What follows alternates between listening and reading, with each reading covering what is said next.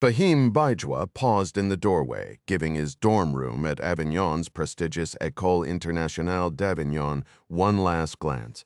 The space was bare, mattress stripped, desk cleared, his things already sent ahead to Paris. "So what's your plan, holding down the fort alone?" he asked his roommate, Riccardo, who was sprawled on the other bed. The Italian, a year younger, pushed himself up on one elbow and answered in the school's customary English. "I imagine I'll finally be first in the class," he said. For a change, Fahim couldn't help but smile. It was likely true. "Consider it my farewell present to you at 17. Fahim carried himself with a maturity beyond his years, his good looks accentuated by dark lashes and olive skin. His mother, the daughter of Turkish immigrants, struggled with addiction and worked the streets, a reality Fahim kept carefully hidden. As cover, he spun a tale of a Saudi oil magnate for a father and a pious mother who refused to leave the kingdom. A story no one could easily disprove since he'd never actually met the man. What his biological parents did give him was sharp intelligence and those striking features. The anonymous father, whom Fahim assumed was a wealthy Gulf Arab, who'd visited his mother in Marseille, funded his tuition and living expenses through a blind trust in Switzerland. "Don't forget," Riccardo added, swinging his legs to the floor beside his striped Gucci suitcase, "you promised me 2 weekends in Paris." "Did I really?" "But of course, my friend. I'm counting on you to impress the women at the Sorbonne. A rich Arab like you should have Parisian girls falling at your feet. And just think of all the American tourists." Having grown up in a Marseille tenement, Fahim had learned to wield his natural charm to get what he needed, which often meant charming older women. Now, with a place secured in the Sorbonne's engineering program, his friends had high hopes for his romantic conquests. Fahim reached out a hand. "Give me 6 months to get settled. By then, I plan to be seeing an heiress. In 6 months, I expect you'll be halfway to your degree." The graduate's smile dimmed. "So do I. Goodbye, my friend." "Good luck." Fahim moved quickly through the hallways, offering final goodbyes to teachers and classmates.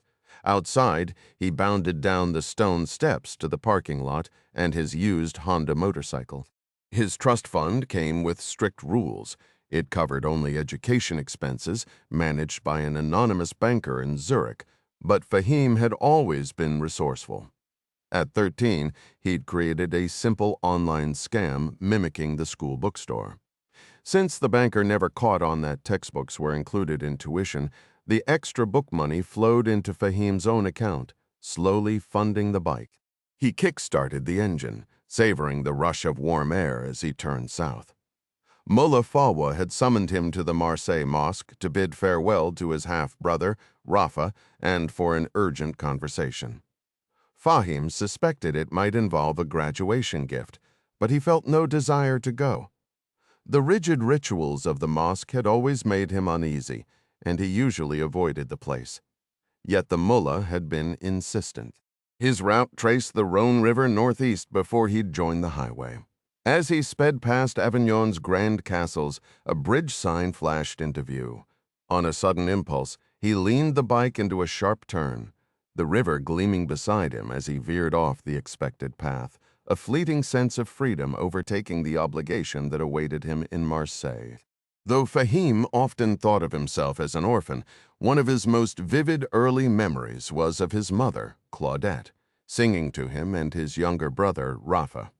Her only song was the nursery rhyme On the Bridge of Avignon, a melody she reserved for those rare, quiet moments when they were alone. Growing up in a grim high-rise in Marseille's troubled 3rd District, Fahim quickly learned to look after Rafa, as their mother would frequently vanish for hours at a time. French social services finally intervened, taking the boys away when Fahim was 9 and Rafa just 6. Yet, despite her flaws, the sound of Claudette's voice never left him.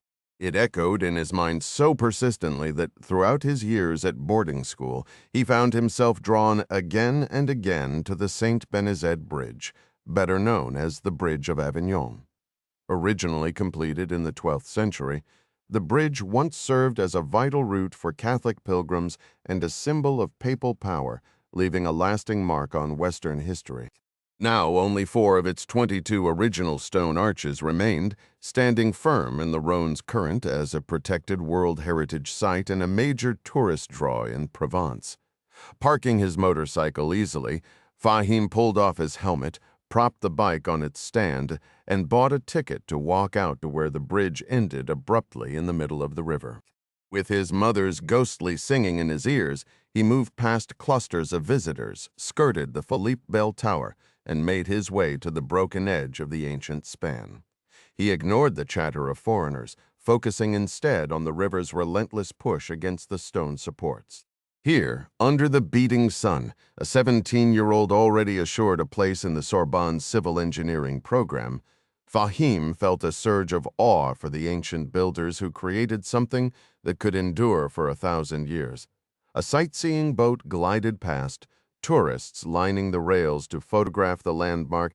Fahim straightened his back, drew in a deep breath of the clean air, and for a moment he could almost hear the old rhyme. On the bridge of Avignon, we're all dancing, flushed with that peculiar, expansive feeling that comes when standing on the brink of a new chapter. Fahim felt prepared to turn south toward Marseille. There he would bid farewell to his half-brother, and he hoped endure the presence of Mullah Fawa for the very last time. Driven by both a love for architecture and a wave of nostalgia, his first stop back in the city was the Basilica of Notre-Dame de la Garde. Perched on its high hill overlooking the port, the Guardian of Marseille was a stunning blend of Byzantine and Romanesque design. Fahim remembered his Catholic mother hauling him up this very slope to the church, promising glimpses of the sea and spinning tales of far-off, exotic places. He could still hear his own young voice asking if his father was in one of those distant lands. He came from over there, she had said, gesturing vaguely toward the horizon from far across the water. He was a very clever man. Little Fahim, clutching his 3-year-old brother's hand, had then asked, "And Rafa's father?" Her tone turned solemn. "Rafa's father is a very special holy man." After paying his respects at the Basilica, Fahim climbed a different hill in the fading light. He knocked 3 times on the heavy oak door of a mosque. A bearded man in his 20s answered. "I'm here to see Mullah Fawa and Rafa," Fahim stated. The low western sun stretched long shadows from the mosque's minarets across the ground. Are they here? Who is asking? A stranger here due to his rare visits. Fahim gave his name and explained his family ties. "Wait," the man said, shutting the door to the boys' madrasa attached to the mosque. Left alone on the tiled portico, Fahim took a moment to admire the Eastern architecture. This neighborhood, home to a large North African community and dozens of mosques, held this particular gem, a structure built by Turkish pilgrims centuries ago, its soaring arches and golden domes whispering of Central Asia. Soon the heavy door swung open once more. Mullah Fawa, a man in his 50s with an untrimmed beard and a thickening waist, studied Fahim with a critical eye. "You are not on time," he stated sharply, his gaze shifting past Fahim's shoulder. "Explain yourself." "My train was held up." Fahim offered the lie, coming easily. He felt no desire to mention the motorbike ride to this stern religious figure. The mullah scanned the street before pulling Fahim inside. "Perhaps it is for the best inside. Now, close the door." Once Fahim complied, the instruction was abrupt. "Take off your shirt." "My shirt?" "For what reason?" "Events are unfolding," the mullah replied, his tone leaving no room for question. "Do it, Fahim, then perform your ablutions for prayer. Be quick." Fahim was accustomed to the mosque's entry rituals, shedding his shoes, cleansing himself for worship. The demand to remove his shirt, however, felt strange and unsettling. The scholar looked him over, handed him a moist cloth, and only then allowed him to redress. "Wait here," he directed, leading Fahim to a small, windowless chamber. The door shut with a definitive thud as the mullah departed, leaving Fahim with a distinct sensation of being sealed in. Bewildered by this reception, he stood in silence, comforting himself with the thought that his father's unquestioning financial support for his studies at the Sorbonne meant he would never have to return to this place. He turned his attention to the elaborate tile mosaic covering one wall. It portrayed a vivid scene of a date palm oasis with two horsemen gathering fruit.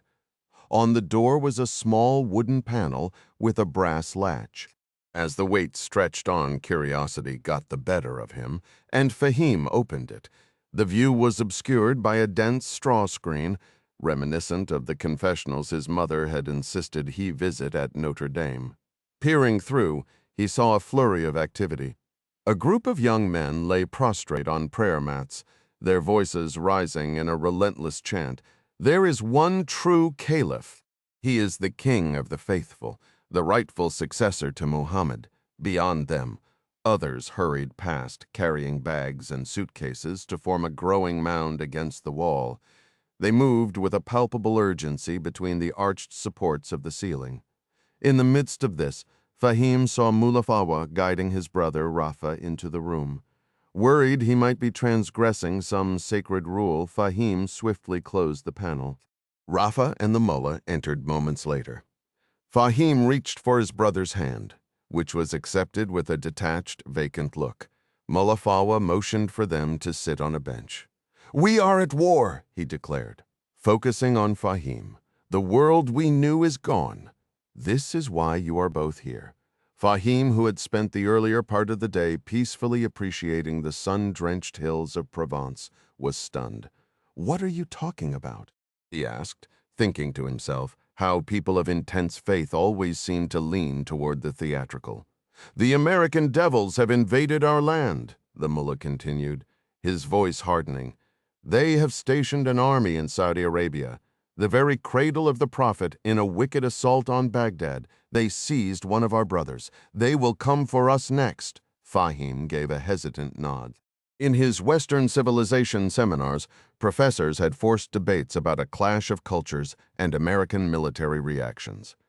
Sheltered within the ancient stone walls of Avignon, it had all seemed like a distant academic issue, utterly removed from his own life.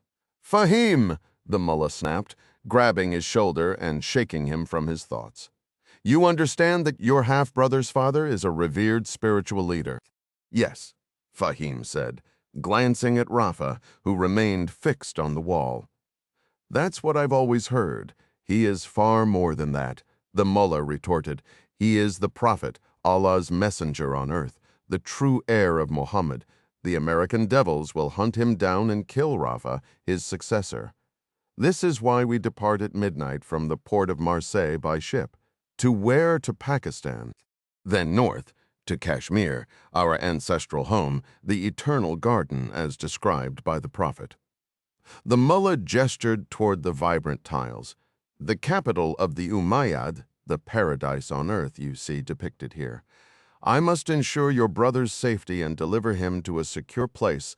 That is the purpose of your presence here. God willing, you will join him soon. However, there is a critical task you must complete first." Fahim felt his throat tighten. "I'm not sure what you mean." Rafa looked at him briefly, then dropped his gaze. "After the assault on one of our own, my father, the Prophet, has called for a holy war. The final reckoning at Takwir is upon us." "What is at Takwir?" Rafa drew a sharp breath. "You truly don't know." The mullah placed a hand on Rafa's arm before turning to Fahim. "Do not blame yourself. I permitted you to be raised outside the faith for a purpose. That time has now come. And like the rest of us, you are a soldier. We are out of time. The enemy is coming." "Please, just tell me what it means," Fahim pressed. Rafa tilted his head back, shutting his eyes. "It is the end of everything." Fahim's voice shook as he addressed Mullafawa.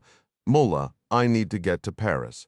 My train leaves soon," he invented, the lie tasting thin. 3 firm knocks sounded at the door before the mullah answered. A stern man in dark clothing stood there, holding a rigid gray case, a pistol holstered at his hip. He remained silent, positioning himself beside the mosaic wall. Listen carefully, Fahim, the mullah said. The Americans are hunting us. That means you too. You cannot leave, not until your duty is done. But I am not. Fahim trailed off, worried about causing insult. He wished to say he was no Muslim soldier, just a young man hoping to connect with people, enjoy life, and find his own way. He changed course.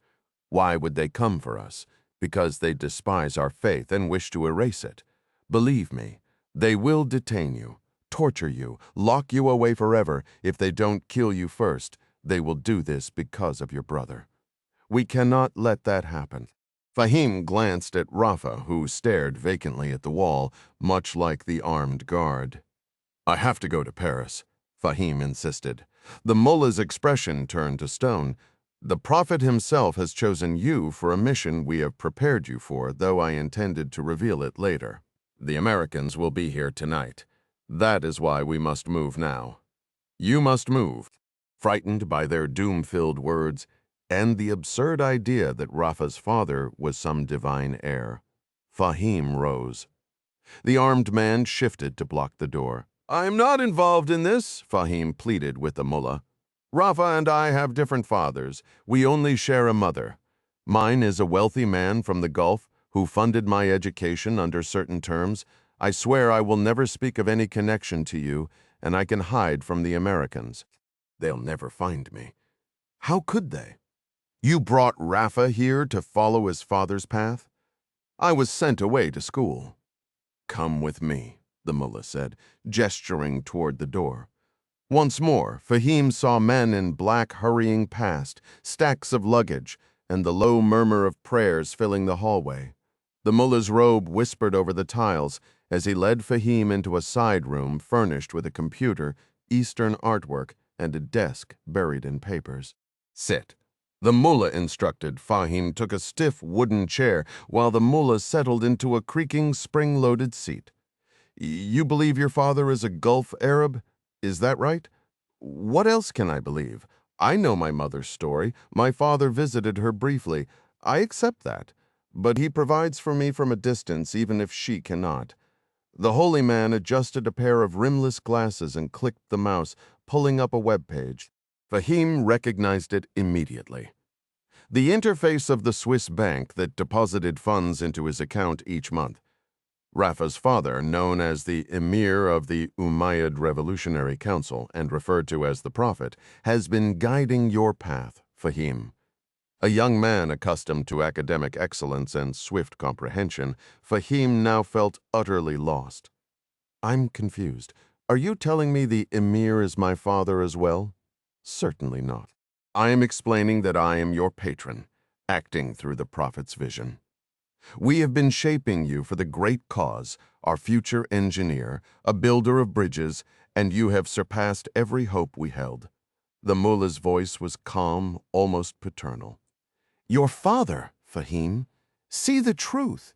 Your father was no Gulf Arab. He was an Indian professor at Aix-Marseille University, a Hindu who passed away long ago. But this is irrelevant, for it was all woven into Allah's grand design. You are a half-brother within the lineage of Allah's messengers on earth, chosen to enact His divine will. The Emir has been your guardian all along. Noting the boy's stunned silence, the mullah offered a moment of respite. He leaned in, his hands closing around Fahim's slender wrists. Child, you have always belonged to this purpose. Do not fear it, accept it. You will travel to Paris, study at the Sorbonne, and move among the unbelievers. You will become precisely what we have molded you to be. The Emir will finance your journey and smooth your entry into the world of commercial construction, where you will serve our cause. God willing. Fahim's throat felt tight. So I am free to go? You may go to Paris, the mullah confirmed. But only after you pledge your soul to the prophets, to the Emir, and to Rafa. You must complete your Islah to cement your loyalty to the faith. What is Islah? A sacred act of jihad to bind your soul to the prophets. Once done, you may depart if you refuse. The mullah let the implication hang in the air. You are intelligent. You understand we cannot afford any risks." Dazed but clinging to the hope of resuming his planned future, Fahim gave a somber nod. "I only wish to reach Paris. Tell me what must be done." A gleam appeared in the mullah's eyes. "Excellent! Follow me!" He guided Fahim through the arched passageway into a smaller chamber. Inside, Fahim saw Rafa speaking in hushed tones with another man, an open gray case resting between them. "Fahim has pledged himself to the jihad," the holy man declared. "He is prepared to perform his islah." Hearing this, Rafa turned. "Then let us all recite the Shahada together." The mullah nodded his assent and gestured for them to kneel. As he bent to pray, Fahim clung to a fragile hope. "Perhaps this ritual is all they truly want from me." The mullah led the chant, pausing for Fahim to echo each phrase. It was the same declaration he had heard countless times in the prayer room. "There is one true caliph." When the recitation ended and silence filled the room, Rafa held out a black semi-automatic pistol to his brother. "You will fulfill your islah tonight. We will do this together, purifying our shared bloodline." Fahim hesitated, his hand recoiling from the weapon. "Why do I need this?" "To carry out the execution." "Before we burn the bodies." "Execute who?" "Our wretched mother and her infidel companion." Fahim jerked back, refusing to take the gun. "What?" Rafa sneered. "Do you imagine she ever cared for us? She is a liar, an addict, a whore. She sold herself for scraps. She would sell us out just as easily. She must die. Rafa, I can't." With a disgusted sigh, Rafa shoved the pistol into his own belt and turned his back. "Mullah," he muttered, "I warned you. He is weak, tainted by the West." Rafa. Fahim's eyes were wide, his voice a raw scrape in his throat. "You're asking me to murder Claudette, our own mother, as if it were nothing. Do not speak her name." The mullah barked. He gestured toward the man with the pistol belt. "Abdul is our finest field commander. Once your islah is complete, he will accompany you to Paris and remain close as your liaison." The mullah turned to the warrior. "Abdul confirmed for us the apostate is still at the location, yes, with her unbeliever client. We can move now." "If we are swift," Abdul replied, "the whore is in the Le Panier district, 5th floor. We have a brother shadowing her pimp prepared to intercept and take the keys. Then it is settled." The mullah faced Fahim once more. "This is the moment, boy. You will release your mother's soul into hell to purify your own. That is your islah, failed to perform it, and you will be condemned to join her." The haunting melody of an old song began to echo again, unbidden through Fahim's mind, on the Avignon Bridge. He forced down the lump in his throat, pushing the melody from his mind. His thoughts turned to the Sorbonne, the future he had built, and the mullah's promise of ongoing aid. "They'll kill her regardless," he told himself, his heart hammering against his ribs. If those monsters were capable of taking Claudette, his own life meant nothing to them. "There is but one rightful caliph," he answered, his voice thick with gloom. "Hand me the weapon." Part 1, Primer 1, Clarkston, Washington, early June, present day. Sheriff Mitch Whitcomb of Asotin County eased the screen door shut, feeling his way across the dark porch.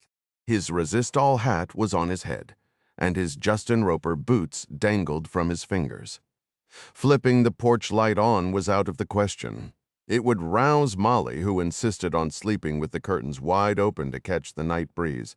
Mitch never quite understood that. For one, even at 4 in the morning, the thermometer was still holding in the 70s. The entire week had been a furnace, relentlessly baking the Palouse, that vast expanse of high desert plains covering the farmlands where Washington, Idaho, and Oregon meet. Besides, he'd shelled out good money for those Mitsubishi mini-split air conditioners to keep their rambling farmhouse chilled. Now in his mid-60s, a solid night's sleep was hard enough to come by, and the whole idea was to keep the house feeling like October, his favorite month, all year long. But Molly had her routines, and after 35 years of marriage, He knew picking that fight was pointless.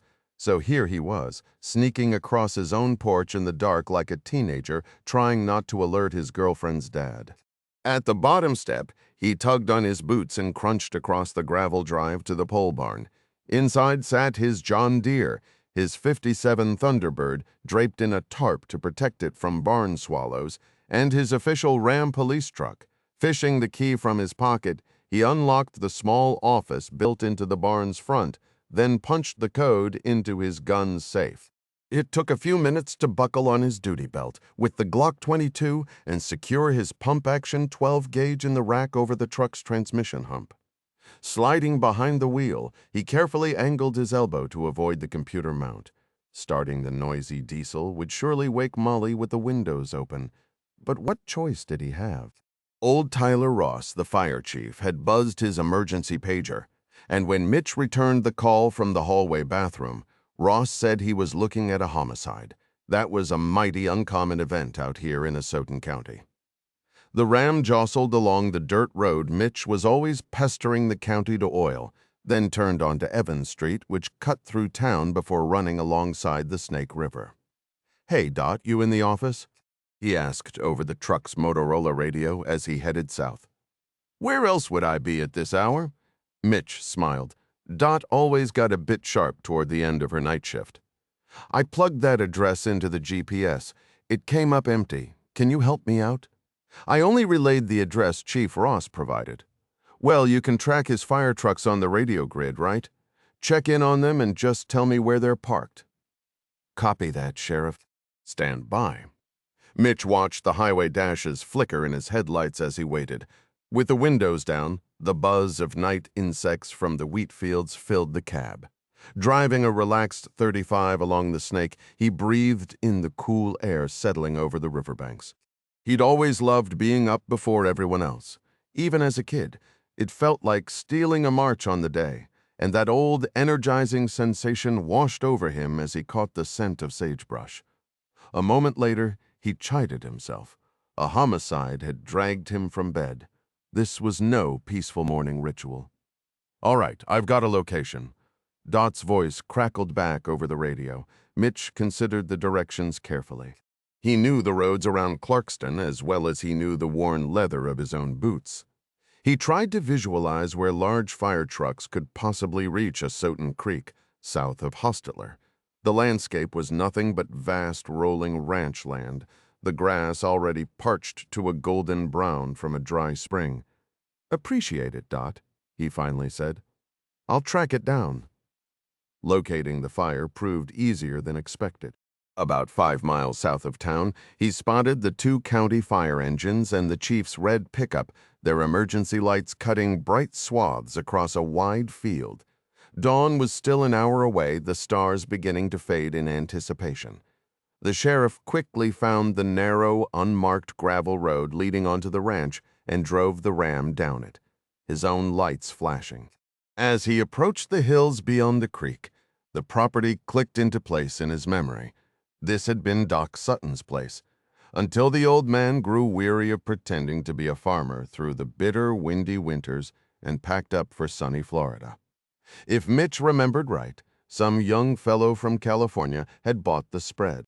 And because he was just another young fellow from California, Mitch hadn't bothered to keep tabs on the comings and goings out here.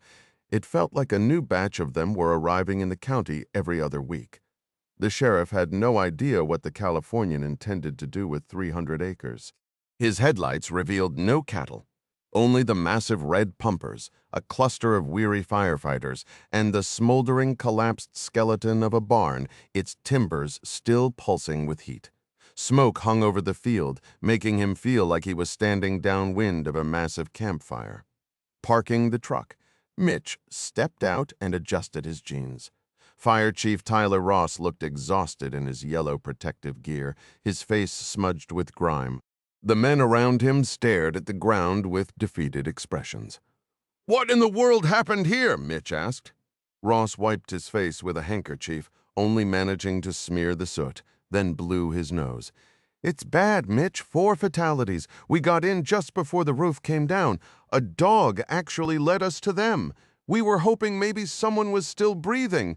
Damn, any of your crew injured? No, we're all right, Ross answered. The victims, though, that's a different story. You said 4 people in the barn, not the house? That's right. They're in the barn. We checked the house first, it's empty, and they got caught inside.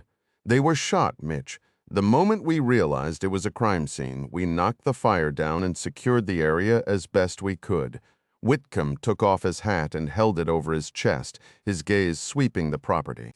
On the surface, it was a simple picture. A house, open fields, a driveway, all undisturbed except for the heavy fire trucks whose tires had likely obliterated any chance of finding a suspect's tracks. The barn was a mostly fallen heap of glowing embers. You mentioned a dog, Ty. What dog? That one, right over there. Mitch pulled his flashlight from his belt and pointed its beam at the home. A 2-story farmhouse with a wraparound porch sat to the right of the barn, slightly up the slope. An American flag hung crookedly by the front steps. The house was dark, but the front door stood ajar. A black Labrador retriever lay on the porch, chin resting on its paws, silently watching them. "Help me understand, Chief," Mitch said. "Are you telling me the dog was inside the barn?" No, she was outside, trying to get in, clawing desperately at a section of the wall that wasn't fully engulfed yet. The roof was already burning. The chief's jaw tightened. He swallowed hard and nodded toward the ruins. "Whole families in there, Mitch. Appears to be 2 parents, 2 kids. We never stood a chance. I believe they were already gone. From what we could see, it looks like they were tied up first, then shot." Mitch felt the blood drain from his face. "Tied up," he echoed softly. The word hung in the smoky air, heavy and final. "I didn't spot any shell casings on the floor. That's more your area of expertise. But all of them show clear gunshot wounds to the head. You'll understand once you see for yourself." The sheriff pulled his hat down and swept his flashlight beam across the still smoldering timbers. What was left of the blackened roof sagged at a steep angle, dripping and steaming from the fire hose deluge. He shifted the light to the 2-story farmhouse, letting it settle on the gaping front door. "Was the door standing open like that when you got here?" "The front door? No, sir. We entered the house immediately upon arrival to evacuate any occupants, just as a precaution. The door was unlocked. The place was empty. A dog shot out from the back laundry room and bolted straight for the barn." "Any indication of a struggle inside the house?" "Nothing I noticed. But I'm no investigator. Come on, Mitch. I'll take you into the barn. You'll need to suit up. Fair warning." It's a grim sight. After pulling on a protective Nomex coat and swapping his hat for a helmet, Mitch ducked under one charred, hissing beam after another, following the fire chief. The heat was oppressive. The air thick with the scent of wet ash and burnt wood. Sweat trickled down his temple, and his throat felt raw. "We left everything exactly as we found it," the fireman said, his voice low. "There you are." The sheriff pressed a handkerchief to his nose as the distinct, sickening odor of burned flesh reached him. He could make out 4 bodies seated upright in metal folding chairs that had somehow resisted the flames. In the grotesque context of the fire-ravaged barn, the corpses were eerily preserved, shrunken and mummified by the intense heat. "Lord have mercy," Mitch whispered. He had to look away, closing his eyes and taking a slow breath through the cloth. Gathering his composure was a battle, but the job demanded it. Their arms had been wrenched behind them and secured to the chairs. Crouching down, Mitch inspected their wrists with his flashlight. The flesh had swollen around the bindings. Copper wire chosen specifically, it seemed, for its high melting point. A wave of nausea hit him, and his breath hitched. Even with years on the job, he needed a moment. He stood and turned his head. "I know," the chief said quietly, placing a heavy, gloved hand on the sheriff's shoulder. "Whoever did this used something that wouldn't burn away." Mitch steadied himself and knelt beside the smoking remains of the man, presumably the father. The man's face was streaked with dark, dried blood that had seeped from a wound near his right temple. Some cruel, heartless monster had executed him right in that chair. The wife and children had met the same fate in his career. Mitch had witnessed plenty of violence and depravity, but this scene carved out a new tier of horror. "How did the fire get reported?" Mitch asked, rising to his feet, his voice hushed. Neighbor up the creek, George Butters, made the call. He was up late tending to a horse with colic when he caught the smell of smoke. He drove over and saw the barn fully involved. "I'll need to speak with George," Mitch stated. "What do we know about this family?" "I pulled some records while we waited for you. The property is owned by a man named Cole Hunt. He bought it from old Doc Sutton last year, according to George. The wife's name was Marla. The kids were Maddie and Robbie, 14 and 12. I'm afraid that's who we're looking at right now." Good God. By the time the sun broke over the dusty rolling hills, Mitch had 3 of his 5 deputies stringing yellow crime scene tape around both the house and the skeletal remains of the barn. The sheriff had never managed a scene that sprawled across an entire property before, but that was the reality he faced. There were no signs of forced entry at the house, and, infuriatingly, most of the potential evidence in the barn had likely been reduced to ash. Sickened by the brutality of the crime, the first responders had refused to leave. While the fire chief searched for the arsonist's ignition source, his crew assisted the sheriff's department in a methodical survey of the grounds. Mitch directed them to check the perimeter of the dirt driveway for any tire impressions that didn't match the fairly new F-250 Super Duty they'd found parked in the garage. It wasn't much to go on, but it was a starting point. The resources of the Audiobook County Sheriff's Office were stretched thin. Mitch's time as a detective up in Spokane, a couple hours north, had positioned him as the go-to investigator for several towns and 2 counties. Like it or not, this murder case was now his to run. He and his team would handle collecting the remains and evidence, everything headed for the State Patrol's crime lab in Spokane, where the real forensic puzzle would begin. But first, the scene needed locking down. The dog kept nosing his boots and bumping his knees. He finally lifted her into the back seat of his Ram, smoothing her ears while he considered the horrors she must have seen. Maybe one decent thing could come from this mess. He and Molly hadn't had a dog since their last kid left home 5 years back. Molly claimed it was for freedom to travel, though they never really went anywhere, except her occasional visits to a friend over in Seattle. If nobody stepped forward for this beautiful lab after the notices went out, Mitch decided he'd keep her. The name on her collar was Luna, thinking he'd start the legwork from his truck's computer. He remembered some beef jerky in the console and offered her a piece. "Here you go, Luna. Something to gnaw on." She gave it a sniff, but didn't eat. Just settled her chin on her paws, as if she'd ridden in this truck her whole life. With those amber eyes watching, Mitch turned to his dash-mounted keyboard. He verified what the fire chief had told him. Property records from the Audiobook County Assessor listed the owner as Cole Hunt. An old mailing address showed the family had relocated from Coronado, down near San Diego. Maddie and Robbie were enrolled in the local schools. As he waited for his deputies to check in, Mitch absently rubbed Luna's ears and took a sip of the coffee Dot had brought from the station. He clicked into Cole Hunt's file. Credit reports showed timely payments. Property taxes were current. No criminal history, no record of any kind. Mitch flipped through the mail pulled from the roadside box, junk credit offers, and insurance bill. A basic online search turned up a flood of results for other Coles, Marlas, Maddies, and Robbies, but nothing helpful. Not even a social media footprint that struck him as unusual. Then again, Hunt was from Southern California. For all Mitch knew, the guy could be a retired tech type who knew enough about the internet to want completely off the grid. Plenty of those sorts hiding out in these hills lately, though most seemed to land across the river in Lewiston, Idaho. When a deputy spoke with George Butters, the neighboring rancher who'd reported the fire, George mentioned Hunt kept a small herd of cattle on the southern pasture, past the creek. Hunt didn't use horses. He used an ATV to check on them and had even asked George for ranching advice. That got Mitch's attention.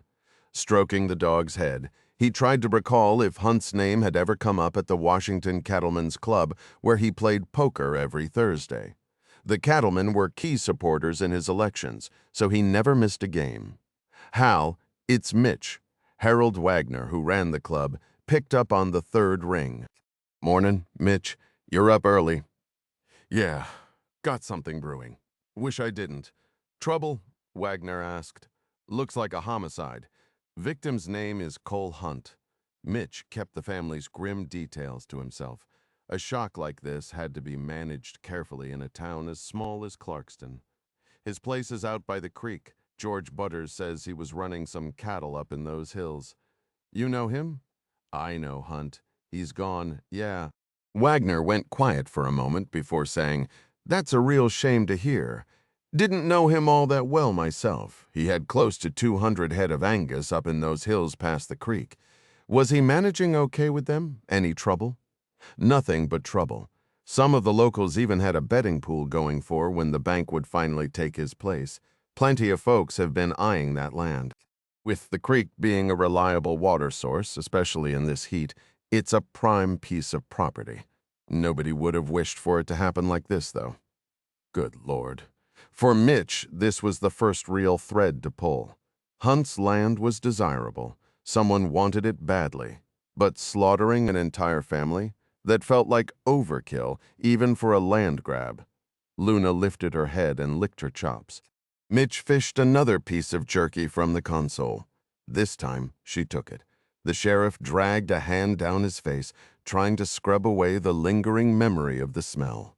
An execution-style hit meant the Hunts had crossed paths with some seriously dangerous people.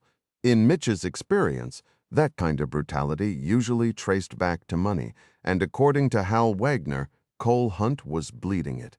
Then again, the man was a California transplant. Maybe he was sitting on a hidden fortune stashed in some offshore account, turning this into a robbery gone horrifically wrong. Luna bumped his shoulder, making him fumble and spill the rest of the jerky bag. As she happily crunched away, he turned to his computer, digging for any record of Cole Hunt's employment. Being new to the state, Washington's databases came up empty. He pulled Hunt's Social Security number from the Asotin County records and ran it through the IRS system. That's where he slammed into a wall. According to the federal database, that Social Security number didn't exist. How in the world was that possible? He was drumming his fingers on the steering wheel, taking a slow sip of bitter coffee and musing on the glorious inefficiency of government systems, when Luna nudged him again. This time, a low growl rumbled in her throat, followed by a sharp, insistent bark at something through the windshield. Acting on an instinct as old as humanity itself, Mitch Whitcomb followed his dog's gaze and scanned the road ahead. 3 black Suburbans were barreling down the highway. The lead vehicle, a blue light flashing on its dash, turned sharply onto the gravel driveway. The sheriff let out a weary groan and shook his head. That particular motorcade could mean only one thing. The feds had arrived. Quantico, Virginia, United States Attorney General Dan Murray gripped the sides of the podium, leaned into the microphone, and looked out with genuine pleasure at Class 285-116. 40 new faces looked back, every one of them alert, sharp, and most importantly, hungry to learn. Holding a job that his predecessors had famously described as just one damn crisis after another. Murray cherished breaks like this. His office at Main Justice on Pennsylvania Avenue was indeed a relentless parade of alleged scandals and federal headaches blowing across his desk like the unending wind back home in Oklahoma. Trips to see the brighter, more hopeful side of the Department of Justice were essential for his sanity. And nothing refreshed him quite like swearing in a new class of agents here at the FBI Academy. He'd already shaken their hands and smiled for the cameras as they crossed the stage. Now, with the formalities done, he wanted to talk to them straight. A rare chance, as he suspected it would be the last time he'd share a room with most of them. "Congratulations, special agents," he began, a hint of a smile playing on his lips. We get to call you that now. Has a nice ring to it, doesn't it? Savor it. You've damn well earned it. And even though most of you are lawyers or accountants by training, you've worked tirelessly to secure a government salary. Welcome to the club. The pay's nothing to write home about, but at least you get to call yourselves special. At the rear of the auditorium, up the center aisle, Murray saw a door crack open. His chief of staff, Armbruster, slipped in sideways and caught his eye with a look of urgent caution. Murray deliberately kept his gaze on the fresh faces filling the tiered rows of the Academy's Executive Briefing Center. The class was a balanced mix of men and women, representing a cross-section of backgrounds. The men, clean-shaven and sharp, wore white shirts with dark jackets and conservative ties. The women were dressed in tailored pantsuits with crisp, open-collared shirts. Every one of them looked as lean and athletic as champion sprinters. "But let's be clear, you're not here for a fat paycheck," Murray continued, his voice amplified by the microphone. "Not a single person in my Justice Department couldn't triple their salary in the private sector. They choose government service for a different reason, and that reason is hanging right there on your belts. If you would, ladies and gentlemen, please do me the honor of placing your brand new badges on the tables in front of you." He felt a genuine sense of fortune to be standing there. His FBI director was overseas, attending a Five Eyes security conference in London, which left this moment open for Murray. As he addressed the graduates, he carefully ignored the frantic hand signals from Armbruster at the back of the room. "Excellent. Now, please take those badges out of their wallets," the Attorney General instructed. "Go ahead, slide them free. I want to see bare metal on the table. Agent Ramirez, as class leader, I'm putting you in charge of noting anyone who hesitates." A ripple of good-natured laughter moved through the room as they complied, the gold shields catching the light. "For the rest of your careers," Murray said, his tone turning solemn, "those shields will live in their wallets right next to your IDs and your service weapons. You'll likely never take the medal out again. Don't forget, I was once in your seat, though our briefing room was a far cry from this palace." He allowed himself a brief pause, the memories flooding back. Was it really 40 years? Something like that. His own path had taken him from a fresh agent to special agent in charge, then to a post as legal attaché in London, and finally to the directorship of the FBI. His old friend, President Jack Ryan, had later appointed him to lead the Justice Department. But if he was honest, running the bureau had been the pinnacle. Moments like this made him miss the grit of it all, and he sometimes felt a flicker of resentment toward the president for pushing him into the political stratosphere with its endless crises and sleepless nights. Days like today, however, were a potent reminder of why it mattered. "All right," he said, refocusing on the class. "Can anyone tell me the name of the woman holding the scales at the center of your badge?" Hands flew up immediately. Murray smiled at their enthusiasm and pointed to a graduate at random. "You name? Anthony LaPaglia," the new agent answered. "Special Agent LaPaglia. Perfect. Who is that figure on your shield?" "She is Justitia, the goddess of justice." "The Roman goddess of justice, Special Agent LaPaglia. With a name like that, you should claim a little Italian pride." The agent offered a modest grin.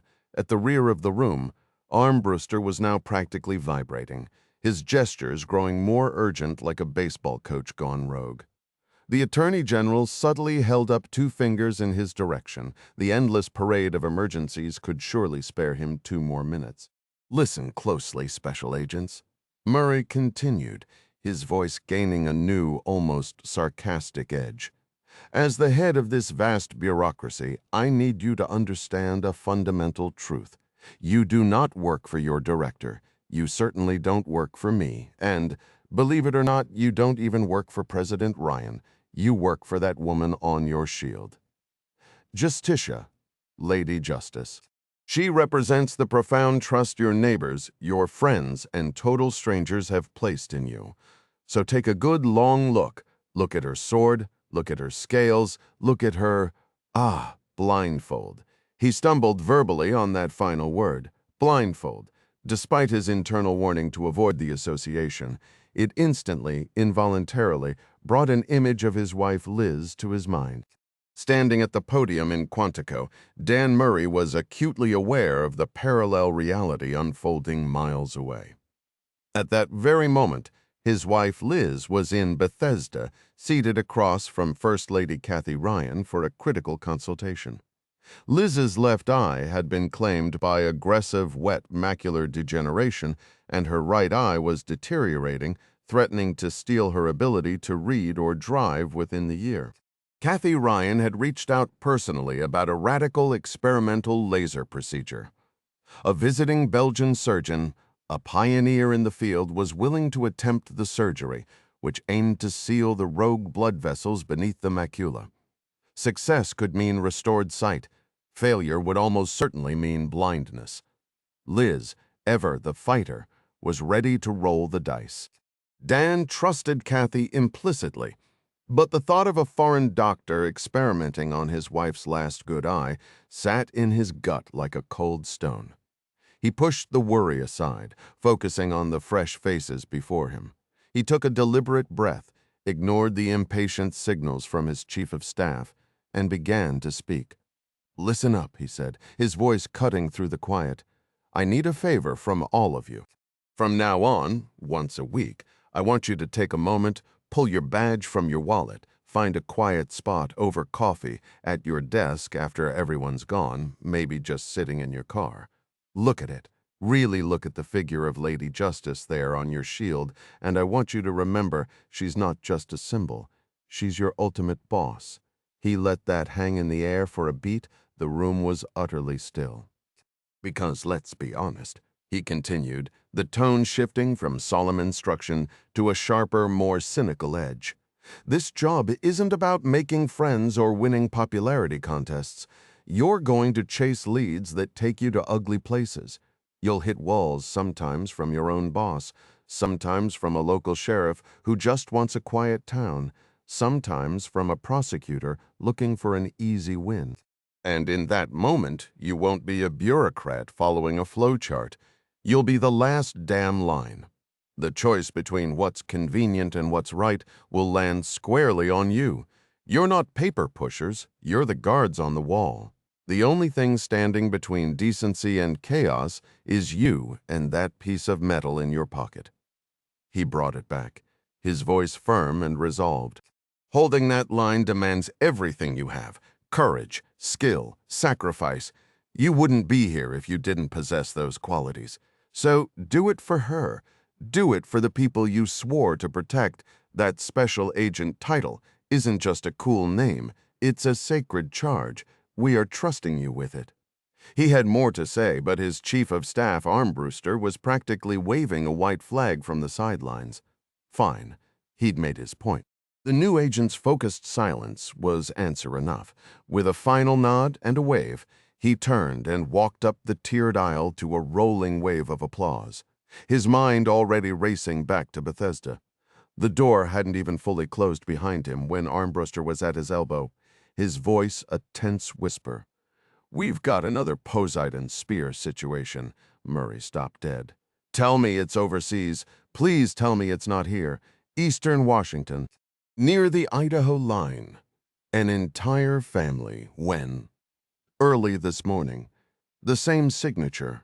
Identical. The alert was flagged from the Seattle field office. Murray sighed, a wave of fatigue hitting him. Just one thing after another. "Does the president's national security team know?" "That's why I was signaling you, sir," Armbruster said. "You're expected in the Oval Office in 41 minutes. The drive from Quantico to the White House felt interminable. Even with the lights flashing on his armored SUV, traffic conspired against them, and the journey took a full, frustrating hour. Gary Montgomery, head of the Presidential Protective Detail, met him at the West Wing entrance and escorted him directly to the private study adjoining the Oval Office. Feeling a twinge of guilt for making the president wait, Dan Murray settled at the polished conference table, his gaze drifting to the muted television. His thoughts, however, were miles away, preoccupied with the delicate details of a pending surgery for his daughter, Liz. The news channel was replaying footage of a Coast Guard cutter intercepting a sleek vessel south of Miami. A graphic flashed on screen. 600 pounds of cocaine seized, a portion of it laced with the deadly synthetic opioid fentanyl. A tight, satisfied smile touched Murray's lips. Roland Maxwell, his DEA chief, had coordinated beautifully with the Coast Guard to snag this shipment from the notorious Tiburonista cartel. He was just opening his leather folio to note a call of congratulations when the door swung open. Mary Pat Foley, the Director of National Intelligence, entered with a sigh, her secured briefcase in hand. "Good, I'm not the only one running behind." "Only by a minute or two," Murray replied, tapping his wrist. "But who's counting? If you rat me out, Dan, I will find a way to reassign you to a listening post in Alaska," she said, her tone only half joking. She made a beeline for the small refrigerator, emerging with a cold Diet Coke. As she popped the tab, her attention caught the silent news footage. "Is that the Venezuelan drug runner we flagged?" "It is." Maxwell moved early. "I thought the operation was scheduled for tomorrow." "Source protection," Mary Pat said with a knowing nod, taking a sip. Can't blame him. "Speaking of sources," Murray said, grabbing the remote to kill the last of the commercial noise, "if you're talking to John Clark, please extend my thanks to Ding Chavez. That intelligence he helped secure is still yielding results like this bust." "I'll tell Clark," Mary Pat said, her expression softening. "Ding's taking some time. That last operation was brutal. I don't want to drag him back into that headspace." Before Murray could respond, the curved door opposite them opened. Alma Winters, the president's secretary, appeared with her characteristic gracious smile. "Afternoon, Madam Director, Mr. Attorney General. The president's schedule had a hiccup, but he can see you now. I'm afraid it won't be for long." "How long is not long?" Murray asked, standing. "The Senate Majority Leader is looming over the budget," Alma said, leading the way. "So, 7 minutes. Please follow me."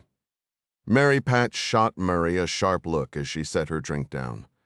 "Not a word. I'm serious. They found President Jack Ryan in the Oval Office, having shed his suit jacket, which was slung over the back of a side chair. "Sophus, please," he directed, not looking up from a document. Alma mentioned the time crunch. "Heard you got lost, Mary Pat." A faint, teasing grin played on his lips. Murray couldn't help a smirk in her direction as they took their seats on the cream-colored couches. President Ryan settled into an armchair between them, facing the fireplace where the portraits of Presidents Grant, Lincoln, and Eisenhower watched over the room. He pressed a button on the desk.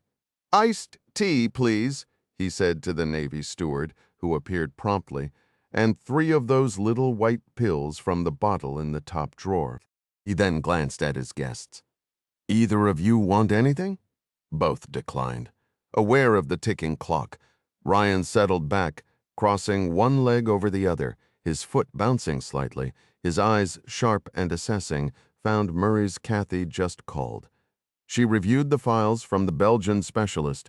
She thinks it's a very promising path for Liz. "Dan, sounds like your daughter is ready to move forward." Murray made a mental note of the comment, though much of the doctor's explanation had gone over his head. The steward reappeared, presenting the president with his iced tea, just lemon, no sugar, and a small dish holding 3 pills. As the president swallowed the medication, Murray briefly outlined his wife's condition to Mary Pat. He was on the verge of voicing his deeper worries when the Navy steward withdrew, closing the service door with a definitive click. The Attorney General stopped himself. Liz could wait. He opened his leather portfolio and slid documents across the table to both the president and the deputy director. "This is the situation report from the special agent in charge in Seattle," he began. "Given our time, I can walk you through the highlights." "Please do," the president said, rubbing his forehead with his fingers. Early this morning at 3 a.m. Pacific time, firefighters in Clarkston, Washington responded to a blaze at an isolated ranch. "Where is Clarkston?" Mary Pat inquired.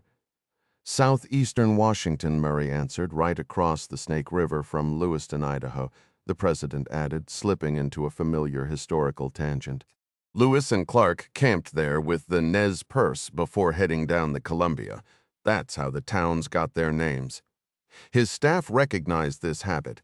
History was his refuge during stressful days.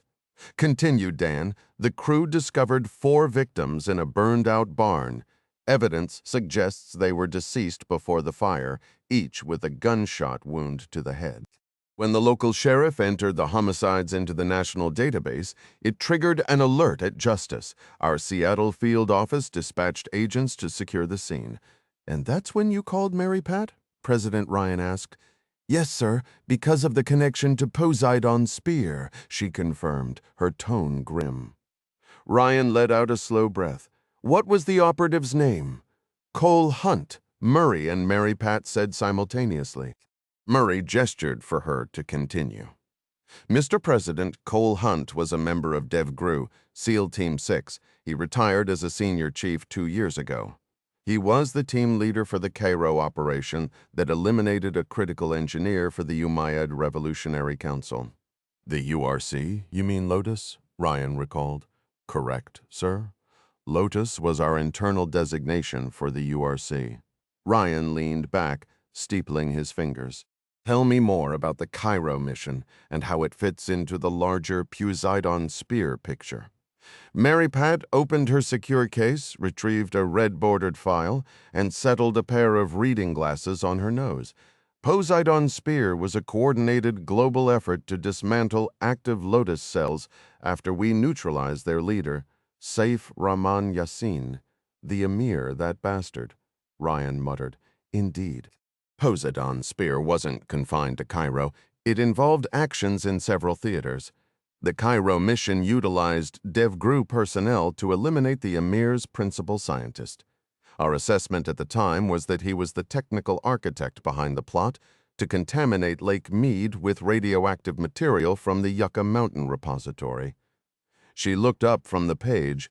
"I have to admit, the Cairo operation isn't ringing a bell for me," the president said. "Or Poseidon spear, frankly. Refresh my memory.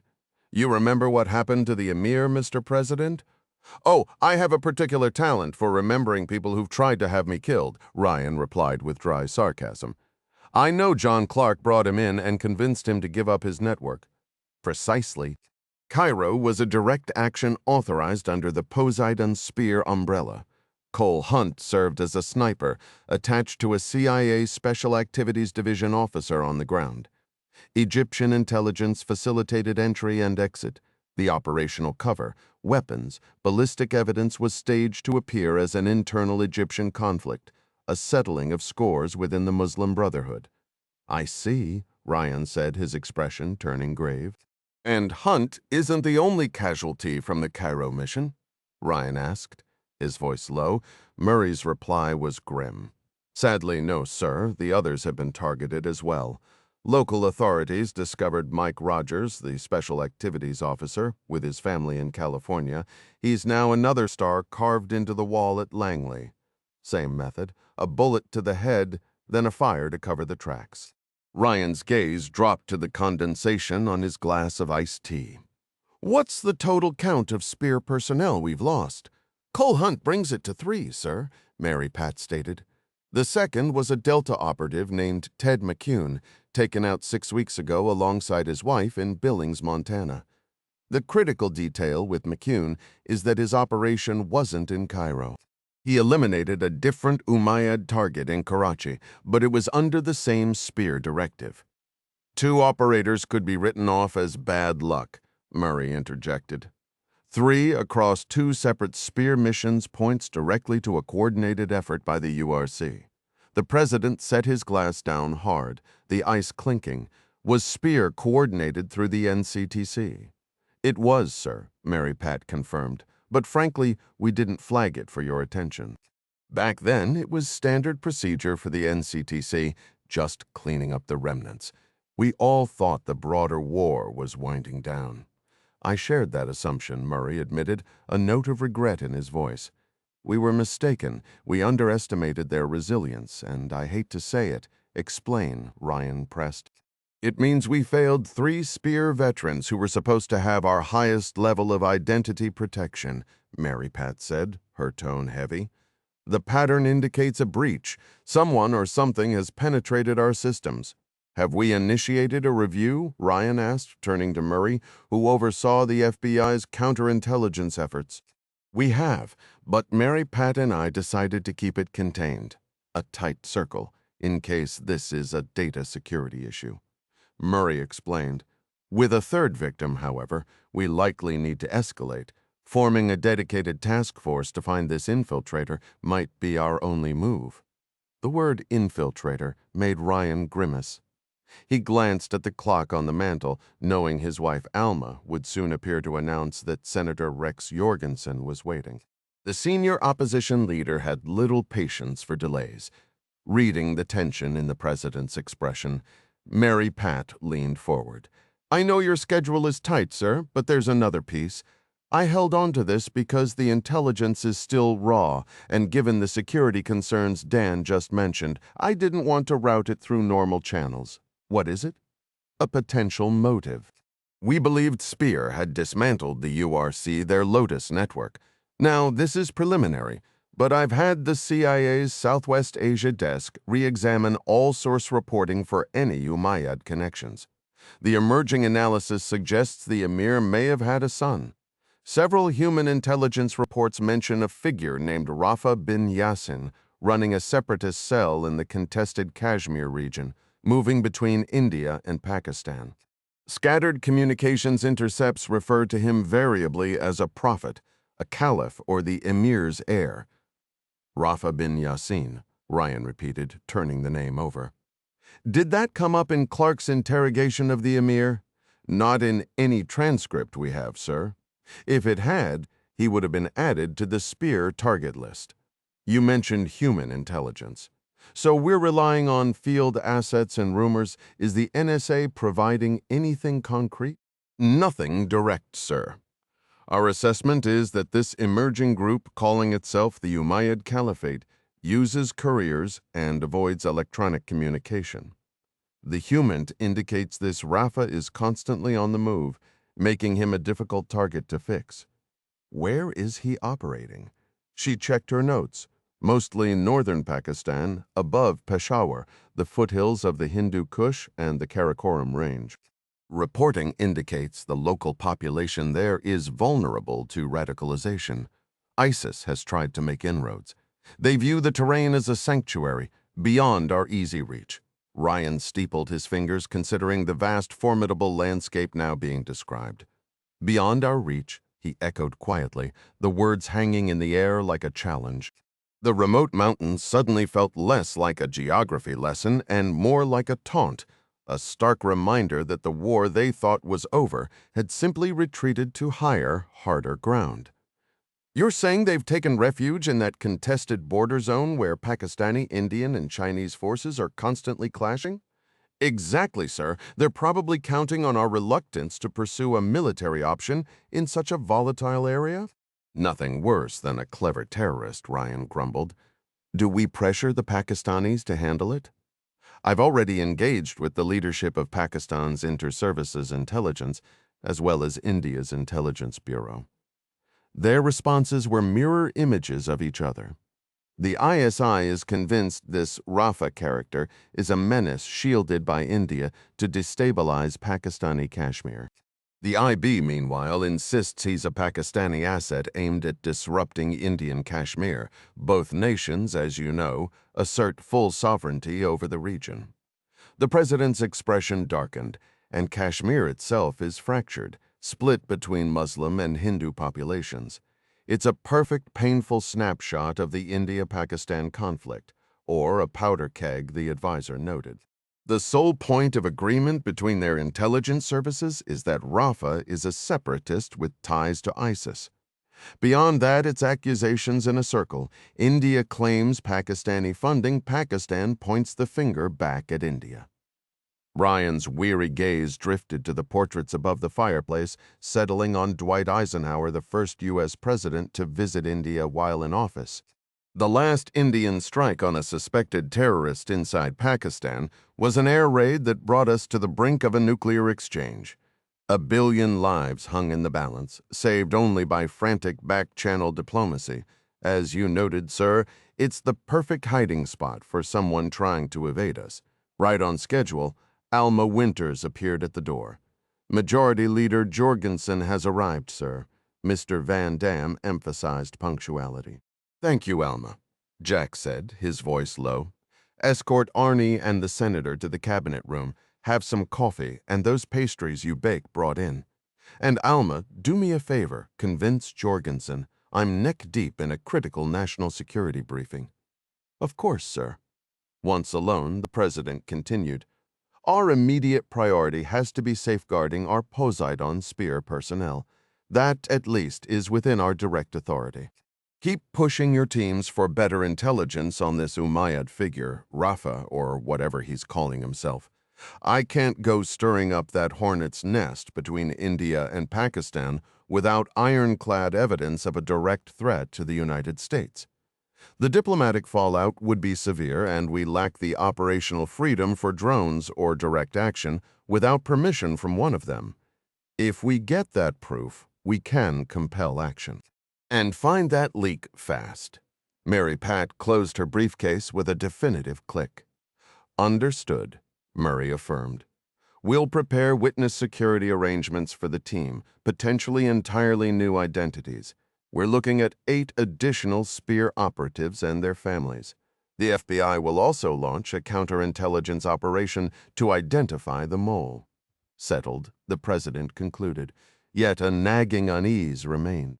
His director of national intelligence had been uncharacteristically subdued. I know you want the authorization for a direct strike, he said to her, but you see the position I'm in. I cannot greenlight an operation in Kashmir without undeniable proof. The diplomatic sensitivity is extreme, and we don't control the airspace there for unilateral action. It would require explicit consent.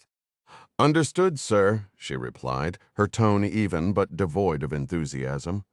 Still dissatisfied, Ryan rose and moved toward the door. Mary Pat and Murray turned to leave via the discreet entrance through the private study, their usual route for these sensitive meetings. Not today, the president corrected them firmly. You're using the main door, Senator Jorgensen needs to see we've been hard at work in here. I mean it. After exchanging brief polite greetings with Arnie Van Dam and Senate Majority Leader Rex Jorgensen outside the cabinet room, the Director of National Intelligence and the Attorney General exited through a secure side door, making their way to the closed-off West Executive Avenue where senior staff vehicles were parked. A gentle spring shower speckled the asphalt. Murray spotted his black Suburban and security detail waiting, the engine rumbling to life as the wipers began to sweep away the droplets. "Where's your car?" he inquired, noticing Mary Pat's usual SUV was absent. "I had my team collect Ed. He's delivering an alumni address at Langley today, and I figured he'd appreciate arriving with a little fanfare. I was hoping you could give me a lift." "Absolutely." After walking a few more paces, Murray sighed. "You realize, MP, I think all we accomplished today was adding more to the director's plate, not our finest hour." "I see it differently," she countered, her heels tapping a steady rhythm on the wet sidewalk, her briefcase swaying. "We just need to activate a dedicated team to hunt down these URC cowards before they target another one of our own. Straightforward." Murray stopped beside his idling vehicle. The scent of rain on the manicured lawns was refreshing, a pleasant promise of the warmer season ahead. Beyond the security perimeter, a bus hissed to a halt, releasing a swarm of chattering middle school students on a field trip. The expansive White House grounds often felt deceptively tranquil to Murray, a serene bubble at odds with the tense conversations that just took place in the Oval Office.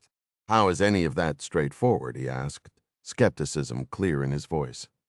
"Anything we route through the usual bureaucratic pipelines could spring a leak." The Director of National Intelligence raised her briefcase overhead, shielding herself from the drizzle. "Who mentioned using usual channels? How else do we put an operation together?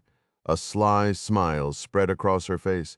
Tell your driver to head to Leesburg. Why? What's in Leesburg? John Clark's place. Leesburg, Virginia. As the rain picked up its pace, John Clark retrieved his faded, tiger-striped boonie hat from his back pocket, a relic from a different jungle, and settled it firmly on his head. He broke into a jog, sidestepping the growing muddy patches, and made a dash for the shelter of the chicken coop. After a brief tussle with the complex latch engineered specifically to outsmart local foxes, he slipped inside among the rows of nesting boxes. The steady drumming of rain on the tin roof gave the dusty, feather-filled space an oddly snug feeling, though his entrance stirred up a chorus of disgruntled clucks from the Bovine Browns, Leghorns, and Rhode Island Reds. "Easy there," he muttered, taking off his hat and reaching for a warm egg. "It's just me." The Rhode Island Red was having none of it. With a sudden sharp jab, she pecked his hand.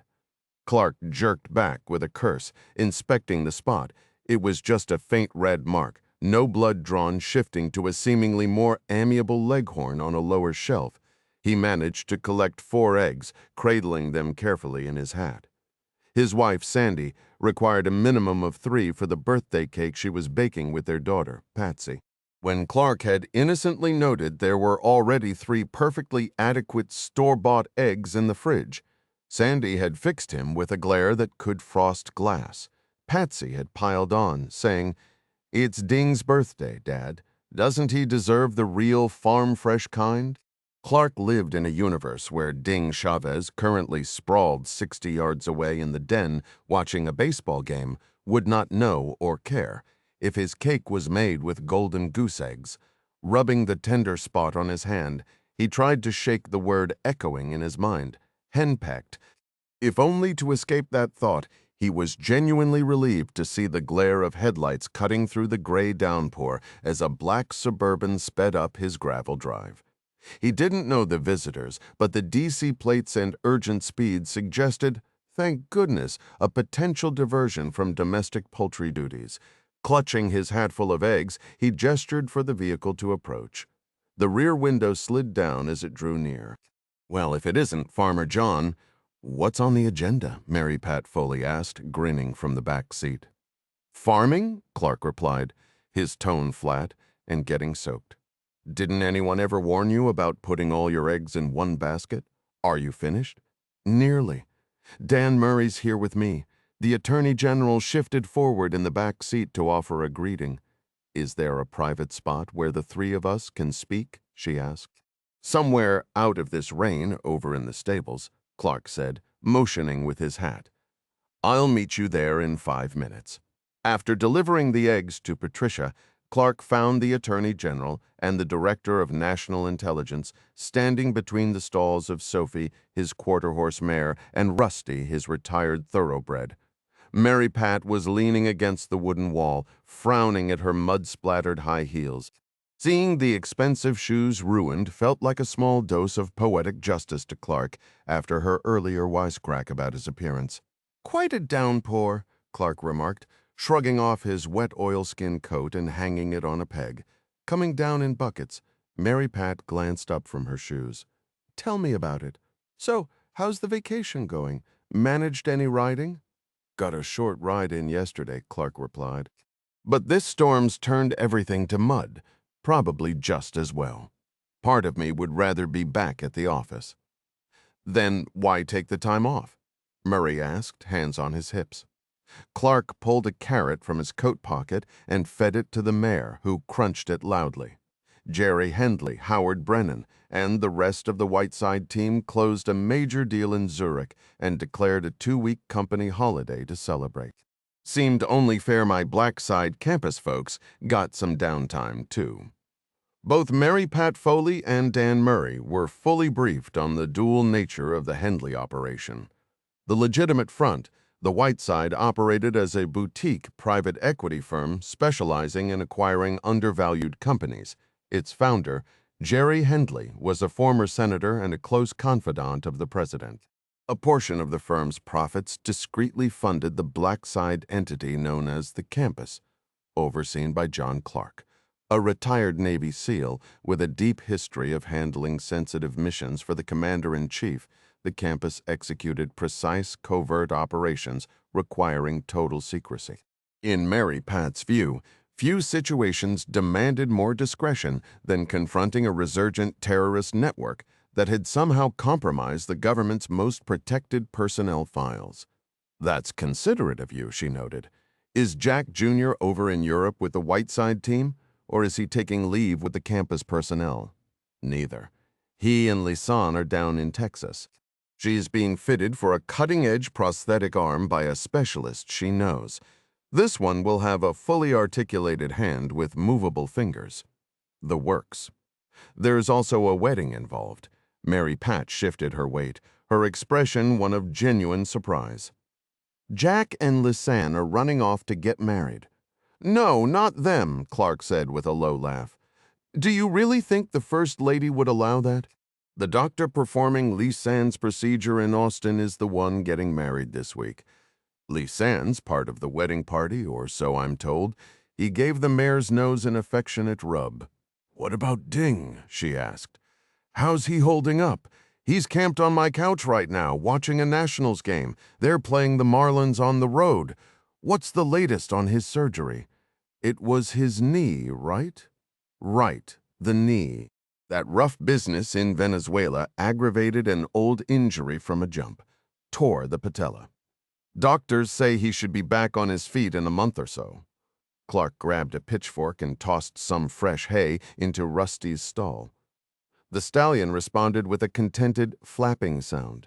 "Well, you can tell him we intercepted a narcotics shipment carrying fentanyl-laced cocaine straight from Venezuela," Murray offered. "The Operation Ding lead saved a significant number of lives." "I caught the report on the news," Clark said, shoving his hands into his jeans pockets. A sudden sharp crack of thunder rattled the stable roof, making the horses shift nervously in their stalls, a fittingly dramatic underscore to the tension in the air.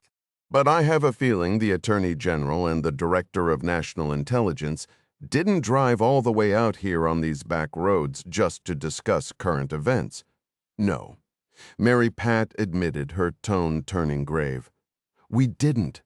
John, are we safe to talk here?" Clark scanned the stable, his gaze lingering on his horses before crossing his arms.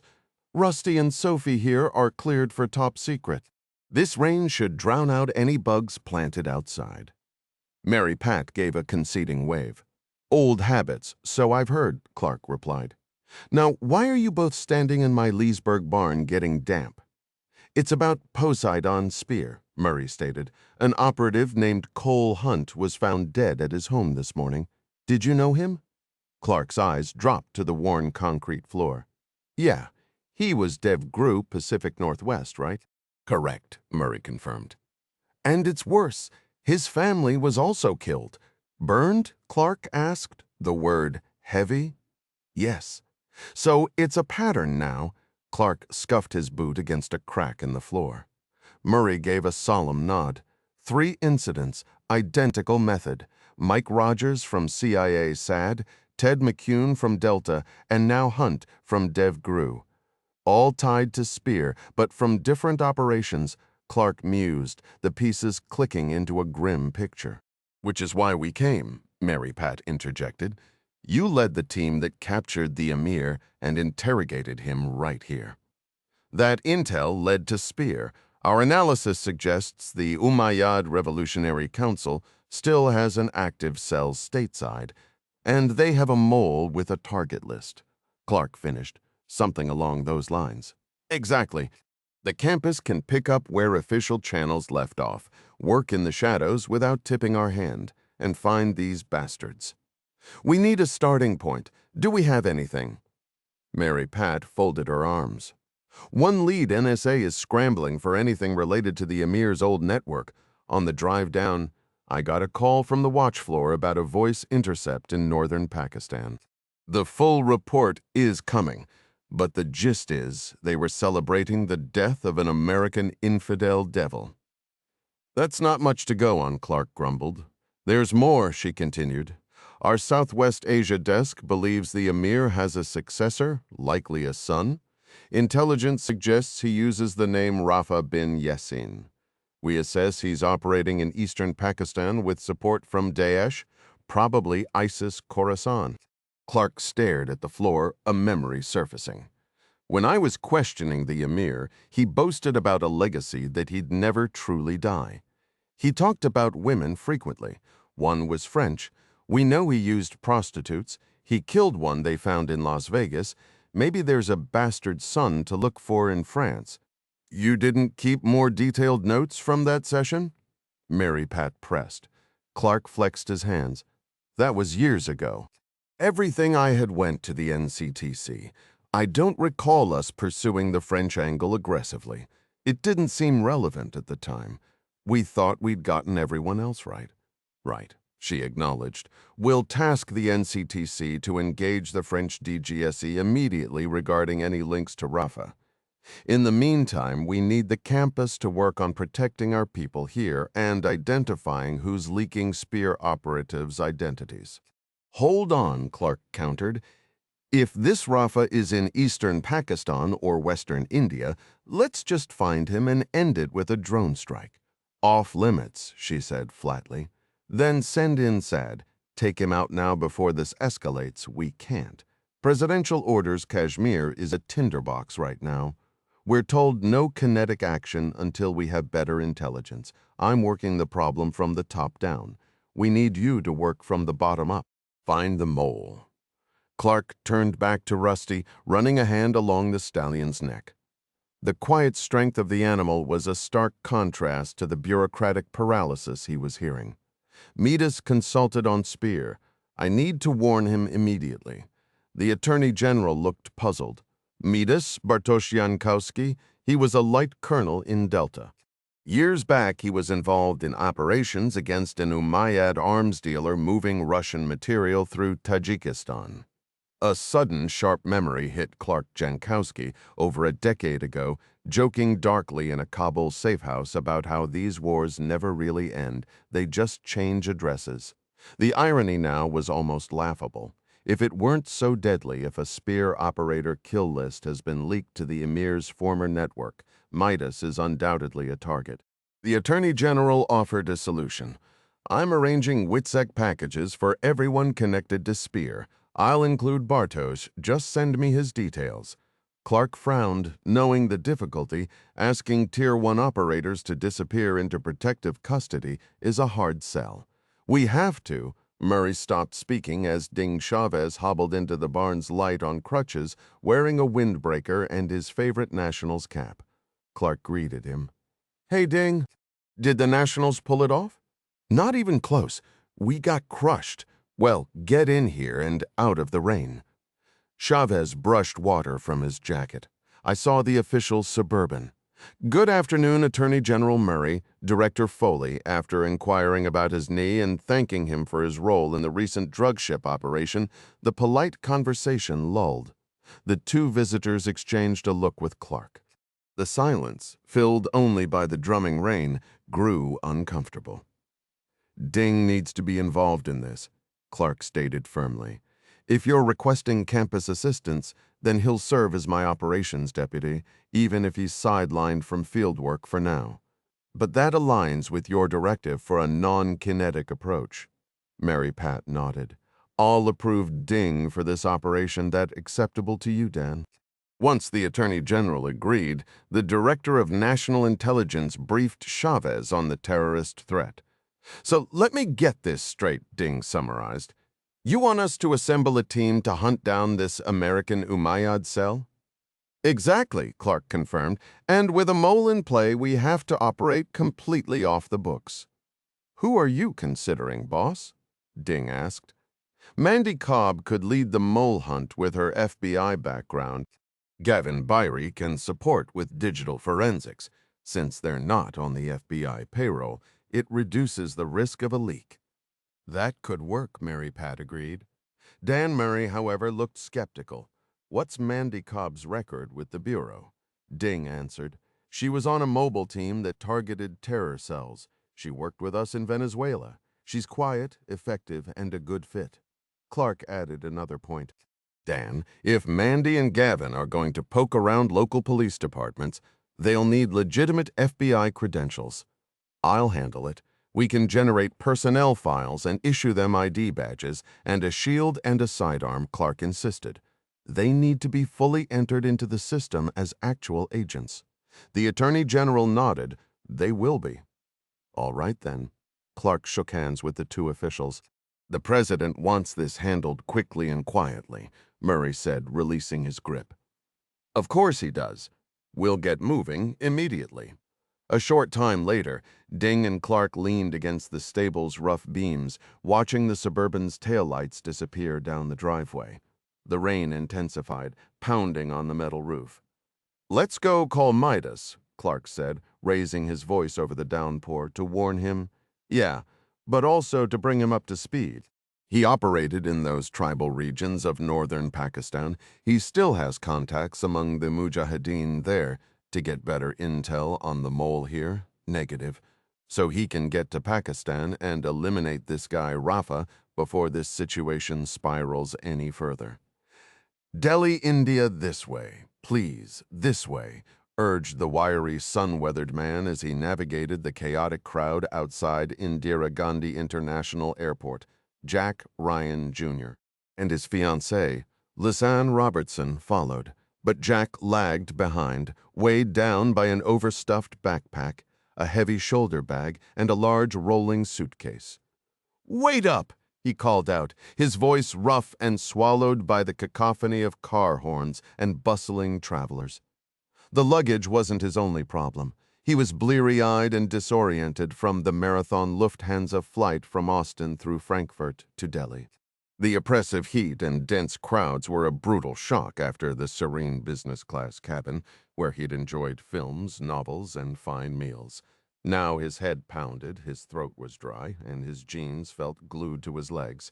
Lisanne, meanwhile, seemed frustratingly unfazed.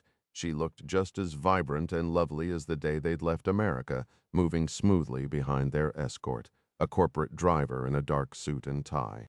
Carrying only a purse while she continued healing from her prosthetic arm surgery, she paused and glanced back for Jack. "You need to move faster. We're going to lose him. All this luggage is holding me up. Over here, this way," the driver yelled, his voice cutting through a crowd of 40 people dressed in flowing Indian dhotis, saris, and kurta pajamas under a brutal sun. "The car is right there." Lisanne, former Texas State Trooper, former Marine, and now the campus logistics director, turned away from Jack to stay close to their guide. The mass of travelers closed in around Jack, bumping him so hard he had to stop and readjust his backpack straps. He couldn't resent her for the uneven division of bags years earlier. She'd lost her left arm below the elbow during a confrontation with a terrorist. But just 5 days ago, surgeons had fitted her with a fully articulated prosthetic that used electromyography sensors to interpret nerve signals from her upper arm muscles. Though the procedure was still fresh enough that she couldn't lift anything heavy, the advanced mechanical limb showed incredible potential. In fact, Lisanne was so delighted with its working fingers, rotating wrist, and sensitive grip that she'd barely slept on the long flights. As she practiced her exercises, she'd often nudge Jack to show how she could gently hold a bag of peanuts, crush a paper coffee cup, or grip the edge of a tiny meal tray, which was all fine and good, Jack thought as he pushed through the airport throng. But while his fiancée was now officially a bionic woman, he'd been left to manage the more ordinary hassles of international travel, like hauling 120 pounds of luggage across a jam-packed boulevard in 100-degree heat. "Jack, hurry!" she called over her shoulder. Already 50 feet ahead, her 2 sharp English words floating over a sea of other languages. A honking yellow bus decorated with a fringe of dangling ornaments nearly clipped him, forcing Jack to halt in the middle of the road. When the bus jerked forward again, the guide and Lisanne had disappeared. Jack, standing a good half-foot taller than most of the crowd, Jack finally spotted Lisanne beside a silver minivan with its rear hatch open, wedged among a tangle of cars. Did we really need this much stuff? he asked, breathing heavily, dark sweat stains spreading under his arms. It's an Indian wedding. There are at least 5 different outfits in here. He decided against complaining further and began stacking the bags at the edge of the minivan's cramped cargo area, only to watch them tumble onto the blazing pavement while he fought to get his backpack off. Just then, a wave of sandal-wearing Indian pedestrians poured from another brightly painted bus, trampling over the bags and trapping Jack in place. "We could have planned this a little better," he muttered, crouching down. Lisanne, who had leaned in to help, rolled her eyes and gave up. She walked to the side of the vehicle and yanked the door open. As Jack sweated and strained, he remembered the last time he'd annoyed her on this trip. Somewhere over the Arabian Sea aboard an Air India 787, he'd offhandedly mentioned to Lisanne that he wished he were in Zurich with the rest of Hendley Associates' Whiteside team, arguing it was a career misstep to miss the deal they were chasing. The eye roll she'd just delivered was identical in shape, duration, and feeling to the one he'd gotten midair. He restacked the bags and promised himself to stay quiet. But he couldn't shake the mental picture of the Whiteside team settled in some plush Swiss hotel, reviewing contracts and proposals. Jerry Hendley and his group had flown to Zurich to acquire a European satellite firm called Lodestar, which they planned to convert into a commercial rocket launch company and later resell for a major profit. Jack had badly wanted to run that operation himself. Jack's boss at Hendley Associates, Howard Brennan, had handed the Lodestar deal over to a new hire from Wall Street, Thad Vandermullen, a German-speaking banker with a background in satellites. Howard's advice to Jack was straightforward. Step back from mergers and acquisitions, head to Texas, and focus on supporting his fiancée through her recovery. Jack saw the logic in it mostly. But somewhere over the Arabian Sea, after a third vodka tonic, his professional frustrations had spilled out. Lisanne's initial response was an eye roll. Her follow-up was a deliberate, precise lift of her prosthetic hand, middle finger extended. "I'm sorry," he mumbled now, sliding into the minivan beside her, his shirt clinging to his back with sweat. The driver shifted gears and inched forward, leaning on the horn, as if navigating through thick fog. Jack reached over and placed a hand on Lisanne's knee. She covered it with her own. "It's fine." Outside, the driver shouted at a man standing motionless in the roadway, forcing a detour onto the rough shoulder. Jack adjusted the air vent and wiped his forehead with his sleeve. "Look," he began. 2 days ago, I didn't even know we were coming to India. When Srini asked you to be in her wedding, we both assumed it meant staying in Austin, not flying halfway around the world. Srini Rai, an orthopedic professor at the University of Texas Dell Medical School and Lisanne's closest friend from college, had performed the advanced prosthetic surgery. During the preparations, the two women had reconnected so deeply that Srini insisted Lisanne be part of her bridal party for the ceremony in Amritsar, a plan that filled Jack with more dread than delight. This trip was supposed to be a gift, Lisanne countered, her tone softening. A beautiful surprise vacation, which her family is generously funding. And you know how long I've wanted to visit India? I'm just saying, I didn't have much time to get my head around it. It's all a lot. Come on, Jack. I've watched you pivot between white side and black side ops on a moment's notice.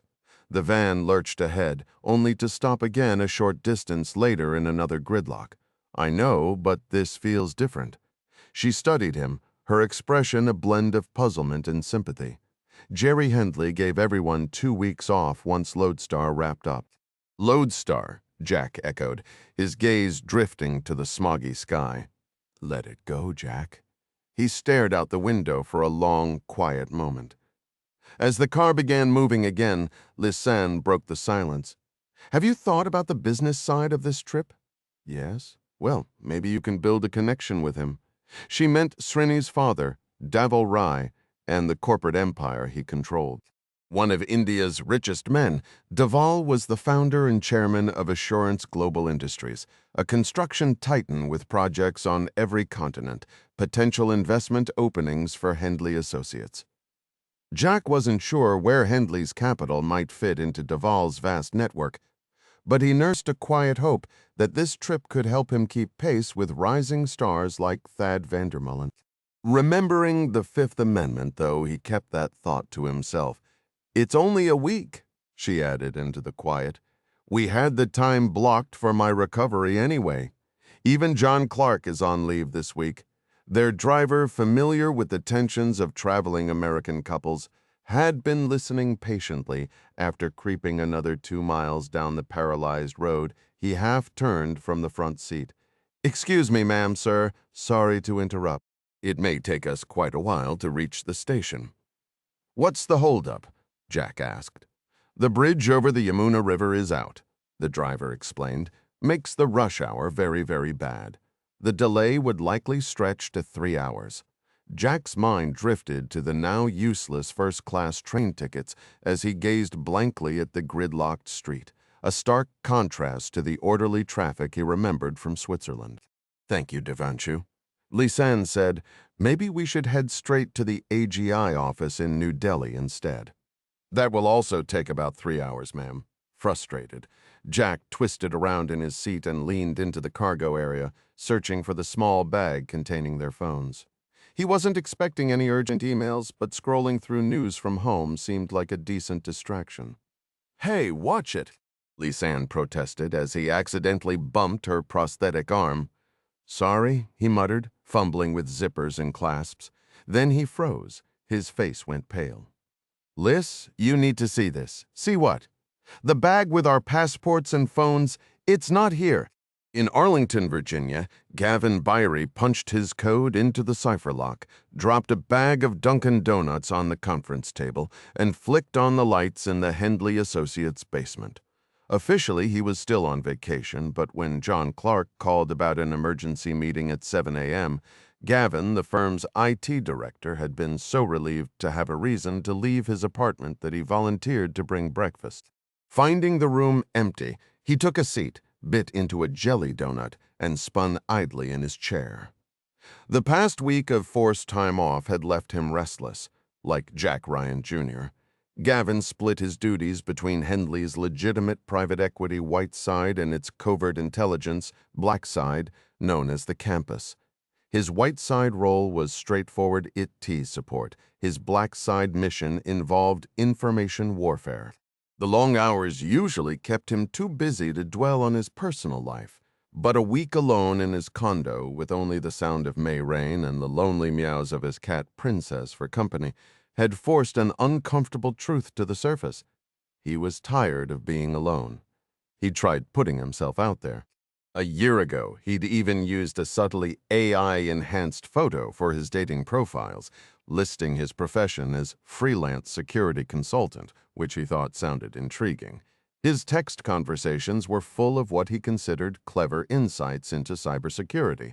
But so far, his unique sense of humor hadn't exactly sparked any romantic connections. He hadn't managed a single real date. "Is the laptop connected to the projector yet?" Clark asked, walking in with a Starbucks carafe and a stack of cups on it.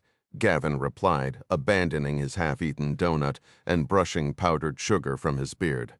"What feed are we pulling up, Mr. C?" Access the NGA. The National Geospatial Intelligence Agency was one of the 18 analytical bodies under Director of National Intelligence, Mary Pat Foley. The campus operated as her unofficial 19th, relying on raw intelligence streams from major national agencies, COMINT from the NSA, HUMINT from the CIA, and IMINT from the CIA, and IMINT from the NGA. Gavin, as the head of Black Side Cyber Operations, managed these data feeds. "Anything specific from the NGA?" he asked. Clark, leaning against a credenza with his coffee, nodded. "Pull the latest satellite imagery for Kairi, Pakistan. Then tap into the NSA servers and run a search on all communications referencing Rafa bin Yassin." Clark wrote both the location and the name on the whiteboard behind him. As Gavin began typing queries into the secure databases, Mandy Cobb arrived. She tossed her backpack onto the table.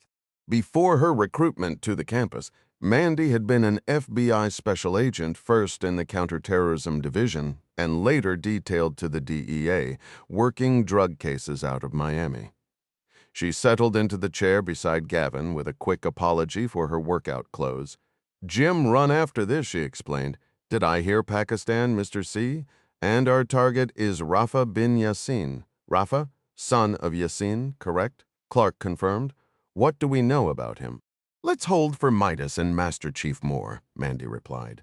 Gavin found his focus fraying, distracted by Mandy's clean scent, her hair pulled into a messy ponytail, and the way her athletic wear hugged her frame. As he called up satellite imagery of northeastern Punjab, his mind drifted, wondering why the dating scene never seemed to offer someone with her particular blend of sharpness and calm. Clark greeted two muscular newcomers. "Morning, gentlemen. Close the door and get comfortable. Coffee and donuts are on the side table." Kendrick Moore, a retired SEAL Master Chief, had a cleanly shaved head and jaw. In contrast, former Delta Force Lieutenant Colonel Bartosz Midas Jankowski wore a heavy salt and pepper beard and a wild mane of dark hair. Both were dressed in the standard off-duty operator uniform, jeans and untucked short-sleeved shirts. Midas completed his look with Birkenstocks, his hairy toes on full display while Moore's feet were tucked into a pair of forest green Crocs. "All right, let's get started," Clark announced. Moore scanned the nearly empty room.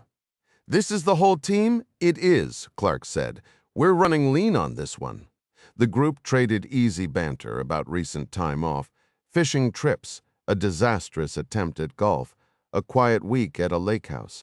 The casual mood shattered when Clark tapped his keyboard.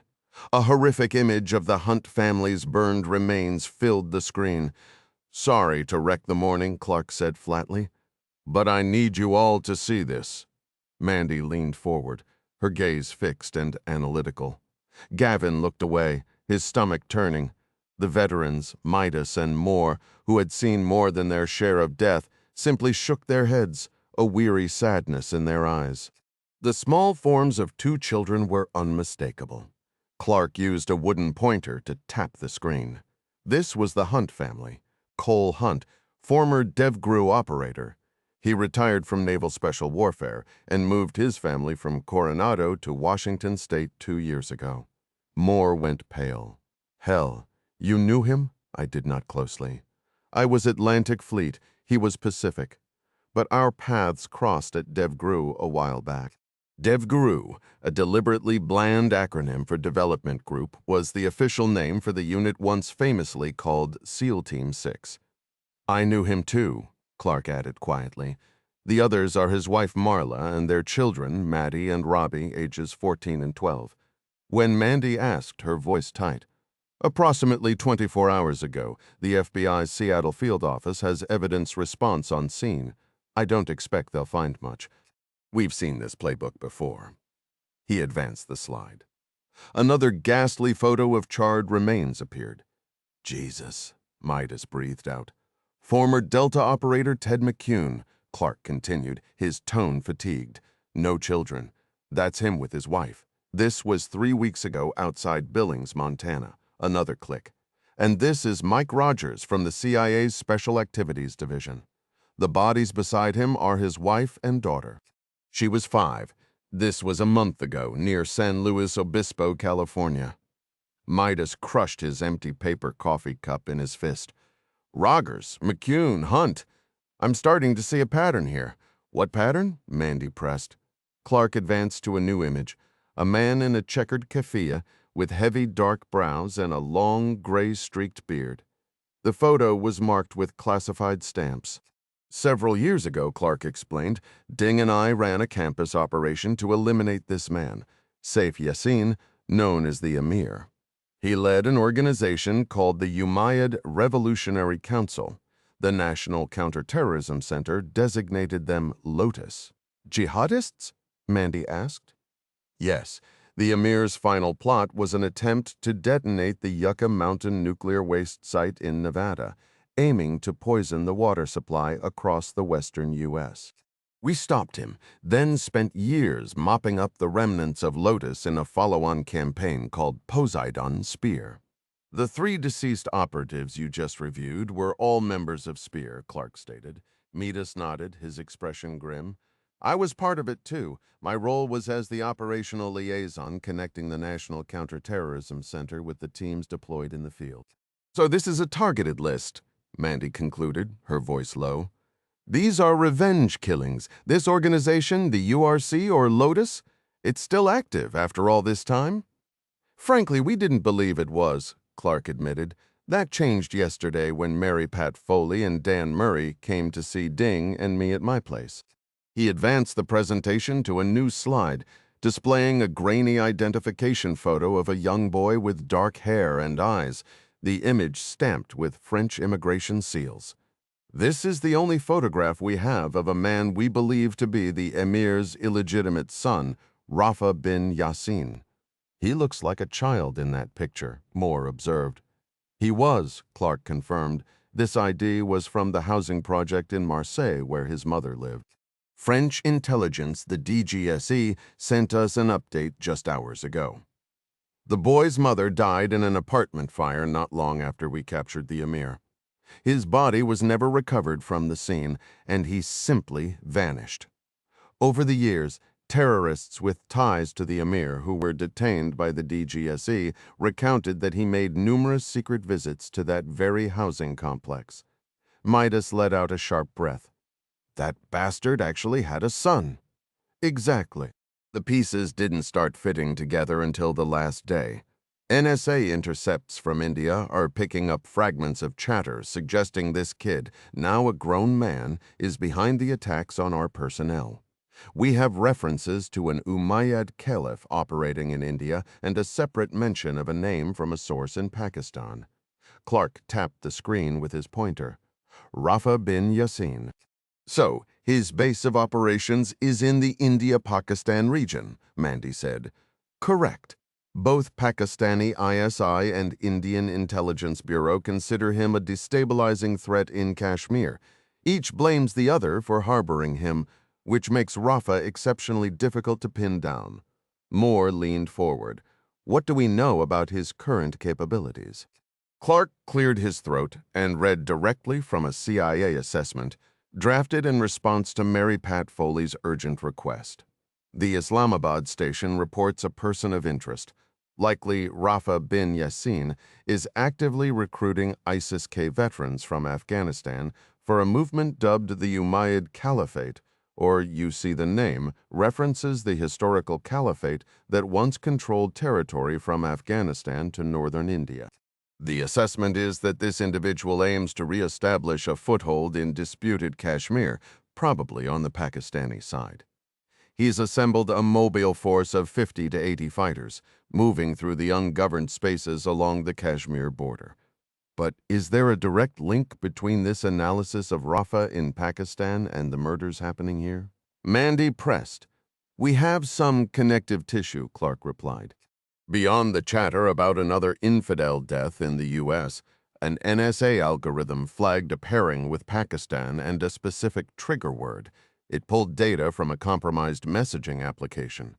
Clark turned to a whiteboard and wrote a single word. The trigger is Kisses. Mandy recognized it immediately. I worked counterterror at the Bureau. Kisses is Islamic jurisprudence on retaliation, the principle of an eye for an eye, a life for a life. Right? Moore added, his tone shifting to one of cold, sardonic clarity. And the burnings, as grotesque as they are, align perfectly with a jihadist's twisted sense of poetic justice. Cremation is a profound desecration in Islam. It's the ultimate insult. ISIS made a spectacle of it. So in their warped view, they're not just killing our people, they're delivering a customized symbolic punishment. The room felt colder with his words. Clark continued. The NCTC's assessment is that there is a list targeting everyone involved in dismantling the old Umayyad Revolutionary Council. Rafa is almost certainly the one executing it. A practical, troubling question surfaced for Mandy. How would he even get a list with operator names and home addresses? Poseidon's spear was a tightly controlled operation. It was, Midas affirmed. Mary Pat Foley was running the NCTC at the time. Spear was compartmentalized, eyes only with the highest code word clearance. The breach, wherever it happened, had to come from a very deep, very protected place. A heavy silence followed, the implication hanging in the air like a threat. The team was a unique blend of talent, drawing operators from SEAL Team 6, Delta Force, and the CIA's Special Activities Division, all temporarily assigned to the National Counterterrorism Center. Clark nodded in agreement. That precise mix was the reason they had been gathered. The pressing question was how Rafa bin Yassin was obtaining his intelligence. While the possibility existed that he had captured and tortured an operator in a place like Afghanistan, there was no evidence to support that theory. The more alarming possibility, and their central worry, was a mole, an insider feeding information to Rafa, who then relayed it to a sleeper cell operating on American soil. This cell was carrying out the killings, actions they tragically viewed as legally justified. Mandy connected the dots. So Director Foley needs a team operating outside official channels to find them. That's us.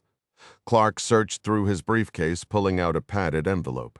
He removed 2 wallets and slid them across the table to Mandy and Gavin. The Attorney General has authorized your status as special agents. Your first assignment is the Hunt murder scene. Find our perpetrator and do it quickly. Gavin opened the wallet to find an FBI credential bearing his photograph alongside a gold badge. Seriously? He asked, skepticism clear in his voice. You want me in the field? Absolutely, Clark confirmed. We need to determine if this breach is a human asset or a digital intrusion. Mandy understands FBI protocols. Your role is to assist her with any cyber-related trails. The crime scene is our logical starting point. Moore gestured between himself and Midas. What about us? Are we providing stateside backup for the Bureau on potential terror strikes? Midas, Clark said, turning his focus. You still have that contact in the region, the one who located the arms dealer. It might take a call or two to reach him, but yes, Midas replied. He retired to the southern slopes of the Karakoram. He used to winter in Jhelum. I believe he's still in the area. And he has no love for jihadists, correct?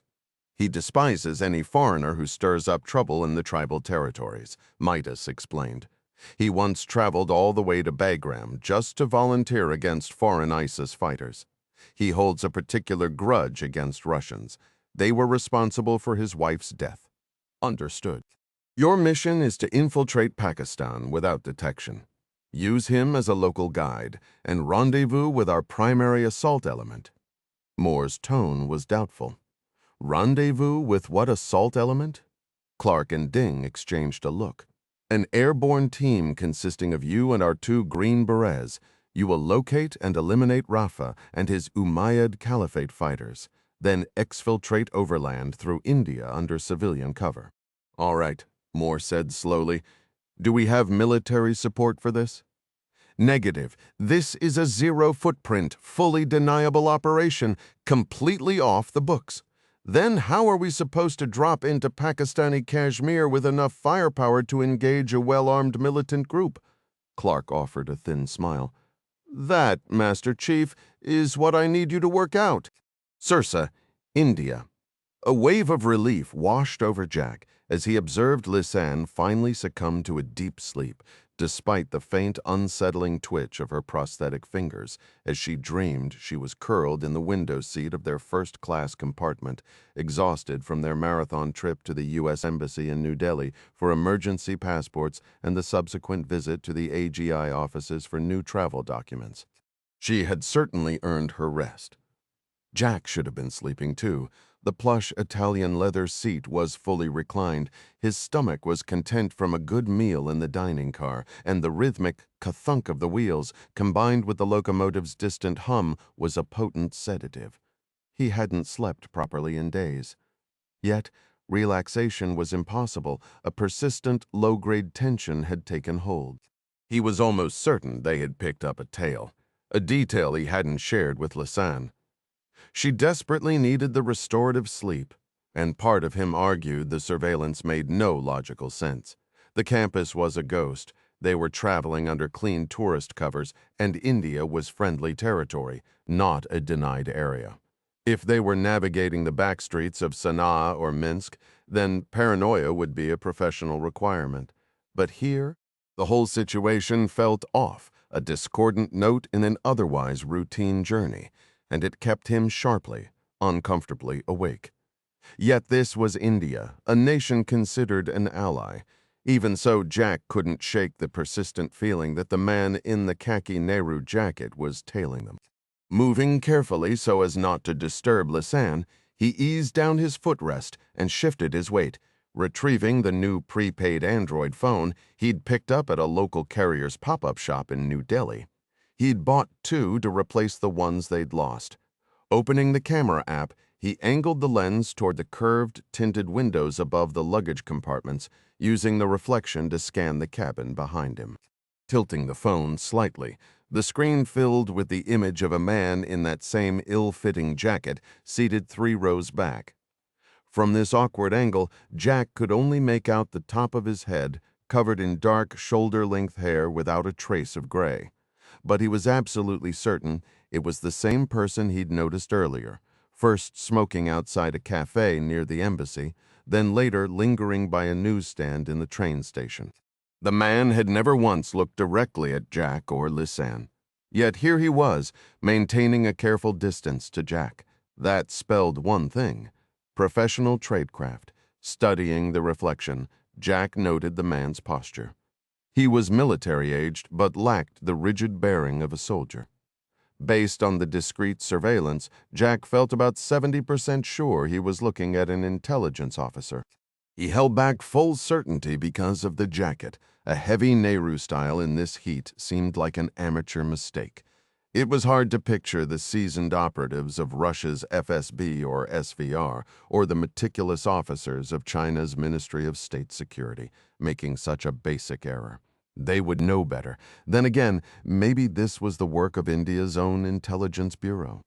The country had its own struggles with extremist threats, a reality seared into memory by the horrific attacks on the Taj Mahal Palace Hotel in Mumbai.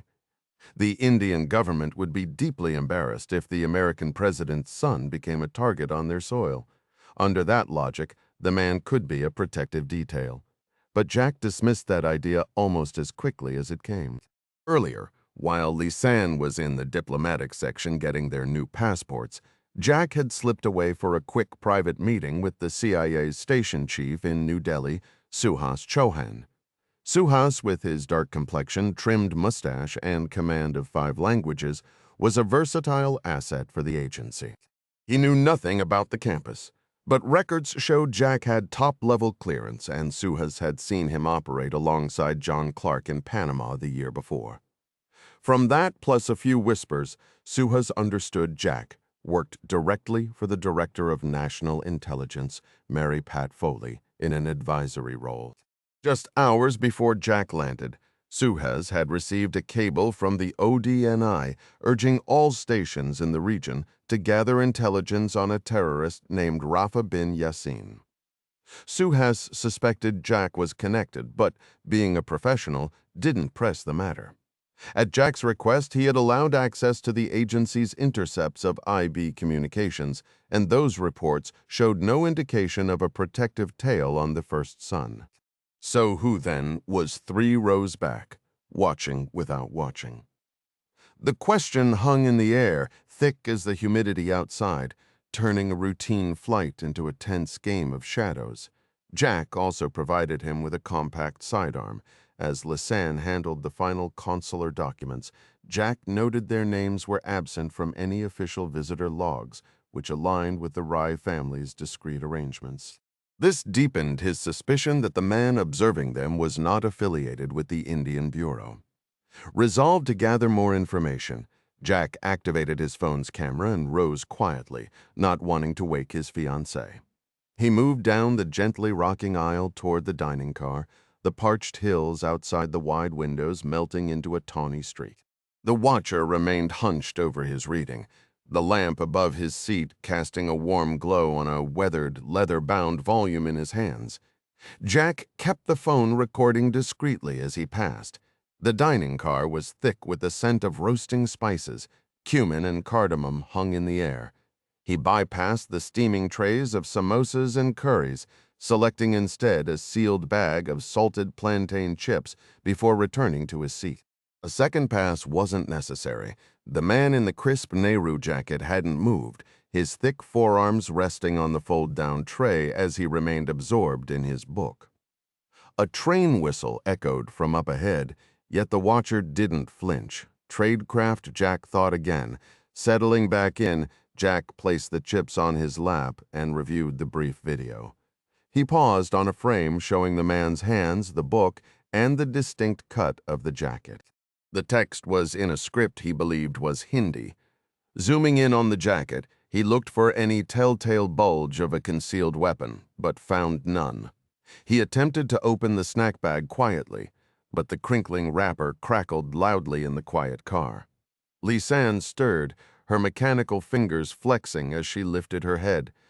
"Really?" she whispered, her voice thick with sleep. "Hungry again? Sorry, I tried to be quiet. You failed." She turned toward the window, resting her head against the glass.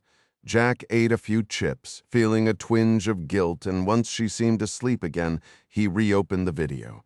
This time he noticed a detail he'd missed. He zoomed in on a freeze frame of the man's right hand, where it held a grimy, dog-eared page. There, in the creased skin at the junction of his thumb and hand, was a raised, pale pink line. Maximizing the zoom, Jack identified it as an old scar, one he knew all too well. It was the mark left when someone grips a semi-automatic pistol too high, allowing the slide to slam back and slice the skin. He swallowed hard, the chips suddenly tasteless, and leaned toward Lisanne. "Wake up!" She bolted upright, her synthetic hand instinctively clenching. "This better be." He raised a finger to his lips, his expression deadly serious. Understanding instantly, she whispered, "What is it?" "Our stop is in 10 minutes, he said softly. "We're getting off." "Why?" "We have a tail, 3 rows back, khaki Nehru jacket. He's been with us since Delhi. I just confirmed it." He showed her the enlarged image of the scar. Lisanne's eyes widened in recognition. "Why wait until now to tell me? I needed to be sure. Now I am. He could be police assigned to protect us. Or private security from Davil Rai." She paused, reconsidering. But then why the secrecy? Jack moved closer, recounting his earlier conversation with Suhas Chauhan, which ruled out official Indian security involvement. "I don't know who he answers to," Jack finished, "but we're losing him here." Lisanne gave a sharp nod and glanced up at the digital display mounted on the ceiling, counting down the minutes. The train slowed, and Jack nudged Lisanne toward the doors. "Next stop. 10 minutes, right? And if he follows and makes a move, I'll handle him." "Handle him? How you? Didn't pack a gun?" Jack casually crossed his legs, hiking his jeans cuff just enough to reveal the ankle holster strapped above his boot, the compact grip of a Glock 43 visible. Lisanne's eyes widened. "Where did that come from?" "Suhas insisted," Jack said, lowering his pant leg.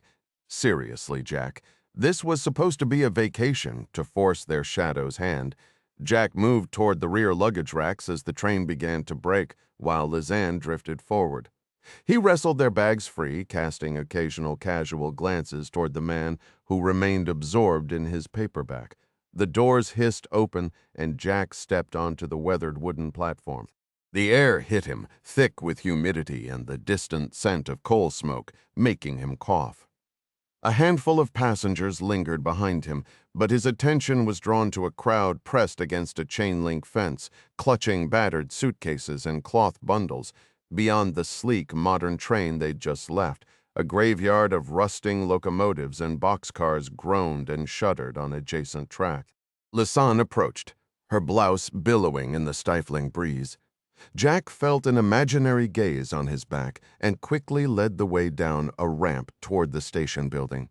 "What is this place?" Lisanne asked as they passed under a broad, pockmarked archway where the plaster had crumbled away. Children scrambled along the walls, laughing and swinging from the low branches of a sprawling jujube tree. "Just keep moving," Jack urged. The station lobby was cavernous, reminding Jack of the gym back at St. Joseph's Middle School where he'd played point guard.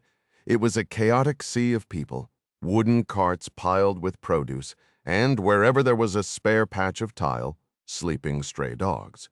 Jack swatted a fly from his face and shouldered through the crowd, trying not to clip a child or a dozing animal with his bags. Behind them, through the arch, their silver and blue express pulled away silently, immediately replaced by a slow, clattering line of freight cars. "Do you actually have a plan?" Lisanne asked. "Working on it," Jack replied. They were immediately engulfed by a wave of eager vendors. It took only moments for the hawkers to spot the two tall Americans, one a striking woman with a mechanical arm and vivid green eyes. They thrust bouquets of cauliflower, carrots, and beets toward Lisanne as if presenting tributes. "So much for blending in," she said, gently waving them off. "Use your phone. Take a selfie and see if he's behind us." Lisanne paused, fished her phone from her bag, and smiled into the screen while merchants tugged at her sleeves. "I don't see him. Keep walking." The disappointed vendors fell back as they pushed deeper into the bustling market. Lisanne stopped at a rickety cart heaped with vibrant saris. The young woman running it, with bright hazel eyes and quick, graceful hands, immediately draped a flowing scarf over Lisanne's shoulders. "I really like this," Lisanne told Jack, sharing a smile with the merchant. "I think I should get it." Jack adjusted the heavy backpack. "You already overpacked." "That scarf might be the thing that finally breaks my back." "You have a lot to learn," she murmured. The two women fell into an easy, wordless rapport, comparing fabrics and bridging the language gap with gestures and smiles. The merchant handed Lisanne a small mirror to see the scarf draped on her shoulders. Lisanne's expression shifted. "I see him," she said quietly, holding the mirror steady. "He just came through the arch by the tree." "Damn, what's he doing?" Scanning the crowd. "He just made us." "Should we try to lose him in the streets?" Lisanne flashed a brilliant smile at the merchant and opened her translation app. She typed quickly, "Thank you, it's beautiful. I'll take it. How much?" The phone translated her request into Hindi, and the elegant woman responded by holding up both hands, all 10 fingers extended. "Pay her, Jack. What's the amount?" "Whatever that gesture means, it appears to be 10. 10 rupees. That's practically nothing. Just give her what feels right, maybe $20 worth. I can use this sari to fit in better. You should get something too." Her eyes landed on a neat pile of traditional topi hats on the cart. Picking one up, she used her phone to ask the vendor the price. The answer came as 7 fingers held up. "Make it $40 total." I appreciate her style. "Put the hat on, honestly. We should find you a local shirt as well." Jack handed over a wad of pink rupee notes without counting, estimating the sum by the stack's bulk. The woman's hazel eyes lit up as she tucked away the cash and then, curiously, reached for Lisanne's arm. Lisanne flexed the mechanical fingers open and closed, prompting a gasp and a hand over the vendor's mouth. A small chorus of excited yelps drew a cluster of children pushing in for a better view. "Perfect camouflage," Jack muttered, guiding her away. He nudged them through the little crowd, his new hat tugged low, while Lisanne arranged the scarf over her hair. Scanning the area, Jack spotted their tail leaning against a distant wall. The man had repositioned himself to cover the street exit, his attention fixed on the arches. The sole advantage was that he hadn't yet seen them. "Liz, he's watching the road. I doubt we'll flag a cab or catch a bus now. Another train. The next express isn't for hours. We could try hopping one of those battered freight cars. They just keep crawling through." "He'll stay on us?" Jack felt his face grow hot. A cloud of persistent flies hovered near his eyes. His jeans were stuck to his legs with sweat, and this stranger was calling the shots. The thought of the pistol strapped to his ankle flickered in his mind, sparking his Irish stubbornness. "Enough," he declared. "We're taking control." Shouldering the backpack and tugging the roller bag, Jack followed the buzzing insects to a separate restroom structure about 30 yards down the walkway. An orange cone, a locked door, and a politely worded English sign announced it had been closed since March. A second sign pointed toward portable toilets in the parking lot. Jack made sure the watcher saw him as he walked toward the shuttered building. He stepped around the cone on the cracked pavement, moved past the small plastic barrier, and rounded the corner to the men's room side entrance. The door was locked, but only by the knob.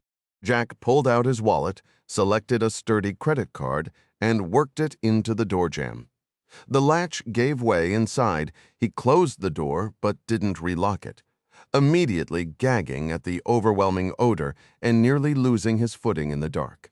The floor was coated in a slick layer of grime, forcing him to shuffle as if on ice. Breathing through his mouth, he flicked on the lights, revealing 3 plastic stalls beside a wall of filthy urinals. One stall lacked a door, its toilet removed to show a foul, dark hole. The other 2 stalls seemed usable, though their shaky doors left a noticeable gap above the floor.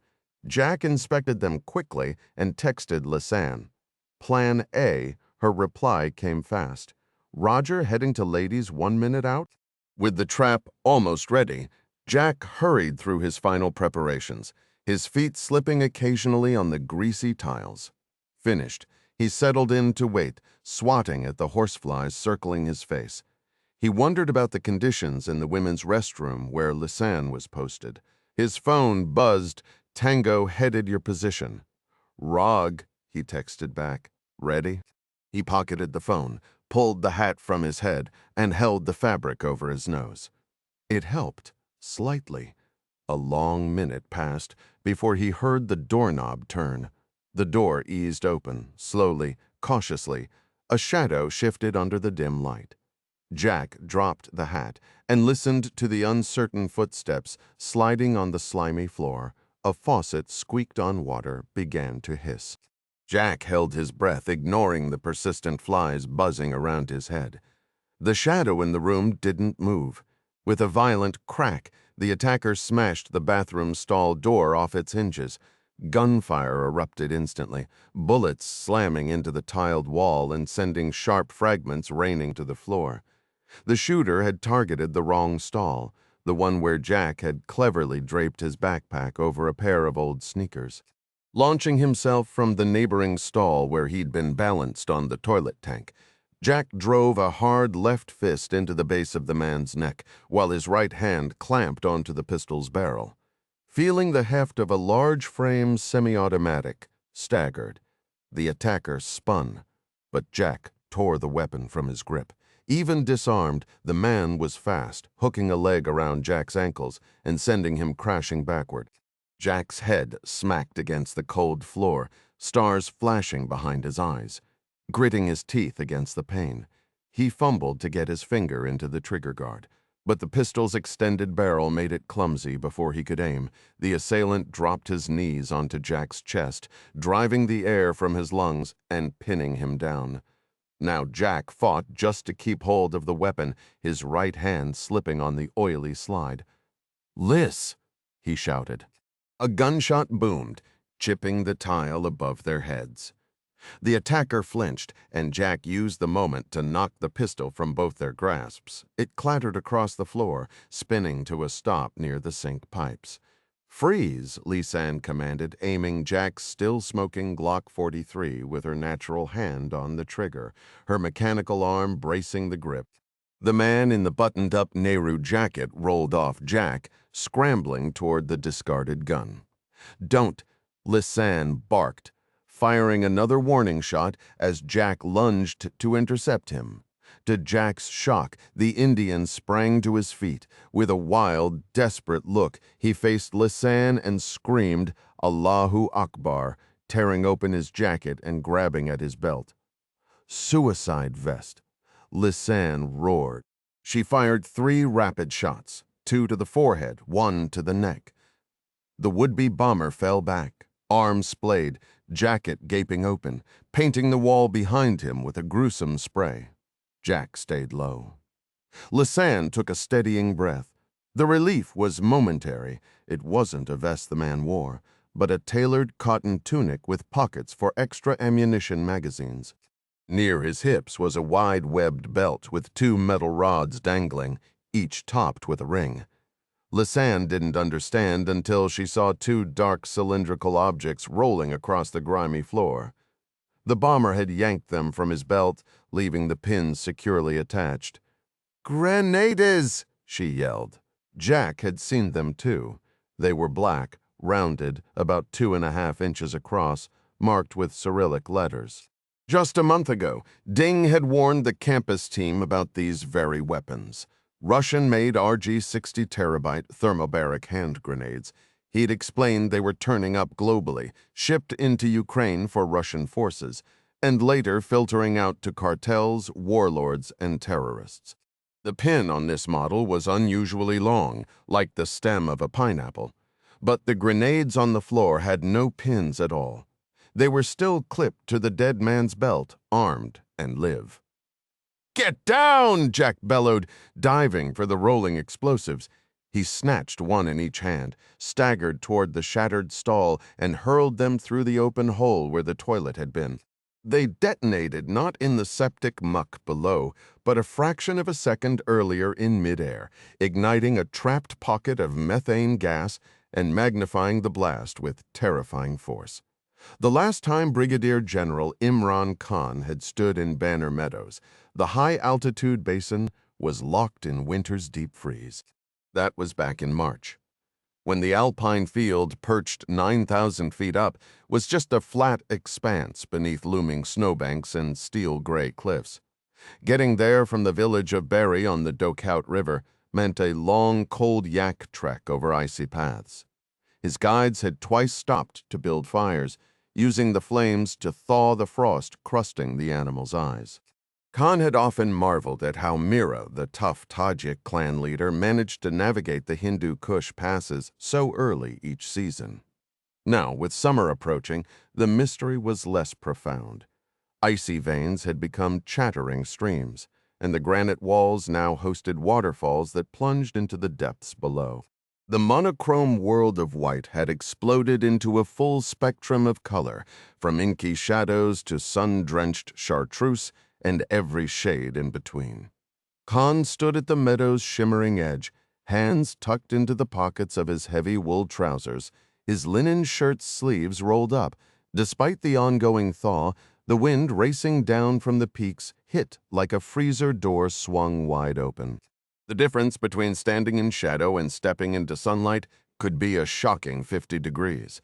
Over here, Mira's voice carried from across the valley. She rode a brown horse leading another mount and 3 donkeys, each animal's neck decorated with a braided cord and a clanking cowbell. Propped against his personal vehicle, a beat-up blue Land Rover pickup from the 90s, Khan lifted a hand in greeting. A cluster of children nearby began chanting her name. Mira slid from her saddle, shed her wool shawl, and opened a pannier on one donkey, pulling out fistfuls of hard candy and taffy, treats sourced from somewhere beyond the mountains. The children abandoned their soccer balls and huddled in little groups to enjoy the sweets. For a brief moment, the scene filled Khan with a quiet warmth, thoughts drifting to his own son, Ataf. When that familiar ache tightened in his chest, he pushed it aside. Pulling a roll of bills from his pocket for Mira, she took the money without a word, her practiced hands tucking it deep into the layers of her orange, red, and brown garments. "Staying a while?" she asked in the blended Tajik-Russian patois Khan had grown to understand. 3 days, he answered. "Excellent," she replied, in clear Russian. She called over a teenage boy to unload the bags from the rover's bed. As the youth secured the luggage to the last donkey, Mira wagged a finger at the candy-distracted children, issuing a silent warning about the general's truck. Her accompanying mime, a swift graphic gesture, suggested any meddler would regret it dearly. Khan followed the boy to the waiting caravan. The teenager held the horse steady as the brigadier found the stirrup with his boot, swung up, and settled into the saddle. His horse needed no urging, plodding along the stony trail with the steady rhythm of a minecart on rails. The path hugged a sheer gray cliff face, the rock reflecting the harsh afternoon sun and casting a brilliant glare off the distant white peaks. They paused frequently to let shepherds with their shaggy caracul sheep pass, a reminder that this ancient Silk Road crossing had been smoothed by centuries of trade, dating back to the days of Alexander. For Khan, who headed the Kashmir Directorate of Pakistan's Inter-Services Intelligence, these mountains were a sanctuary, a place where his real work was unknown. The first stars were beginning to prick the darkening sky as the caravan passed the stacked stone walls, marking the Tajiks' summer settlement. Khan pushed back his hood, breathing in the rich scent of roasting mutton as his horse carried him forward on its own steady course. A flock of Karakul sheep scattered from the path of the approaching riders. General, Yaqub called out as they moved through a timber gate fastened to piles of stone. The wiry Tajik always used that title for the brigadier, perhaps the sole Urdu term the mountain man knew. After dismounting, Khan returned the gesture, placing a hand over his heart and offering a slight bow. The bearded elder clasped the brigadier's hand, holding it while studying Khan's face with intense, dark eyes. "You are unwell," he stated in their shared border dialect. "Yes," Khan admitted. "I am. It is good you came, General." The nomad whistled to Mira, who led the horses toward a shadowy corral. Yaqub motioned for his guest to step through an opening in the masonry wall into the cat, where mud and stone huts glowed orange from the light of a central bonfire, its flames dancing with the fat of roasting mutton. Yaqub's shelter had a circular ceiling of timber, slanted inward, sealed with a hardened plaster of mud cloth and crushed stone. A tin chimney pipe pierced the roof, hovering above a ring of stones on the smoothed, compacted earth. A gathering place, Khan mused, likely used by patrons for generations. Beyond the fire's circle, thick Persian carpets spread unevenly toward the rocky walls. Khan had first found this high-altitude cat years before, when it served as a stop for fervent Daesh fighters, men the ISI had once channeled into Afghanistan. Back then, his duty was to do whatever necessary to push the Americans out of the region. Those fighters had competed for his weapons, his training, his funds. Now the dynamic felt reversed. "General, you rest here, okay?" Khan lowered himself onto a carpet, letting the heat from stones bordering the glowing coals seep into his limbs. That ubiquitous American word, okay, jolted his thoughts to the intelligence he had passed to his contact at AGI. Fahim, isolated here in the mountains, he had no way of knowing if his star agent had managed to prompt his half-brother into action, if the Delhi operation had succeeded. "You should remove that," Yaqub suggested, tugging lightly at the brigadier's leather pistol belt. "Relax, Sahib." "I will keep it on," Khan replied, his hand resting on the wooden grip of the semi-automatic. Since returning from officer training at Britain's Sandhurst, he had worn the pistol like a natural extension of his body. And this place, while an opium market, was also a crossroads for Daesh sympathizers. Only a fool would enter unarmed. "Samada, Samada, you keep it on," Yaqub conceded. "Chai, General? You want tea?" "No tea." "Samada." "No chai." "Lie down, Sahib." Khan reclined against dingy pillows woven in hues of auburn, ochre, and brown. He bunched the borrowed burnous under his head. "We slaughtered a sheep. It should be ready. It is better to have something in your stomach. I will return." The brigadier disagreed. In his experience, the effects were far more potent on an empty stomach. Lying back, he pressed a palm flat over his heart and addressed the timbered ceiling. "No food, Yaqub. Perhaps later." "Samada, General, we will begin." The old man retreated through the exit. Khan closed his eyes. The silence broken only by the crackle of the fire. When Yaqub returned, his outstretched arms carried clattering silver pots. Khan propped himself on an elbow to watch, a familiar anticipation stirring within him. The Tajik settled carefully onto the carpet, arranged his implements, and began to work a dark tar-like ball of mattock, a dense paste extracted and refined from the residue of boiled poppies. Though opium could be prepared in other ways, Yaqub favored this traditional Indian method. Considering the poppy fields blanketing the nearby slopes, the inherited skill, and the history of trade along these routes, Khan could almost see the weary caravans of the past halting here, Afghans on camels, Uzbeks on donkeys, Indians atop elephants, Mongols guiding yaks. A sudden dry chuckle escaped him. The irony of seeking solace in the very trade that funded so much chaos wasn't lost on him tonight. Yaqub used iron tongs to lift a smoldering coal from the dented urn, blowing gently until the ember glowed a fierce crimson before settling it beneath the old chillum. Crouching low, he continued to blow, and soon smoke began to curl and sway in the firelight.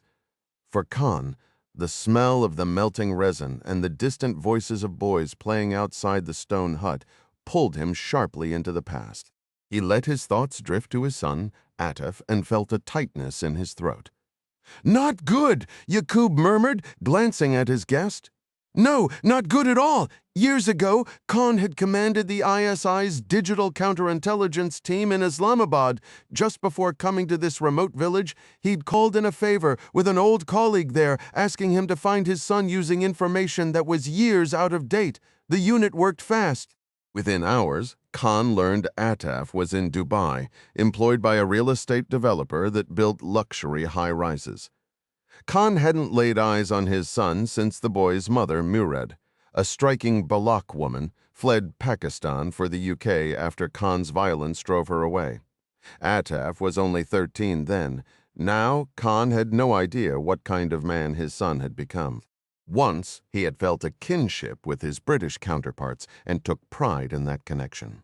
But these days he saw the United Kingdom as a traitor, its laws deliberately thwarting his attempts to bring his family back to Islamabad.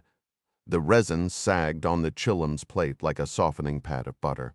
Staring at it, Khan drew his satellite phone from his pocket and read Ataf's text for what felt like the 100th time. "Do not reach out again. You are not my father." "It is prepared," Yaqub said, his eyes bright beneath his karakul hat. Khan sealed his lips around the mouthpiece and drew in the smoke. Warmth flooded through him instantly, as if he'd stepped into a hot spring, a heavy, golden haze wrapping around his mind.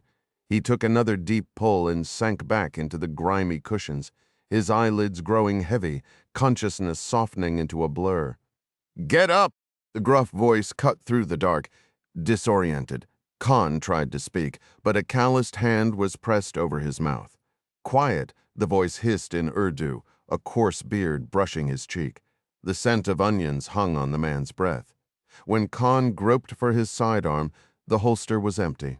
He had no choice. He nodded vigorously. The Caliph does not wait. Rough hands seized him under the arms and hauled him upright. The fire was now just embers, but faint light from the chimney cracks showed him their black turbans, wild beards and rugged boots. They hustled him outside. The moon hung low over the jagged peaks, and Khan's breath fogged in the chilly, thin air. Beyond a low stone wall, he heard the scuff of hooves and saw 4 dark horses, their coats shining under the stars. He was shoved into a saddle, his wrists bound with rawhide to a metal ring on the pommel. A rider took the reins of his horse, and they began climbing the slope. The cold air cleared his head, and the reality of the situation settled over him. These were fighters of the Umayyad Caliphate, hardened men from the ranges north of Peshawar, probably taking him to their commander. They moved along the dark trail with unsettling ease, silent and swift rifles across their backs. Of course they can, Khan thought bitterly. My own ISI trained them for this very terrain. Along with his pistol, they had taken his watch and his burnous. Judging by the moon's position, it was near 3 in the morning. A shiver ran through him. The lead rider, wearing a bandolier crossed over his back, raised a hand and turned. The others followed without a word. The trail plunged downward, a treacherous slope of loose shale that forced Khan's escort to fall back, leaving him alone between two mounted warriors. For a tense 10 minutes, his horse picked its way down the narrowing track until they spilled into a secluded grassy bowl. This valley was pristine, untouched by the foraging flocks common elsewhere. In the moonlight, Khan counted over 20 horses grazing freely, their saddles stacked nearby.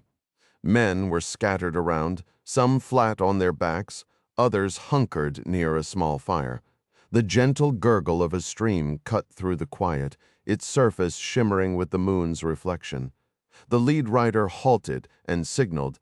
From the tall grass emerged a grim-faced fighter, perhaps in his 30s, with a wild beard and a pistol belt from which hung a dagger. He drew the blade, severed the ropes tethering Khan to the saddle, and hauled him brutally to the ground. Khan's hip cracked against the earth. The same two men from Yaqub's hut seized his shoulders, marching him to a bare patch by the brook and forcing him to his knees. "Face in the dirt," one ordered. Khan obeyed, trembling yet silent. He was left there shaking in the cold for what felt like an eternity. Finally, a rough voice spoke from behind him. "You may look upon the caliph. Stay on your knees. Turn with effort." Khan shifted to face the voice. Before him stood Rafa bin Yassin, wrapped in a dark cape, his black turban gleaming, pale. Intense eyes stared out from under the head wrap, above a sharply arched nose. In his hand was a polished staff topped with an ivory medallion. "Say it," Rafa commanded, tilting the staff forward. Khan's throat was parched. He struggled to form words. A boot crashed into his shoulder from a warrior beside him. "You will recite the Shahada to the Caliph. There is one true Caliph. He is the King of the Faithful, the rightful successor of Muhammad." Khan faltered through the extended declaration of faith, the version altered by Rafa's so-called Umayyad Caliphate. Rafa's gaze, which had been fixed on the stars, flickered down to assess him. "You spy on the Caliph's warriors?" he accused. "No, Caliph. You conspire against the Caliph?" "Never. I supply the Caliph's warriors. I train the Caliph's magnificent army. You supply Fahim. Fahim, your own brother." This time the kick struck between his shoulder blades, driving him face first into the dirt. He was wrenched upright a moment later by strong hands. "The Caliph's men saw you in Berry village. You plot. You seek information." "No, Caliph. Ask Fahim yourself." Rafa looked away as though the name of his half-brother was a distasteful trifle. "Why were you in Berry if not to report the Caliph's movements?" "It is within my duties," Khan insisted. Rafa sniffed the air, his eyes again roaming the starry sky like a predator sensing a shift in the wind. "The Caliph perceives a conspiracy," he announced to the darkness. "You will atone."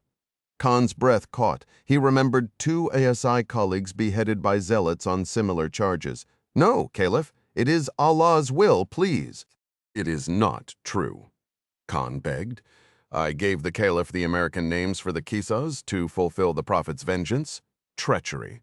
No, just 3 days ago at Fahim's direct request, I delivered travel details for the Great Devil's son, Jack Ryan. That was an offering to the Caliph more valuable than any other." Rafa's eyes returned to the heavens. "The Caliph senses a plot. Tell me why. Why does the Caliph believe this?" "Bring the sword," Rafa ordered a nearby fighter. "Caliph! No!" Khan screamed, a raw edge of panic in his voice. "Why do you think I betrayed you?" "Because the devil Ryan knew we were coming." Over the Atlantic Ocean, summer was approaching, but John Clark had made enough high-altitude jumps to never underestimate the cold. Standing in the roaring cargo bay of the C-17 as it cruised at 30,000 feet, he wore a base layer of thin wool beneath the green Nomex jacket and flight suit provided by the loadmaster, Air Force Senior Master Sergeant Irv Dupree. The constant drone of the engines was a familiar comfort, a prelude to the silence of the fall. The heat on the tarmac at Camp Lejeune had been brutal. A thick, suffocating blanket that left Clark, Moore, and the Marine Raider. They were meeting soaked in sweat as they waited for the aircraft. Now, slicing through the frigid thin air high above the earth, Clark was profoundly grateful for the extra layers. Switching to oxygen came Dupree's voice, crackling with static through the helmet speakers, initiating depressurization sequence. Clark secured his mask. The cold, metallic taste of the canned air from the portable canisters on his vest hitting his lungs. 5 minutes out, Dupree added. As the senior loadmaster for the 437th Special Operations Squadron, the Scorpions. He wore their patch with pride on his jacket, the constellation Scorpius emblazoned with a single red star representing Mars. Over the intercom, Kendrick Moore addressed the Marine. "All right, Tom, walk, mister." Clark threw the Raven's boarding and deployment sequence, then cover the transition to freefall. "Copy that, Master Chief," Buck replied, clad in the full combat gear of a MARSOC Raider, complete with a black parachute rig and wrist-mounted sensors. He knelt beside an oblong pod in the cargo bay. His voice came through the Bluetooth system, filtered by his oxygen mask and goggles. He placed a hand on the pod's smooth carbon fiber surface. "This, sir, is the AQ-1 Rigid Air Vehicle Entry Nacelle. I'm familiar with the acronym," Staff Sergeant Clark said. "Let's bypass the technical manual and get to the practical demonstration." Understood. "Once I'm secured inside, Loadmaster Irv here will remove these primary safety pins, which releases the Raven for movement toward the ramp." Dupree gave a confirming tap on the pins and a thumbs up. Buck moved to the pod's tapered rear section. To Clark, the vehicle's sleek composite curves and bulbous shape were reminiscent of a high-speed race car, an impression heightened by Buck's helmet with its full plexiglass visor. At the rear, additional pins are pulled to arm the drag chute from the cockpit. I wait for Irv's visual signal on his green light. I activate the release, and the chute deploys out the back. It inflates, and the whole assembly gets yanked straight out, rolling smoothly on the ramp tracks. "Every word is gospel," Dupree confirmed. "It's a spectacular sight watching that bird get snatched into the sky." Moore interjected with a practical question. "What's the standard operational altitude?" Buck and Dupree exchanged a look through their clear visors. "The highest test drop we've conducted was at 30,000 feet. Correct, Buck?" "That's accurate, sir," the Marine affirmed. "One drop at 30K, the rest have been around 20,000. "Noted," Clark said. "Proceed. So now you're in the air." "Right. Once I'm clear of the ramp, I use an internal control to sever the drag chute's lines. I count 3 seconds to let the C-17 get clear and avoid its wake turbulence. The pilots will execute an immediate climbing turn," Dupree added. "We need to put serious distance between us before the Raven powers up. Otherwise, that thing becomes a inbound missile relative to our position." Buck rose to his feet, his compact M27 rifle swaying slightly at his side. "Exactly. As the transport climbs, the Raven transitions to flight configuration. From inside, I extend the folded wings and establish a stable glide path. Only after that do I initiate the engine start sequence." "Is there a significant delay for the turbine to spool up?" Buck nudged a panel on the Raven's hull with his boot. This access door opens, an impeller engages to spin up a generator, and air is drawn through these ventral intakes. The startup has a distinct rising whine that tells you the real ride is about to begin, a sudden, jarring transition from silent fall to powered flight that never fails to get the adrenaline pumping. Already moving at high speed, the Raven essentially functions like a ramjet using its own forward momentum to ignite. The whole process takes roughly half a minute. Clark wanted to know its operational reach. What's the range under power? The craft carries sufficient jet fuel for approximately 200 to 300 miles of flight, cruising at 300 knots, came the reply. Moore instructed, "Walk, Mr." Clark through the separation sequence? "Absolutely," Buck affirmed. Once I reach the designated drop point, I'll trigger the actuators that split the Raven's fuselage along these preformed seams, sir.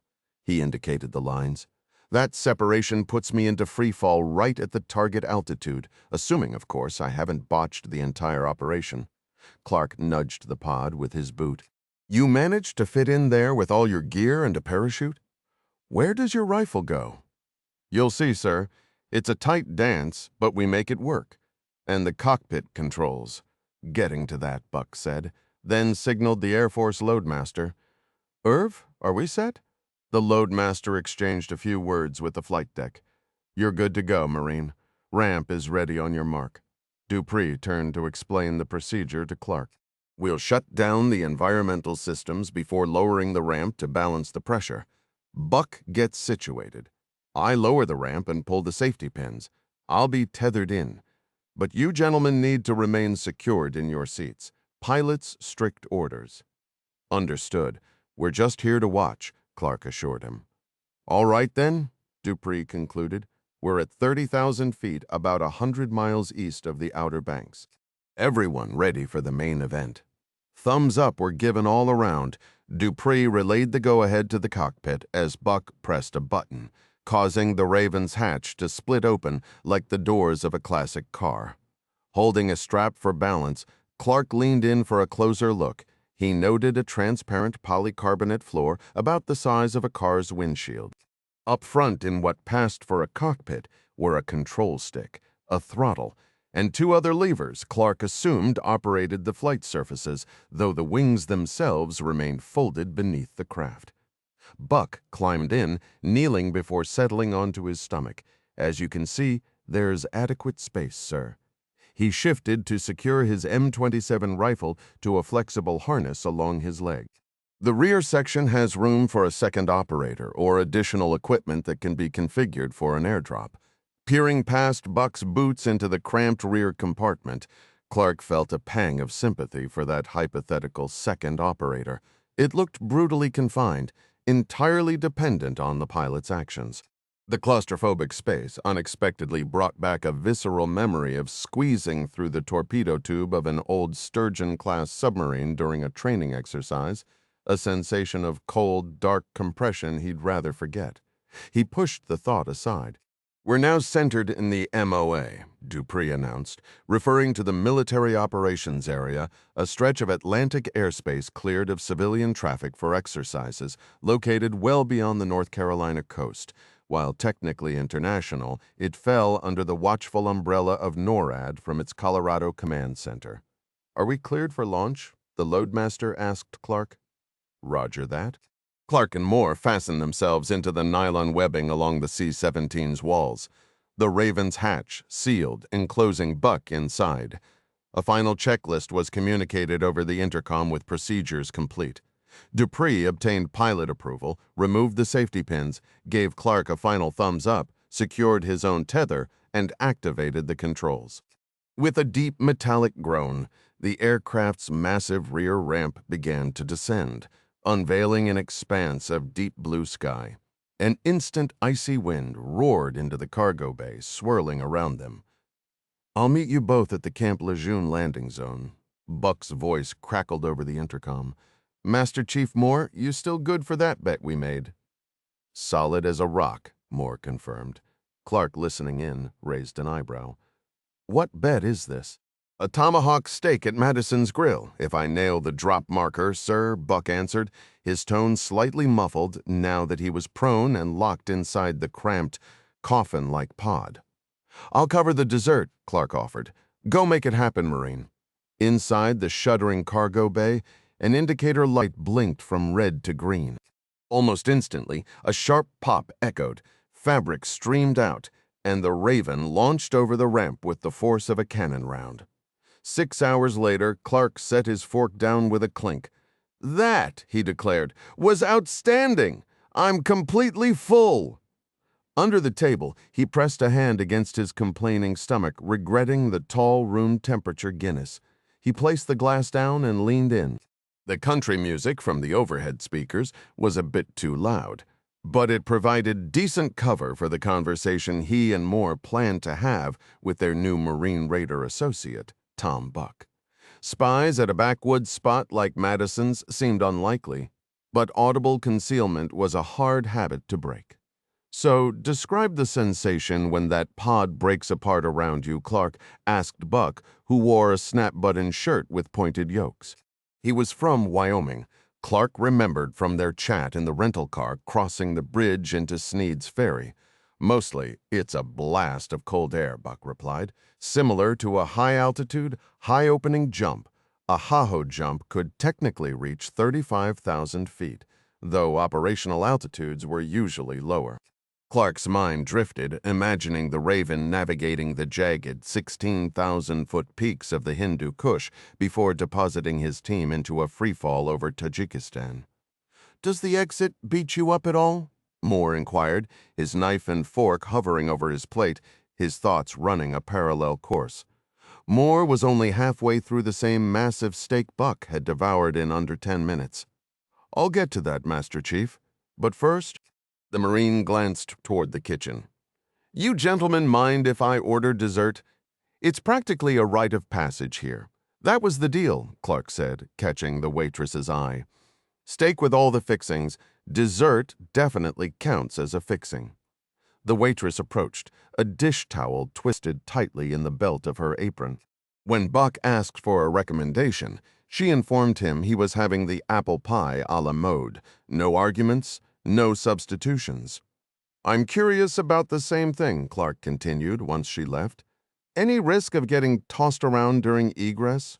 "Not if your procedure is correct," Buck explained. "At the target altitude and coordinates, you reduce to stall speed, pitch the nose up, and pull the separation handle." "Tricky to master?" Moore asked. "The flying part give you much trouble?" "Not really." "Took some reps. The separation handle functions like an ejection lever. Yank it, and the rear hatch opens, acting as an air brake. A moment later, the forward section extends, creating a wind buffer. Then you just push up and bang, you're clear. The craft glides off on its own. What about a mid-air collision? Is that a concern?" "Could be. Standard procedure is to dive past it, clearing it by 50 or 60 feet. "And the airframe's final disposition?" Clark pressed. "For training, the Raven flies back to a predetermined recovery point. No landing gear. It deploys a parachute for a soft touchdown. We aim for the baseball diamond opposite Courthouse Bay. Sometimes the wind takes it into the water, and the guys have to fetch it with the boat. Good thing it floats." "And for a covert insertion?" Moore asked, getting to the heart of the matter. "What happens if we can't get the Raven back?" Buck sopped up the last of the gravy on his plate with a piece of sourdough. "If the doors have been forced open, she'll self-destruct once the pressure sensors hit 2,000 feet. That's the government destroying a $2 million piece of hardware, of course. So it's a last resort we've never actually triggered." "How many Raven drops does that make for you?" Clark inquired. "Today's makes 20. They're still not at initial operational capability, you know. Officially, they're experimental." Clark exchanged a look with Moore. Using a delivery system that wasn't fully operational was a serious risk. But neither he nor Moore could devise another method to secretly insert a substantial armed team into Pakistan on such short notice. "And we understand you're the most qualified person for the job." "Truthfully, Mr. Clark, I'm the only qualified person." The Marine's gaze dropped briefly to the table. "You planning to finish that, Master Chief Moore?" "No," Moore answered, spearing the last quarter of his steak and transferring it to Buck's plate. "There was another guy," the Marine continued, around a mouthful of meat, "Sergeant Nico Vasquez. But Nico, well, "We heard," Moore said. "Your commanding officer told us Vasquez died during a Raven jump. Doesn't that concern you?" "It concerns me in a professional way. It's all about preparation and procedure," Buck stated, sprinkling salt on the new piece of steak. Nico didn't wait for stall speed. He ignored the training protocols. "No disrespect intended. I thought the world of him." The pie arrived, a generous scoop of vanilla ice cream already melting into the hot, flaky crust. Tom Buck, having polished off 46 ounces of steak, 2 beers, and a baked potato the size of a football, pushed his empty plate aside and dove into the dessert as if he hadn't eaten in a week. Moore and Clark shared an amused glance.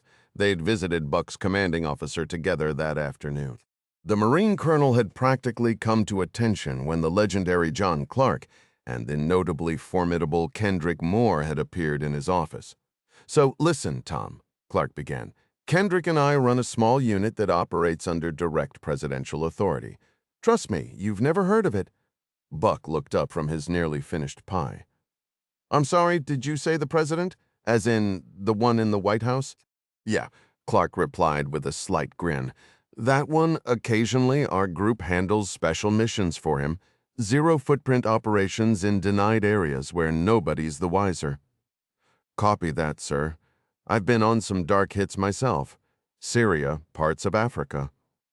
"I know you have. Your CO reviewed your file. And between us, Mr. Buck, I'll tell you we're planning one right now. The insertion is the tough part, going into a denied area in a political powder keg. If you catch my drift, we could use 2 Ravens with 2 men in each. Which also means, quite obviously, that we could use you." Buck wiped his mouth with a napkin and narrowed his eyes thoughtfully. "I'm a bit confused, Mr. Clark. I'm on active duty with the Marines. Are you telling me I have new orders?" "You're more than just active duty," Clark countered. "You're a raider, which means you live by 2 mottos. Spiritus Invictus, unconquerable spirit, and Semper Fi, always faithful. And you're the only pilot qualified on the Raven. Plainly stated, we need you." "I understand, sir," Buck replied.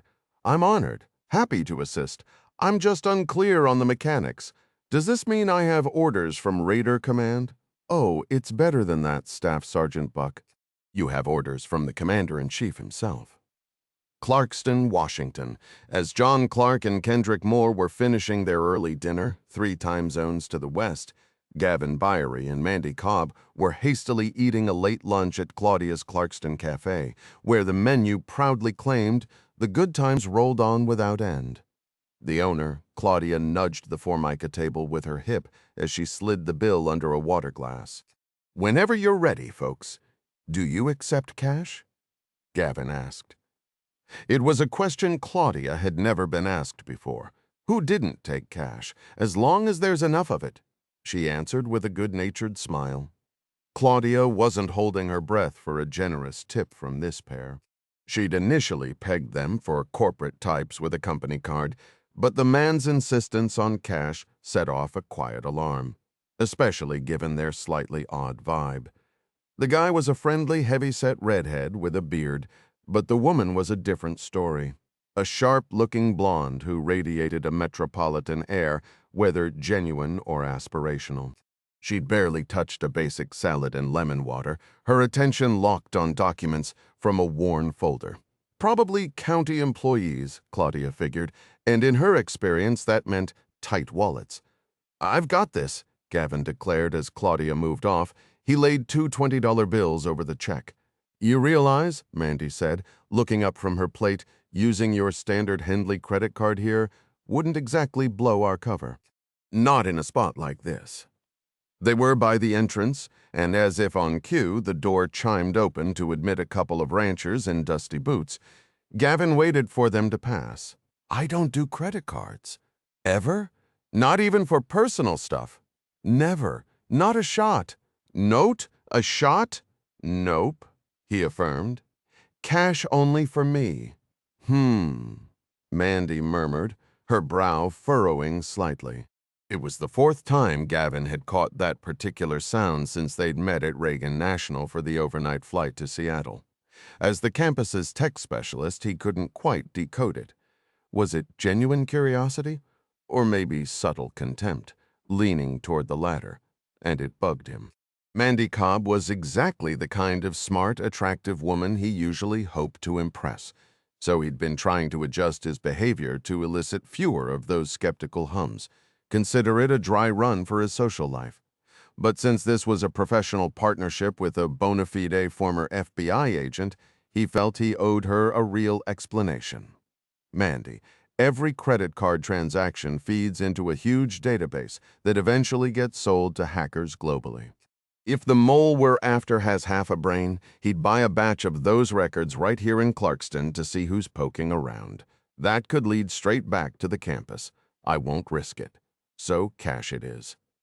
She took a slow sip of her water, her gaze steady. This isn't another one of your dark web lectures, is it? Sensing another brewing, Gavin shifted gears. Looks like you're finished. Unfortunately, iceberg lettuce with some onion and dressing isn't what I'd call the Parisian experience. He drained the last of his Diet Coke. Let's roll. We can pick up something to eat on the way to the site. Mandy glanced at her watch. Time might be tight. It's 20 miles out on back roads, pretty isolated. Then we have to stop. Our new wheels is running on fumes. She said again, sliding out of the booth. That sound was still echoing in Gavin's head as he wrestled with the sloppy steering of their cover vehicle, a white 2008 Ford F-250 with black rims, rumbling exhaust, and chunky mud-terrain tires. I saw a gas station back near the bridge, he offered. Mandy watched the dusty storefront slide past the window. Third refuel already. The mileage on this thing is a joke. It'll be fast. The truck had been a point of contention between them during the flight. Somewhere over the Midwest, Mandy had told Gavin she would simply get a car from the FBI's Seattle field office, which she planned to visit before heading east to Clarkston. Gavin, who had logistical experience from numerous campus operations, argued that an obvious government sedan was a terrible choice for blending in out here in rural Washington. He was determined to find something better. She dismissed the idea and fell asleep, partly to prove a point about his capabilities. He logged into the plane's Wi-Fi and arranged for a suitable vehicle through a shadowy online marketplace, the underworld's answer to a classified site. To finalize the purchase, Gavin tapped into a campus cryptocurrency fund overseen by Jerry Hendley's enterprise, an account he controlled directly. The price of the Ford was a trivial $8,000, an insignificant sum in the grand scheme of campus expenditures. He saw no need to burden Mandy with these logistical details as she dozed. After departing the Seattle terminal, Gavin found the truck parked conveniently close to the rideshare zone. With a smug sense of style, he popped the door open and retrieved the keys from beneath the floor mat. Mandy, who had been moments away from summoning an Uber to the FBI's Seattle field office, stared in disbelief. "What is this?" she demanded. "Our transportation," Gavin replied casually, as if this were an everyday occurrence. As he started the engine and blasted the air conditioning, Mandy simply shook her head in exasperation. He thought he detected another sigh, but the rumble of the engine drowned it out. "That's Cole Hunt's land," Mandy declared, checking her GPS as they traveled 20 miles outside Clarkston. "Take that turn right where the barbed wire is broken." Gavin fought the steering wheel as the truck jolted along the deeply rutted private road, slamming the brakes and kicking up a swirl of dust. He spotted an older gentleman in a plaid shirt, jeans, and a cowboy hat rising from a folding chair beside a green Dodge Ram police vehicle. The local sheriff approached their Ford with one hand resting on his sidearm, a black Labrador retriever pacing alongside him. "See that?" Gavin said with a grin, manually rolling down the window. "He definitely doesn't think we're federal agents." The dog let out a series of sharp barks. "Step out of the vehicle, now, both of you," the sheriff ordered, his voice gravelly and firm. Mandy quickly held up her FBI credentials with one hand, the other raised in a peaceful gesture. "It's us, Sheriff Whitcomb. We're the special agents from Washington. We spoke with your dispatcher, Gavin." Frozen with a sudden spike of anxiety, asked if he could carefully retrieve his wallet for identification. Sheriff Whitcomb gave a slow nod, his eyes scanning the truck's interior as his dog growled low. The sheriff meticulously examined their badges and IDs while his lab sniffed at the truck's tires. "My apologies," he said, handing back their wallets. This vehicle put me on edge. Because it doesn't look like your typical bureau ride, right? Gavin asked, a note of triumph in his voice. No, because this truck was registered to Harold Wagner. He reported it stolen 2 years back. Auto theft rings in this area often ship them clear across the state. A broad smile spread across Mandy's face. Special Agent Gavin Byery, it turns out, is a more intuitive cop than he gives himself credit for. The afternoon sun beat down fiercely, scorching the dry golden hills that framed the Asotan Creek Valley. Sheriff Whitcomb guided the two agents around the key areas of the property. Mandy raised a hand to shade her eyes, studying the collapsed barn and the still-standing farmhouse. "What's the present status of this crime scene?" she inquired.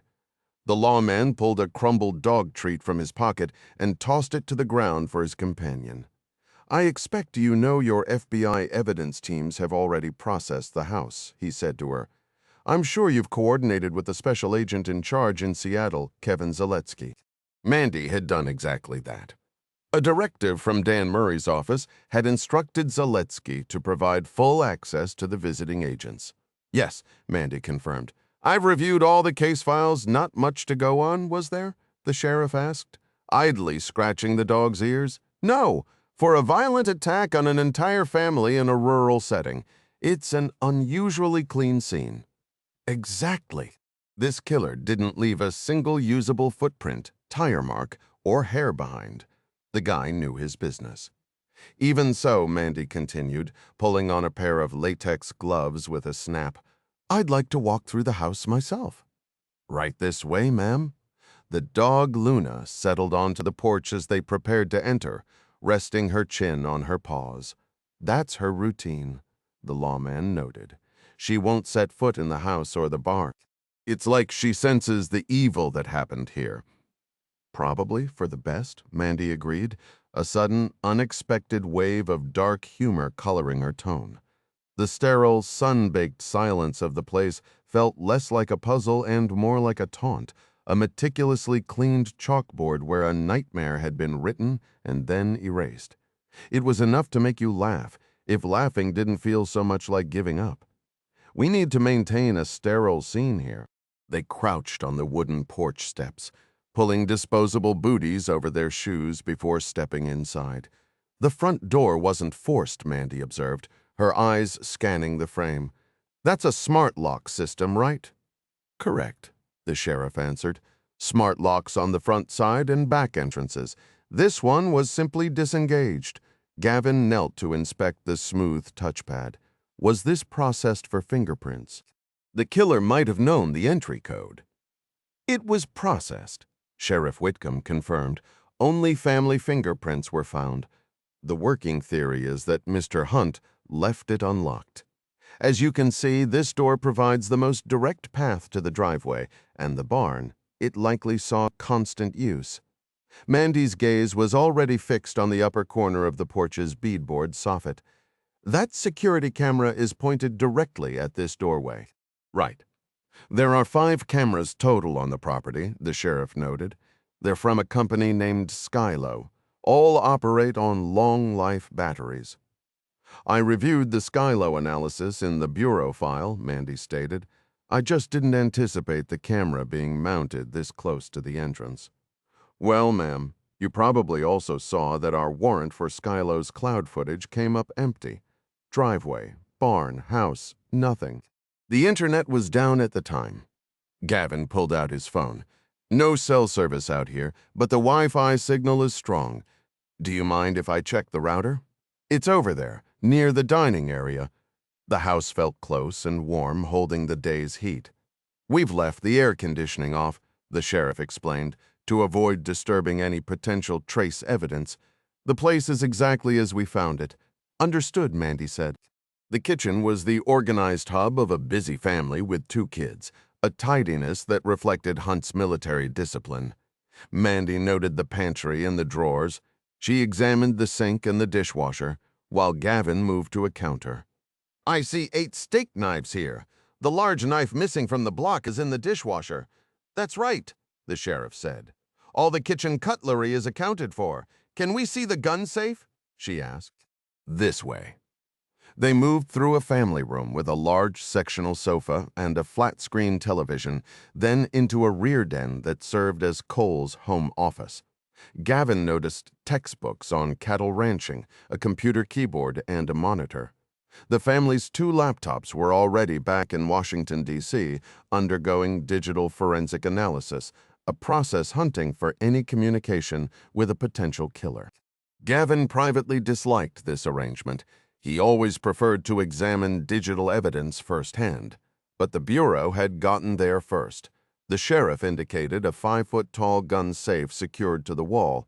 Like the front door lock, it featured a digital keypad. This was also processed for prints, the sheriff told them, stating the obvious. "We contacted the manufacturer, Surelock. They provided an emergency access code."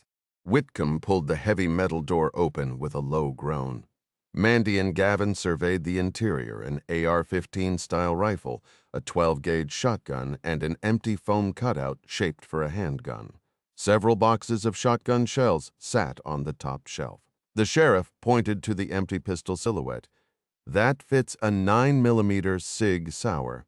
The AR is chambered for .556. The shell casings we recovered in the barn were .762. "I read that in the report," Mandy said. "The evidence technicians didn't log a property search for the missing handgun. Has one been conducted?" "Not a thorough one," the sheriff admitted. "Your special agent-in-chief instructed me to preserve the crime scene integrity. A detailed sweep of the house would compromise that." "That's reasonable. Let's proceed to the bedrooms." They examined the master bedroom first. The bed was made with ordinary sheets and a comforter. On the nightstand, a book on animal husbandry lay face down, while Mrs. Hunt's nightstand held a best-selling novel about female British spies during World War II, a book Mandy herself had finished just a few months prior. "No indications of a struggle here," she observed. "Yeah, that's the part that really has us puzzled," the sheriff replied, his frustration evident. The unsettling normalcy of the room felt almost like a taunt, a perfectly staged set waiting for a tragedy that had already happened just out of frame. "I never met Cole Hunt, but the man was former Special Forces, kept a serious stockpile of weapons, and had the grit to think he could hack it out here as a rancher. So how does a guy with that profile go down without one hell of a struggle?" The second-floor bedroom was stifling, the air thick and still. Gavin felt a bead of sweat trace his temple as he stood by the sealed window, his phone in hand. A local Wi-Fi network showed as active, but it had no pathway to the outside world. "Why's there no internet?" he asked the sheriff. "This whole zone is covered by the local cable provider." The coaxial line running into the house was severed right below the junction box near the foundation. That's what took out the security cameras. Whoever did this knew exactly where to look.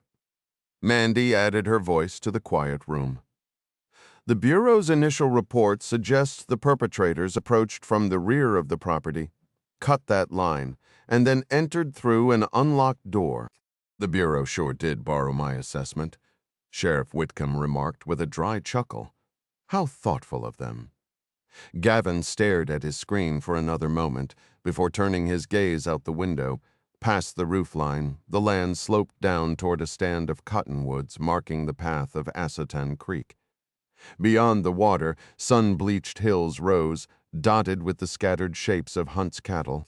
"We should finish clearing the other rooms," Mandy suggested, already moving into the hallway. She paused at a doorway, resting her hands on her hips. "This was Maddie Hunt's room," the sheriff said, coming up behind her. "She was at the top of her 8th-grade class over at Lincoln Middle School." Mandy took in the pink comforter, the walls papered with Taylor Swift posters, and the collection of soccer ribbons from a youth league back in Coronado, California. She stepped inside, crouched down, and used the capped end of her pen to nudge aside the rumpled bedsheets. Gavin moved to the desk, where an open algebra textbook lay beside a half-completed homework assignment. A computer keyboard and monitor sat nearby. "Sheriff," Gavin said, "I noticed landline phones in the kitchen and the den. Are those still operational?" They are, the lawman confirmed. Like you pointed out, Special Agent Byrie cell service is practically non-existent out here. Most residents keep a landline for that reason. Even so, everyone has a cell phone. Gavin pressed. Did you recover one from Hunt's vehicle? His pickup was burned to a shell in the barn. No phone found. I did some additional checking. Couldn't find any cell phone billing records under Hunt's name. Seemed odd at first, but given what I've learned about his SEAL background, maybe not so much. He might have been avoiding a digital trail. That would also explain the complete absence of social media profiles.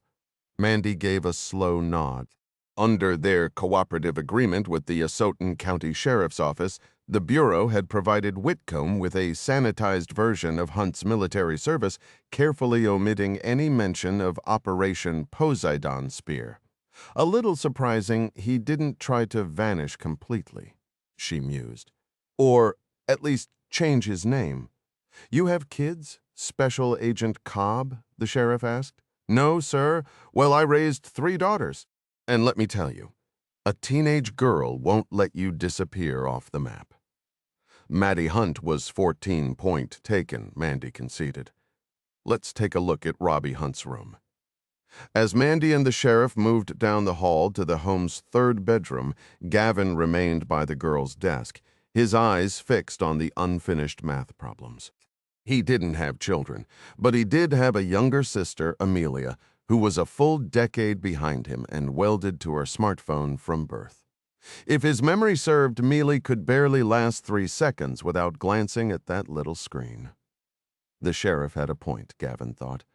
It was almost laughable to imagine a 14-year-old girl tolerating a completely disconnected life. Cole Hunt may have been a top-tier operative, trained in the art of silent warfare, but all that elite skill would mean nothing against the determined will of a teenager who needed to text her friends. Gavin slipped his phone from his jeans and launched a custom tracking application he'd developed for the campus. This tool was engineered for field agents to capture the unique digital signatures of a target's mobile device. Whenever John Clark's team was in the field, they would deploy the sniffer, gathering radio signal data from the devices of persons of interest. Gavin would later process that metadata through regional service providers to obtain detailed call logs, funneling the intelligence back to the operatives. Here, isolated in this remote valley, the Hunt family home was beyond the reach of any standard cellular network. But Maddie Hunt took the bus daily to attend Lincoln Middle School over in Clarkston. Gavin reasoned that a teenage girl with Taylor Swift posters and soccer awards plastering her walls wouldn't willingly go a full day disconnected. She likely had a cheap prepaid phone hidden in her bedroom. If she was anything like his own sister, Amelia, she'd probably leave the phone's wireless functions active so it would buzz to life with notifications as the bus approached town.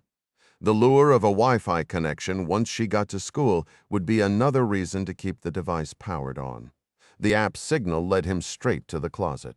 In under a minute, Gavin located the prepaid Android phone, its bulky extended battery case making it lumpy, tucked inside the sleeve pocket of a binder on the floor. Certain that the overzealous FBI agents would confiscate the phone as evidence and ship it off to the J. Edgar Hoover building if they discovered it, Gavin quietly slipped the device into his own pocket. Meanwhile, Jack and Lisanne were finally approaching the northwestern Indian city of Amritsar. The moon had traveled its full course across the vast Punjab plain, set and risen once more during their journey. Crammed in the rear of a rattling freight train heading north, Jack shouldered his grimy backpack. As the steel wheels screeched and groaned against the tracks, he reached out a hand to pull Lisanne up. "Next stop is Amritsar," he shouted over the noise. "I just saw a lighted sign go by." Lisanne leaned out the open cargo door, letting the warm, dusty night air rush over her face, her hair whipping back wildly. "You've got to be kidding me," she yelled. "What is it? This train isn't stopping. What did you say?"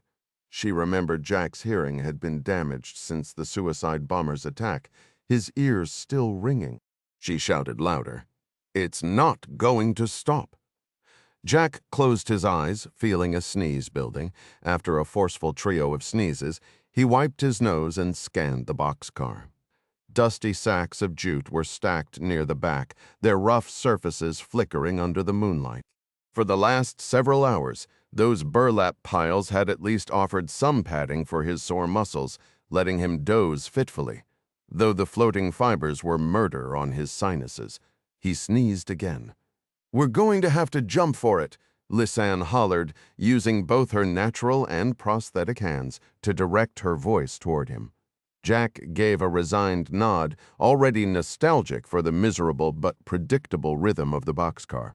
The long haul had given him too much time to think about the bomber. He'd decided their survival was pure luck, thanks to the decrepit state of that restroom.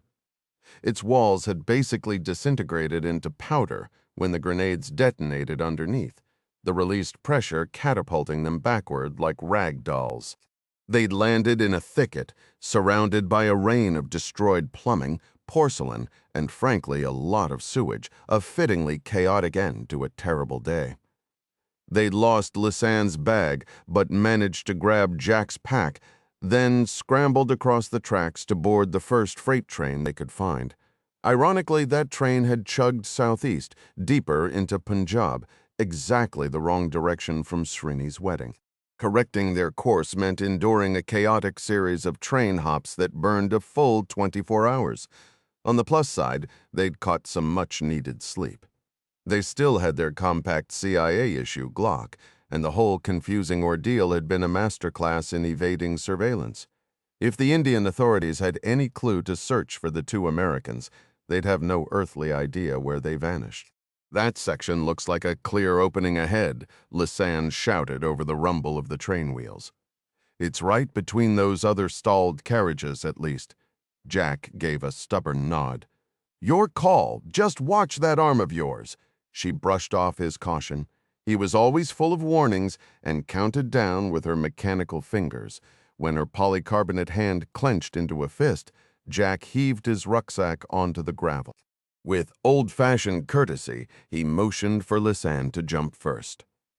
Under the washed-out moonlight, he saw her hit the earth like a trained jumper, tuck into a roll and spring upright. 100 yards farther, Jack launched himself, hoping to match his fiancée's grace. He did not. Hours later, his knees still throbbing, Jack guided Lisanne toward the imposing black gates that guarded the walled estate belonging to Deval Rai, Srini's father. Two stern men in crisp, short-sleeved shirts, pleated Gurkha trousers, and vivid crimson Sikh turbans studied the pair as if they were invaders from the distant steppes arriving to plunder a fortress.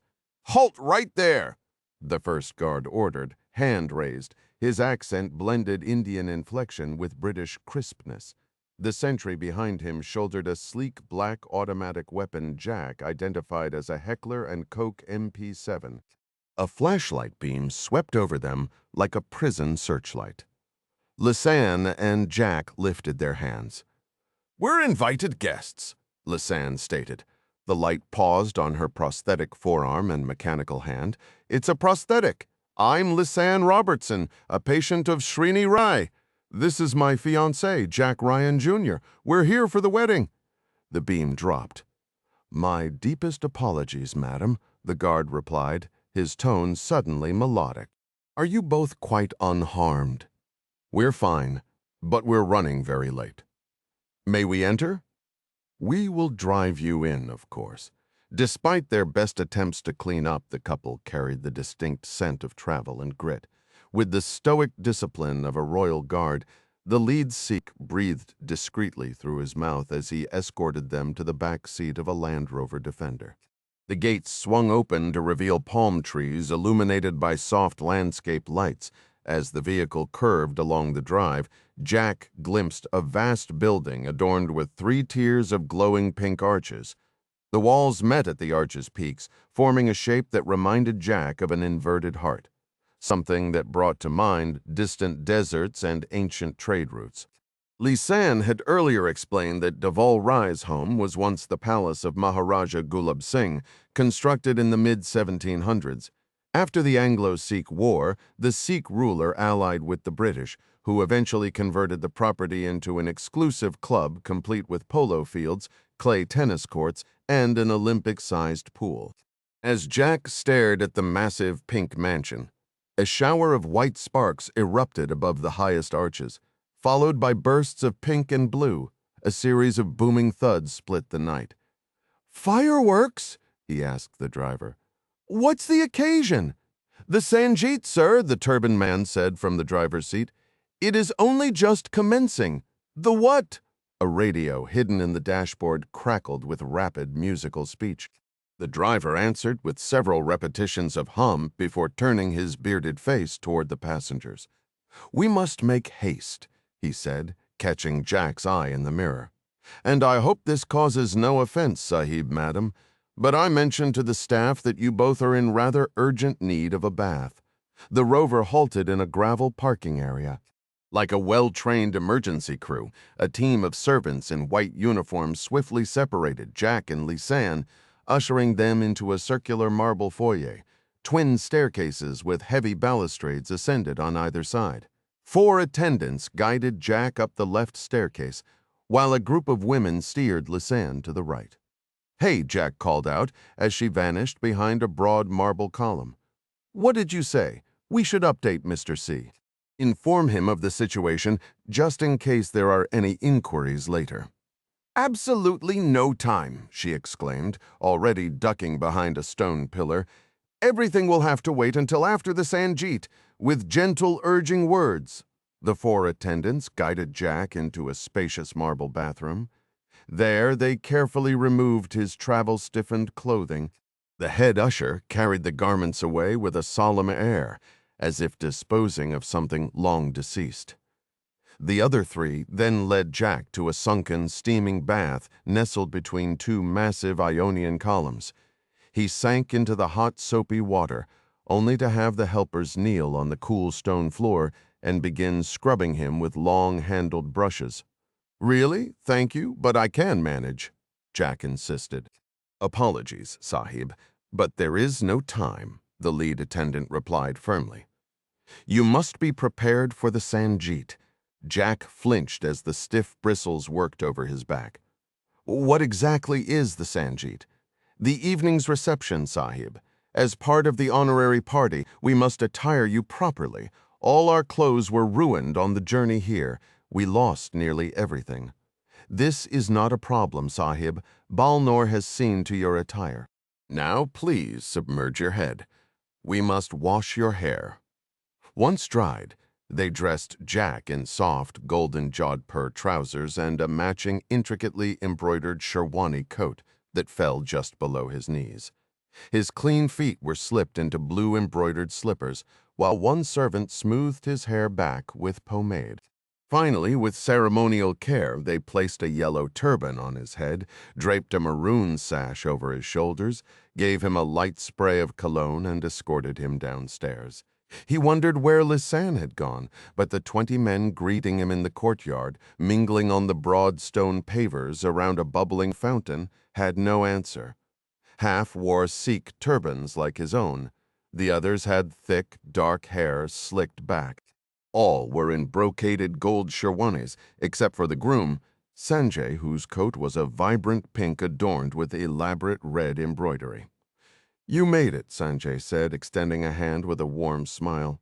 A Yale education lent his accent a nearly British polish. "I heard you had quite the adventure on the rails." "My apologies for the inconvenience." Another volley of fireworks crackled overhead, bathing the scene in a pink flash. "Yes," Jack said, raising his voice over the noise. "Sorry we're late. Where is Lisan? She's with the other ladies. We were just discussing the parade plans for later this week. Tell me, Jack, what is your preferred mount?" The fireworks thundered again. "I'm sorry," Jack called out a bit too loudly, his ears still ringing. "I said, given your travels, are you more a horse person or a camel man?" Jack shook his head, trying to clear the persistent buzz. "A what?" Before Sanjay could repeat himself, he was called away for a pre-ceremony ritual. Jack was then swept into a group of male guests in elegant Western suits. Waiters circulated with trays of food. His stomach uneasy, he made his way to a buffet table, loaded a plate, and retreated to a quiet corner. He ate quickly, avoiding conversation, until the other groomsmen, all 19 of them, approached. About a third introduced themselves as friends from Texas who had flown in recently. Sipping champagne, Jack chatted with them about the Lone Star State, beginning to relax, when two strong hands seized his shoulders and spun him around, causing him to spill his drink. "So this is the famous Jack Ryan," boomed a robust voice. The younger one, that is. Jack found himself looking at a bearded man in his late 60s, wearing a bright red turban secured with a silver clasp.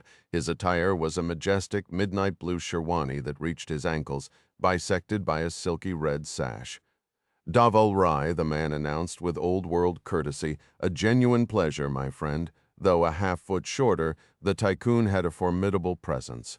He pulled Jack into a firm embrace, then released him with two hearty claps on the shoulders. "The pleasure is mine," Jack returned as the surrounding groomsmen quietly melted into the background. "Your home is truly breathtaking, Mr. Rai. The sheer scale of it all is quite impressive."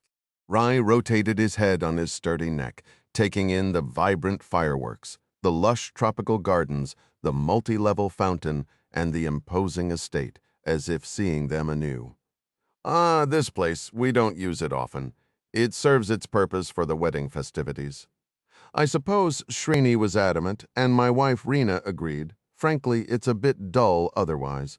But tell me, what's this I hear about you having some trouble on my railway yesterday?"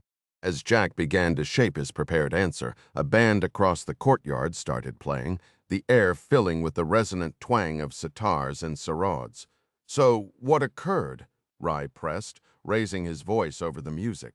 Jack trudged through the fabricated tale he and Lisanne had agreed upon, describing how they had disembarked for some shopping in a forgettable town, only to become hopelessly lost in its lanes after their rickshaw collided with a portable toilet at a roadside stall.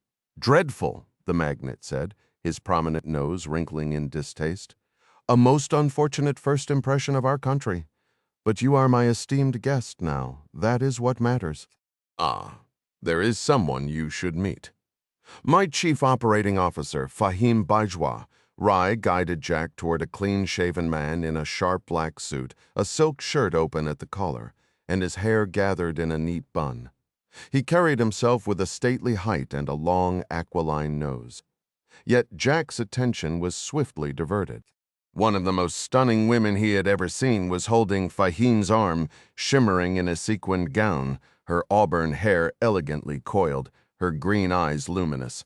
"Jack," Davul Rai announced, "meet our master bridge builder, our very own Pontifex Maximus, though not of the Roman variety.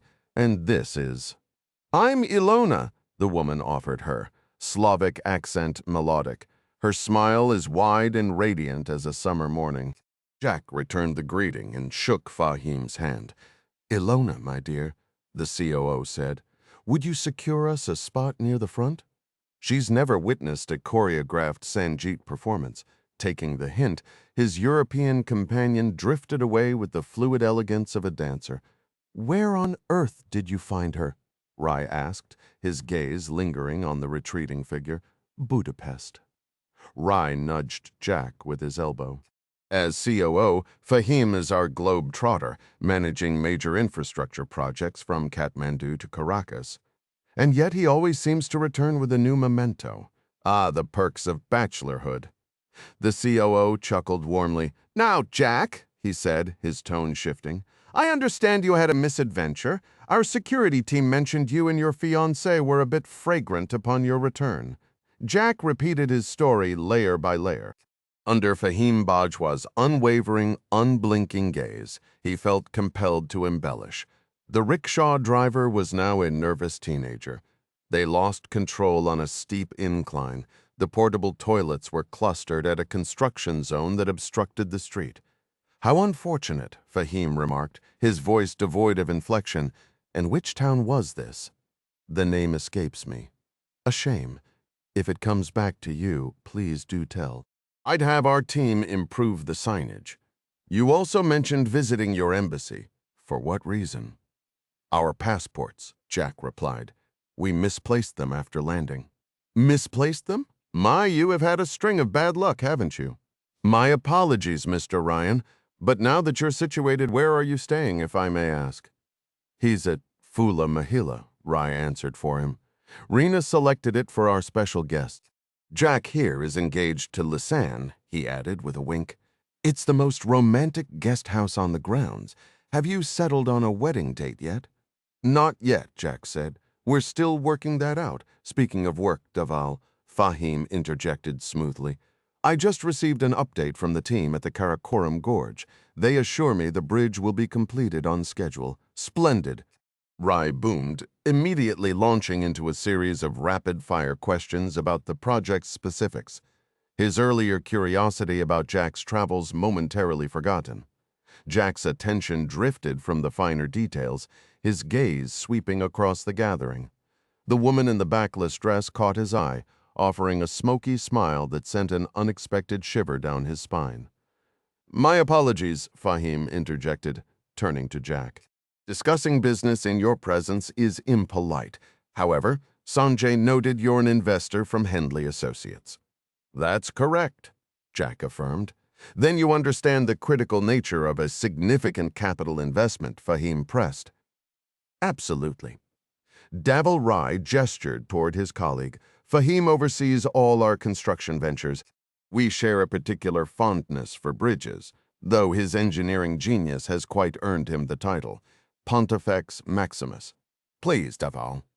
Fahim demurred with a soft smile. I'm far from perfect nonsense.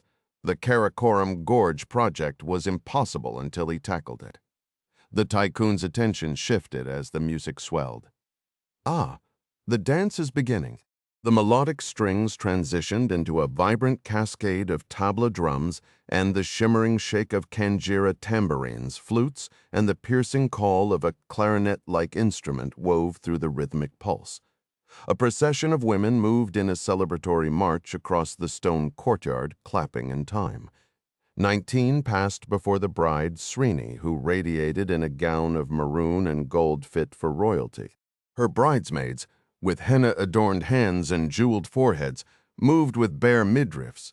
To Jack's surprise, he identified Lisanne among them, taller than the rest, dancing with a practiced ease as if she'd trained for this moment, her natural arm decorated with elaborate Mendi patterns.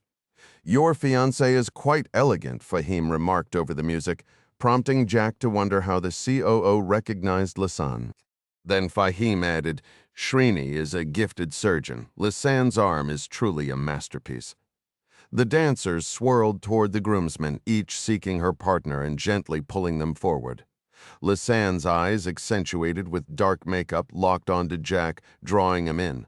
Fumbling to remember the choreography from the tutorial video she'd made him watch, he took her hand and stepped forward. You look incredible, he whispered near her ear. Thank you, she replied, guiding him back into position. Just follow the steps, Jack, acutely conscious of his throbbing knee and the persistent ring in his ear. Jack mimicked the women's movements, clapping and stepping in time. After what felt like an eternity, the music ceased, the dancers bowed, and applause filled the air. Srini approached, flanked by her bridal party. It's wonderful to see you, Jack, the bride said warmly. Thank you for traveling so far. We're truly sorry for the inconvenience. Her observant, medically trained eyes scanned him with concern. Were you favoring your leg during the dance? The comment about his limping smarted, yet it provided the perfect excuse to slip away and finally contact Mr. Clark. He exchanged a quick look with Lisanne. I injured my knee in the rickshaw incident. It's bothering me a bit, honestly. You should rest. Someone can escort you to the guest house. No, Lisanne said, her hands lightly touching both Srini's wrist and Jack's arm. He's all right. I think I will lie down, and I really need to check in with the office, Jack insisted. Lisanne's narrowed eyes conveyed a silent objection. which he chose to ignore. He addressed Srini. "Your father mentioned we're staying at Fula something." "Fula Mahila," the doctor finished. "You'll both adore it. It's very private and romantic. I'll have Balnor show you the way. The walk is short, but to be safe, I'll send a bottle of pain relievers to your cottage in case your knee acts up." "A wise idea," Lisanne agreed, her tone now carrying a hint of playful sarcasm. "He's definitely going to need them." The guest cottage, Fula Mahila, was one of 6 nestled within the walled grounds of Ram Shakur, Daval Rai's summer estate. Balnor halted before the substantial carved doors, entering a code into a secure gate keypad as Jack listened to the distant, pulsating beat of the celebration. "I thought this was a Sikh palace," Jack mused aloud, taking in the serene, starlit courtyard that felt a world away from the festive noise. A sudden cool breeze carried the scent of night-blooming jasmine, a quiet detail that momentarily eased the tension in his shoulders. "Why are there so many guest houses?" Jack asked his guide. Balnor gave a knowing smile. "Ah, that. The Maharaja was a formidable warrior, a man of immense vitality. He believed in strengthening his kingdom with robust heirs, which led him to take many wives, more than 30, from what I understand. This cottage, Fula Mahila, belonged to Rani Jin Kaur, reputed to be the most beautiful of them all." "Right this way, sir." They turned onto a private garden path enclosed by the cottage walls, where Jack caught sight of a stone building. Like much of the vast estate, it was constructed of marble, its facade a dense row of sharp arches and grooved pillars. To Jack, raised near Washington, D.C., it resembled a tiny, elegant version of the Jefferson Memorial. "What happened to the Maharaja's 4th wife?" he inquired, surveying the scene with his hands on his hips. "Did she spend her whole life in this place?" "I believe she was put to death." "This way, please, sir." Inside, the space had been transformed into a modern 2-bedroom home, updated with current amenities. Balnor switched on the lights and conducted a brief tour, a kitchen with ample supplies, a master bedroom featuring a closet filled with both traditional Indian and contemporary Western attire, and down a rear staircase, a garage housing a tan Land Rover Defender. Jack spotted the AGI emblem on the Rover's doors, identical to the vehicle used by the gate guards. "The keys are inside, sir." Balnor noted Mr. Rai was adamant that you have transportation to see the region. "You really must visit the magnificent Golden Sikh Temple, Sakhand Shri Harmandir Sahib, and if I may say so, sir, I'm a very knowledgeable guide." Before departing, Balnor provided the Wi-Fi details. Jack wished him a good evening and watched him leave as the faint sound of music drifted from somewhere in the distance. Grateful for the quiet sanctuary, Jack ate a quick sandwich before pulling his Panasonic Toughbook from his worn backpack. It took several minutes to activate the encrypted campus communications app and secure VPN before he could dispatch an urgent message to John Clark. While awaiting a reply, he leafed through a glossy AGI annual report left on the desk, Daval Rai's company. His thoughts drifted to Thad Vandermullen in Switzerland, and he scanned the document with renewed focus, searching for any potential overlap between Hendley's investment strategy and AGI's ventures. He was about 20 pages into a summary of the firm's African construction projects when his Toughbook signaled an incoming call, making him jump. "Morning, Mr. C," Jack said, noticing Clark was taking the video call from his home office in Leesburg, Virginia. "Sorry to bother you." Clark took a sip from a mug bearing the SEAL Team 1 insignia. "No bother. You sent an op immediate. What's going on?" "Lisanne and I were attacked." Jack began checking his watch. "About 36 hours back. A suicide bomber, an Islamic fundamentalist. We think he identified us as Americans after we visited the embassy in Delhi." Clark's eyes narrowed slightly. "Wait, did you say he followed you from a deli like a sandwich shop?" "No, sorry, Delhi, India. We're here now, up in the north, in an historic Sikh city called Amritsar." "Hold on," Clark rumbled, his tone growing stern. "I'm lost. Weren't you supposed to be in Texas getting Lisanne's bionic arm fitted? We were. It's a long story, but I'll keep it brief. Jack outlined the shift in their travel plans, the flight, the train journey, the wedding. He could see Clark's jaw tightening as the story unfolded. For his part, John Clark, who along with Ding had been working nonstop to orchestrate the clandestine strike against Rafa bin Yassin and Umayyad Caliphate operatives, struggled to maintain his composure. He had turned his den into a makeshift command center, maps of Pakistani Kashmir plastered with post-it notes and hand-drawn arrows tracing the team's planned aerial route over the Hindu Kush. Every detail had been a battle, and just like old times, Jack Jr. had tossed him an unexpected complication. The seasoned operator's irritation with the tactical puzzle bled into his voice. "I wish I'd known you were in India." He started, his voice trailing off as a new idea formed. He took a final long drink of his coffee and considered its taste. "We had to ditch our secure campus phones," Jack explained, uneasy with the silence. "We grabbed some burners, but our tail was persistent. This is the first real opening I've had to call." He recounted the difficult journey to Amritsar and the details of their current situation. When Jack finished, Clark placed his mug down and rubbed his hands over his face, mentally reviewing a catalog of military principles about adaptation, perseverance, and pushing forward tactically, no matter the barrier. "Jack, after everything, are you certain you exited clean? No local police? No surveillance? That's right, we're dark. We boarded a freight train, left no trail. We're back on our own schedule now. The security at this estate is serious. Daval Rai is a major figure. If law enforcement was tracking us, we'd have seen signs. Aside from surviving a deranged suicide attack, the situation is stable."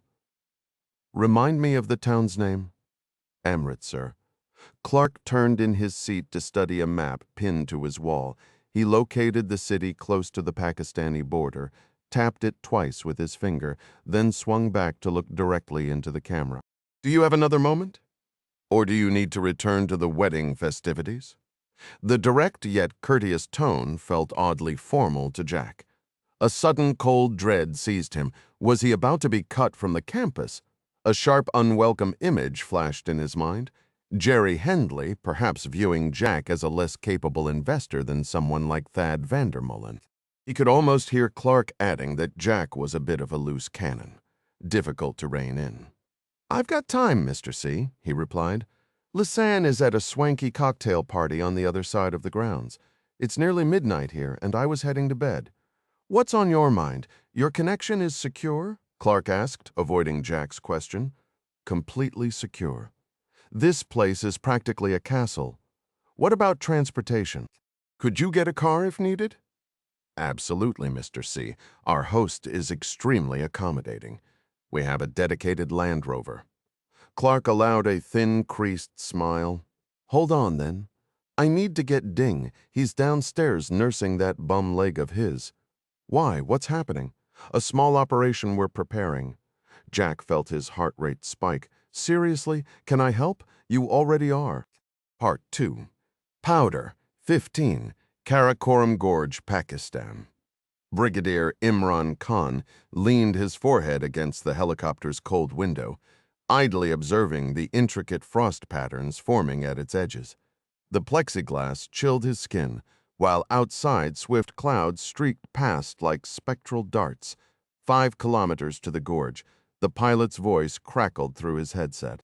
"Thank you," replied the Pakistani government minister from the rear-facing seat opposite. The man was young, bald, and wore heavy-framed glasses, looking up from a stack of documents. Khan deliberately avoided the minister's gaze, finding the delicate ice fractals and the approaching monumental cliffs far more compelling than Minister Tariq Masrouf could ever be. The cliffs rose from the high plateau like stark island fortresses from an ancient sea. As the helicopter drew nearer, their rugged details sharpened, and the brigadier's ears popped with the increasing altitude. The aircraft strained, seeming barely capable of scaling the sheer rock faces. quite a formidable place to build, wouldn't you say, Brigadier?" The minister commented, a pleased smile on his round face.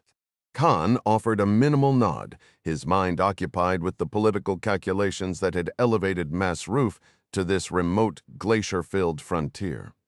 Before the Pakistani president secured the Chinese loan package, Masruf, a well-known cinephile, had held the vague role of minister without portfolio. Now, with Chinese funds fueling new projects, he presided over the freshly minted Ministry of Special Initiatives, MOSI, an agency with only a skeleton staff. The helicopter banked sharply, offering a dizzying view of the gorge floor thousands of feet below, a sight that sent an unexpected thrilling jolt through Khan's weary focus. Masruf leaned back, a casual smile on his face. "This makes 3 for me. You should see the viewing stand they've constructed right beside the tracks. Might even spot it from here if you look hard enough. Everyone secure your restraints." The pilot cut in, his voice steady. "We're heading into some turbulence on approach. River winds are picking up."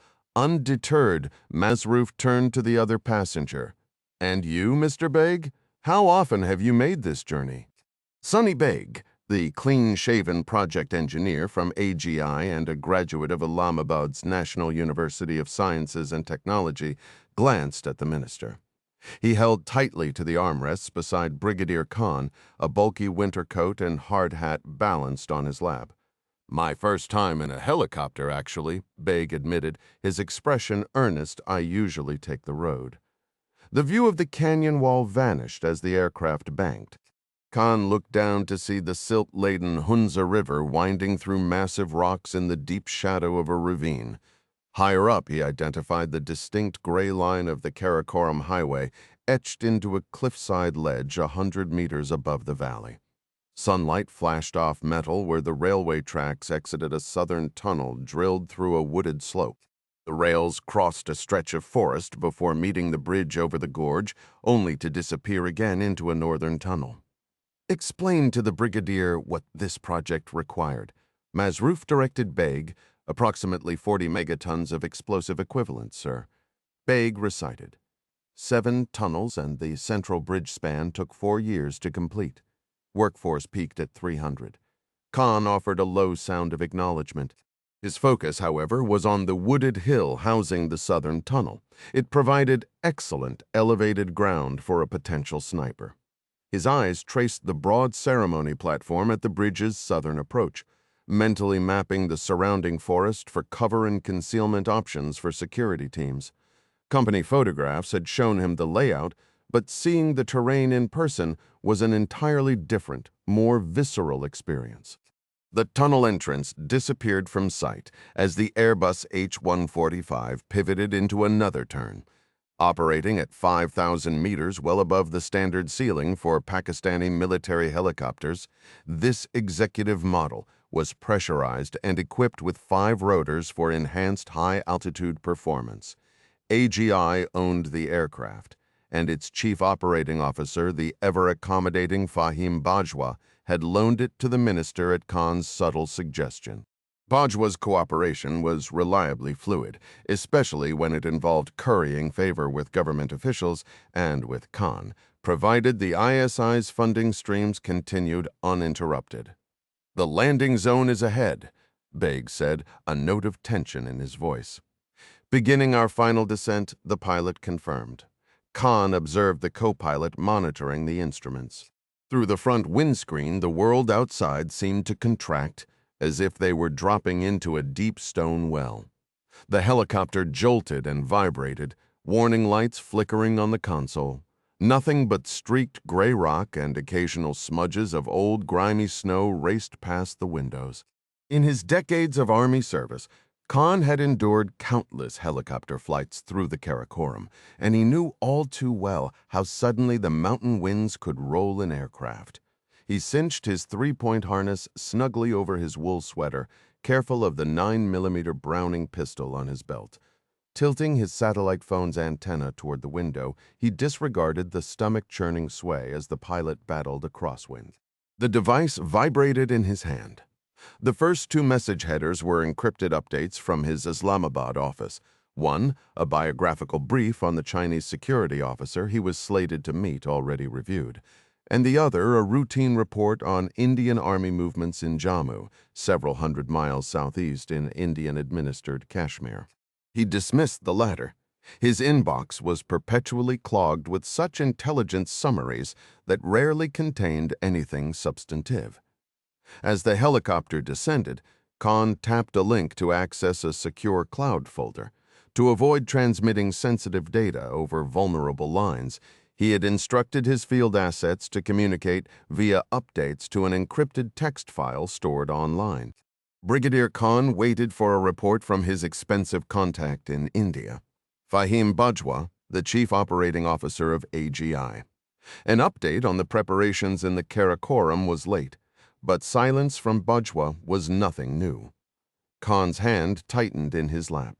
He had never liked Bajwa nor trusted him, a sentiment extending to the man's half-brother, Rafa. The whole communication setup, forced by Rafa's refusal to deal directly with someone he considered a representative of an illegitimate state, was a constant irritant. These two were essential for the operation, yet their arrogance was a matched set. Rafa acted as if he were a deity, and Bajwa behaved as though he were a divine blessing. Khan shook his head, dismissing them from his thoughts. His phone felt heavy in his pocket. He pulled it out and looked again at the last message from his son Ataf in Dubai. "I would rather not change my identity again. Please leave me be." The words were a cold weight in his chest.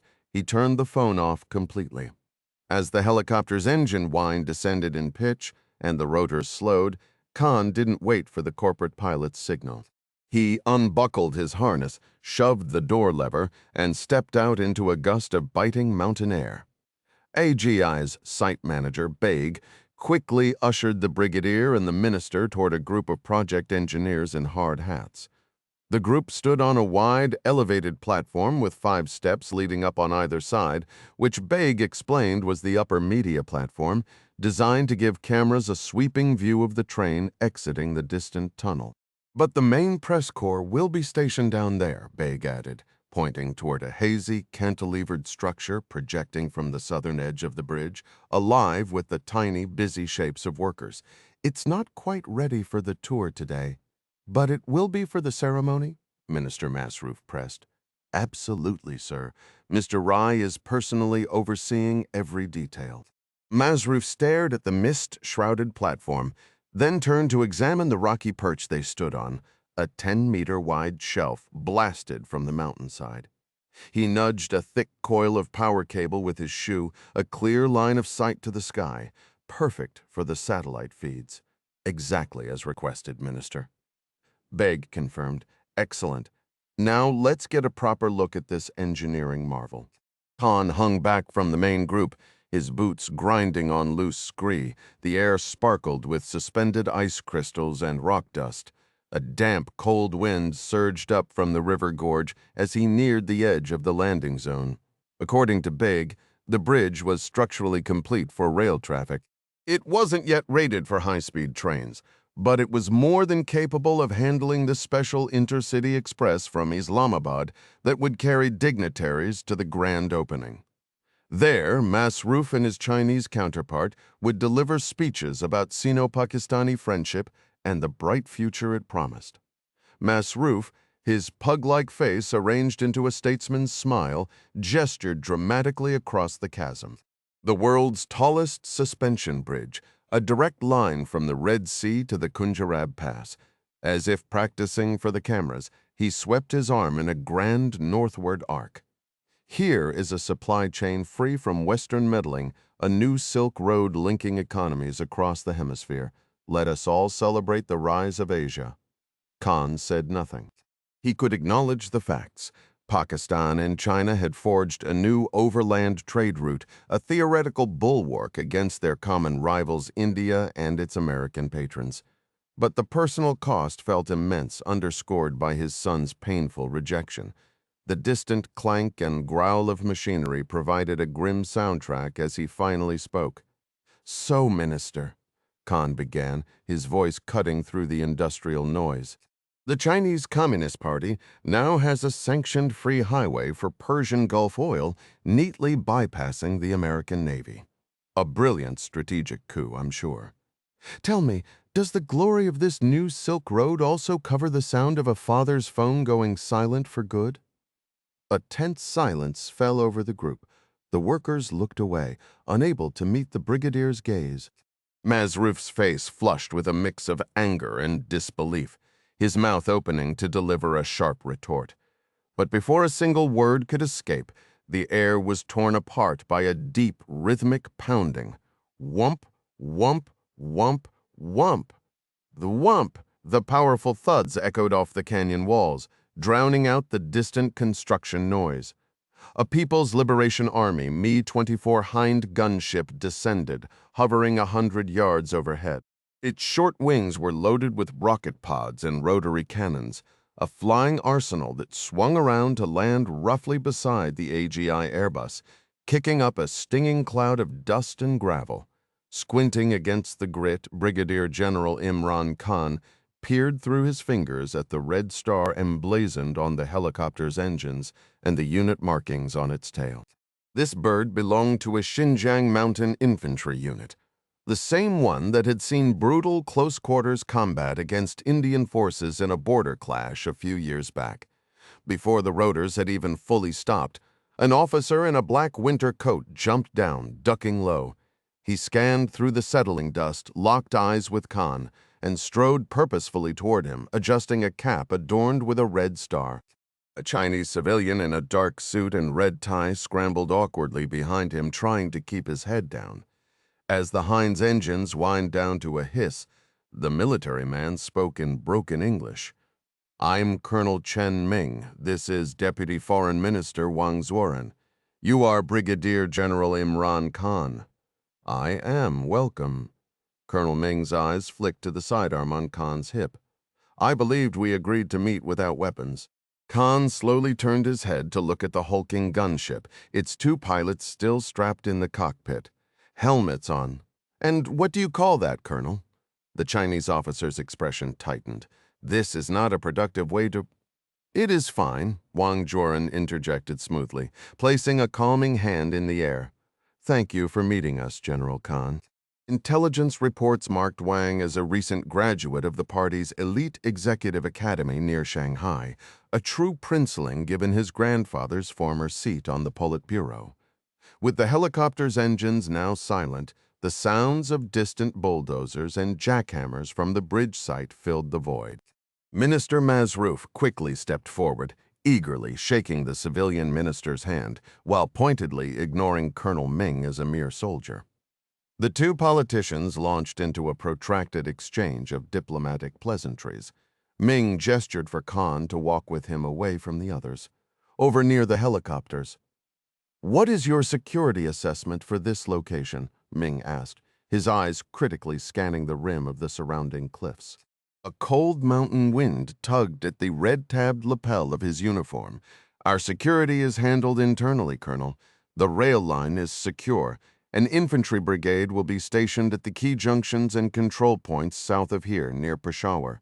The Chinese officer shielded his eyes, studying the sheer rock face on the far side of the gorge, his attention fixed on a tilted yellow crane arm above the northern tunnel entrance, from which a massive steel I-beam dangled.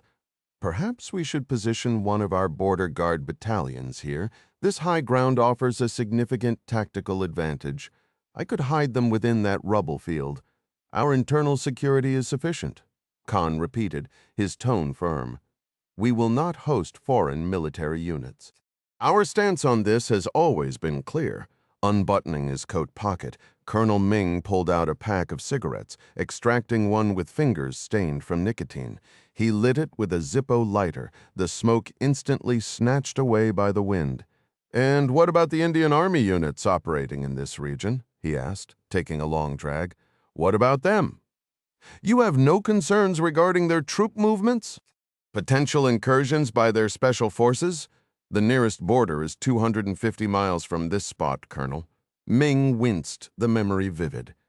"I have fought them, Brigadier. in the mountains of eastern Ladakh. The attack came with ice axes swinging in the cold air. This is not eastern Ladakh, the brigadier stated flatly. Ming observed the Pakistani officer for a long, silent beat before responding. I must admit, I expected you to show more concern regarding the recent events in Kashmir. Brigadier Khan drew a slow breath of the thin, high-altitude air. Our intelligence units monitor the Indian positions in Kashmir constantly. We are more familiar with their battle plans than many of the Indian officers who cycle through those postings. Is that a fact? Ming's tone was deceptively light. Then what is your assessment of the Indian posture following the 3 a.m. border clash near Jammu? Khan felt a prickle of unease at the Chinese colonel's pointed look. What are you implying? I am implying that a cell of militants struck an Indian border outpost. You are undoubtedly aware of this. You must also be expecting some form of Indian retaliation. We are prepared for any contingency, Khan replied sharply, his thoughts immediately turning to Rafa and that man's reckless impulsivity. An unauthorized military provocation could unravel all his careful planning for the Karakoram operation. A sudden, sharp crack split the air, making both men start. It was followed by a deafening roar that echoed off the canyon walls. The ESI officer craned his neck, searching the sky before realizing the jets were already beside them, screaming through the gorge at treetop level. Our apologies, Ming yelled over the thunderous noise. We believed aerial reconnaissance would be helpful. 2 PLA Air Force J-15 fighters, twin-tails stark against the rock, shot down the valley from the north, their engines blazing. They passed terrifyingly close, the resulting shockwaves slamming into Khan and forcing him to stumble forward, his beret tumbling to the ground. You did not have authorization for combat aircraft to enter our airspace, he shouted, his voice raw with anger as he snatched up his cap. The jets clawed their way almost straight up into the boundless blue, leaving twin spirals of condensation in their wake. Colonel Ming watched the display with clear admiration, a smirk playing on his lips. They are merely conducting a survey, and perhaps you need the assistance. Your grasp of tactical situations may not be as firm as you believed, Brigadier. This is a blatant violation of our sovereignty. Ming's smirk widened into a full, infuriating smile. You are welcome to file a formal complaint with Beijing. Khan opened his mouth to say he would do exactly that, but was interrupted by Minister Masrouf's cheerful call from near the helicopters. Quite a show, Brigadier. Truly magnificent. Wouldn't you agree? J. Edgar Hoover, building Washington, D.C. Mary Pat Foley's designated parking spot, was in the secure, fortified garage beneath the FBI headquarters. Her Secret Service driver, Brett Johnson, guided the vehicle into the space, checked the mirrors, and moved to the rear with a hand resting near his sidearm as she stepped out. 3 FBI agents exiting a nearby sedan gave the vigilant Secret Service man a respectful amount of space. I believe we're reasonably secure here, Brett, Mary Pat remarked with a faint smile and a gentle elbow nudge. Since the Poseidon spear killings began, Johnson had intensified the security detail, watching the Director of National Intelligence's home in the suburbs. Her husband, Ed, a former CIA director, had taken to keeping his reliable Colt .45 pistol behind the headboard, with spare magazines hidden under the mattress. In Mary Pat's view, however, Ed had traded in his spycraft for a historian's life years ago. Even with the fresh intelligence flowing in from Indian Kashmir, she was more concerned about that loaded Colt in the bedroom than about any fanatical operatives Rafa bin Yassin might send to the D.C. area. Johnson escorted her through 3 internal security checkpoints before they reached the director's office on the 9th floor. The Attorney General will be with you shortly, announced Deborah Colquitt, the director's longtime assistant, as Johnson took up a watchful position near the window. With the FBI director overseas, Attorney General Murray had proposed they review the progress on hunting Rafa here at the Bureau. Murray's official office was located on Pennsylvania Avenue within the Robert F. Kennedy Building, often called Main Justice. But with a suspected leak somewhere in the system, He'd decided a change of scenery was the smarter move. "Coffee's ready in the conference room, Director," Deborah said, holding the door open. Mary Pat declined the offer and stepped inside, anticipating an empty space. To her surprise, John Clark was already there, seated at the far end of the table and peering over his reading glasses. "John, I was under the impression you'd be calling in remotely. That intel was incorrect. I thought you'd be spending the week at your place in the country." Clark had been scrolling through his phone while waiting. He didn't look up, his reply a low mumble. That was the plan. Circumstances changed. Her eyes drifted to the wall of red LED clocks displaying 6 different time zones. At this hour, are Hendley and his people back stateside? Negative. They're wrapping up in Zurich. An early briefing with Jerry, then? He have you living on Central European time? Not that. Some other official business from the legitimate side? No. That entire side of the house is dark for another week, Jerry included. A flicker of irritation rose in her chest at his clipped responses, but she let it pass as Dan Murray entered the room. "Apologies for the delay, everyone." The Attorney General took his seat at the head of the table. Ever the consummate lawyer, his tie was perfectly knotted, his suit impeccably tailored. Yet the fine clothing did little to mask his pale complexion, the pink tinge in his eyes, or the slight slump in his shoulders. Mary Pat instantly recognized the signs of severe fatigue. Murray was typically the type to hit the gym before dawn. "Do you need to reschedule, Dan?" "No, it's fine. I was just on a call with the First Lady. My apologies." Mary Pat's eyebrows lifted. "Really? Is that something we should be aware of?" Murray reached for the coffee carafe and poured a cup. "Kathy is overseeing a surgical procedure for my wife, Liz. The first operation is this morning. It's the first of several." Clark set his phone and glasses down on the table, studying the man's tired, bloodshot eyes.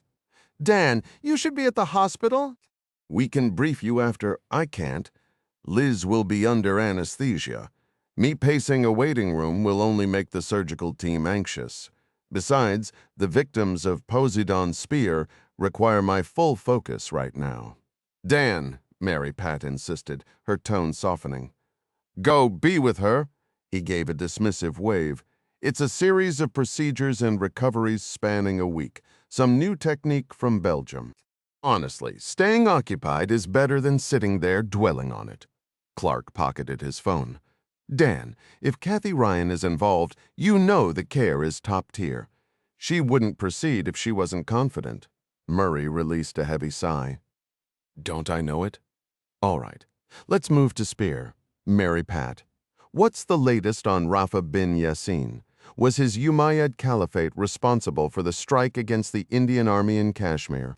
Our legal attaché in New Delhi sent a flash alert about an hour ago. That was her initial assessment."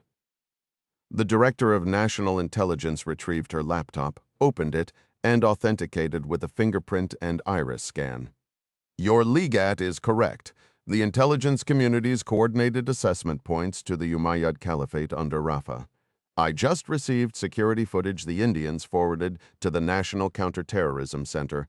Take a look." She angled the screen for Clark and Murray. Manipulating the touchpad, Mary Pat navigated through grainy black and white images showing a uniformed Indian soldier posted near a gatehouse, a machine gun resting on his shoulder. Digital timestamps in the corner placed the event 24 hours prior, just past midnight, India Standard Time. "This is the garrison headquarters for Indian Special Operations in northwestern Kashmir," she explained, slowing the playback. "It's an elite unit. They're called Para-SF, for Paratrooper Special Forces. Now, watch closely. The assault begins right here." On screen, the sentry's head jerked violently backward, his helmet was flung away, and his face dissolved into a sudden, shocking spray. The soldier dropped to the ground, a shadowy heap. Another guard rushed from the gatehouse, pistol raised, his movements stuttering in the grainy footage. A round caught him in the temple, spinning him violently into a nearby wall before he slid down, leaving a dark trail. "Sniper," Clark observed flatly. "Clean headshots. Look at the impact. Those are high-velocity rounds, not your typical spray and pray from some local insurgents. There's more to it, Mary Pat said, advancing the video. The wider view showed the Indian outpost in grim detail. 2 armored vehicles sat near an L-shaped structure. As she clicked frame by frame, brilliant white streaks flashed across the screen. The heavy trucks rocked violently, flames bursting through their plating. Simultaneously, the windows of the barracks building exploded outward. 2 soldiers sprinted from the doorway, only to be cut down in sequence, their heads vanishing in pink mist as unseen marksmen found them. "Good Lord," Murray whispered. "How many were lost?" "The paratrooper unit stationed there was a full platoon," she answered. 30 dead. Roughly half perished inside the burning building. The rest were picked off outside. A handful made it to the roof to fight back. Snipers eliminated them too. You can see their muzzle flashes here just before another explosion rocks the structure. RPGs for the APCs, Clark analyzed. And judging by how the roof caved in, I'd say mortars took out the barracks. He folded his arms, a grim expression on his face. This level of coordination with precision fire isn't some random ambush. These operators are drilled and well supplied. I hate to admit it, but their execution is professional. For what it's worth, the NCTC concurs, Mary Pat added. They've classified it as a military-grade assault, the work of a disciplined militia. Any solid intel pointing to Umayyad and Rafa? Actually, yes, watch this. 4 riders on horseback charged into view, assault rifles held low across their saddles, muzzles flashing as they strafed the ground. They rode in to finish off the wounded. Murray tapped his pen against a notepad. They're savvy enough to sink snipers, RPGs, and mortars, but they complete the mission on horseback? It's almost theatrical. I don't recognize those rifle models either, Clark noted. They're not standard-issue AKs, that's for sure. The DNI took her hands off the keyboard, pausing the video. There are other signatures here. We believe the cavalry is a deliberate statement. The horses symbolize a desire to revert to an era before modern Western influence. At least 3 separate Daesh offshoots embrace that ideology. The 4 horsemen of the apocalypse, Murray murmured, scribbling notes. Any communications intercepts from the scene? Clark asked. A strike this precise required radio coordination, possibly drone data links. NSA didn't have any assets monitoring that specific airspace. The Indians captured fragments of short-range UHF traffic and forwarded the audio. And our NCTC linguists identified a mix of language roots, settling on a kind of pidgin Urdu as the common thread. Analysts believe the fighters hail from the tribal areas in northern Pakistan. There were traces of Tajik, Uzbek, and Kazakh dialects too. Could still be another Daesh faction. Not necessarily Rafa's group, Clark offered. It's Rafa. Keep watching.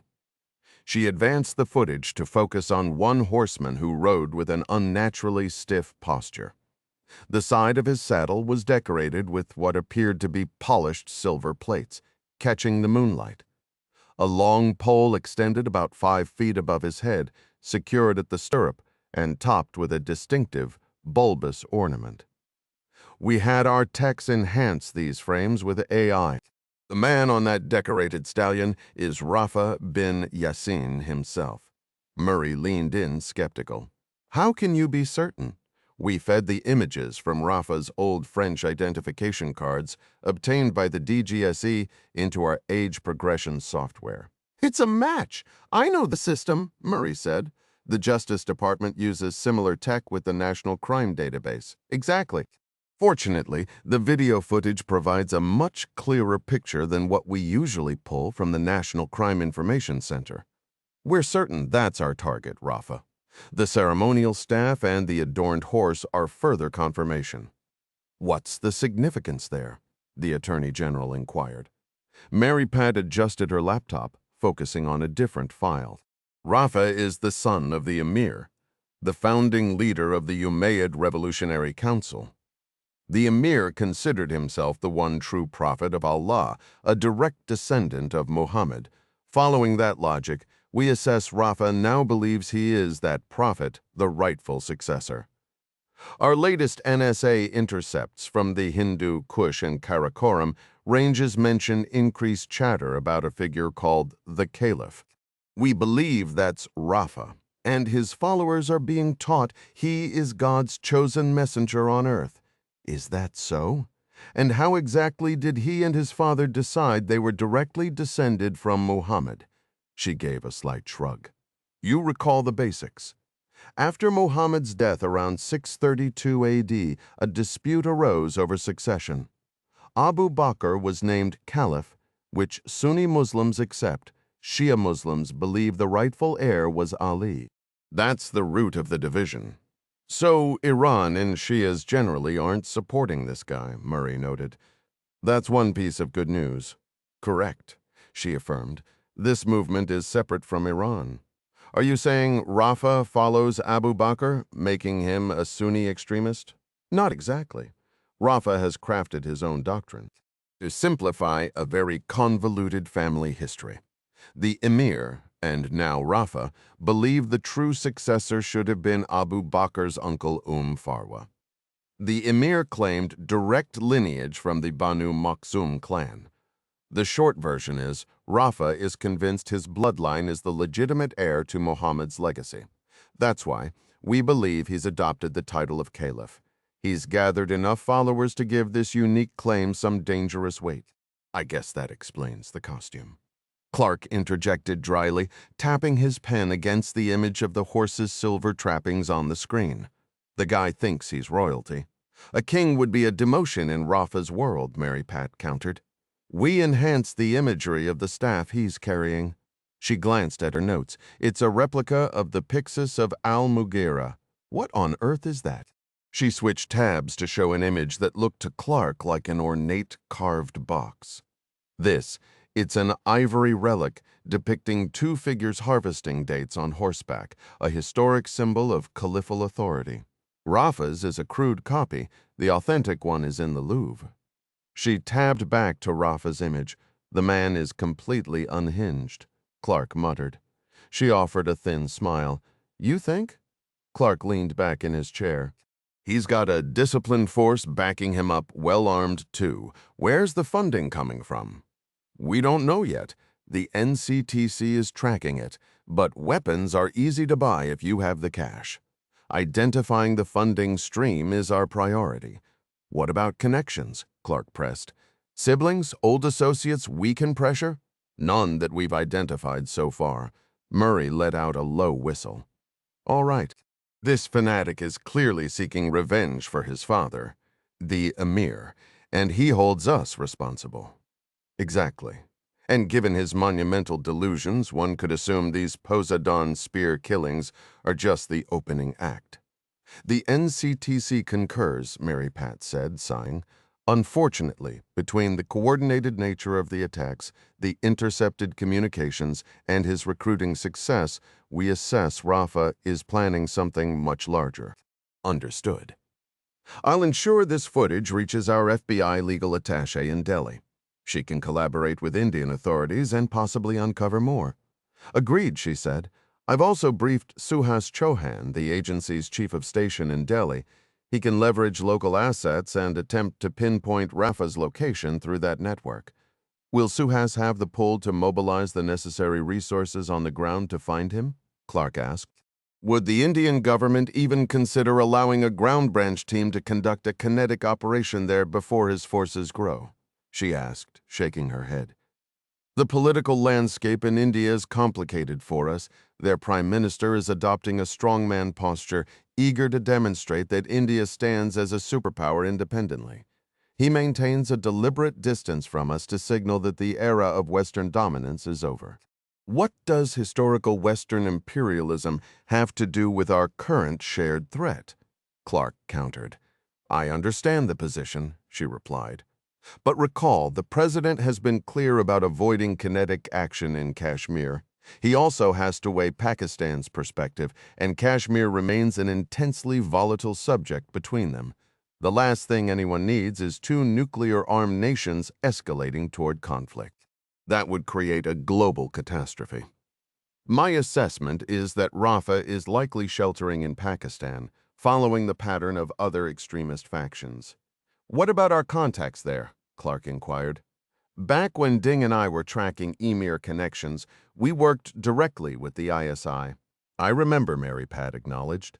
And you're correct. Our operational coordination with the ISI on counterterrorism has generally been productive. However, I doubt they would assist us with this particular situation. They're probably content to watch India face pressure in Kashmir, regardless of their own involvement. What has been communicated to the president up to this point? Murray asked. I'm scheduled to brief him after this meeting. The attack summary and our analysis on Rafa are included in his daily briefing packet, she explained. Clark adjusted his position in his chair. Since we're reviewing updates, I have some news regarding the search for the mole. Oh, something positive. Clark cleared his throat. Not exactly, but out at Cole Hunt's fire-damaged property in Washington state, Gavin recovered a mobile device. It's currently here at the Bureau under further examination, according to Mandy, but Gavin identified some irregularities immediately. I'll spare you the technical details since they went over my head, but the conclusion is he suspects the phone was monitored by hackers operating in the India-Pakistan region.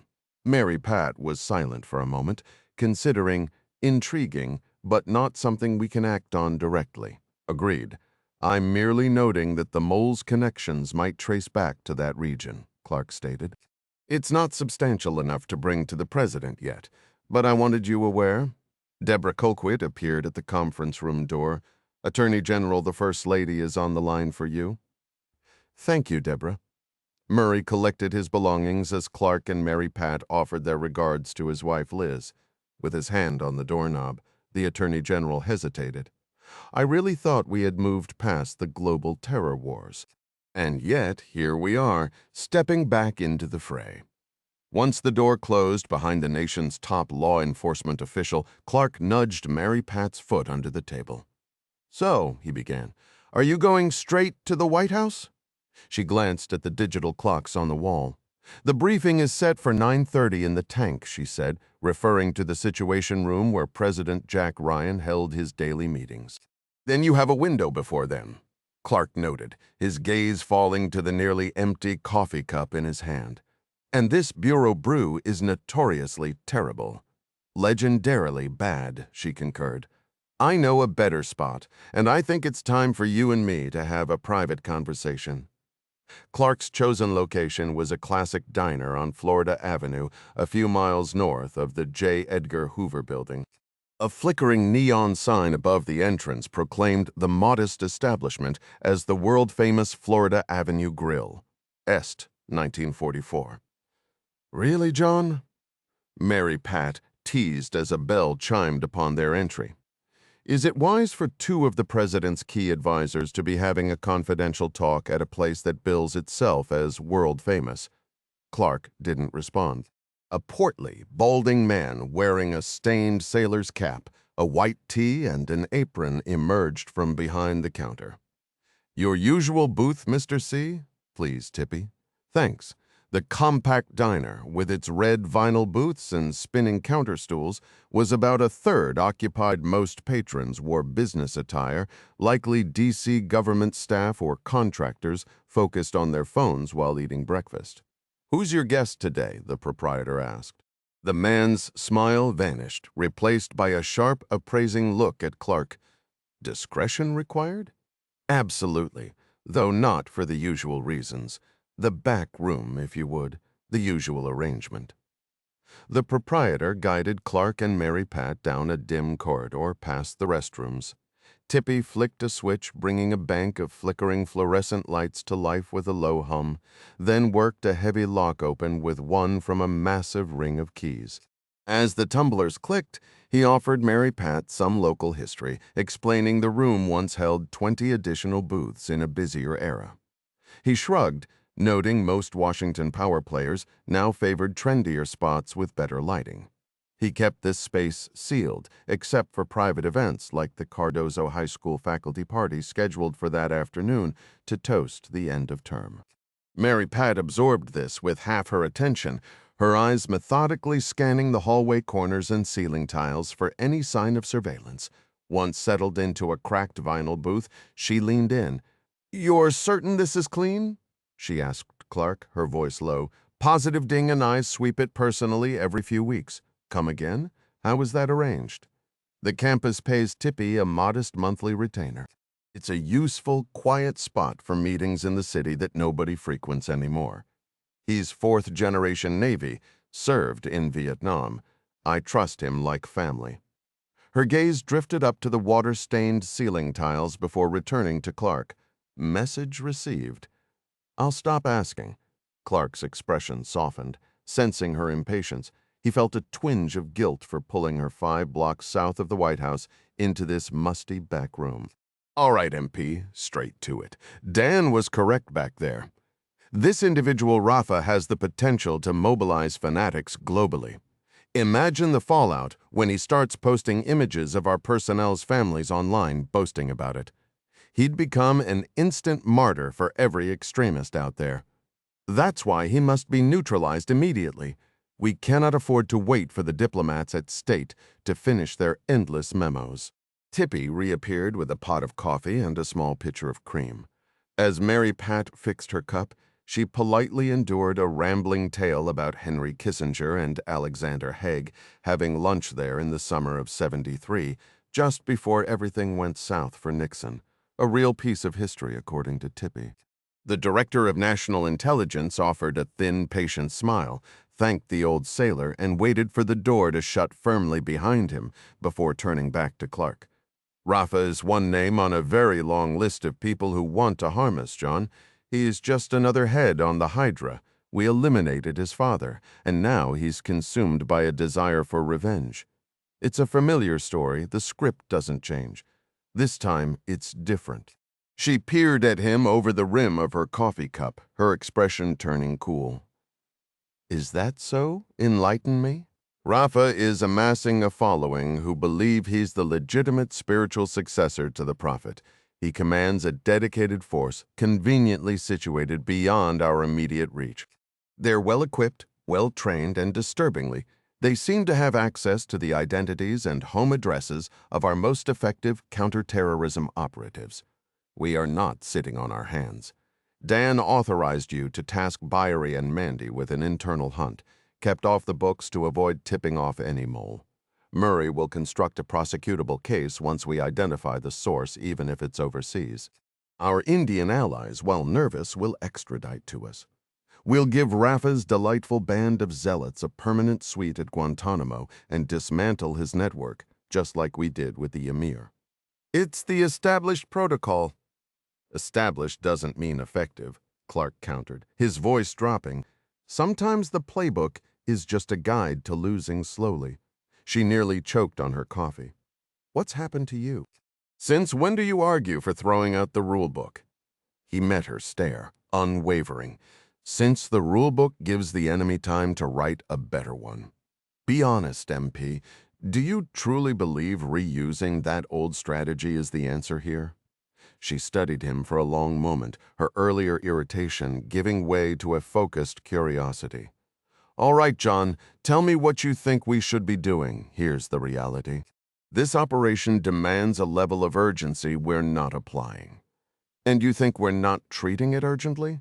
The evidence is our reluctance to take direct action. We're approaching this as a legal matter for sound political reasons. I acknowledge that. But this isn't a case for the Justice Department. This is a continuation of a war. It's a matter for soldiers, not lawyers. Easy there. We're operating within real-world constraints, she replied, her tone firming. Kashmir is a political powder keg, surrounded by nuclear powers with China on the doorstep. You know the landscape as well as I do. A misstep isn't just an operational failure, it's a potential catastrophe. This needs a delicate touch, he said, leaning forward. And let's not forget, Ding, Jack Jr., and I barely got Rafa's father in time years ago. Forget the red tape and the political sign-offs. We have to act now. We need to stop this kid's rise before it gains any more steam. I guarantee there are plenty of ISIS veterans out there, hungry for a leader with real pull. The so-called Umayyad Caliphate has to be crushed before it even starts. We're already behind. The diner door swung inward. This time, a motherly waitress backed through it, balancing a tray the size of a small table above her head. "What is all this, Mary?" Pat asked, bewildered. "I'm famished." "I'm not. We didn't order any of this. Tippy knows my usual," Clark said with a shrug. Mary Pat quickly received a lesson in Clark's breakfast tastes. A massive Western omelet oozing with melted cheese, a mountain of crispy home fries, and a long, sizzling slice of something grayish she couldn't identify. Once the waitress left, Mary Pat pointed her fork. "What on earth is that?" "Scrapple," Clark said around a mouthful of potatoes.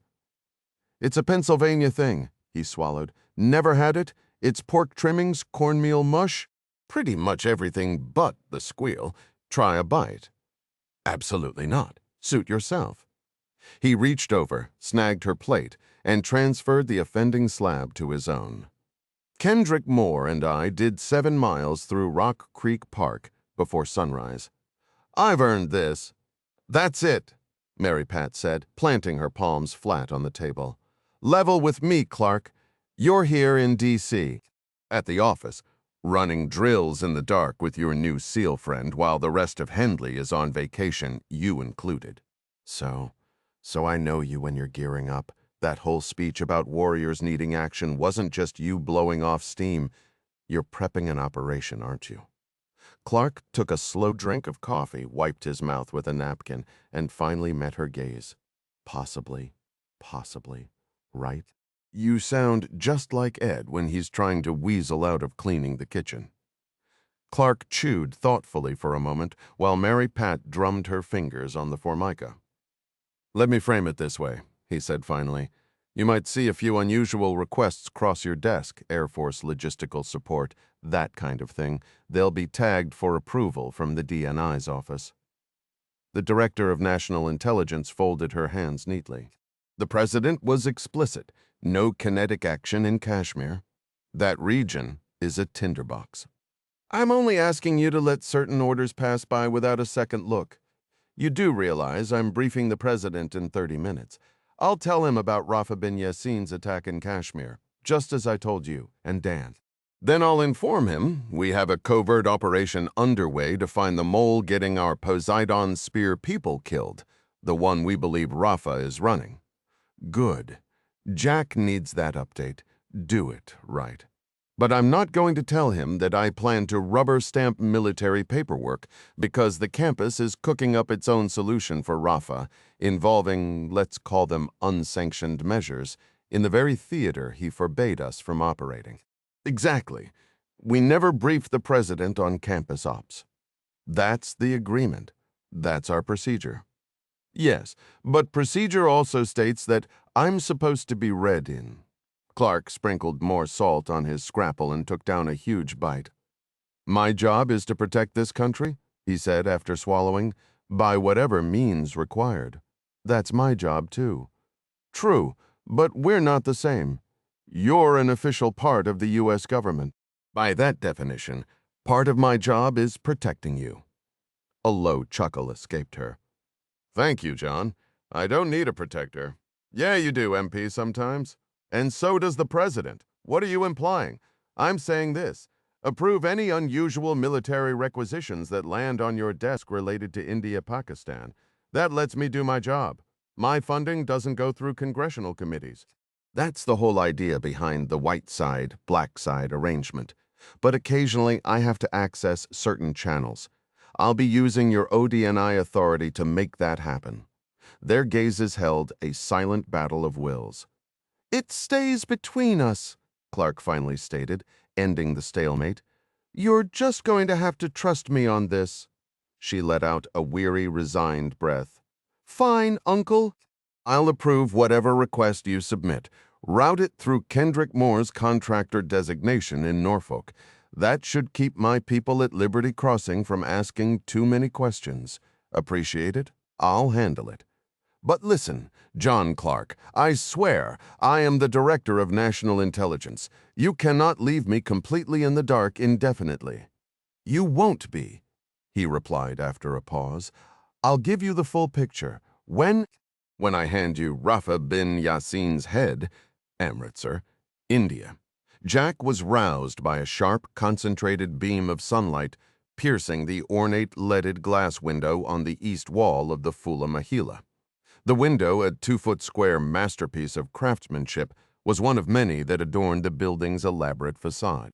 At 8 in the morning, the intricate glasswork focused the diffuse morning light into a single searing point that hit his closed eyes with the force of a laser. Blinded, disoriented by the abrupt awakening, the lingering jet lag, and the unfamiliar room, he shifted his head and reached out his right arm, expecting to find Lisanne. His hand met only cool, smooth cotton sheets. He pushed himself up on an elbow, yawned, and scanned the empty half of the bed. The AGI annual report he'd been reading before sleep took him lay nearby, splayed open to a double-page map detailing the company's railroad network through Indian and Pakistani Kashmir. Great, he muttered, scratching his stubble. Clark had informed him the previous night that he would meet Midas that afternoon and drive him to a northern drop-off point for the operation against Rafa bin Yassin. Before exhaustion claimed him, Jack had been meticulously studying the map, searching for a viable entry point into Pakistan. He had meant to ask Lisanne, the team's logistics wizard, for her input, but he'd fallen asleep long before she returned from the latest event in this seemingly endless destination wedding celebration. The last time he'd seen her, she was clearly annoyed he'd abandoned the dance floor. A metallic clatter came from the kitchen, followed by the definitive slam of a cabinet door. Well, Jack thought, swinging his legs out of bed. No point delaying the inevitable. He walked to the kitchen with the heavy steps of a condemned man. He found her already at the small breakfast table, focused on a bowl of yogurt and fresh berries. She was dressed in comfortable linen pants and a flowing, brightly patterned blouse. "Morning," he offered, reaching for the coffee pot. "Hello," she said, not looking up. He hesitated. "Where did you sleep last night? The other bedroom?" "Why?" "I didn't want to disturb you. It looked like you were working on something important." Jack winced. Yeah, the AGI report, it was actually pretty fascinating. "I just crashed reading it. What about you? You got back late?" "Fairly. What's on the agenda today?" "The bridesmaids have a full spa day booked. I'm not sure what the plans are for you and the guys. I doubt you know either." He attempted a weak, conciliatory smile. "A spa day. Sounds relaxing. When are you heading out? Soon, right?" "Did you talk to Mr. Clark?" "I did," Jack said, his tone turning serious. "I really wanted to go over it with you last night. Maybe we can do that now." She kept her eyes on her breakfast. "Sure, what is it?" He leaned in, briefly touching her arm, tired of the tension and desperate to bridge the gap. "Lisanne, please, cut me some slack. My knee was giving me trouble." I felt terrible. "You seemed to be walking just fine down the hall a minute ago." He tested the joint. "Okay, it feels better now. The rest probably helped, but that's not the point. We need to discuss my call with Clark. It's critical. Lots of things are critical. I'm serious." "So am I. Go ahead, I'm listening."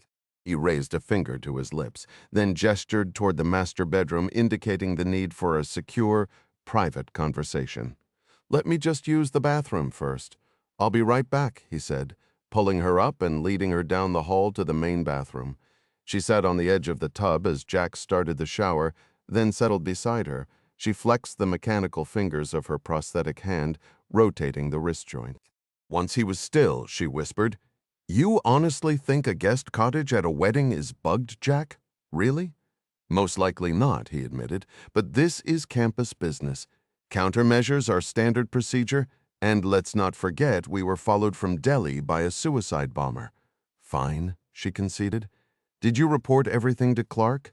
I did, so what's next? Today I need to. A heavy thud echoed from the floor below. Did you hear that? She asked sharply. Yes, Jack replied. Kill the shower. He twisted the tap shut. Now he could hear the distinct, hard knocks on the front door, each one punctuated by the ringing of the bell. He shook his head in frustration. Hell, I'll be back in a second. Patting down the marble hallway in his socks, he saw Balnor through the door's glass panel.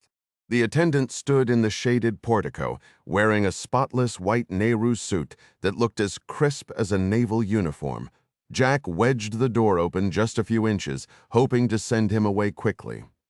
Ryan Sahib, there you are! I trust you, and the lady slept well, hoping this was merely a courtesy call. Jack kept his voice low, speaking through the narrow gap. We did, Balnor, thank you. We're just having breakfast. Balnor ignored the remark, pushed the door open, and hurried inside. Oh, sir, we must get you dressed. We are very, very late. Did you not see the note I slid under the door? He angled his bald head toward the floor tiles. Ah, there it is. You didn't read it?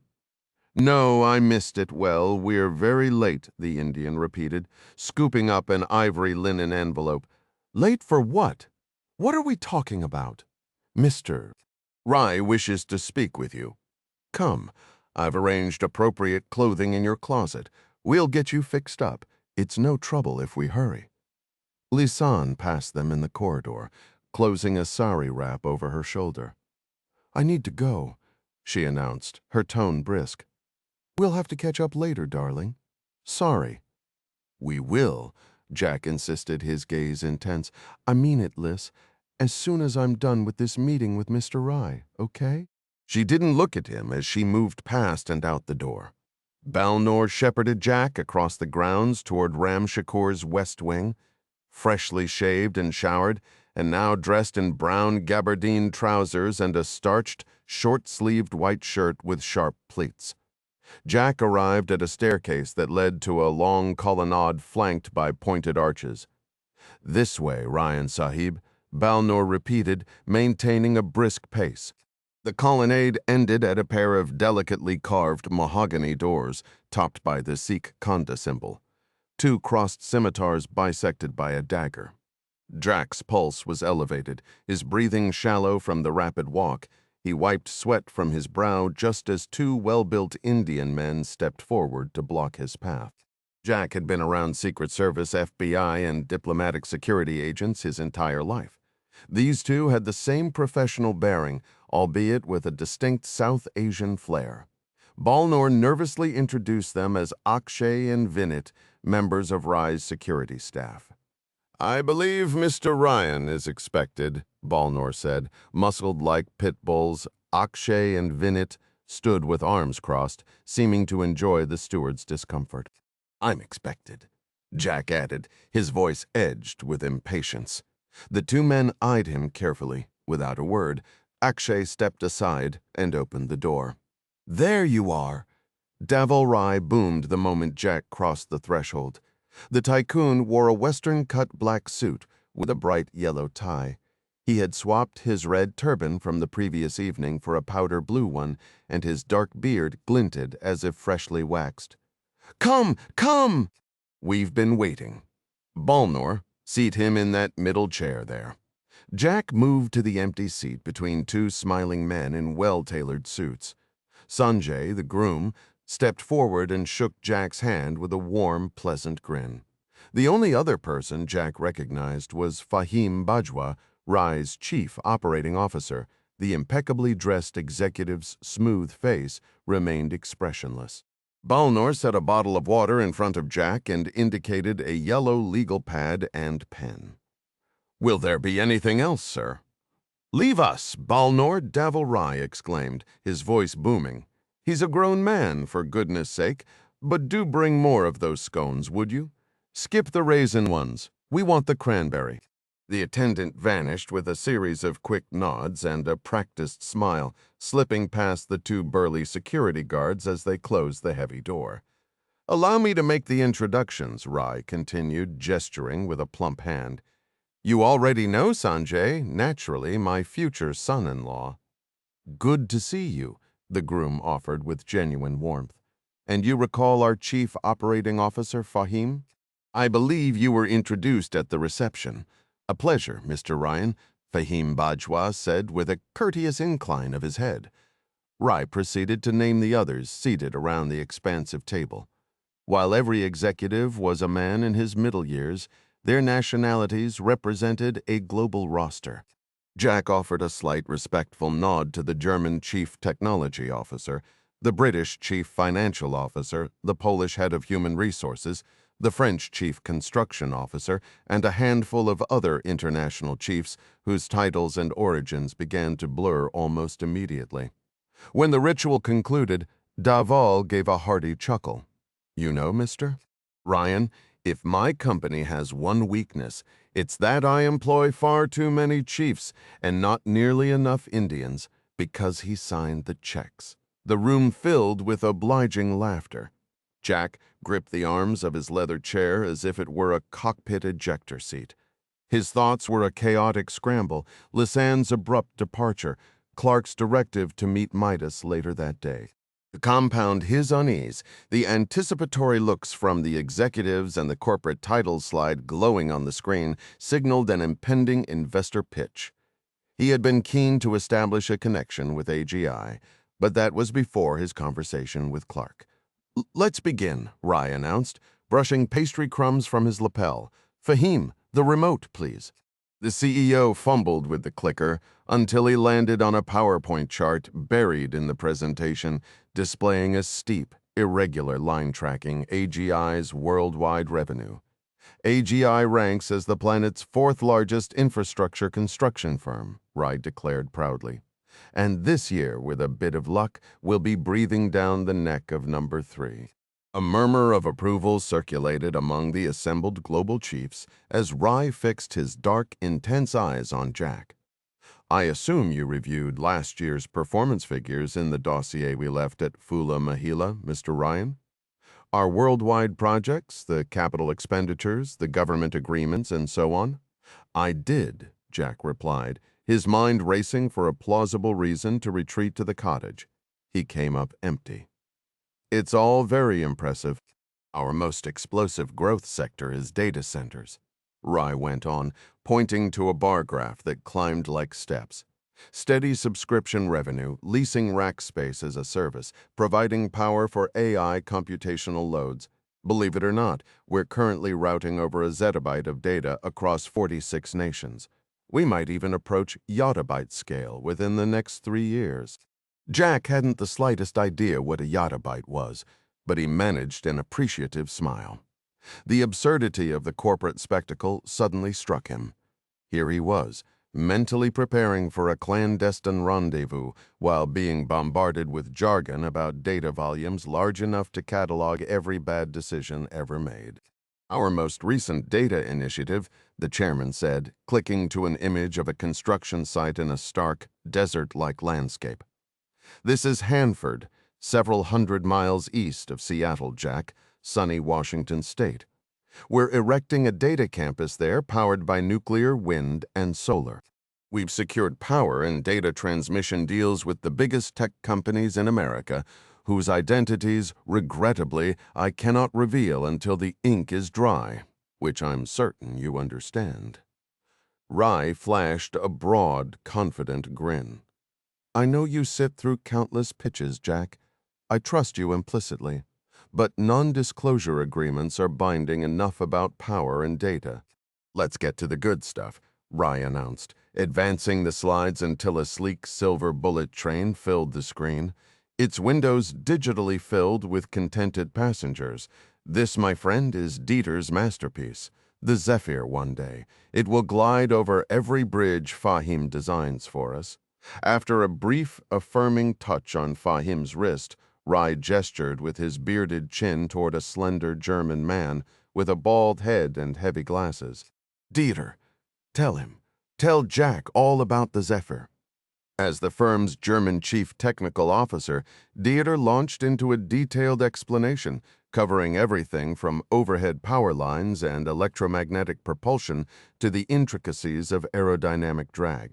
The Zephyr is already operational, moving both freight and people on routes from Casablanca to Tangier, Budapest to Prague, Gdańsk to Berlin, and Incheon to Seoul. He finished pronouncing the last city as Zole. AGI has laid over 9,000 kilometers of track, Rai interjected, unwilling to cede the spotlight. And we're far from finished.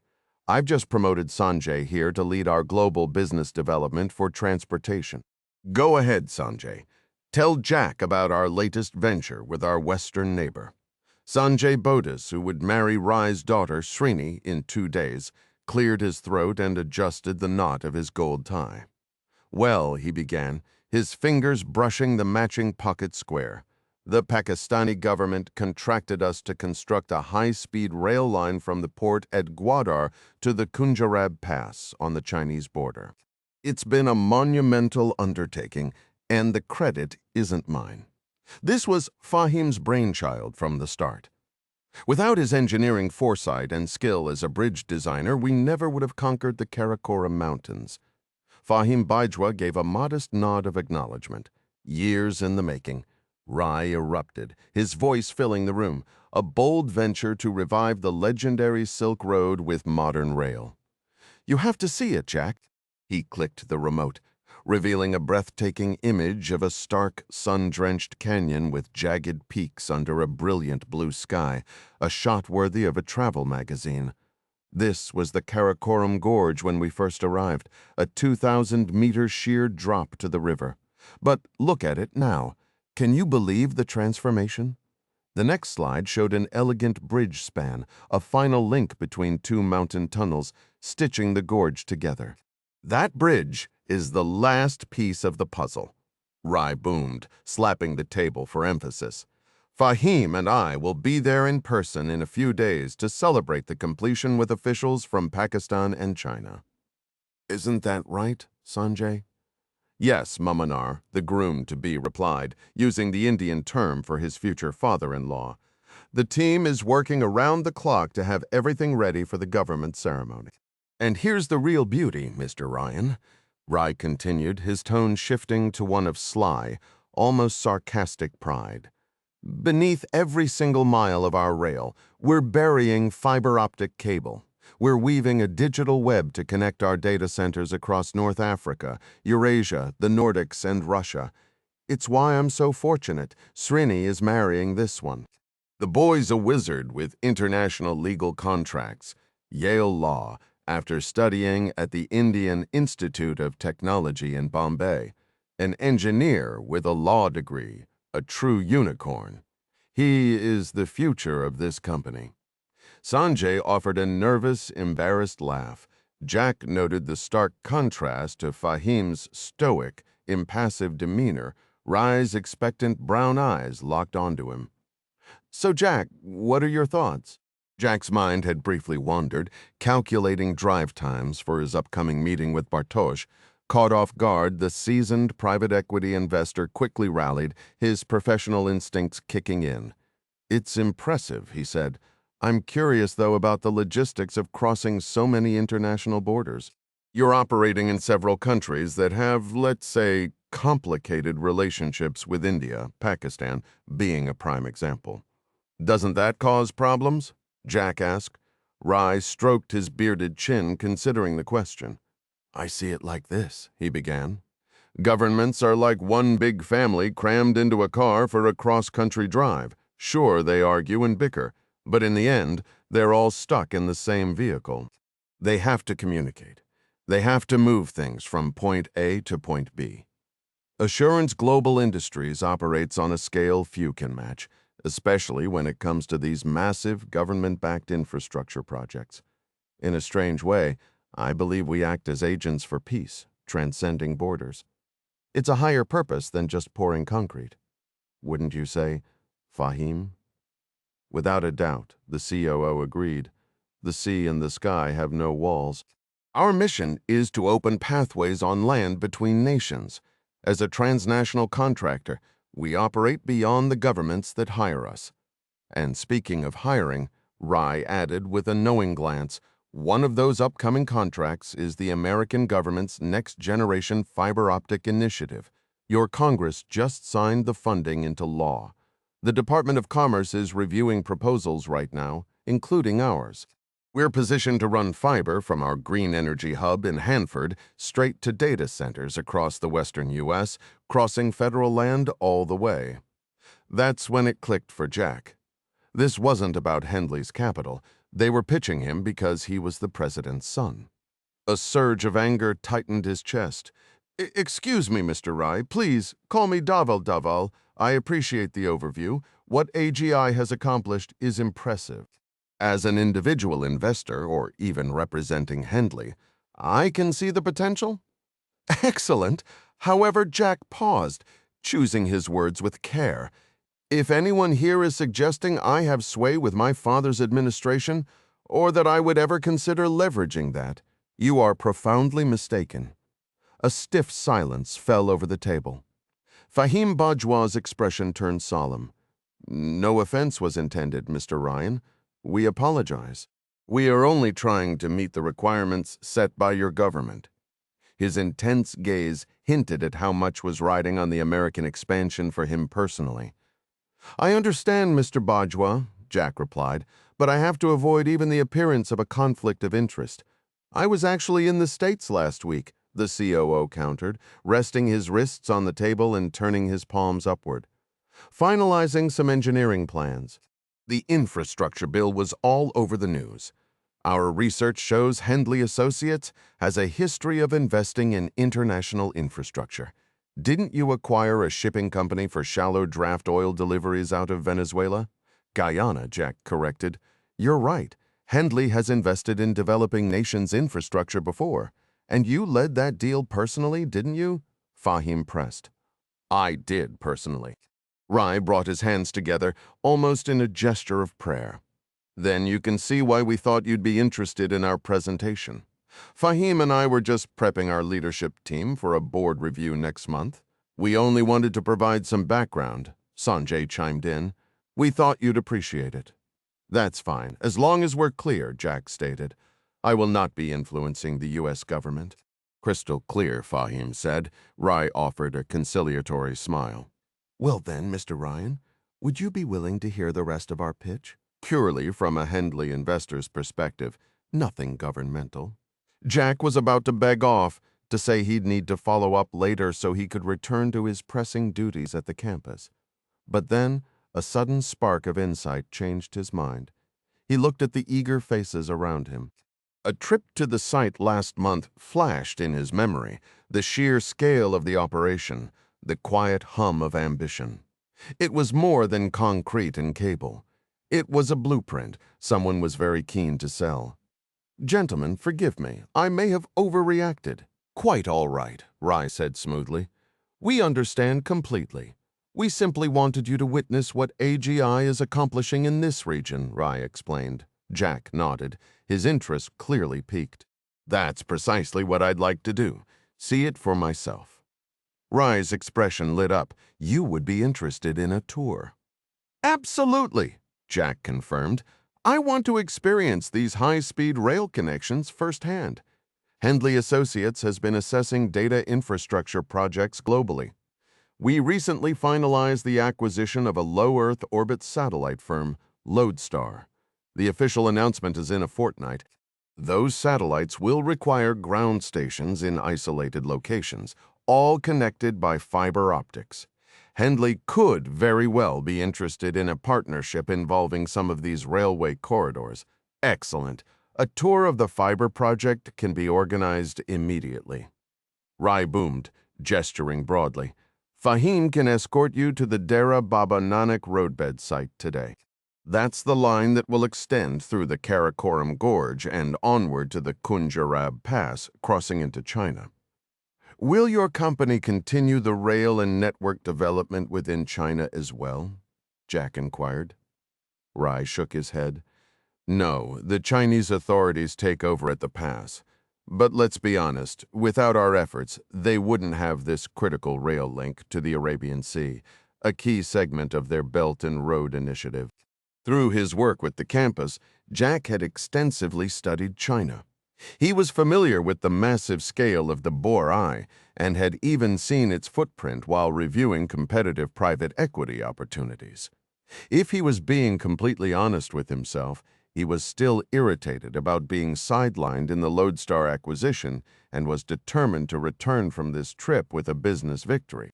"I'd like to see it today," Jack stated, seeing a chance to achieve multiple objectives at once. Creating a pretext to get his colleague Midas into Pakistan, collecting intelligence on BRI construction activities, and scouting a potential deal to bolster Lodestar's capabilities. "Perfect!" Rai clapped his hands together with a beaming smile. "Fahim will handle all the arrangements. You'll be back this afternoon in plenty of time for tonight's celebrations." "I will arrange a driver for you," Fahim confirmed. "It is no inconvenience." "Thank you, Mr. Bajwa, but I would strongly prefer to travel independently." "Why is that?" Remembering his newly established cover story, Jack replied, "As I mentioned, I must avoid any possible perception of a conflict of interest." Lee Sen was not at the cottage when Jack returned for the Land Rover, a hastily laminated AGI identification badge now hanging from his neck.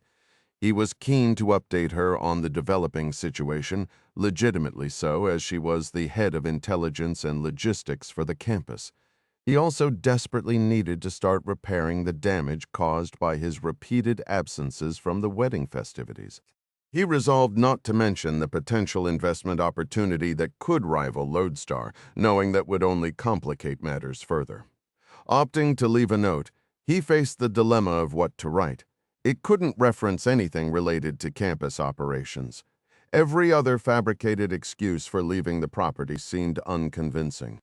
After a moment's thought, he quickly wrote a few lines about touring AGI's northern infrastructure at Rai's invitation, assuring her he would be back for the evening's dance party. He left the note on the kitchen counter, securing it with a bowl of tangerines. At his closet, he was pleasantly surprised to find that his gracious hosts had laundered the filthy Levi's jeans, the cotton Filson shirt, and the underwear he'd been wearing during that unfortunate restroom incident. He had no idea how they'd managed to salvage the garments. They had even polished his Blundstone boots, which he had practically written off. Changing into his familiar American attire, he tossed his backpack, which still carried the Glock, into the Rover. The bag retained a distinct odor, so he shoved it into the rear cargo area. Just as he was navigating the steep driveway and the basement garage door was closing behind him, Balnor waved him down. "You are departing, Mr. Ryan?" "Yes," Jack answered quickly, following the meeting with Mr. Rai. "I'm heading up north." "I should accompany you," Balnor insisted. "Allow me to guide you." "That's all right. I'm fully prepared." Jack held up the paper map and credentials provided by Davol Rai's staff. "This is official company business. I have instructions to head to Dera Baba Nanak to observe a fiber-optic trenching project." Balnor twisted his hands nervously. "Yes, sir, but might I accompany you?" "The security beyond the compound is unstable. Roads could be blocked." "Unstable? How?" The Indian man looked down, seeming uncomfortable. "Terrorist activity, I'm afraid? Islamic extremists?"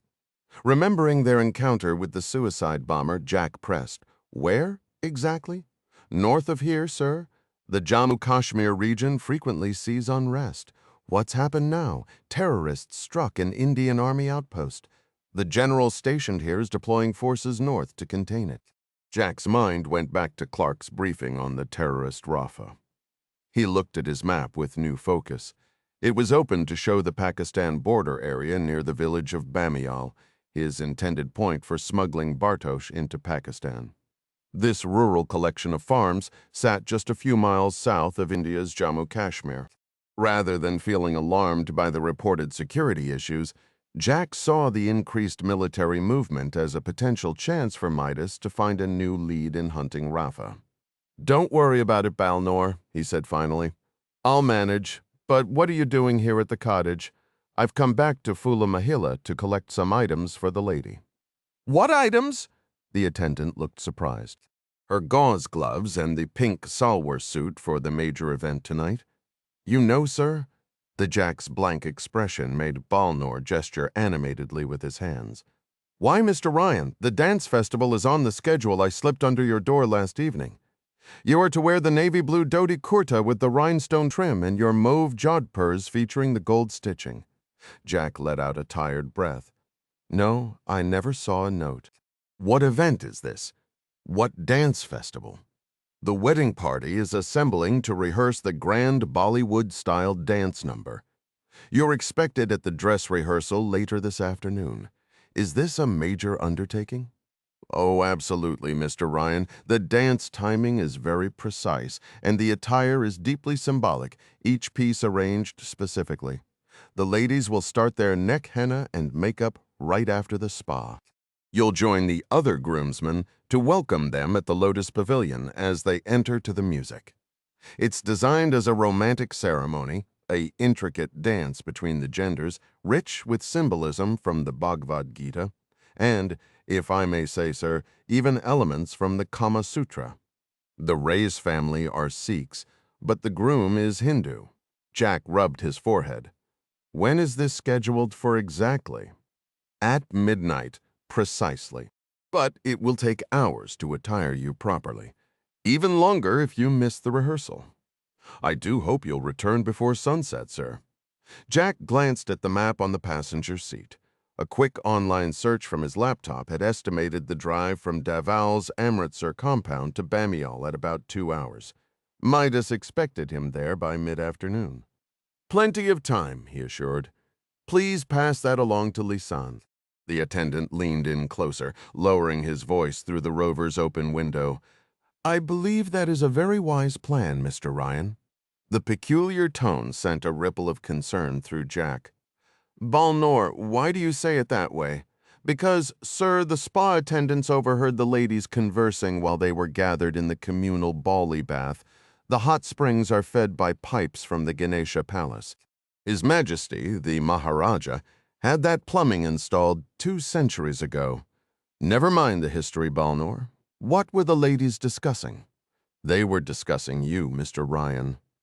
Still uneasy about how he'd been followed on the train, Jack had left his cell phone disassembled at the cottage to lower the risk of compromising Midas. He relied on the vehicle's built-in GPS for navigation. Navigating the tangled cobblestone streets of Amritsar, a city laid out by 15th-century Sikh planners, took Jack a solid 20 minutes. Once free, he pushed the Land Rover Defender onto a lonely 2-lane highway, the air conditioning blasting and the speedometer holding steady at 60 miles per hour as the vehicle shuddered over rough patches. This held true only in the open stretches between villages.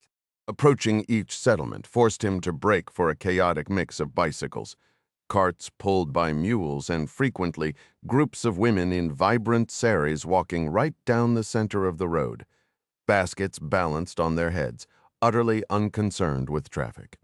The Defender's rugged build proved its worth, its aggressive tires chewing through loose soil and barren fields whenever Jack had to swing wide to avoid an obstacle.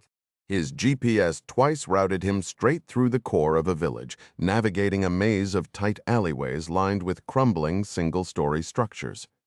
These detours wouldn't have bothered him if not for the relentless clock ticking in his head, a schedule that now rather unhelpfully included a countdown to a dress rehearsal for some Bollywood dance number inspired by the Bhagavad Gita, or maybe the Kama Sutra. He couldn't be sure. He kept the satellite radio on an upbeat Hindi pop station, trying and failing to picture what that rehearsal might actually look like. His eyes flicked between the road and the enlarged GPS display on the dash. He'd suggested Bamial as a crossing point to Clark last night, but the actual mechanics of smuggling a campus operative into Pakistan were fuzzy, especially with Indian border patrols likely on edge. Just another day in the world of covert logistics, he told himself. The plan was straightforward. Use his AGI credentials and company vehicle to visit the fiber optic construction site, chat with the foreman, jot down some observations, and leave a flawless cover for his real mission to meet Bartosz. It was a solid plan, right up until the nagging feeling settled in that he'd acquired a shadow.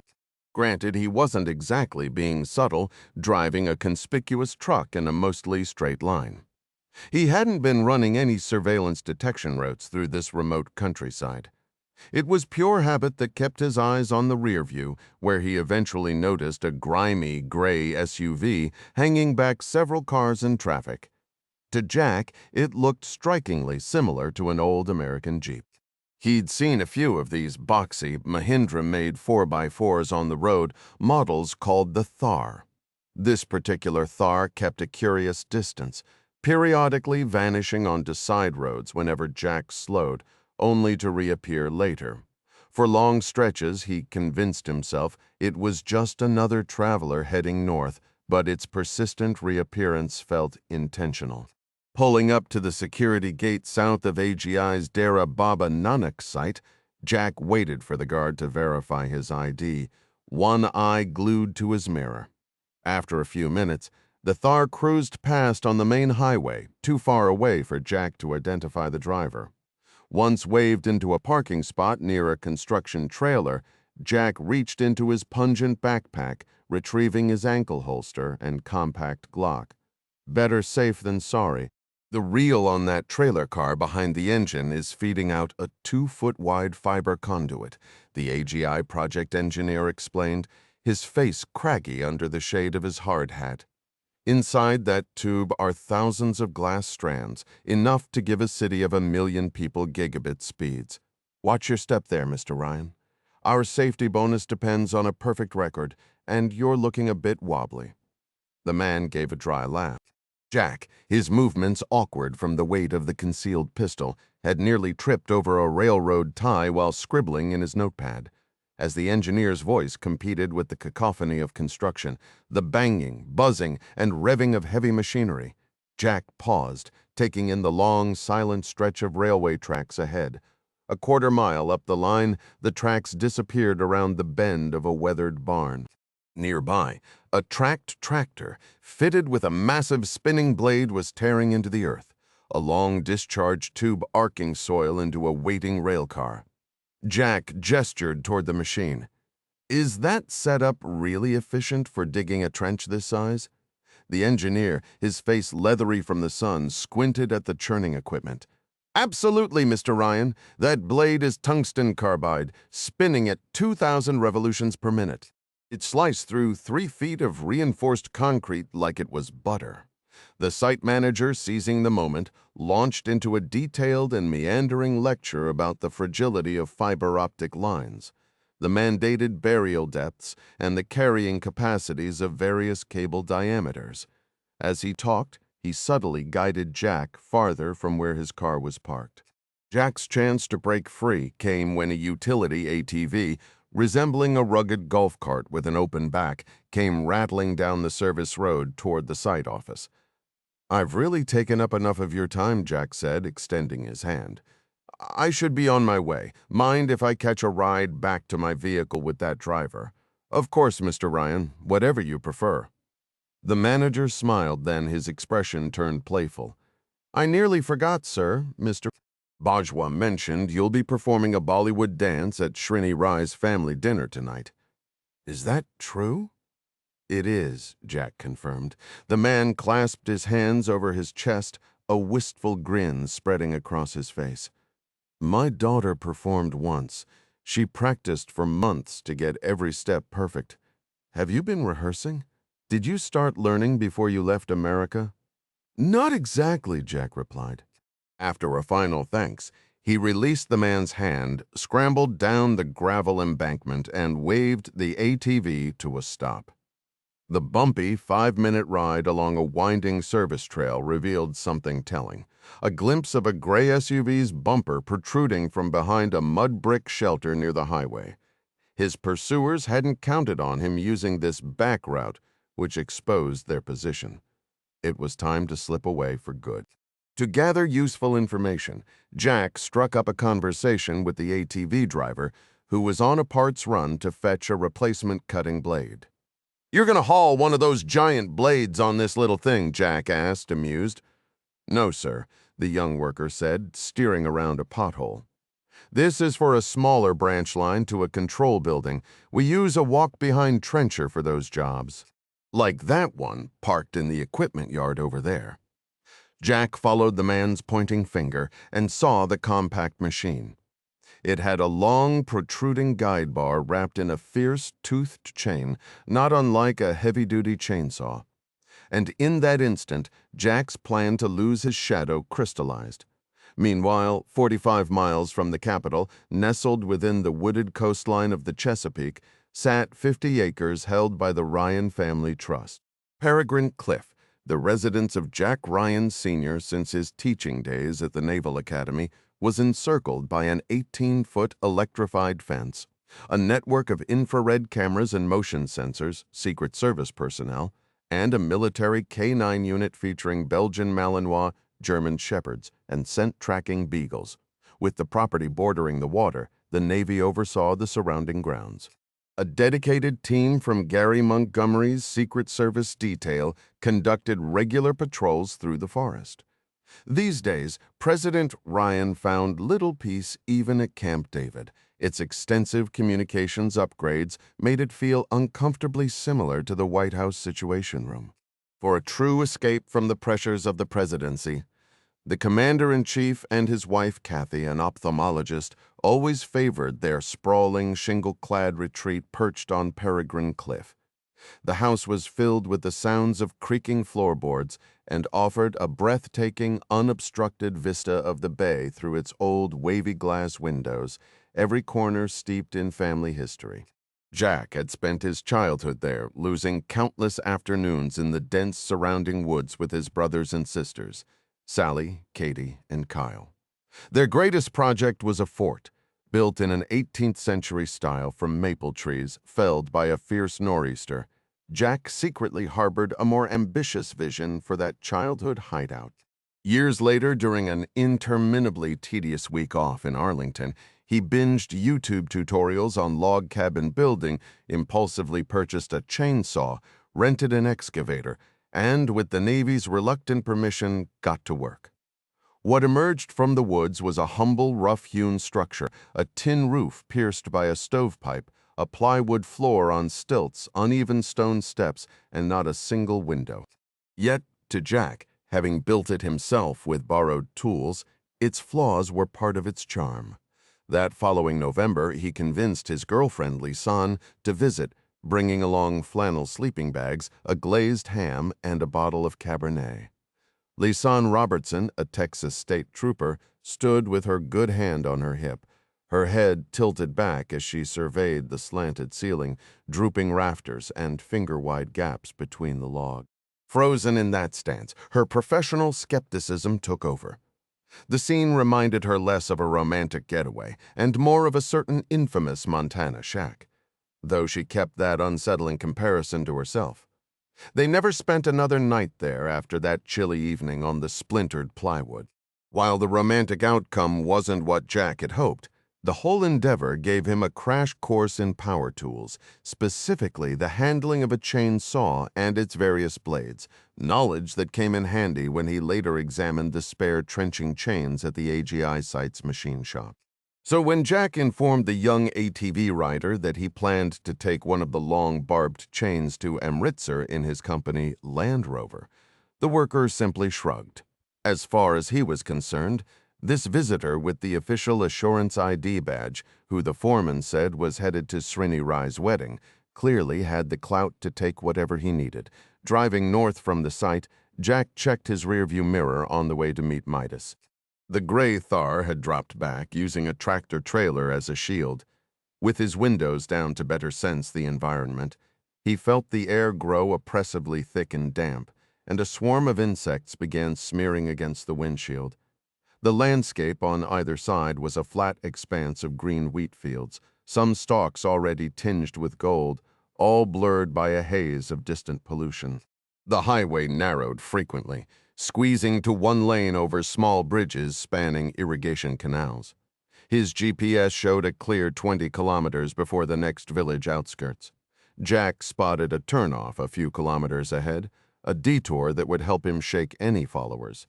It would make his trip to Midas longer, but it would also test the determination of his pursuers and, if his scheme worked, might even let him get a good look at them. He swung the rover onto the side road, slammed the accelerator down, and sped past curves, scattered pedestrians, and the occasional lumbering farm vehicle. Once he believed he had created enough distance, he crossed a rattling iron cattle guard, set into a narrow point in the road, and hit the brakes. Surveying the dusty fields crisscrossed with dry, wind-swept gullies, Jack steered the rover off the pavement, hunting for concealment. He drove about 200 yards before stopping behind a stunted tree at the edge of a wadi. Cutting the engine, he rushed to the rear, pulling on the leather gloves he'd grabbed from the machine shop and grimacing at the foul odor emanating from his backpack. With the work gloves protecting his hands, he hefted the heavy trencher chain blade and let it fall to the earth. His final gesture at the vehicle was to sling the strap of Lisanne's Nikon around his neck. The chain was too cumbersome to carry, so Jack gritted his teeth and hauled the vicious tool across the dirt like a hunter dragging some sharp-fanged kill. His shoulders burning, he wrestled it up the slope to the cattle guard and tucked it out of sight among the metal rails. As he labored, the occasional mournful low of a cow drifted from the distance. Though Hindus revered the animals and avoided beef, he'd passed several pastures packed with dairy cattle on his drive north. The upside, he figured, was that cows generally minded their own business. No farmers were in sight. While wrestling the jagged chain into place, he felt a spike of satisfaction at choosing this spot. By the time the cutting chain was concealed within the roadbed's cattle guard, he was breathless and drenched in sweat. Scanning the field, his eyes settled on a raised berm crowned with a thick patch of tall grass. Perfect cover. He jogged over and discovered a sandy-worn depression in the grass where he could set up for surveillance photos. He dropped prone, resting the camera on his wrists. One last precaution. He drew the Glock 43 from his ankle holster. Panting, he pulled the slide back a fraction of an inch to press check that a round was ready. He lined up the roadway in his sights. With its 3.5-inch barrel, the Glock wasn't exactly a long-range weapon. Worse, Lisanne had fired 3 rounds at the suicide bomber. Jack had his spare 6-round magazine in the pistol, with the half-spent one still on his ankle. 9 bullets total. Not exactly an arsenal. Then again, he didn't plan on shooting. He just wanted to disable their tires with the chain, get a clear ID shot with the camera, and then bolt north to meet Midas. About 5 minutes later, a distant engine grumbled over the constant background chorus of cattle. Peering through the haze, Jack made out the gray Thar rounding a bend, the pale sun flashing off its windshield. He'd expected the Jeep-like SUV to be speeding to close the gap. Instead, it was creeping forward at maybe 25 miles per hour. To Jack, it looked like a cautious, deliberate pursuit. He lifted the DSLR, zoomed, focused, and pressed the shutter, firing off a rapid burst of 20 digital frames. His eye locked on the viewfinder. He almost leaped out of his skin at a sudden crackling rustle in the grass just a few yards behind him. He twisted to see 2 saggy-skinned, hump-backed cows lowering their horned heads to stare, their mouths working in a constant slobbery chew. It hit Jack that the sandy notch in the dry grass was actually a cattle trail. "Stay calm," he told himself, watching the Thar as it neared the cattle guard 50 yards across the field. They're just cows. He aimed the camera lens back at the Thar. The sun's glare still hid the occupants. A low, grinding snort made him glance over his shoulder. Behind 3 scrawny cows stood a well-fed beast with sweeping horns, broad shoulders, and a slobbering jaw beneath a wet, pink nose. The bull's breath came in steady, threatening huffs. The animal tossed its massive head and let out a guttural groan. The bony cows scattered before the apparent boss of the trail. Visions of Hemingway, Pamplona, and matadors flashed through his mind as Jack scanned the terrain around him, desperately hoping for a ditch or wash where he could roll to safety. His heart sank, nothing but grass in every direction. If he stood to run for better cover, He'd risk giving away his position to whoever was in the Thar. If he stayed put, he risked getting gored. The bull's breathing grew raspier, angrier. Its lips flapped with ominous intent. Jack shot a glance at the approaching vehicle, Lisanne's camera steady in his hands. It rolled directly over the hidden trencher chain blade. Just as he'd planned, a sharp pop and hiss tore through the air as all 4 tires of the Thar blew out in rapid succession. Almost instantly, the sound morphed into the harsh, grating screech of metal rims grinding against the asphalt. The driver gunned the engine, forcing the crippled vehicle to lurch forward a few more feet, sending a cascade of sparks flying from beneath it as the bare rims spun like angry saw blades. Well, that part of the plan worked, Jack thought. 2 figures climbed out of the Thar, his prime opportunity for a positive identification. He pushed the agitated bull from his mind and brought the camera viewfinder to his eye. Peering through the lens, he was taken aback.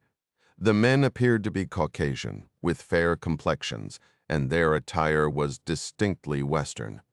Dark baseball caps, khaki shirts, and tactical pants loaded with side pockets. From this distance, their faces were mostly hidden under the hat brims, but their build and demeanor marked them clearly as military-aged males. One man dropped into a crouch to inspect the shredded tires, while the other yanked open the SUV's rear liftgate, likely searching for a repair kit. Jack kept his finger poised on the shutter button. A loud snort from behind made him turn. The bull was scraping a front hoof in the dirt, building momentum. Then, with terrifying speed, it charged directly at him. Jack rolled sideways, his Glock now in hand. He faced a brutal choice: scramble to his feet and run blindly through the tall grass, or turn the pistol on the enraged animal. Both options would blow his cover, but if he ran, he'd likely sprint right into the arms of the men now stranded by their vehicle. His own Rover was parked just around a bend on the far side of the charging beast. Those men were stuck for the moment. He calculated they couldn't reach him before he made it to the safety of his car, provided he could get past the bull. His finger rested outside the trigger guard as he weighed the decision: to shoot or not to shoot. He cycled through his mental OODA loop: observe, orient, decide, act. The observation was simple. 1,000 pounds of furious muscle and horn was about to trample him into the dirt. From there, orientation, decision, and action became perfectly clear. He brought the Glock up, lining up the 2 glowing tritium dots in the ghost ring sight squarely on the bull's broad nose, and squeezed the trigger. The beast skidded to a sudden halt, tossing its massive head as if shaking off an invisible rider. Then, with its horns lowered, it charged again, aiming for the man lying in the trail with what must have seemed like a pathetic pea shooter. Jack fired 3 more rounds at its snout. One round found its mark, piercing the animal's eye, bull's eye, he'd think later, with a grim sense of irony. In the moment, however, there was only raw fear. The bull erupted in a frenzy of pain, bucking wildly and veering off course, its legs kicking spasmodically as if it had stumbled into a pit of snakes. Jack rolled the other way to check on the Thar. What he saw sent a jolt of adrenaline through him. Both men now had slender, AR-pattern rifles shouldered, their eyes glued to the scopes as they swept the area. The bull, half-blind and roaring with rage, was now thrashing unpredictably and moving toward them. It was the distraction he needed. Clutching the Glock, with the camera bouncing against his chest, Jack sprang to his feet in one fluid, burpee-like motion. With the enraged bull now a chaotic barrier between him and the armed men, he bolted for the Rover hidden behind a cluster of trees. He ignored the sharp protest from his knee, pumping his arms and keeping his back bent low to the ground. The first crack of a rifle shot rang out when he was still 20 yards from his vehicle. A single staccato round whizzed past his ear. He hit the dirt just as he heard the sustained ripping sound of a rifle firing on full auto. Clarkston, Washington. We actually have excellent New York-style pizza right here in Clarkston. Announced to Gavin. Slumped in his conference chair, worn out from 3 solid hours of dissecting crime scene details, the sheriff nodded in agreement. Yep, I'll second that. Fazzari's Pizza is the best you'll find this side of Manhattan. Gavin Byrie found this claim highly dubious. Have you ever actually been to New York, Sheriff? Once, my wife Molly and I did the full tourist routine. Broadway, the Empire State Building, the Statue of Liberty, and we ate pizza. I'm telling you, Fazzari's is just as good. Gavin, a man who took his pizza opinions seriously, was prepared to argue this point to the bitter end. He leaned forward, a skeptical smile playing on his lips, ready to dissect the very philosophy of crust, sauce, and cheese. A graduate of Fordham University who had spent 3 years living on the Lower East Side, Gavin found the conversation hard to believe. He glanced at Mandy, hoping for some solidarity from a fellow East Coaster, but was met with indifference, seemingly uninterested in the lunch debate. Mandy completed the crime scene diagram on the whiteboard and moved toward the exit. Pizza is not for me, she stated. I'm heading into town for a salad. Let's reconvene in 45 minutes. As Mandy walked by, Dot picked up the conference room phone. Fazzari's it is? Then Special Agent Byrie? Ready for some authentic New York-style pizza? I am, but I'd have to go back to New York to get it. No, you wouldn't. We'll see. About 20 minutes later, Gavin was steadily consuming each hot slice with the relentless efficiency of a log feeding into a wood chipper. It was nearly as good as the place he used to visit near the Delancey and Essex subway stop. Told you, Dot said with a grin. Didn't I? It's close, Gavin replied between chews. We'll try the Red Arrow tomorrow. They have good burgers because the beef is local from these hills, she answered. Would Special Agent Cobb be interested in that? The sheriff inquired. His mouth full, Gavin waved a dismissive hand.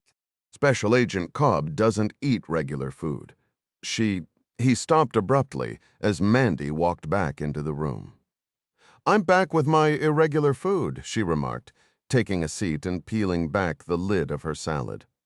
I suppose we could call that a Cobb salad, Dot joked.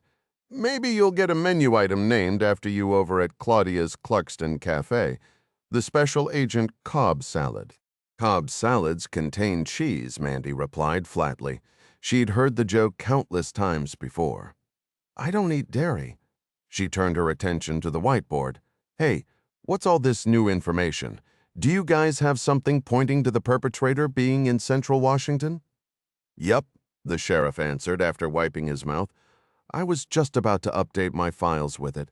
While the Hunt case had attracted federal attention, Cole Hunt and his family were private citizens. Their murders were a state matter, not a federal one.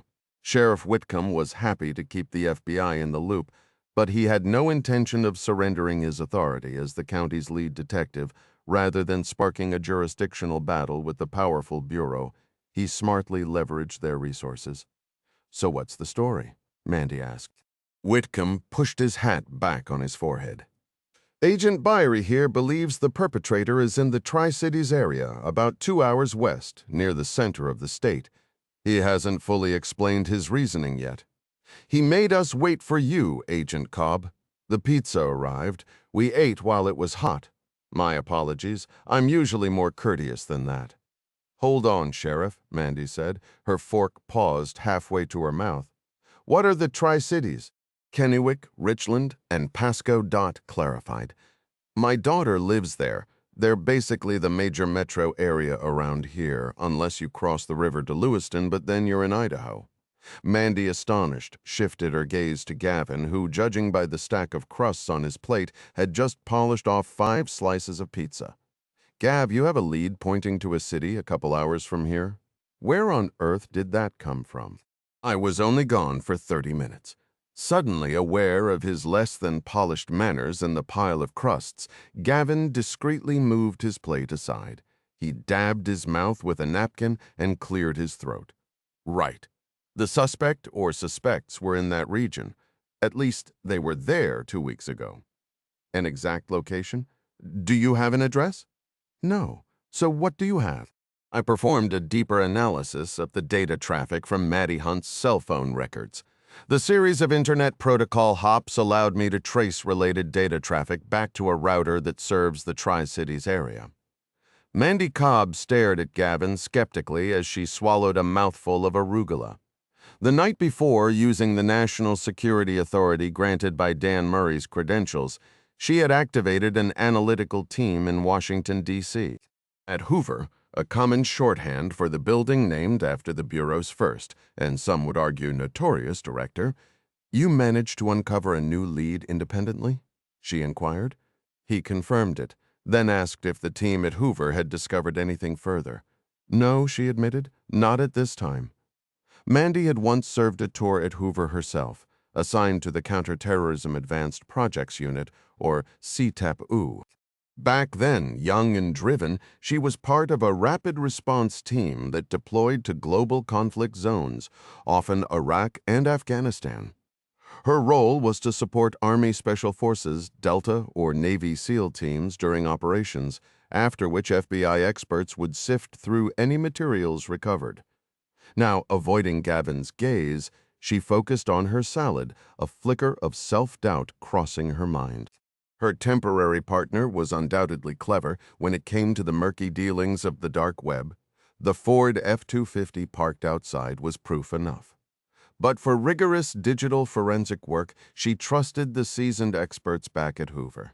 She had even secured Maddie Hunt's cell phone from Gavin to ship overnight to them, along with the bullets recovered by the FBI's evidence technicians.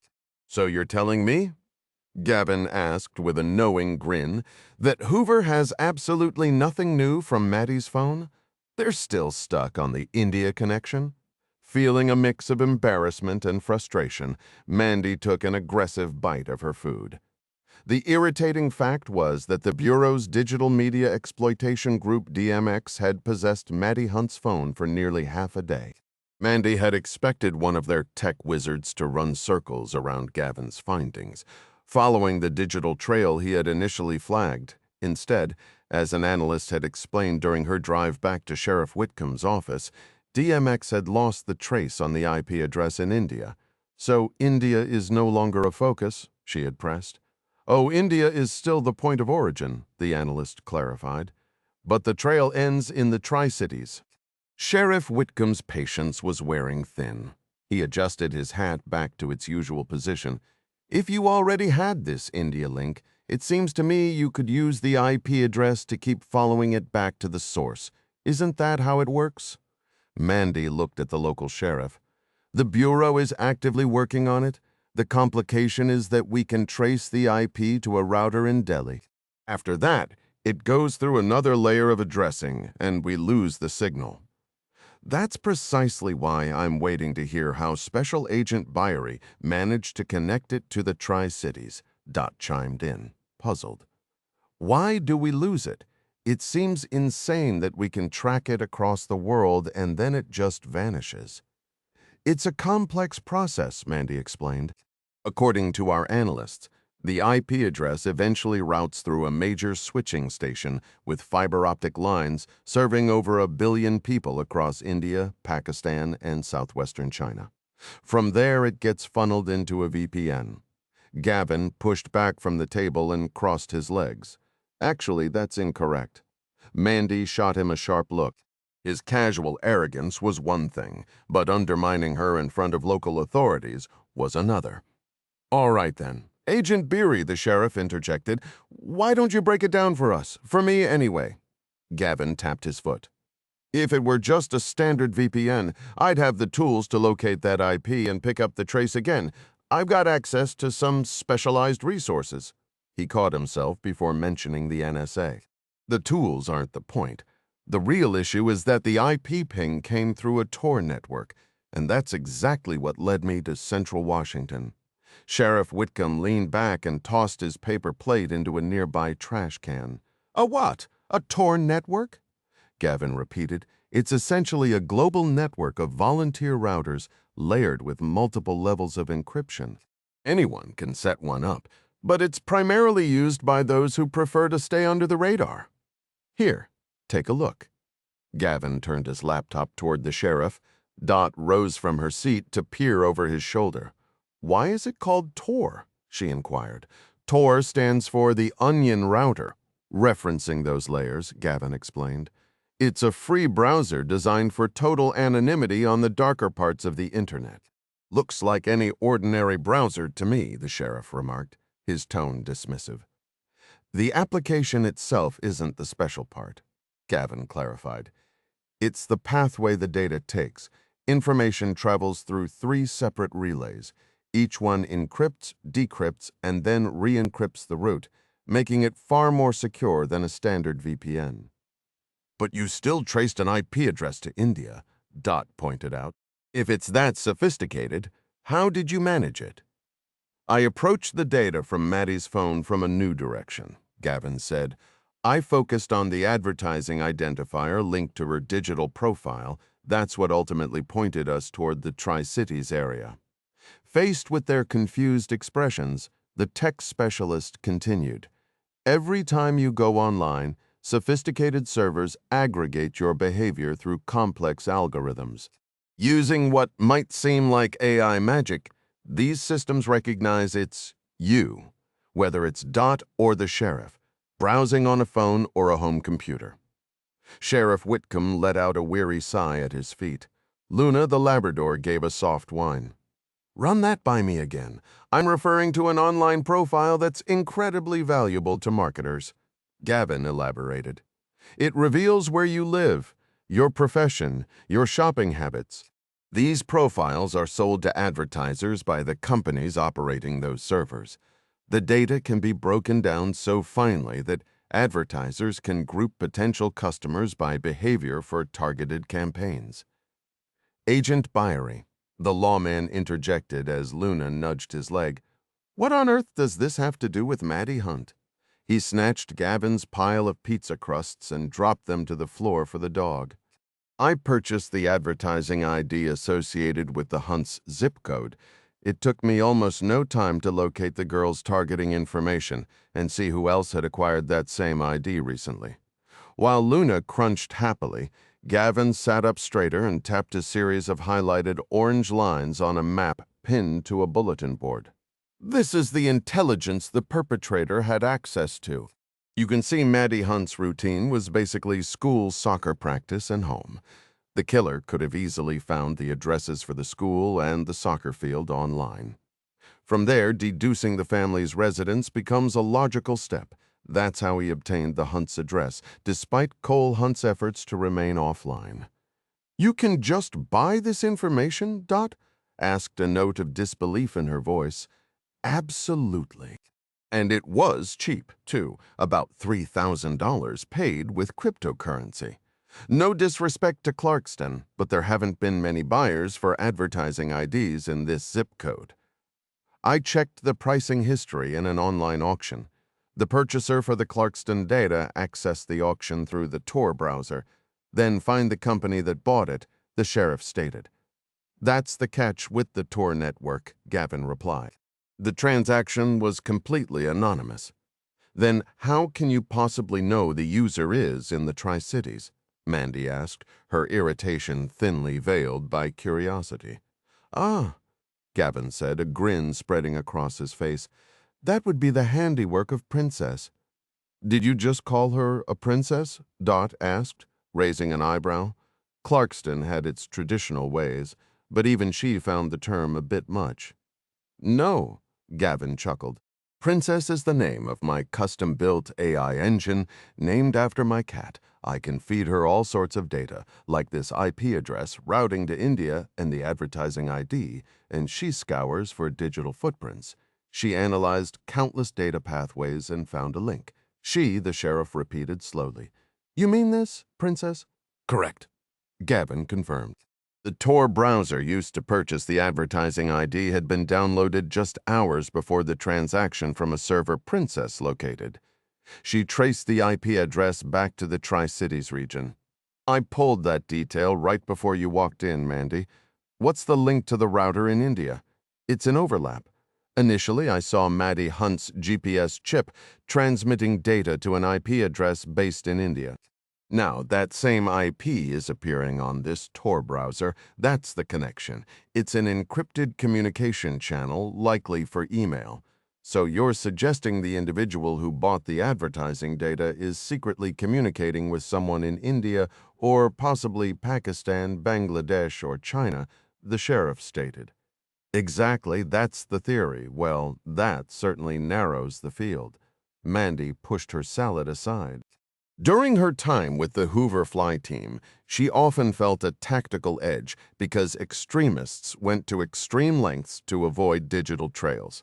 In those earlier days of the Internet, NSA surveillance was so pervasive that operatives resorted to physically passing thumb drives, which often forced them into the open.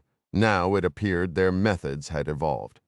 "All right," she said, moving to the whiteboard, "let's regroup and assess our current position." She marked several blue entries with a red check. Our initial hurdle was understanding how the perpetrator or perpetrators could coax the entire family into the barn without any signs of a fight. Gavin, does this advertising ID tactic help clarify that? It suggests someone with technical expertise was providing detailed intelligence about the victims to the killers. Mandy noted that point on the board. And that person is likely based in South Asia, probably India or Pakistan. Our shooters were visitors here, but the ones who directed them could be operating from the India-Pakistan region. Correct. That's a significant assumption, the sheriff countered. Couldn't this just be freelance hackers from somewhere in Asia? You don't have proof of a direct conspiracy originating in India or Pakistan. Mandy and Gavin exchanged a glance. The campus operatives hadn't disclosed anything about Rafa, whom they viewed as the mastermind behind the Poseidon spear killings and the mole's client. A fair point, Mandy conceded. The tracking data would have revealed Matty Hunt's location. We don't have Cole Hunt's phone. If it was also tracked, it would have shown he was at a cattle board meeting until 9 p.m. Hal Wagner confirmed that timeline, Dot added. The sheriff shuffled through his notepad. How does this relate to the use of military-grade weapons in the attack? As Mandy had previously briefed them, the FBI lab in Quantico had prioritized the ballistics analysis for Cole Hunt's murder. The 4 recovered bullets carried microscopic traces of blowback residue, indicating a contact shot with a suppressor. It tells me this was a professional, well-resourced operation, Mandy stated. The sheriff frowned at the board. We still don't understand how the murderer managed to get Cole Hunt, a known tough customer, to walk willingly from his house into that barn. I see it differently, she responded. Thanks to Gavin's analysis, we now know the killer could monitor the Hunt family's cell phones. We also know Hunt was at a meeting with Hal Wagner. This leads me to believe that after severing the data lines to the house, the killer took the family hostage in the barn and waited for Cole to return. He entered the barn and walked into an ambush. I wouldn't want to try subduing Cole Hunt with flex cuffs alone, the sheriff remarked. Would you? Absolutely not, Mandy said. This required at least 2 people. Okay, the sheriff concluded. So what's our next move? Mandy turned her head toward Gavin agent Byrie. Seems to need to put Princess to work. Tracking down an address for us over in the Tri-Cities. Jack stood at the desolate crossroads, the air thick with dust tinted crimson by the fading sun. He checked the paper map laid over the rover's steering wheel once more, questioning if the coordinates he and Clark had agreed upon, a spot where 2 rough dirt tracks met just east of the border, were truly under his wheels. Having disabled the vehicle's GPS and left his phone behind to shake any digital tails, he felt a familiar operator's doubt about being precisely on target. The growl of an engine cut through the silence, a welcome sound after 10 miles of empty road. Figuring it had to be his contact, Jack flashed his headlights twice. The approaching truck answered with 3 quick bursts of light. He stepped out, leaning against the rear bumper near the shattered taillight and a cluster of bullet holes, a lasting souvenir from that frantic encounter in the Thar Desert. Thank goodness those gunmen had been distracted by that charging bull. It bought him the seconds he needed to get away. Dr. Ryan, I presume, Midas called out with a theatrical air as he hopped down from the driver's side of the heavy transport truck. Midas? Is that really you under all that? You bet. Going full local for this job? The look working for you? Going full local meant Midas was dressed the part, a soft, rolled-edge chitrali cap, a wild beard that tumbled down his neck, and a faded beige dhoti worn over his trousers and boots. Another man rounded the truck from the passenger side, sporting a thinner beard but a impressively thick mustache. "Meet my friend," Midas said. "This is Officer Suhas. He's the one who outfitted me and drove us all the way from Delhi." It took Jack a second to place Suhas Chauhan, the CIA's Delhi station chief. He'd seen him in a suit at the embassy just days before, but now the officer was nearly unrecognizable in his local disguise, his dark skin and loose clothing making him blend seamlessly into the landscape. Midas played his cards close on who we were meeting, Suhas said, offering a handshake and a grin. "I should have known it would be you," Jack laughed. "And I should have guessed you'd be the one running taxi service. I appreciate it." "Happy to help." Suhas's eyes drifted to the AGI credential hanging from Jack's neck. "I heard you were in the country for a wedding." "That's the cover story," Jack said, glancing at the glowing face of his vintage Rolex. "I need to get Midas across, then hustle back to Amritsar. Tell me you know a thing or two about pulling off a filmy dance number. I just need a couple of basic moves to not look like a complete fool." Ah, the Bollywood shuffle. My wife dragged me to a lesson once. I might recall a step or two. Something involving the Bhagavad Gita. And wasn't there a move inspired by the Kama Sutra? A loud grunt came from the back of the truck where Midas struggled with a heavy crate. "Hey, are we seriously talking about dance routines right now? A little assistance?" "Indian weddings are quite the production," Suhas explained as they moved to help. "You'll have to wing it, my advice would be." He was cut off by the sudden, agitated bleating of goats. He barked a sharp command in Urdu toward the truck bed, then turned to Jack with an apologetic, almost parental shrug. "Sorry, the goats are nervous." Jack peered through the wooden slats into the truck. "Where on earth did you get a herd of goats?" "We keep them at a safe house farm," Suhas replied. "Useful for blending in, and honestly, the cheese isn't half bad." He gave the nearest goat an affectionate pat, a surprisingly domestic gesture that contrasted sharply with their clandestine meeting in the middle of nowhere. "This is our standard rural vehicle setup. Let me show you how it works." He slid open a worn compartment, exposing a hidden storage space under a modified deck. "We stashed most of Midas's gear in here. The embassy security team put it together, following the exact instructions from that ODNI directive. To illustrate, Midas hauled out a heavy black equipment case and set it down firmly on the ground. "On the subject of loaner firearms," Jack said, turning to Suhas, he pushed back his sleeve to reveal the compact Glock. "Seriously, thanks for this. I could tell you the story of why I needed it, but then I'd be obligated to silence you permanently.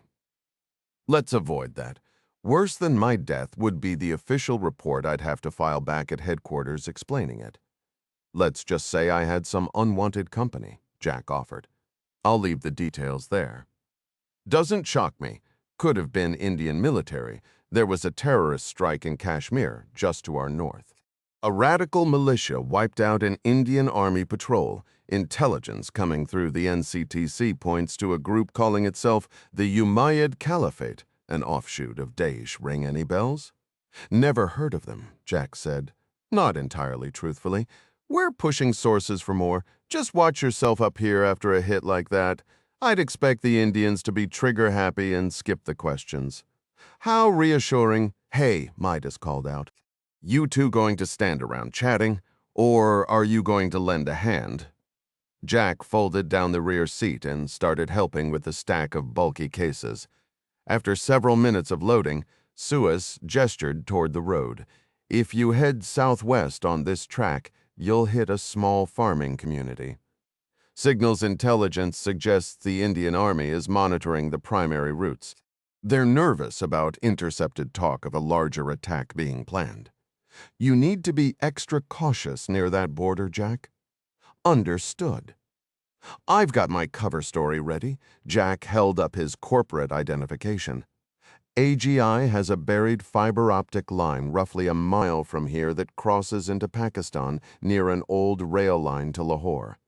I'll just claim I got turned around. Play the confused American tourist. Not a huge stretch, Midas remarked. Suhas allowed a brief smile. You two need anything more? My orders from ODNI were just to deliver you. My part in this is officially complete. We're good, Midas answered. Probably best if you forget this little meeting ever happened. Meeting with who? About 3 miles down the road, Midas signaled for Jack to stop. The seasoned operator examined a detailed topographical map, cross-referencing it with the coordinates on his satellite communicator. This is the place. We're across the line in Pakistan now. Kill the engine and the lights, Jack complied. Satisfied they had slipped past any patrols, Midas shrugged into a tactical vest with extra ammunition tucked under his loose shirt. In the stillness of the dark, he fastened his combat helmet and adjusted the advanced night vision goggles over his eyes, state-of-the-art gear that merged thermal and low-light imaging. He should be here shortly, Midas said, scanning the brush that faded into the pale hills. He's not using the road. Doubt it? Rustam's Tajik. He has a nomad's mindset, prefers moving cross-country. Jack studied the moon-washed landscape, the distant mountains just dark shapes against the sky. How do you know this guy? What's his story? The Russians killed Rustam's family back in Tajikistan. He joined up with others fighting them. We brought him on when we established our special operations hub in Uzbekistan, the one we called K2. Rustam guided my teams against the Taliban, ISIS, and that Umayyad network run by the Emir. Taking down the Emir's Umayyad fighters. That sounds like the Poseidon spear operations. It was exactly that. I didn't know you were involved. I was working out of the NCTC for Mrs. Foley at the time. With Rustam's help, I eliminated 3 of the Emir's key associates. We were operating in the tribal regions on the Pakistani side of the valley. Jack was quiet for a long moment. They were facing west, the weak moonlight at their backs, the sparse vegetation ahead rendered in shades of shadow. I'm going with you, he stated. Midas shook his head firmly. No way, you're here with Lisanne for her recovery. You need to be with her. Besides, you're my contingency plan if this goes south. Clark was clear. Stay put. Plans change with the situation. Isn't that the operator's motto? A low grunt was Midas's reply. Maybe, but you're not in the situation. Still. He rummaged in the pack at his feet and pulled out a bulky device resembling an old walkie-talkie. This is an Indian Army satellite communicator. Suez got it for us so Rustam and I could keep our communications off the usual grids. Consider it a spare. Clark gave me your contact. It's pre-programmed on the first channel, just in case. What's your main comms? This Iridium unit, Midas said, holding up a smaller device. Civilian model, less conspicuous, understood. I'll use the Indian gear to reach you. If I lose signal with the Iridium, never hurts to have a backup. Jack took the green satellite terminal. Why this specific model? Because it's local gear, just like the Indian military uses. The signals route through their satellites, which are optimized for this region according to Suhas. Copy that, Jack replied, examining the keypad and earpiece. What's the primary extraction plan? Who's coming out? It'll be me, the chief, Carrie, and Jad. There's also a new Marine raider, Tom Buck. Rustam will get us back across the border, and Suhas will handle our pickup with local documentation. You don't need to sweat the details. Feeling sidelined, Jack clipped the terminal to his belt. What's the latest on Rafa? We're flying blind out here. The intel we have is thin, Midas admitted. Some satellite imagery from the DIA, probably stale by now. That's why the campus needs me on the ground for a visual confirmation. Right. But what's Rafa actually doing out here? The briefing indicated he's recruiting from the remote valleys of the Hindu Kush and the Karakoram. These are hardened fighters, some former ISIS, the kind who dream of tearing everything down. Is that the whole play? Give him points for ambition. Of course, he also wants revenge on the people who took out his father, the Emir.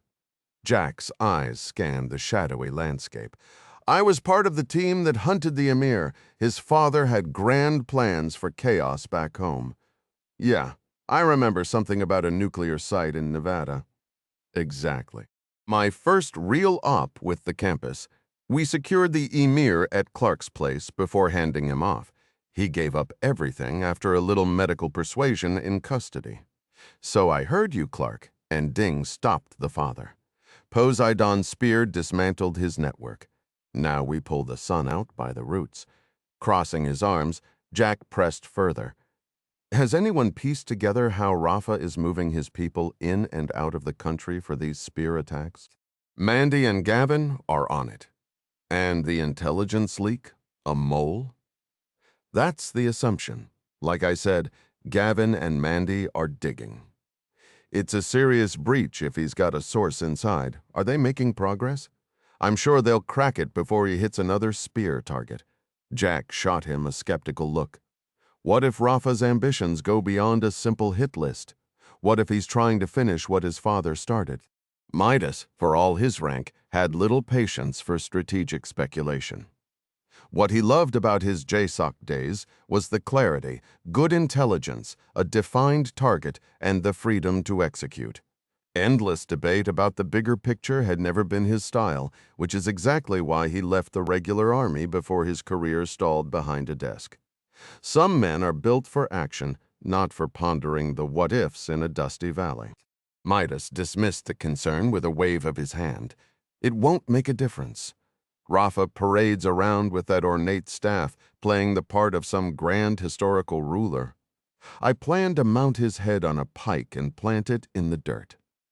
That's the only message people like him truly comprehend. We'll be done with the Umayyad Revolutionary Council for good or whatever ridiculous name they've chosen for themselves. Wouldn't it be better to question Rafa first? Jack pressed. Confirm there isn't a larger operation in play. Suis mentioned the Indians are hearing increased radio traffic. Naturally they are. There's always noise with these fanatics. Listen, a capture isn't an option we have. This is a straightforward elimination mission. Understood, Mr. Ryan. Crystal clear, Jack replied, his tone flat. Noting Jack's disappointed expression, Midas offered a concession. All right, here's what I'll do. I'll conduct a thorough sensitive site exploitation. I'll bring back a stack of intelligence when hang on, I've got movement at 11 o'clock. The greenish light from his night vision device illuminated the lower part of his face as he peered through the windshield. Confirmed. That's my contact. Flash your lights. Jack toggled the Land Rover's headlights. A response came moments later, 3 deliberate flashes. Midas allowed a thin smile. The crazy son of a gun is still driving the same Land Cruiser pickup from Afghanistan. Purchased with our funds, no less. That thing must have over 500,000 miles on it. Rough miles, every one of them. Before he arrives, Jack said, raising his digital camera, his mind still on the terrorist gathering in Kashmir and the Emir's old ambitious schemes. He scrolled through the images on the screen. These are the men who followed me. Military-aged, dark hair, wearing baseball caps. Suhas believed they were likely Indian Army. But look, their skin tone is clearly Caucasian. Doesn't that strike you as odd? Pushing his NVDs up on his helmet, Midas examined the photos. I saw the bullet holes in your truck. They appeared to be from a smaller high-velocity caliber, not standard AK ammunition. Indian Special Forces used some rifles chambered for those rounds. Could have been a team equivalent to our own, keeping tabs on you. But they're white guys. I'll grant the pictures suggest Caucasian features, Midas conceded. India is vast, with a wide spectrum of complexions. It could also be a trick of the light. Jack set the camera on the center console. If they were Indian military, why the covert tail? I wasn't a threat. I was driving a vehicle registered to an Indian corporation. Midas sidestepped the question. He pulled a red lens flashlight from his belt and signaled the approaching pickup through the open window. "Let's just finish Rafa and get out of this godforsaken place," he grumbled, pushing his door open. "Come on, you should meet my guy." The scarred Toyota Land Cruiser slid to a halt, kicking up a plume of pale dust. A rugged man emerged, his dark, assessing eyes sweeping the area. He wore a maroon turban wrapped around his head and draped over his shoulders, concealing the lower half of his face. His build was solid, almost blocky. The Tajik and Midas embraced like brothers who had seen hard times together, exchanging firm slaps on the back under the moon's glow. Midas introduced him as Rustam. Rustam studied Jack with black, unreadable eyes before lowering the cloth from his face. "A pleasure," he said, the words deliberate as if practiced during the long drive. Jack guessed the seasoned fighter's age was anywhere from 50 to well beyond. A life exposed to biting, desiccating winds made it impossible to tell. Midas conversed with him in a broken blend of Urdu, Tajik, and Dari, the local mountain dialect. Rustam readjusted the cloth over his nose and moved to the rear of his vehicle to transfer the weapon cases. Jack helped heave a heavy crate into the bed of the worn truck. His eyes caught on 2 green diesel fuel caps near the wheel well, sparking a sudden, vivid memory. Over a decade ago, his mother had taken him and his siblings on a safari in Kenya. A trip filled with laughter and the smell of diesel from similar rugged vehicles, a stark contrast to the tense silence of this moonlit rendezvous. Their guide had been driving the same rugged Land Cruiser pickup, a point of clear pride for its off-road capability. "Solid vehicle," Jack remarked. Rustam offered no reply. Perhaps due to the language barrier or simple disinterest together, Jack and Midas lifted a heavy weapons case onto the tailgate. "I wanted to ask earlier," Jack said, keeping his voice low. "Didn't want Suhas overhearing. Why all this hardware?" Midas looked over the truck's loaded bed, not following. "You've got gear for a small army here. We're in the tribal territories, Jack." "Trouble here doesn't knock. It kicks in the door from every direction." "How deep are you heading?" "Our latest intelligence places Rafa's camp roughly 40 miles to the northwest." Rustam approached, his gaze sharp as it moved between Jack and Bartosz. He pushed back the fabric of his vest and produced a pack of cigars from a pocket. He offered one to Midas along with a book of matches. Midas accepted, lit it, and clamped it between his teeth, drawing until the end burned a steady orange. Rustam then tilted the pack toward Jack, who shook his head. The seasoned fighter walked off, his boots scuffing through the brittle grass. As Rustam stood some distance away, smoking quietly under the moon, Midas popped the latches on a case and lifted the lid, revealing an M2010 enhanced sniper rifle nestled in protective foam. "The core came through for me," Midas said. "She's a real piece of work. Special order, modified, let's say."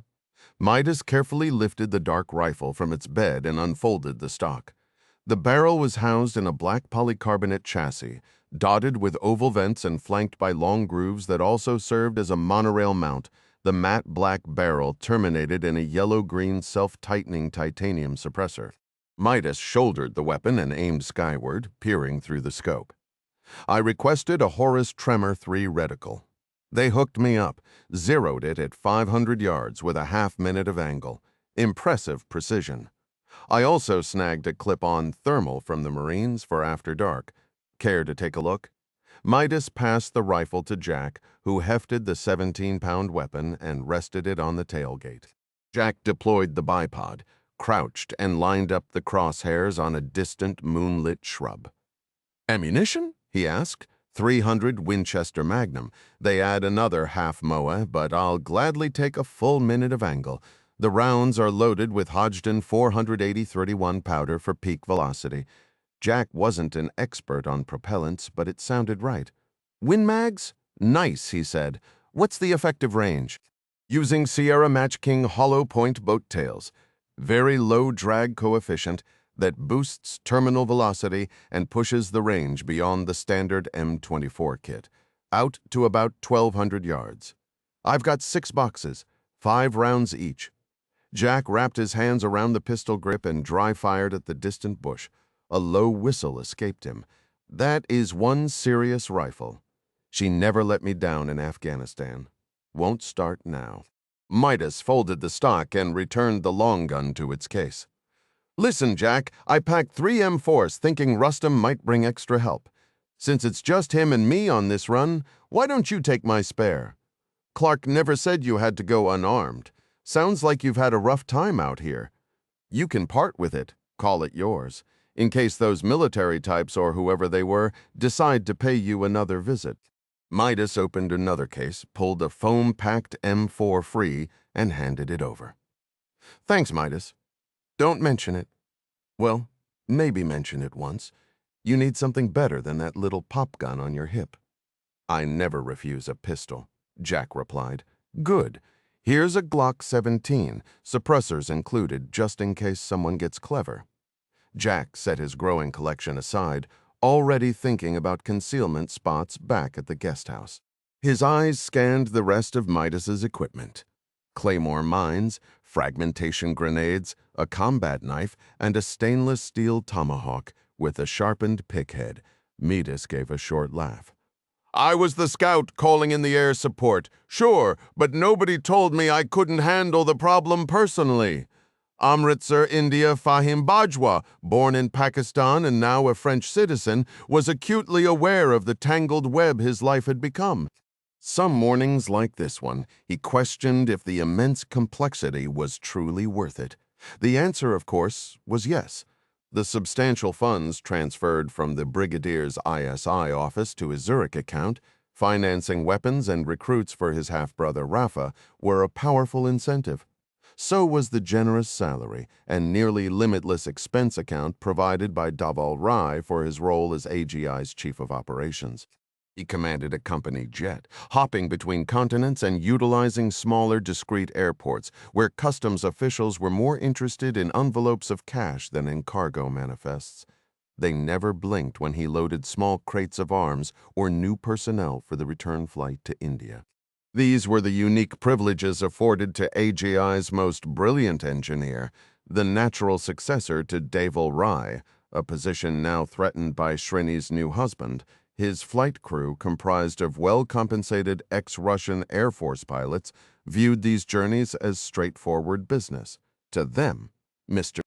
Bajwa was the company's chief operating officer, a visionary engineer building bridges, both literal and figurative, in challenging parts of the globe.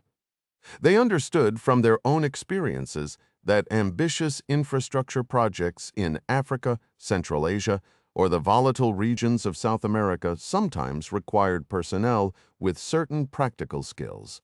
It didn't strike them as odd that the company's second-in-command managed a side operation moving firearms. He was a solver of problems, a pragmatic man. On a recent run to East Africa, Fahim had taken delivery of sniper rifles from a Cairo-based dealer at a sun-baked desert strip. Khan had handled the financial arrangements. Though Fahim typically preferred plausible deniability, the dealer had enthusiastically detailed that these were the latest Indian-made saber rifles. The Russian pilots had been visibly impressed by a quick, dusty demonstration. When Fahim later offloaded the crates at a remote AGI site in northern India, no one asked for details. Colonel Khan had boasted that the weapon, developed by a Bengaluru firm for India's elite para-special forces, had a lethal range of nearly a mile. They were just now being issued to the most select units. Perfect, Fahim thought, for the operation in the Karakoram, the only project that truly mattered to him now. There was another, more personal benefit to his global travels. The Egyptian arms dealer who catered to a clientele with deep pockets and shallow ethics had introduced Fahim to a certain madam in Budapest who dealt in exceptional companionship. One of her associates, Alona, was currently down the hallway in his suite, secured for a month at considerable cost.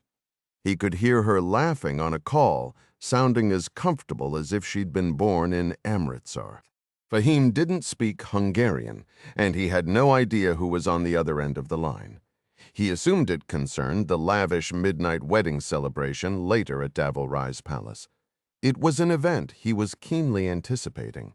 He would wear one of his impeccable Italian suits and parade Ilona past Srini, a silent, elegant rebuke for her foolish choice.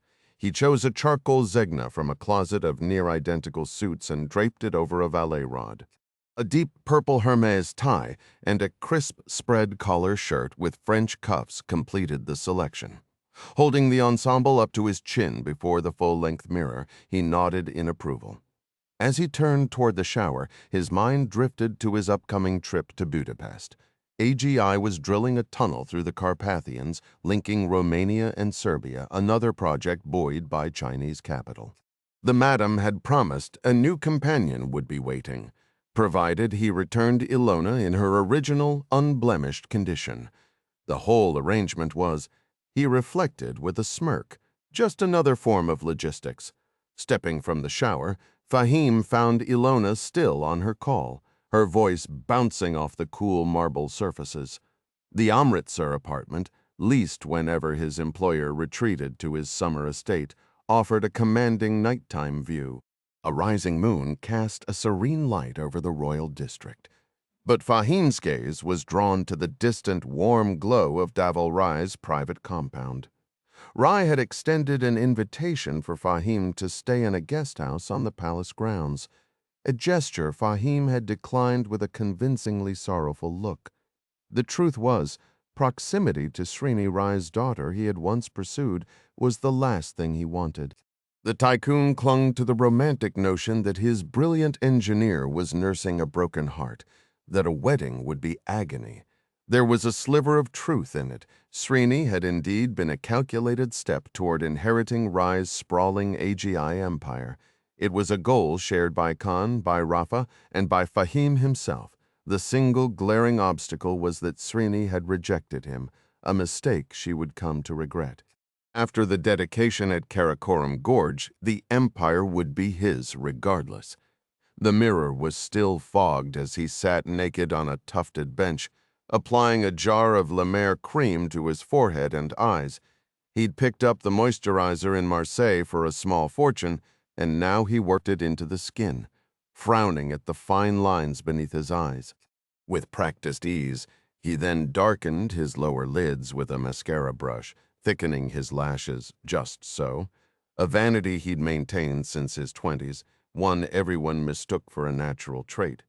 His final grooming ritual involved his hair. Bending forward, he let the long, dark strands fall as he began to gather them for his signature bun.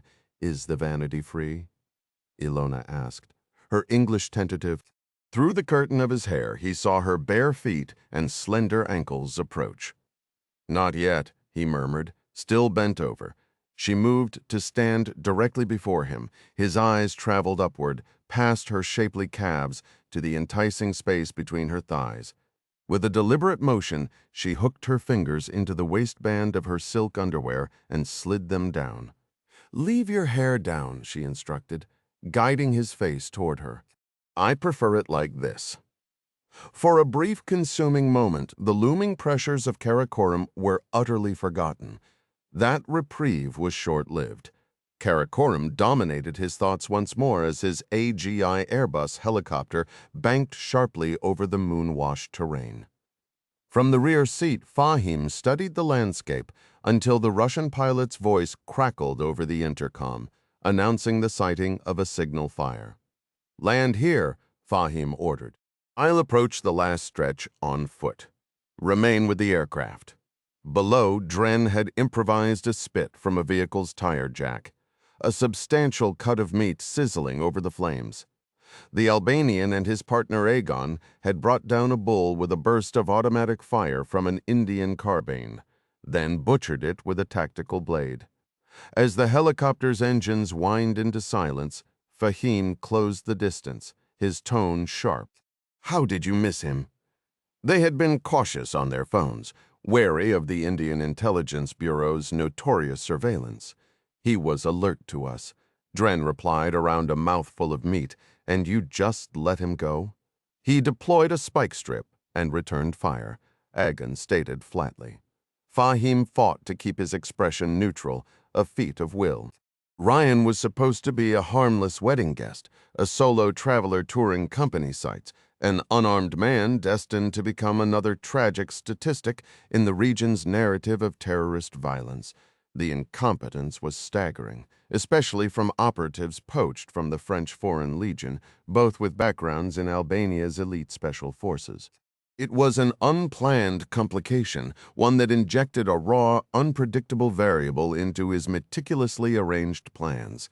They had honed their skills on the Indian-made rifles out in the sprawling deserts of the American West, becoming precise enough to handle the targets Colonel Khan's list demanded. How could they possibly have messed this up? "I'm not following. Are you telling me Ryan was armed?" Dren answered, using the Albanian affirmative.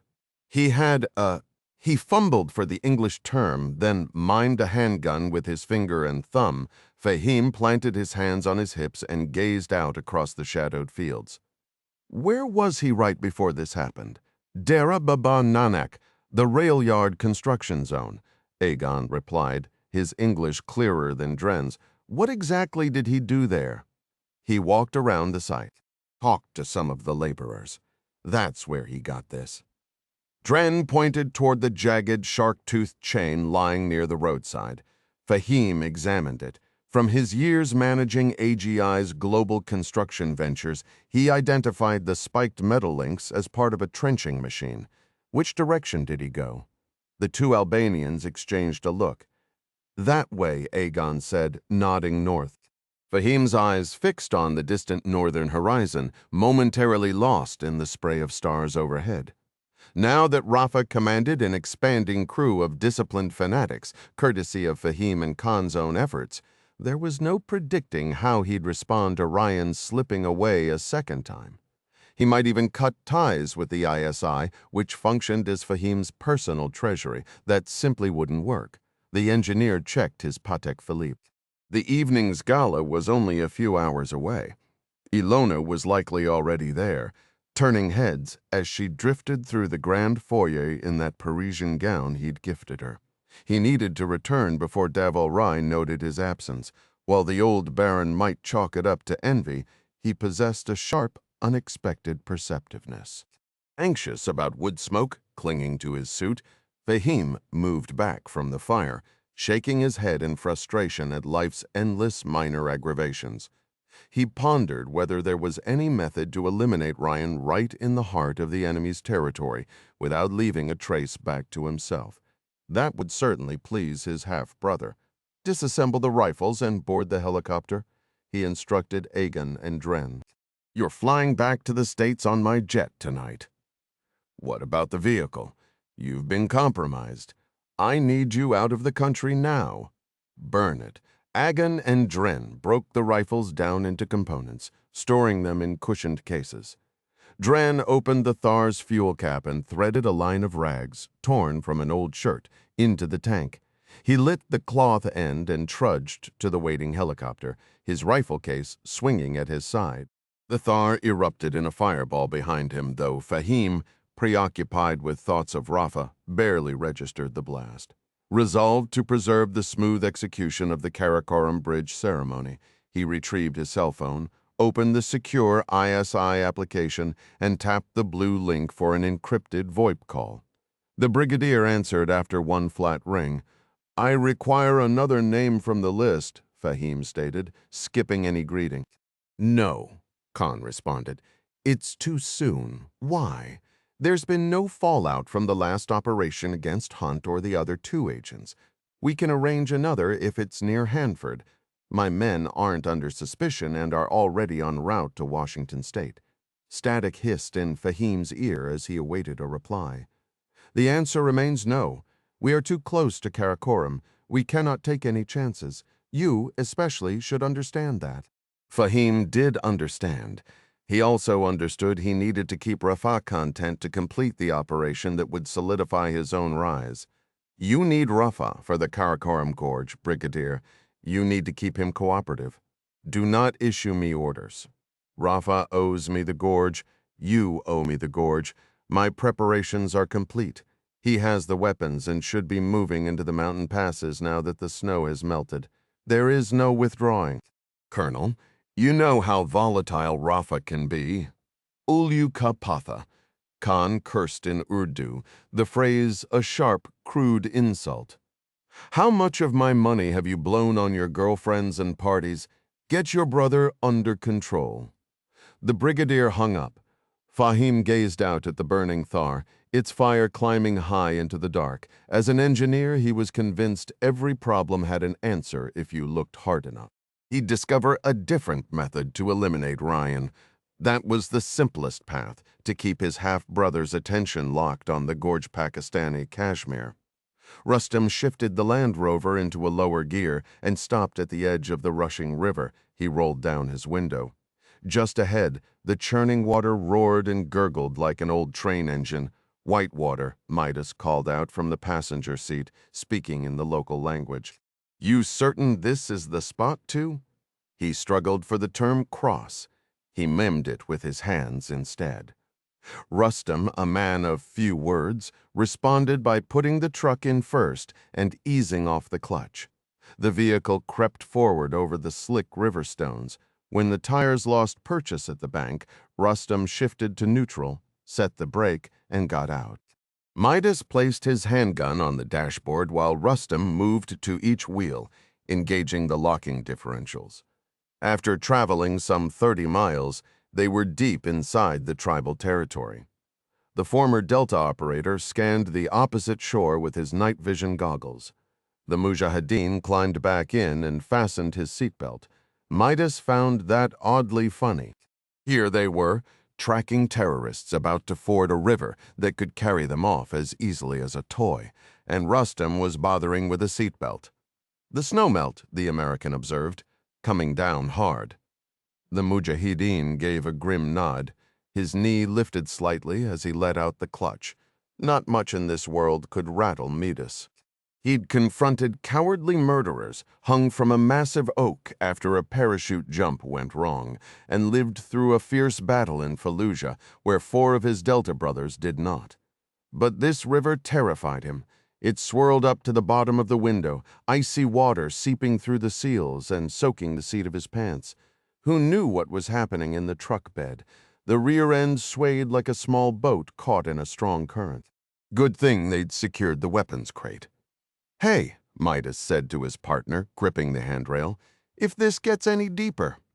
Rustam's dark eyes stayed fixed behind his goggles, locked on the far bank. Seated on the right side steering position, he was technically upstream from Midas. Water streamed through the door seals, collecting inches deep on the floorboards. The truck inched forward.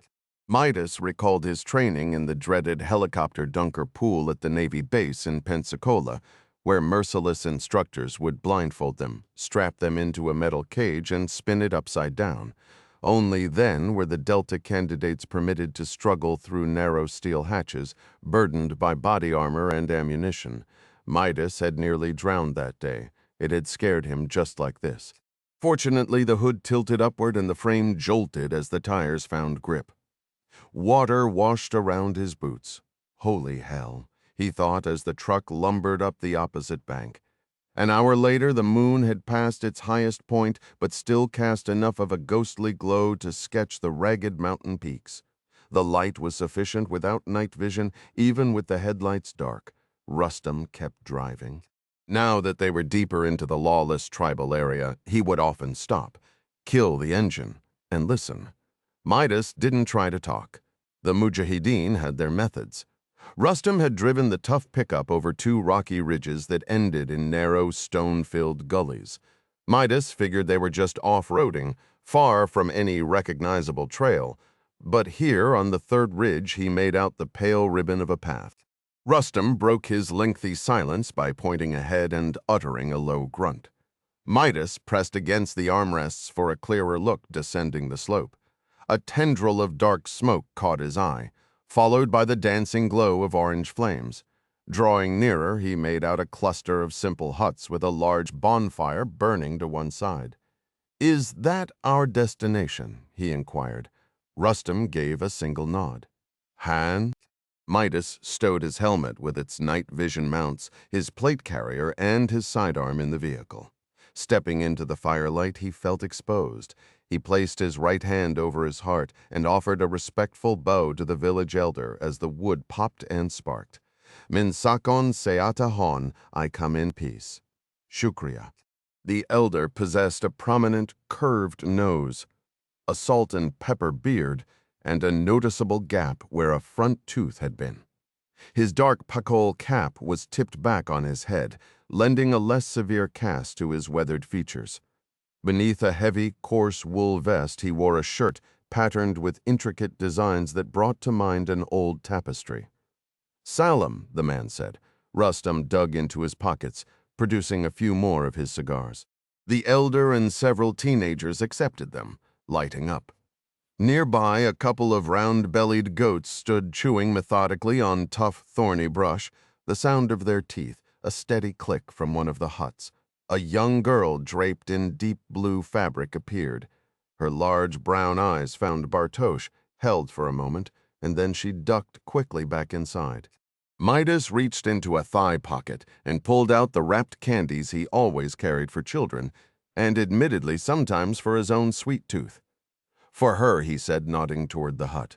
One of the boys snatched the offering and disappeared behind the hanging cloth that served as a door. Giggles, unmistakably female, filtered out. The rich aroma of roasting meat, likely lamb, reached Midas, making his stomach growl. He'd learned years ago that a simple meal of meat cooked over an open fire could improve even the most wretched corner of the globe. Beside him, Rustam was caught in a sudden swirl of smoke that made his eyes water. Coughing, he launched into a rapid torrent of local dialect too swift for Midas to grasp. The elder replied, sweeping an arm toward the moonlit cliffs that cradled the valley. Their exchange continued for several minutes, during which a young man with sparse facial hair studied Midas with an unblinking, appraising stare before suddenly darting off. "He has horses," Rustam announced, stepping clear of the smoke. The elder's mouth twisted into a lopsided, almost eerie grin, the shadowed firelight exaggerating the gap in his teeth and giving him a momentarily wild look. "All right," Midas said in English. "How many?" "4. 2 for packs, 2 for riding. We leave from here." The young man reappeared, leading the animals. Midas was familiar with the hardy horses of the high steppes, having relied on them during past excursions into the tribal regions. Their most notable trait here in Afghanistan was a peculiar indifference to the sound of gunfire, though it had been some years since the last heavy fighting. "We sleep here tonight," Rustam stated. "At first light, we load the horses. They will conceal our truck for us." "Han," Midas agreed, "but only for 3 hours. We have to keep moving if we're going to locate Rafa." "It is not difficult. It is simple." "Why simple?" Rustam switched to Urdu. "Because Rafa has a camp only 10 kilometers north of here. The elder despises him, calls him a false prophet, a charlatan who brings only trouble." Midas shook his head, a slow grin spreading across his face. "You know, I'm genuinely starting to appreciate this man's perspective." Camp Lejeune, North Carolina. Master Sergeant Kerry Marks thrust his green active duty ID toward the booth window. A Marine private, who looked barely old enough to shave, examined the card as if it were written in a cryptic language. "What's the holdup?" Marks snapped, his irritation boiling over as he sat impatiently in his Chevy Silverado. He and Jad Mustafa had just endured a 3-hour drive from their Operational Detachment Alpha team at Fort Campbell, scrambling after Clark's urgent call to activate for a mission. Now this kid, his uniform so stiff it seemed to crackle with every move, was wasting his time. Kerry muttered a curse as the private consulted a clipboard. Clark had been explicit, be at Lejeune by 1300. Even driving like a man possessed, Kerry was 30 minutes behind schedule, which only deepened the foul mood that had settled on him since Clark's call that morning. The day before, he'd received the news passed over for promotion for the 3rd consecutive time. The irony of rushing to save the world while his own career stalled wasn't lost on him, adding a layer of bitter sarcasm to his already dark thoughts. This gate guard was just the latest unwelcome reminder of the Army's endless bureaucracy. The sting of his recent disappointment was still sharp as Carey sat in the truck, having his credentials scrutinized by a young Marine who looked like he'd just graduated boot camp. "Let's move it, Private," Carey snapped, impatience edging his voice. "We're behind schedule." The private held the phone to his ear, offering a single nod in response. "You have got to be kidding me," Carey muttered under his breath to Jad. "Take it easy," Jad said. "The kid's just following procedure." Yeah, procedure, Carey thought bitterly. It all sounded painfully familiar. For the last 100 miles, his mind had been a loop of that missed promotion. He knew dwelling on it was pointless. If his wife were here instead of Jad Mustafa, she'd have told him to snap out of it. But the logic felt inescapable. He'd put in the work, running covert operations across the globe for John Clark and his team. He'd volunteered for missions in Seoul, the Philippines, Vietnam, and most recently that oil rig off the coast of Venezuela, where he'd almost died taking out a squad of ruthless Wagner Group contractors. He never imagined that while doing favors for Clark, and by extension presumably for President Ryan himself, the Army would simply ignore his record. Yet here he was, passed over for the third time. What kind of justice was that? His ODA commander, a by-the-book West Point graduate, had explained it was because Carey spent too much time away from his Green Beret unit on special temporary duty assignments with the Office of the Director of National Intelligence. Well, no kidding. The ODNI was the cover Clark used for those very orders. The worst part was when the captain asked why he hadn't been more present with his famed unit. The triple-nickel Carey could only stand there, bound by secrecy. "I'm sorry, Marks," the captain had finished. "That's how the promotion board sees it. Better luck next time." Whether there would even be a next time was the question haunting him. He'd been silent for most of the drive, except to gripe about the foul air in the cab courtesy of Jad's digestive rebellion after their burrito stop. Jad had offered to buy, but of course Carey ended up footing the bill. It figured on this overcast June morning along the Carolina coast. His whole life felt like a series of bad bargains. This lanky private examining his ID was just the latest slight in a career that seemed perpetually off course. The Marine hung up the phone, turned the ID card over in his hands, and said, "They didn't really cover Army ranks. Am I supposed to salute you?" "No," Carey barked. "I'm a sergeant first class, same as a Navy chief or Marine gunnery sergeant. I'm not an officer. I work for a living."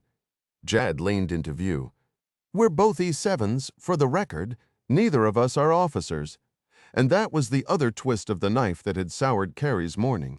In a cruel bit of timing, Jad's own promotion had just been finalized, putting the two senior sergeants on equal footing.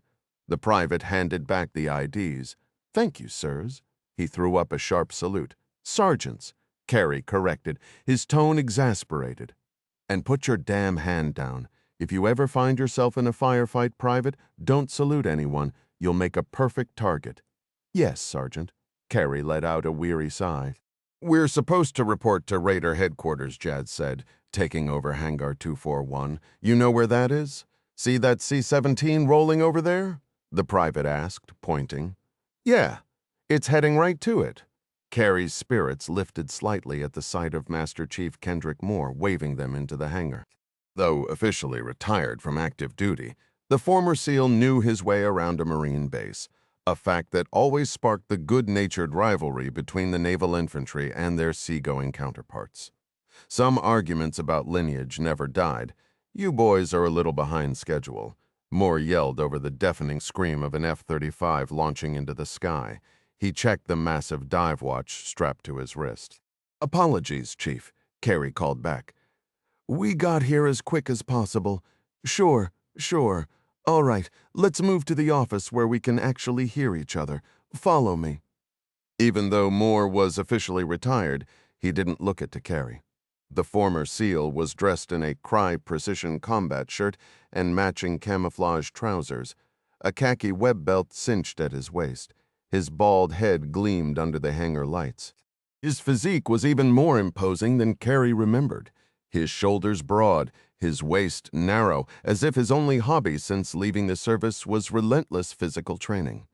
Carey and Jad had swapped their Army uniforms for civilian clothes after Clark's call, standard for campus operations.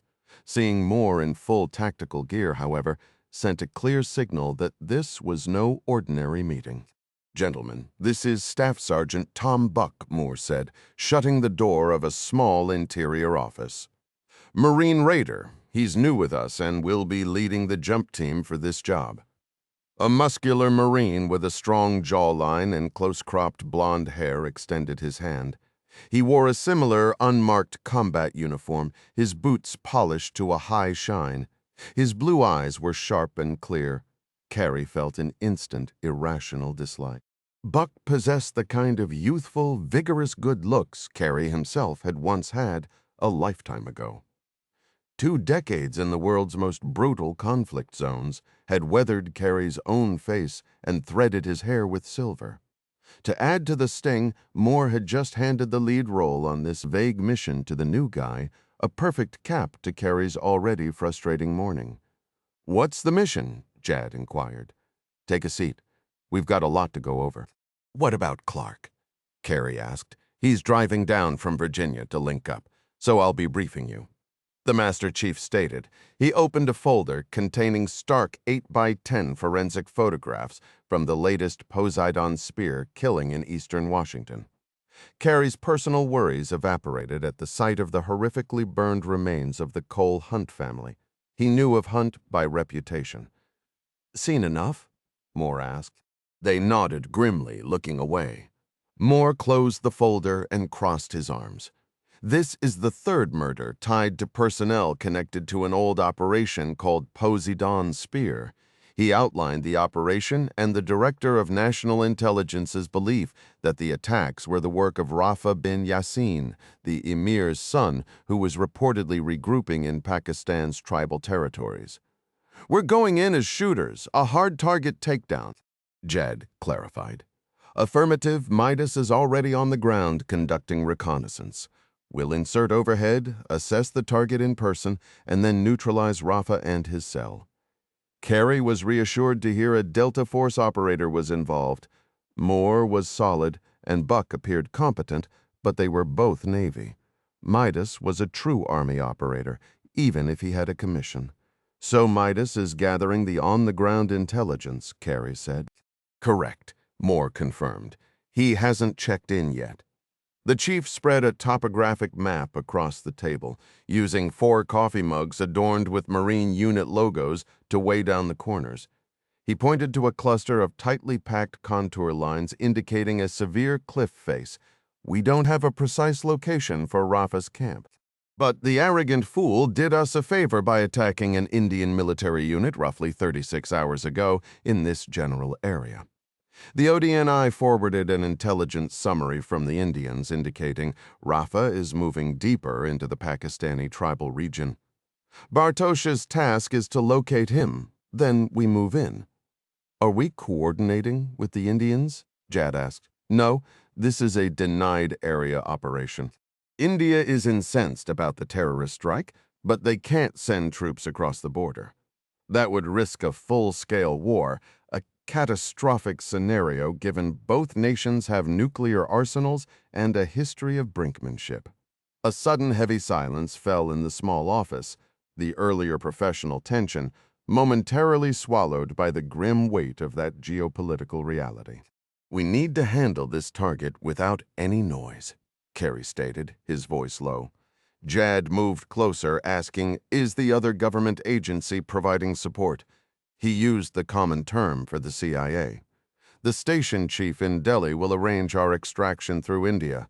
That's our path back." Carey placed his hands on his hips.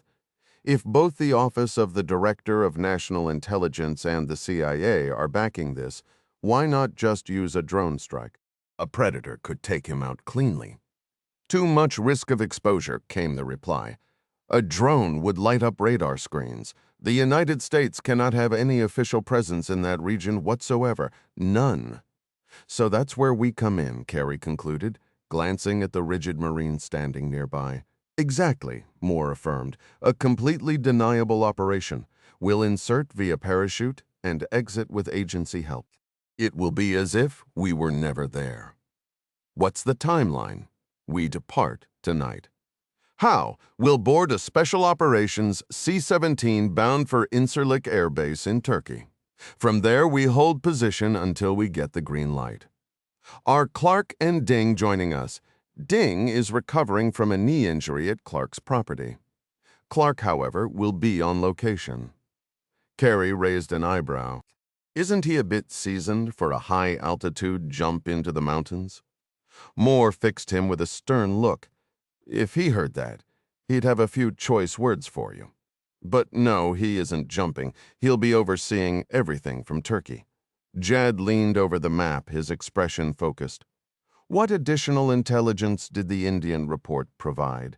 What are we facing in terms of enemy strength? Clark analyzed the footage. He estimates 30 to 40 combatants using coordinated tactics with mortars, sniper rifles, and rocket launchers. Still, if we secure the high ground for an ambush, they'll be at a severe disadvantage. Can we get Midas on comms? Carey inquired. Negative. Midas is operating under strict emissions control, Moore explained. Carey studied the topographic map, considering the challenges. India was to the east, China to the north. A diplomatic minefield. The mission aligned with Special Forces doctrine, a small team, local coordination, and rapid movement. Yet a major issue remained unaddressed by the planning team. Chief, Carey began carefully, you said this is a black operation, but if we fly that C-17 anywhere near the drop zone, won't we be detected? I'm not a pilot, but a Globemaster isn't exactly stealthy, even with a high-altitude jump. Moore walked to a bulletin board displaying an aerial chart of Asia. He pointed to a location in southeastern Turkey, near the Syrian border. The ODNI has arranged cover. Our aircraft will use a FedEx transponder code, following a standard commercial cargo route from Incirlik to Bangkok. We'll conduct our jump over Tajikistan, several hundred miles north of the objective. This keeps us entirely deniable.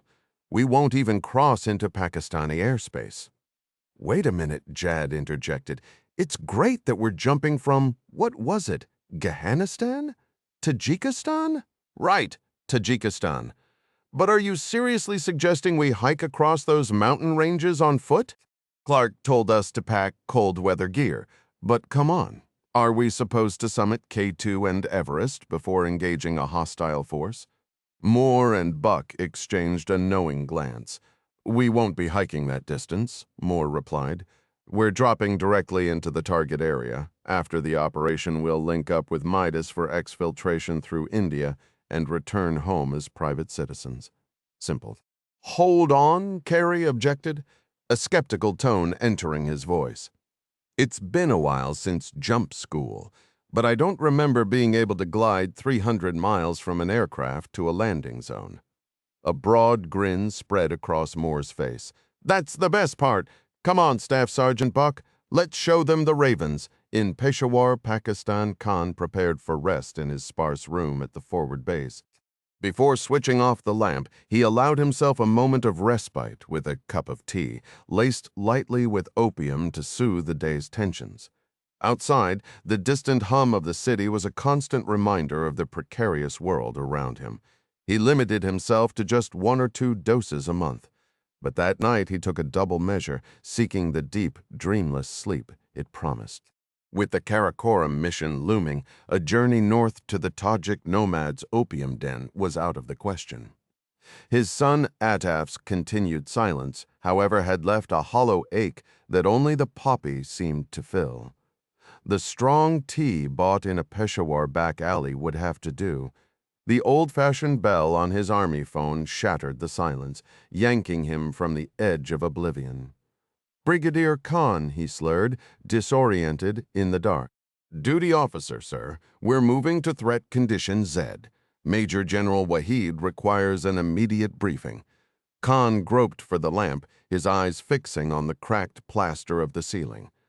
Wahid commanded all army units in Pakistani Kashmir. "Sir, are you receiving me?" The voice insisted. "I'm here." Khan swung his legs to the floor, found his glasses, and pushed them onto his face. "Condition Z, Lieutenant? On what grounds?" "The Indians are holding us responsible for the attack on their forward unit." "I'll be there shortly."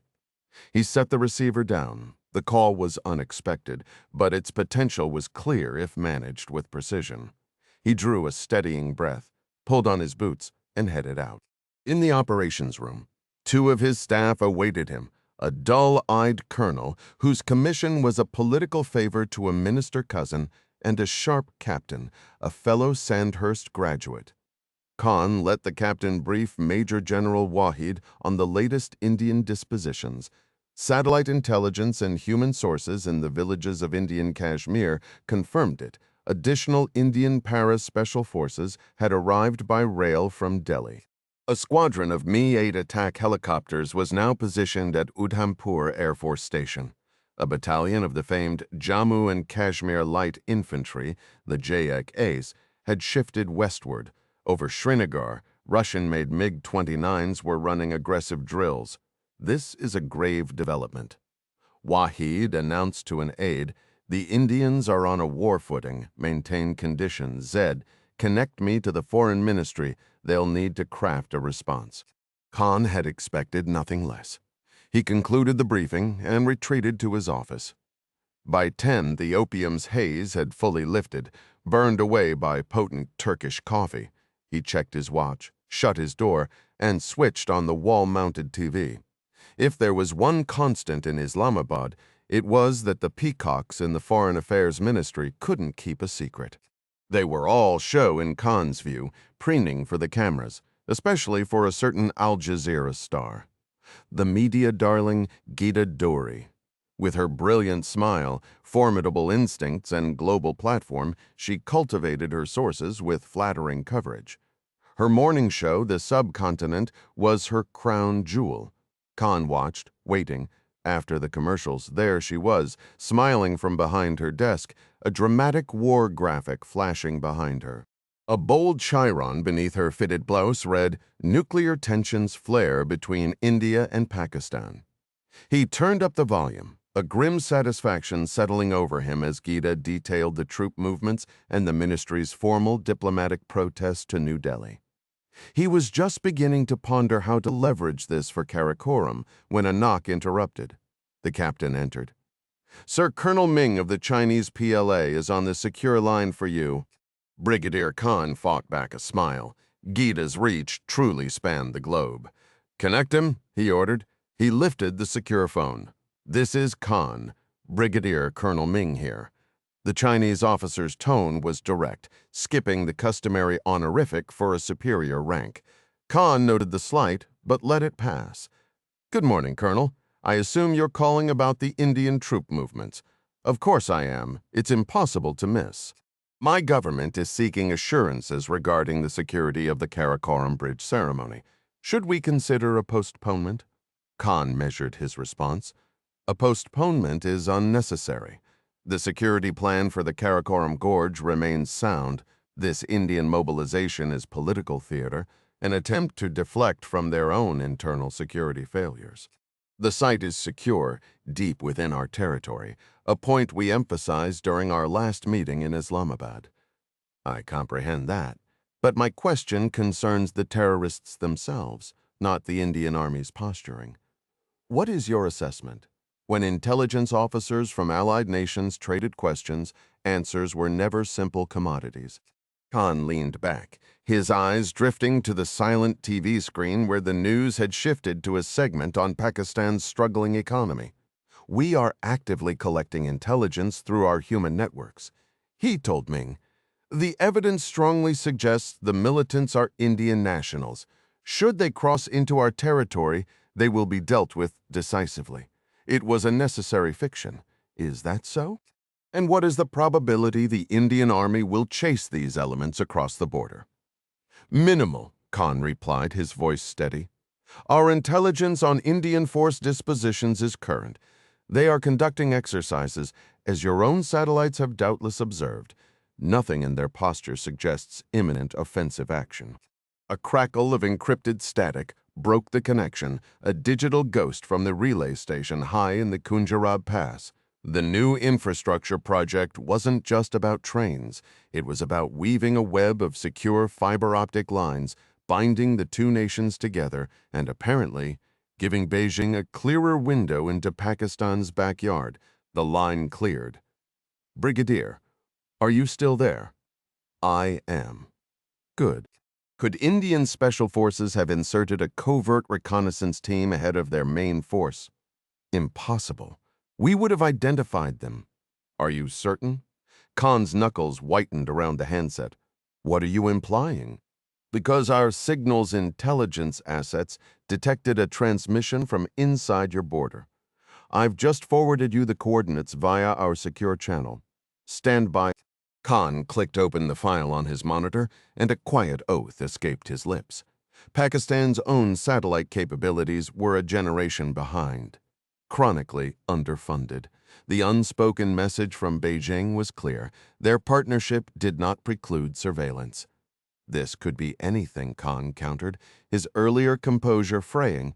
Adventurers, aid workers, anyone with a satellite phone. Negative. You need to examine the signal parameters. It was a Ku-band transmission from an Indian military SATCOM terminal linking directly to their GSAT network in geostationary orbit. The revelation struck Khan like a physical blow. Through his intermediary Fahim, he had supplied Rafa with weapons and funds, but never ever with secure Indian military communications gear. The pieces clicked into a dangerous new configuration. Do you see the implication, Brigadier? An Indian Special Forces team is already inside Pakistan, likely tracking those very terrorists. Another burst of static provided a precious moment to think. An Indian SF team on Pakistani soil could be twisted to serve his purposes, but not if they succeeded in eliminating Rafa. That would unravel everything. The line cleared. We will handle the situation. The bridge unveiling will proceed on schedule. You have my word, Colonel Ming. Understood, Brigadier. Thank you. The call ended. Khan switched off the television, the cheerful economic report dying mid-sentence, and stepped out of his office, the weight of the new threat settling on his shoulders. He decided to take the long way to his next meeting, walking the perimeter of the compound to clear his head, the crisp morning air doing little to dispel the tension coiling in his gut. He rushed down the dim hallway and pushed through the heavy exit door. The bright morning sun over the mountains was a stark change from the gloom of the command center. A warm desert wind pulled down from the cool peaks, carried the faint smell of dry brush. Taking a deep breath of the familiar air, Khan pulled his cheap phone from his pocket. He sent a set of map coordinates to a number starting with 91, India's country code, then immediately made the call. "Hang on," Fahim Bajwa's hushed voice came through. "I have to step out of this meeting." Khan walked back and forth in the sunlight, the phone held tight to his ear. "What's going on?" Fahim asked, half a minute later. "We're in a board meeting. Rai is on a tear about getting the bridge done before the Chinese delegation arrives. I don't give a damn about the bridge." The brigadier cut in sharply. "You need to get a message to Rafa now." "About what?" "An Indian Special Forces team is tracking him. I just sent you their position. Get it to Rafa immediately, Fahim. He needs to eliminate them, every single one." After establishing his observation post, Midas tapped out his third message on the Indian satellite communicator since they'd picked up the scent. He needed Clark to know he and Rustam were acting on the tip from the old villager. Their own iridium unit was toast, soaked during the river crossing in the back of the pickup. Forced to use the Indian backup, Midas manually entered Clark's number from memory. The satellite link tapped into the global network, letting him text the information directly. The Delta operator set the device down and adjusted his position, careful not to knock over the careful lattice of branches and grass covering him. He nudged the short tripod for his M151 spotting scope a couple inches for a better view. He'd left his helmet strapped to the saddle, swapping it for a floppy camo hat that wouldn't get in the way of his optics. "Group coming out," he murmured to his mujahideen partner, Rustam. The lean Tajik was wedged beside him, sharing a narrow gap between two boulders the size of small cars. Rustam peered through his long Russian binoculars into the valley below, grunting, "It is them? Them who? A Mayad?" "Well, that's just perfect," Midas muttered, studying the distant riders. According to the valley's messengers, the old man had said that terrorists were using an ancient caravansary, a walled fortress that had sheltered trade caravans crossing these steppes for millennia. Time had worn it down to a dusty hill that from this distance looked utterly ordinary. They'd set up their OP south of the enclave to gather intelligence. The last thing Midas expected was to stumble on a mounted squad from the Umayyad Caliphate army right off the bat. A bitter, ironic laugh almost escaped him. Here he was, playing hide-and-seek with a medieval army in the 21st century. But if this was the hand he was dealt, he'd follow them from a distance, hoping they'd lead him straight to his main objective. "Rafa bin Yassin, stay here," Midas said, or tried to say in his rough Urdu. He crawled backward on hands and knees through the tunnel formed by the leaning rocks. Coming out on the south side into the glaring sun, he half slid down the loose shale slope to the stunted tree where they'd tied the horses. He dug through a pack on the third brown mare, loosened a heavy backpack, and swung it onto his shoulders. Hurrying to the lead horse, he grabbed the M2010 enhanced sniper rifle. Midas unfolded the stock, slapped in a magazine from his pack, and scrambled back up the slope. He found Rustam still glued to his bulky binoculars, fixed on the caravansary. Rustam's functional battle English was enough. "Any movement?" Midas asked. "Yes, 10 men, 10 horses." Midas pointed the ESR toward the valley. He cycled the bolt and settled his right eye behind the scope. Drawing on lessons from sniper school, a course he'd taken so long ago, the details were fuzzy. Midas kept one eye on the scope and the other scanning for danger. This dual awareness had become as automatic as breathing. "I've got 10 in sight as well," Midas confirmed. The figures were distinct now, shimmering under the harsh sun against a backdrop of jagged, snow-dusted mountains. They were dressed in a haphazard collection of dark, tattered civilian wear, faded military gear, and wind-whipped scarves, all riding at an unhurried pace with their rifles secured. "Umayyad," Rustam murmured again. "The core group." "Which way are they headed?" Midas asked. "West toward the Pakistani border." "So this is their primary camp." Affirmative, Midas wrestled with the decision. His orders from Clark were clear. He was the scout. Locate the target, confirm the location, and relay the data to Moore, Buck, and the Green Beret team waiting to deploy. But watching this mounted column move openly across the sun-baked valley was an opportunity he hadn't expected. These fighters had just emerged from the rocky folds concealing their base. Would they ever be this exposed again before the assault team arrived? Peering through the Horus Tremor 3 scope, he tracked one rider after another, the fine reticle lines allowing for precise adjustments for wind and drop. At this range, he knew with cold certainty he could drop any one of them. One rider commanded attention. His horse was adorned with large, gleaming silver medallions, and the man himself, wrapped in voluminous black robes, held a tall staff like a standard. The third rider, Rustam whispered, lying beside him. "I believe that is Rafa." "My read as well," Midas agreed. The Delta operative briefly considered crawling back to the hidden Indian communicator. He'd already sent Clark multiple updates with the suspected base coordinates. The last response an hour prior had been a clipped, encrypted burst, CR, get HVI PID Camp 00 CONUS ENR-TK Clark. It was the usual jargon, born from comms security paranoia, but the message was clear. Continue reconnaissance and obtain positive identification of the high-value target. It also indicated the campus team was en route to Turkey, It all tracked, even if Midas had no idea exactly where in the sky his colleagues were at that moment. Air Force protocols blocked civilian SATCOM on their aircraft. Clark likely wouldn't get another message until he was on the ground. More riders, Rustum alerted him. Midas pivoted the scope back toward the mountain pass. 5 additional horsemen descended the slope, merging with the first group on the trail.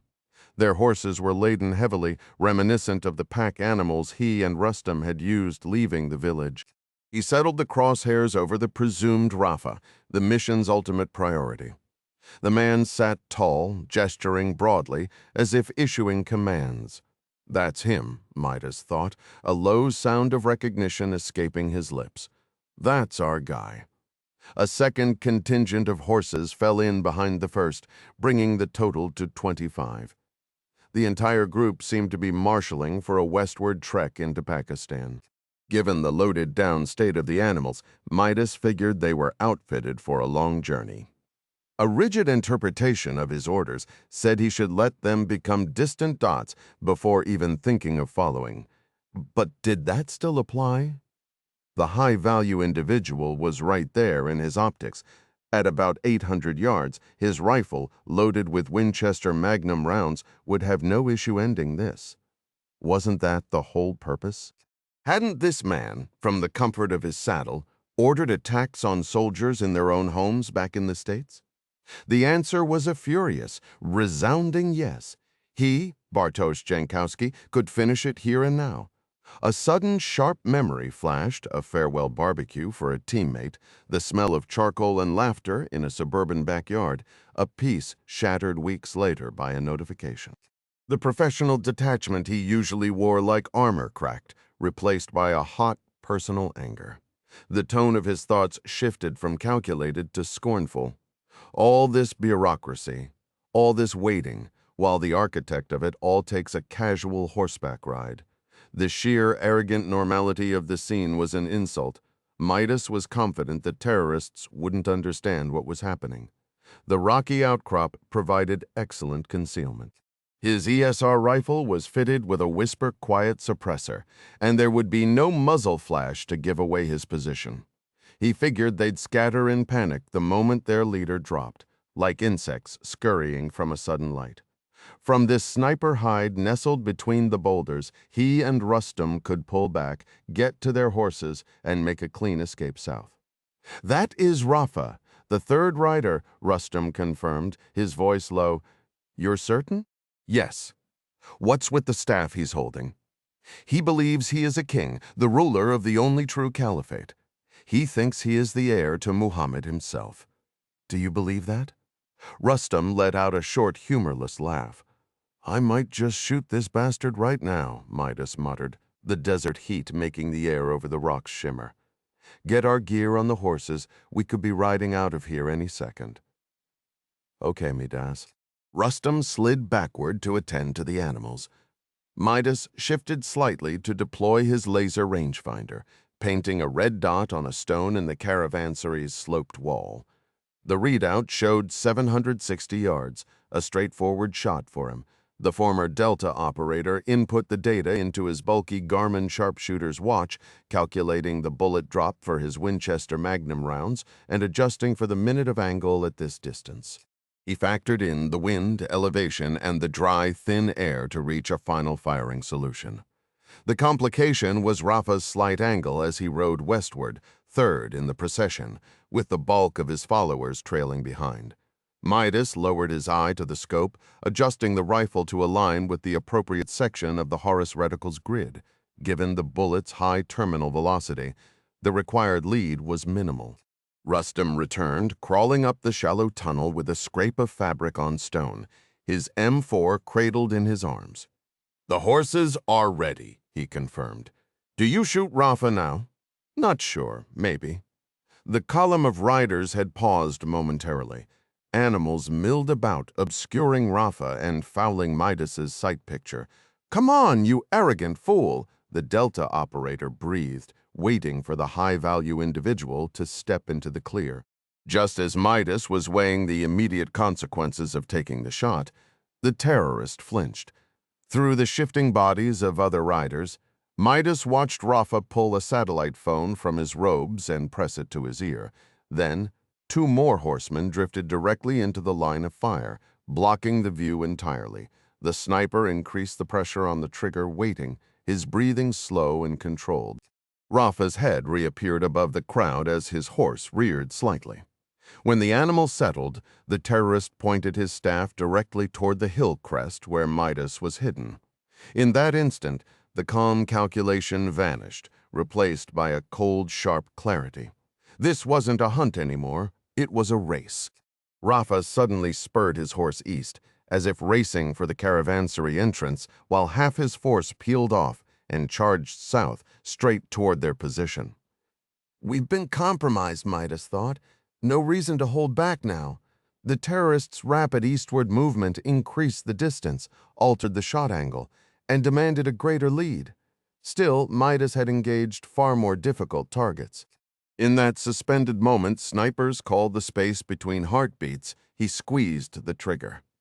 2 seconds later, Rafa tumbled from his saddle. The surrounding riders immediately converged, forming a living shield around their fallen leader. Midas waited for the dust to settle, his eye glued to the scope. Between the gleaming flanks of the horses, he was stunned to see the terror leader rise to his feet, raise his arms to the sky, and tilt his head back in a gesture of triumphant defiance. Midas fired again, but more riders swarmed in. The round thudded into a horse's shoulder. The rattling report of Rustam's M4 tore Midas's attention to the plain, where a cloud of dust was now churning toward them. Rafa's horsemen were already 400 yards out, halfway between the caravansary and their position, too far for Rustam's sporadic fire to be anything but a waste of good ammunition. "Rustam!" he yelled without lifting his head. "Get to the horses and cover my retreat." A sudden familiar gray smoke trail streaked across his field of view within the scope. Midas jerked his head up from the rifle in disbelief. "RPG!" he roared. The rocket detonated against the overhanging rocks, pelting him with a cascade of debris. Rustam had already retreated deep into the passage, avoiding the worst of the explosion. Midas settled back behind his scope, the riders now a shimmering line 300 yards out. His first shot struck a target square in the chest, sending the man tumbling from his mount. Ejecting the spent casing, he cycled the bolt and found another, the round catching a rushing fighter in the shoulder. The final cartridge in the magazine roared to life, its path ending in a third man's skull. As the remaining horsemen charged, Midas shifted sideways, ripped a fresh magazine from his vest, and seated it with practiced force. He chambered another round and fired, watching an enemy rider get thrown backward. But at least 7 more were coming hard, and they'd smartly used a dry wash for cover. Once they poured out of that gully, they'd be too close for his elevated position. Time was up. The only play left was a fighting withdrawal. He dug into his pack and produced 2 rectangular claymore mines. Another RPG blast lit up the air, hammering his position with a storm of shattered stone. Midas extended the scissor-like legs of the first mine, jamming the sharp points into the hard earth. His fingers worked quickly, unscrewing a protective cap to expose the radio device linked to the blasting cap. A burst of enemy fire shattered the rocks above him, forcing him down momentarily. Wiping grit from his eyes, the Delta operator returned to his task. He positioned the second claymore at an adjusted angle, his movements a blur. Then rock exploded beside him, a buzzing, whirring fragment slicing into his forehead. Blood immediately sheeted into his right eye. 1 mine left. "This side toward enemy," the front plate declared in bold letters. And here was Midas, crawling backward through the tunnel of leaning boulders with the explosive inches from his face, dragging his sniper rifle by its sling. Back in the open, he snapped the claymore's legs into place, orienting it toward the very rocks that had been his shelter moments before. He tossed the cumbersome rifle down the slope. It was just in the way now. From the saddle, Rustam opened up with his M4 behind him. Following the tracer fire, Midas yanked his Glock free. A fighter had flanked them, scrambling up the hillside. Rustam's burst wounded the man. Midas finished him with 2 precise rounds. Rustam shifted fire, chipping the boulders on full auto over Midas's head. Midas swung his pistol back to meet the new threat. A black keffiyeh flickered into view and vanished like a ghost, gone before he could get a shot off. A click, a zing, and a torrent of stone shards whipped past his ears. Then it felt like a sledgehammer hit him, throwing him backward in a wild sliding fall over the sharp shale. His hands spasmed open, the Glock skittering away. A sharp electric agony shot through his arm and chest. Rustam covered him, firing his M4 on full auto until the bolt locked back. Midas's horse reared, braying in panic and throwing the spare rifle from its scabbard. Ignoring the screaming pain in his limbs, Midas crawled desperately for the Glock. 3 men in black keffiyehs now stood at the crest of the slope, their eyes burning with pure malice, raising strange, unfamiliar assault rifles, 2 barrels pointed directly at him. The third tracked Rustam, who was frantically trying to reload while controlling his panicked horse. Midas's left hand still clutched the claymore detonator. He drove his thumb down on the button. Amritsar, India. The evening air was cool under a rising pink moon. "So," Davil Rai asked, a faint smile on his lips, "what did you think?" Jack stood with a small cocktail plate in his hand. "Think of what?" "Of your visit to the Dera Baba Nanak railway station today." Rai stood ready for the ceremony, his red turban and maroon tunic a vibrant contrast to the formal setting. He swirled the champagne in his glass, his gaze fixed on Jack. "So, you had a chance to observe our fiber-laying process, I trust?" Jack adjusted his own ceremonial attire. The red hat and silky orange jacket felt unfamiliar. He still had a role to play. Soon he would be part of the final procession, following the groom's painted elephant and the bridal palanquins on the back of a camel. He needed an answer that made business sense without revealing too much. "The pace of your installation was certainly notable," Jack offered. "Ah, yes, we've perfected that operation. Wouldn't you agree, Fahim?" Rai's eyes sparkled with enthusiasm. "What's our current rate?" 10 meters a minute on prepared routes," the COO replied, his fingers brushing the hair at his neck. Rai leaned in closer. "Tell me, could a capability like that be of use to Hendley Associates? Imagine the need for data infrastructure in emerging markets. It would pair beautifully with that satellite venture you mentioned earlier." Jack straightened slightly. The idea had merit. AGI's rapid deployment could indeed complement the Lodestar agreement. "It gives us a distinct advantage," Fahim added, noting Jack's shift in posture. "With our rail easements, we can extend networks directly into urban centers quickly and economically." Setting his plate aside, Jack chose his words with care, mindful that excessive eagerness might weaken his position later. A dedicated subsidiary, if the financials are solid, could be a compelling opportunity. Assuming you require outside investment, of course? "Capital always," Rai laughed warmly. "Dividends to shareholders tie up much of our liquidity.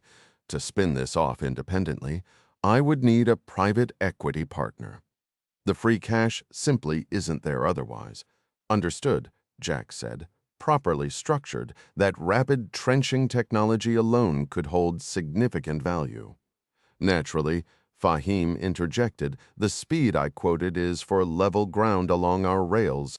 In mountainous regions, progress slows considerably due to grading and tunneling challenges." Their discussion paused as the bridal procession approached. Greeted by soft applause and admiring whispers, Rai clapped, emotion bright in his eyes as Srini led the group of veiled women adorned in silk and flowers. Jack spotted Lisanne fourth in line, her elegant, sheer outfit catching the light. After embracing her father, Srini turned to Jack with a delighted smile. "Look at you, quite the picture." As the parade merged with the guests, Jack reached for Lisanne's hand. She gave his fingers a quick, warm squeeze before vanishing into the crowd. "You do clean up well, Jack," Rai remarked, his tone affectionate. And I hear congratulations are in order for you as well? Have you and Lisanne set a date? Feeling the weight of the personal inquiry, Jack deftly steered the conversation back. He turned to Fahim, picking up the earlier thread. You mentioned the complications in mountainous terrain. Could you elaborate on the cost implications there? Fahim, let me get this straight, Jack said, leaning in slightly. You're actually running fiber optic cable through the Karakoram Mountains, across the Kunjerab Pass, and straight into China? That's even possible. Absolutely, Fahim Bajwa replied with a nod. We follow the rail lines. Getting those rails laid in the first place was the real challenge.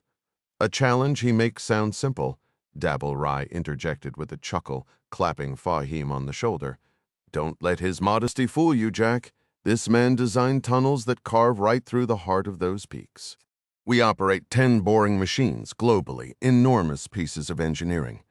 They remind me of the sandworms from Dune, honestly, just grinding through rock and soil with these terrifying, rotating teeth. Have you ever seen one in action? If not, you really must. Jack's attention drifted across the manicured lawn, searching the crowd of 400 guests until he found Lisanne. The wedding party was beginning to climb the steps of the sprawling white estate, guided by the melodic strains of sitars and rhythmic drums from the porch band. We should probably head to our spots, Jack noted. Looks like things are moving inside. No rush at all. Rai assured him. They're just going to present Sanjay to my wife formally now, a little ritual welcoming him as a new son before the main procession. The poor fellow. Jack turned away, covering a yawn with his hand. Long night? Rai teased, nudging Jack's arm with his elbow. I hope you and Lisanne enjoyed yourselves in Fula Mahila after her performance. Is that what's worn you out? The billionaire gave a knowing wink. Fahim stood close to his employer, watching Jack Ryan Jr., intently curious how he would field Rai's seemingly playful yet pointed inquiry. Security had informed Fahim that Ryan hadn't returned to the compound until 2 in the morning. When questioned about the fresh bullet holes in the rover's rear door, the American had blamed a faulty GPS, claiming he'd gotten utterly turned around in the dark. The damage, he insisted, must have happened when he left the car to climb a nearby ridge for a better view. Fahim had been asleep in his Amritsar penthouse, Ilona beside him. When he received that flimsy report, after dismissing the obvious lie, he spent a restless hour staring at the ceiling, his anger simmering as he pictured his half-brother's fury upon learning Jack Ryan might slip out of India untouched, having somehow evaded 2 separate ambushes. I apologize if I seem out of it, Jack said, now fighting back another yawn. The flickering light from the tiki torches glinted in his tired eyes. I got back quite late after the tour. My sincerest thanks for your patience, Deval. I'm genuinely impressed by your operation and will give the investment proposal serious thought. More than that, thank you for your incredible generosity. This whole week has been restorative, the perfect setting for Lisanne to recover after Srini's amazing work. We're deeply grateful. Rai finished his champagne with a flourish and beamed. Think nothing of it. Truly, my Srini is quite taken with your Lisanne. With her grace, her talent, and that remarkable new arm, she's become something of a sensation. You should have seen her at the filmy night. Stunning. You are a fortunate man, Mr. Ryan. Exceptionally so. What a shame you missed that dance while you were, what was it again? Lost. Fahim pressed, his tone deceptively light. Could you remind me? I took a wrong turn. It was embarrassing, frankly. Right, Fahim said, his smile not quite reaching his eyes. Davil is correct, of course. Lisanne was magnificent. A true pity you weren't there. I regret it more than I can say, Jack replied evenly. I plan to make it up to her during the camel ride, which I'd better not bungle. I should go find Balnor for a quick lesson. You'll do splendidly, Rai said, catching Jack's arm to detain him a moment longer. Camels have stubborn personalities, but the handlers will get you ready. And don't worry about timing. Sanjay is in the middle of the groom's interrogation with Reena. That could easily last another hour or two, though I did tell her not to be too merciless. Jack worried his mother might frighten the groom away. One of my concerns, he admitted, taking a sip of his club soda, is how my mom will act during the ceremony. I should go check on Lisanne. Forget it, Jack, came the reply. Lisanne is with Shrini in the bridal suite at the Pahila guest house, getting ready for the procession. A small army of attendants would turn you away if you tried to get in. I'm funding this whole affair, and even I wouldn't dare enter that feminine sanctum for fear of being swarmed. Fahim smiled, knowing full well that Ryan was looking for an escape, and that his obstinate superior wouldn't allow it. Then I'll find Balnor, Jack insisted. I don't want to ruin our final evening here. The remark sent a sudden coldness through Fahim, a stark reminder that Rafa would be furious upon learning Ryan and his fiancée had returned to the States safely. The COO wouldn't put it past his half-brother to abandon the Karakoram operation purely out of spite. Rafa was well aware of how badly Fahim and Khan wanted it to proceed, yet as the clever engineer considered Ryan's commercial interests, an idea sparked. You know, Fahim mused, tapping a finger to his lips. Daval, what if Jack joined us for the Karakoram Bridge dedication? Lisanne could have more time with Shrini, and Jack could perform due diligence on our data operations in the mountains. Altogether, we might save weeks of meetings regarding the potential Hendley investment. Daval Rai snapped his fingers. Brilliant. Absolutely brilliant. Jack, we're taking the AGI train into the mountains for a ceremony to dedicate the new rail bridge. You must come. You'll see our unique capabilities firsthand and witness a historic moment for the region. I'm not sure we should postpone our flights home. Nonsense, Jack, the CEO dismissed with a wave. I insist you and Lisanne join us as my honored guests. It would mean the world to my daughter, perhaps making up for me putting her new husband to work so soon. Excellent thinking. Fahim, truly excellent. We must arrange it. I'll need to consider it, Jack said, stepping back. There's Balnor now. My ride is waiting. Good evening, gentlemen. Watching the American depart, Fahim Bajwa felt a wave of relief. He was confident Ryan would accompany them to the Karakoram Gorge. Daval Rai always got what he wanted. When Jack finally located Balnor near the edge of the gathering, he realized he'd made another mistake, though Jack believed he was dressed suitably for the barat. The Indian attendant promptly corrected him, guiding Jack along a garden path to the Fula Mahila cottage for a change of clothes. As they walked, Balnor explained that Srini's mother wished all the men to wear bright orange Sikh turbans and vibrant magenta jackets. Once inside the cottage, Jack agreed to change and retreated wearily into the main bedroom, locking the door. He stepped into the bathroom, splashing cold water on his face to brace himself for one last ritual. As he leaned over the sink, a vibration buzzed against his chest. He dried his hands and pulled the Indian military satellite communicator from his pocket. A faint red light blinked at the top, indicating a poor signal. Jack climbed onto the toilet, aiming the antenna through a high window at the starry night. He turned on the sink faucets to mask the sound, inserted a wired earpiece, and increased the volume. "Hello," a voice said in his ear, unnervingly clear. "Americans, hello." "Hello," Jack responded swiftly. "I read you loud and clear. Who is this?" The answer came after a brief pause. "I am Rustam, Tajikistan friend of your friend Midas." Jack recognized the cautious speech of the Mujahideen fighter. "Hello, Rustam. Why are you calling on this backup channel? How can I help? It is not me who needs help. It is Midas." Jack's eyes narrowed. "Tell me what's wrong. What happened?" "We found Rafa. There was a fight. Midas is very injured. We pulled back to a village." "You must get him." "How is Midas injured?" "He was shot. He is alive, but he is hurt very badly." "Understood," Jack replied, his voice steady. A yellow button on his handheld communicator was marked POS. "I need your exact location, Rustam. Could you press the yellow button for me?" "Okay, just a moment." The device vibrated. Jack looked at the screen to see a lengthy set of geographic coordinates.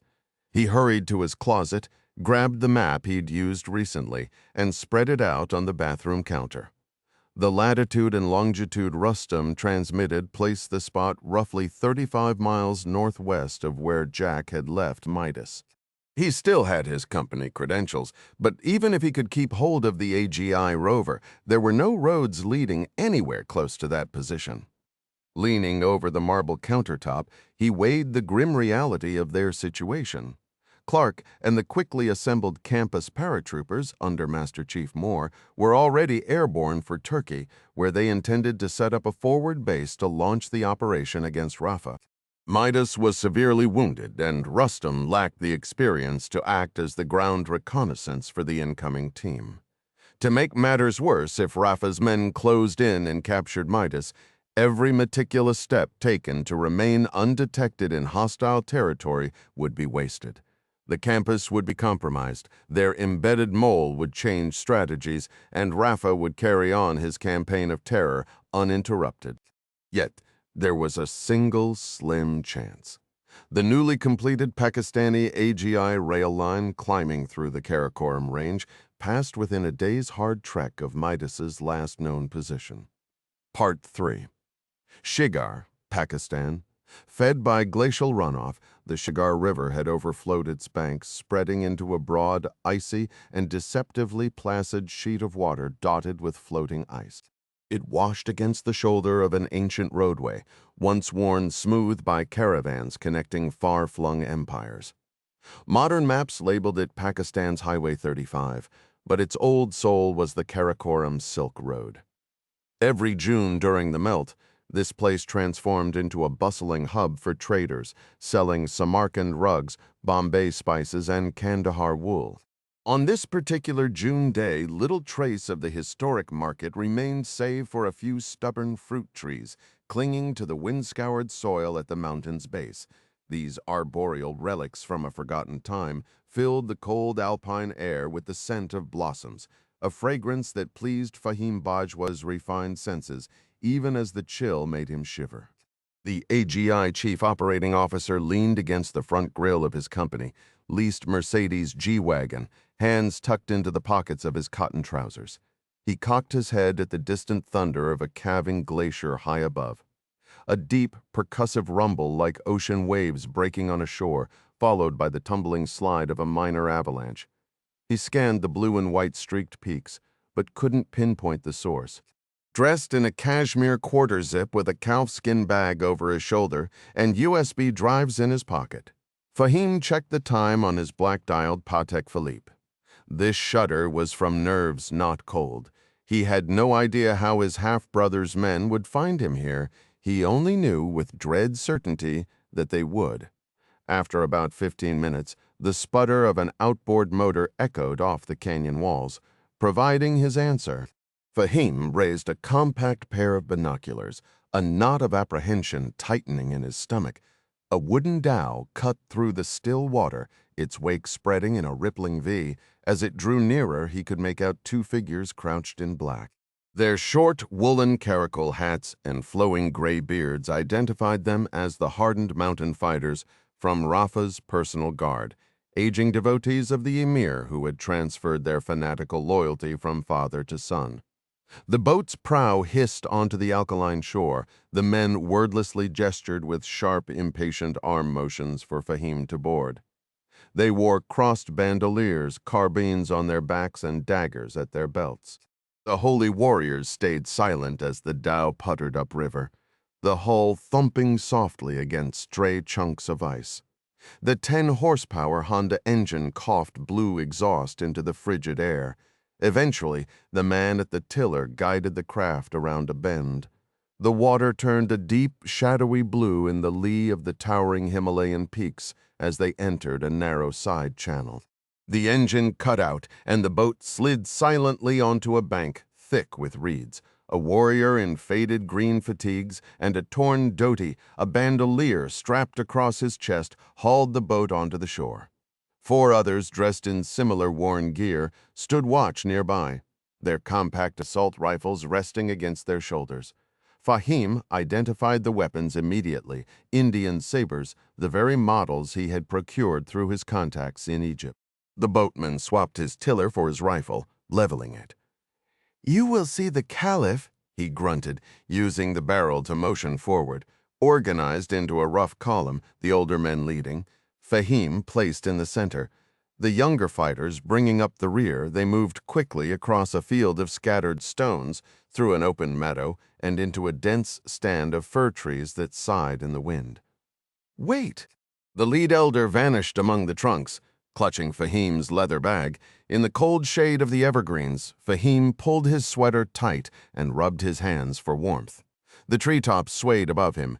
He caught the smell of wood smoke and the murmur of voices carried from a fire somewhere ahead. The gray-bearded guide returned and signaled for Fahim to follow. Weaving through the closely packed trees, they stepped into a small clearing dappled with patches of light and shadow. "Down," the warrior commanded. Fahim knelt in the shaded part of the glade, but this was not enough. The mountain man stomped his foot and gestured sharply, making it clear Fahim was to press his forehead to the earth in submission. He held this position, the cold mountain breeze chilling his spine, bitterly wishing they had placed him in the sun. After a time, he heard movement and risked a glance. Men were stacking wooden crates into a low platform. Upon it, they unfolded a simple canvas chair before stepping away. They dropped Fahim's bag beside the makeshift throne. Only then did Rafa bin Yassin, Fahim's own half-brother, step into a shaft of sunlight. The so-called Caliph ascended his seat. Fahim lifted his head. "Stay down." A rough voice ordered from the trees in Urdu, "You do not look upon the Caliph." Fahim, the engineer who had once humorously accepted the title Pontifex Maximus for his bridge work, remained prone, his face against the Himalayan soil. "Je suis prêt," Rafa announced in their shared language. "I'm ready. May I look upon you, Caliph?" Fahim asked. "We." "You may gaze upon the one true Caliph." Rafa rapped his staff against the hollow crate platform, beating a slow, rhythmic tattoo. A voice croaked from the edge of the clearing. "Rise to your knees." It had been half a year since Fahim last saw Rafa. He straightened his back to see the self-proclaimed ruler, his head and torso shrouded in black silk. Rafa's beard was a wild chestnut thicket. His eyes, deep-set in shadowed sockets, stared out as he gripped his staff like a royal scepter. "I wait," Rafa stated. "For what?" Fahim responded. The Shahada, of course, Fahim thought. He should have seen that coming. He cleared his throat, lowered his head, and recited the ancient declaration Mullah Fawa had drilled into him back in Marseille. "There is no God but God, and Mohammed is the messenger of God," and, Rafa prompted. "There is one true Caliph," Fahim continued, his voice flat. "He is the king of the faithful, the rightful heir of Muhammad, the inheritor of the land stolen by the Ottomans, Allah's messenger, a direct descendant of Farwa, lord of the house of Banu Maksum, prince of the earth, commander of the believers, the one and only, the true Caliph." His beard catching the light like burnished copper, Rafa closed his eyes and gave a slight nod with his scepter. "Leave the Caliph," he suddenly shouted toward the trees, striking the staff against the wood 5 sharp times. His gaze remained fixed on the forest line far above Fahim's head. "You have come quickly as you commanded. Caliph, as commanded by your brigadier, Khan. He is not my brigadier, but, yes, Caliph. He instructed me to bring you new intelligence. Personally." Rafa glared down, his eyes hard slits. "The brigadier has failed the Caliph. The brigadier is a thief." Fahim almost let out a disbelieving laugh. What a joke, he thought. The hypocrisy almost too much to bear. "The brigadier has delivered countless weapons, men, and expertise to your cause," he countered, keeping his voice steady. "The money flows to the Caliph through Mullah Fawa and through my hands," Fahim insisted. "The brigadier is a tainted tool. You are a tainted tool. You have both disappointed the Caliph. What new madness is this?" Fahim thought his dismay growing as he shook his head. That is false. In what way have I failed? You know precisely how. Rafa's flickering gaze made Fahim uneasy. The engineer looked away, acutely aware of the armed men lurking by the trees. I did all that was possible. I gave warning of the Indian ambush the moment Khan relayed the information. Your warning came too late. The timing was not mine to command. The Indians were reacting to your strike at the border. He remembered to flatter Rafa's pride. The Caliph appears vigorous, regal. The Caliph exists within the Prophet's own flesh and blood. Rafa reached into his robe as if to scratch his side, revealing a dark, sprawling bruise on his pale skin. Fahim's eyes widened. Khan had told him of the failed ambush, but had omitted any injury. The Caliph was struck. Allah protects his prophet, Rafa answered with a solemn nod. Inshallah. Yes, inshallah, the Caliph seems resilient. A devil's bullet struck this. Rafa lifted a fold of black silk to reveal a metal plate hanging from a chain. Fahim recognized it instantly from Mullah Fawwah's mosque. Like the head of Rafa's staff, it was engraved with the pyxis of al-Mughira, depicting two horsemen gathering dates. The mullah had always claimed this ancient breastplate was a cherished family relic, safeguarded in Marseille until Rafa reached maturity. The Caliph endured a wound, Fahim said, layering his voice with as much reverence as he could summon, followed by a contrite, I'm sorry. Rafa flinched. It was the American devils. Genuinely perplexed, Fahim struggled for a response. Khan had said nothing about Americans. Rafa struck his staff several times against the hollow stone platform. A tall fighter hurried forward, head bowed, cradling a rifle. At the Caliph's command, the soldier presented the weapon for inspection. Fahim, the AGI executive, examined an American M4 carbine painted in camouflage. After another gruff order, the soldier displayed a handful of spent brass casings, American weapons. I see, Caliph. The Caliph has left men at the caravansary to hunt them. They are hiding nearby. Inshallah, we will take their heads and mount them on the gates. Rafa dismissed the soldier with a nod, and the man melted back into the tree line. Fahim's thoughts spun.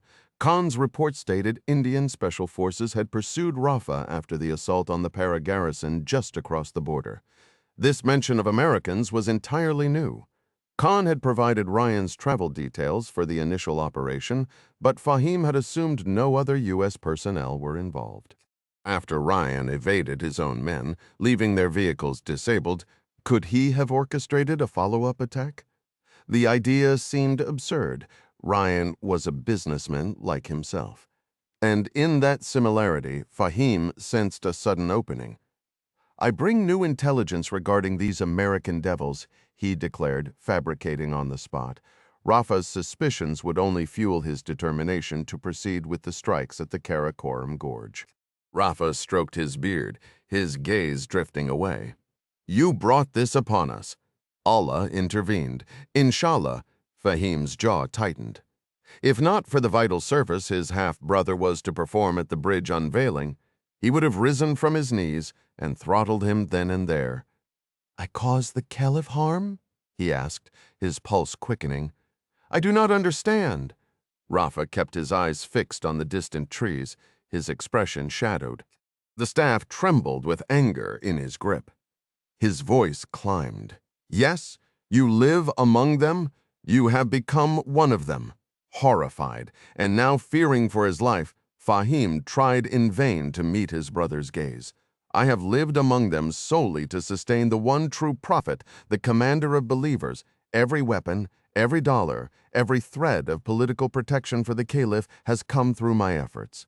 Rafa tilted his face toward the sky, releasing a weary sigh as if pleading for divine patience. He spoke as if addressing the sun itself. The demons who murdered the Caliph's father still breathe now. They have dared to come here to the very heart of the world, and they have come because of you. Caliph, my fighters have already eliminated 3 of the American warrior demons. Recently, we dealt with the demon Cole Hunt in Washington State, executing his family and burning their remains as you commanded. May they and their kin fester in Jahannam, inshallah. The proof of our work is in the bag at your feet. The binder contains photographs, yet you allowed the demon Ryan to escape.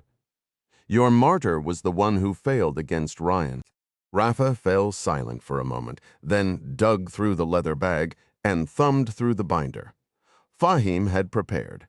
After a quick review, he shook his head with a dismissive snort. You and the brigadier are helping these demons deceive the caliph. He lifted his bearded chin, raising his staff, and recited from the Quran. And when the disbelievers plotted against you, O Muhammad, to restrain you, kill you, or expel you, they plotted. But Allah also plotted, and Allah is the best of plotters.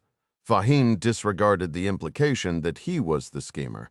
I have requested more names of the Poseidon spear warrior demons from Brigadier Khan.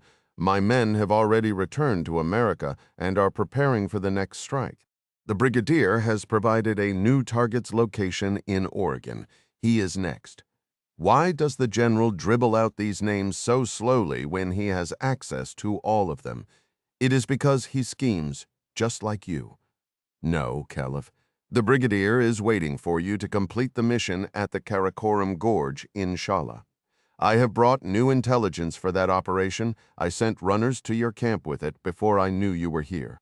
It is printed for your eyes in the next section of the binder, as you will see. The demon Ryan, the one who attacked you, will be at Karakoram. Rafa turned the pages, examining the prepared photos. This is Davorai, he said, his voice slipping into an ordinary old Marseille accent. Who are the Hindu man and woman? That is Rai's daughter, Srini, and her new husband, Sanjay. They were married just 2 days ago. The photo is from the ceremony. If anyone is conspiring with the demons, Caliph, it is them, not I. Rafa grunted and turned a page. His voice shifted back to that distant, imperious tone. And this demon, he spat. This is Ryan, dressed as a Sikh. Yes, Caliph, who is the woman beside him with the prosthetic arm? Is she Hindu? Is she his wife? No, Caliph, she was part of the Rai wedding party. That is the demon Ryan's woman. They are not married. She is a whore. Rafa studied the image closely. This whore was with Ryan when the martyr Nabil carried out the attack. She was there, Caliph, and now the demon Ryan comes here to the center of the world. Yes, Caliph, to the Karakoram Gorge. It is a fortunate twist that he enters your domain. It is as Allah decrees. The Caliph, the Prophet, will strike the demon Ryan and his whore dead. You are his true prophet, commander of the faithful. His will is done through you, Caliph. Inshallah, Rafa gave a satisfied nod. He flipped forward several pages.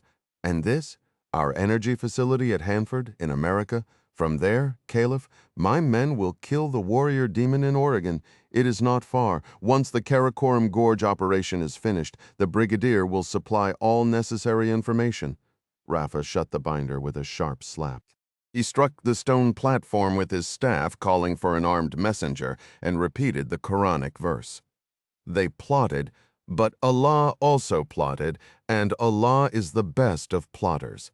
His eyes flashed toward Fahim. Why is the Karakoram Gorge so vital to the general? Because he plots. The general wants the gorge operation to succeed so his country can gain an advantage over India concerning the Chinese. Rafa fixed a harsh glare on his half-brother. The Caliph commands the people. The Caliph would first free their brothers in Kashmir, then wipe the unbelievers from the earth as one brushes crumbs from a table. Fahim remained silent. The devil Ryan will meet his end at Karakoram, Rafa stated, his voice devoid of emotion. God willing, and the racists, Fahim added, a wave of relief washing over him as he listed the names.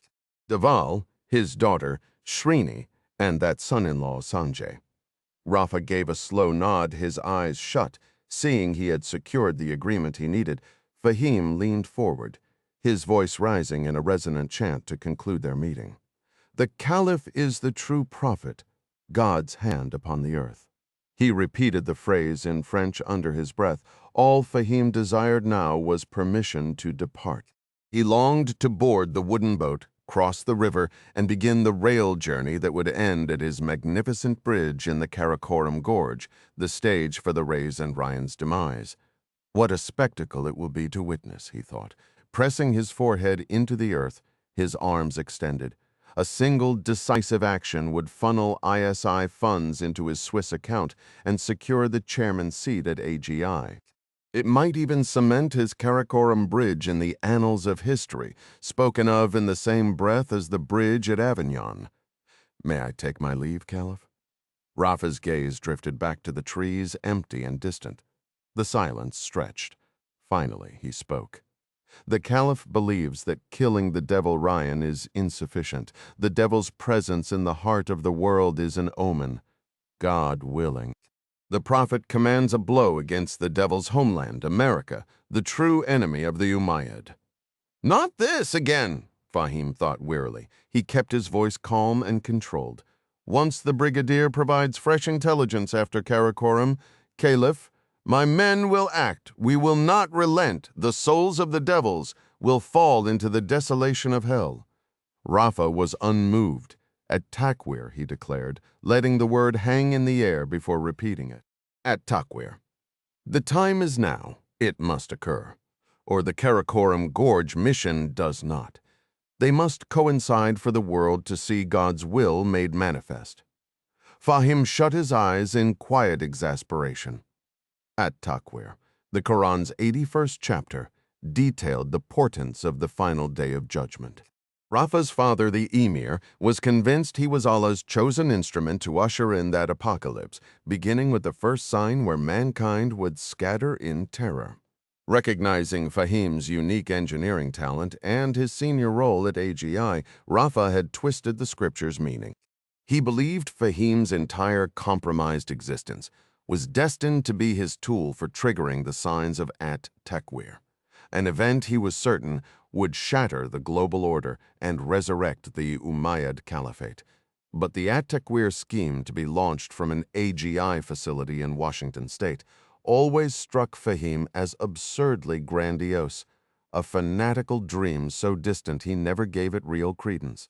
God willing, the executive murmured from his prone position, trying to sound placating.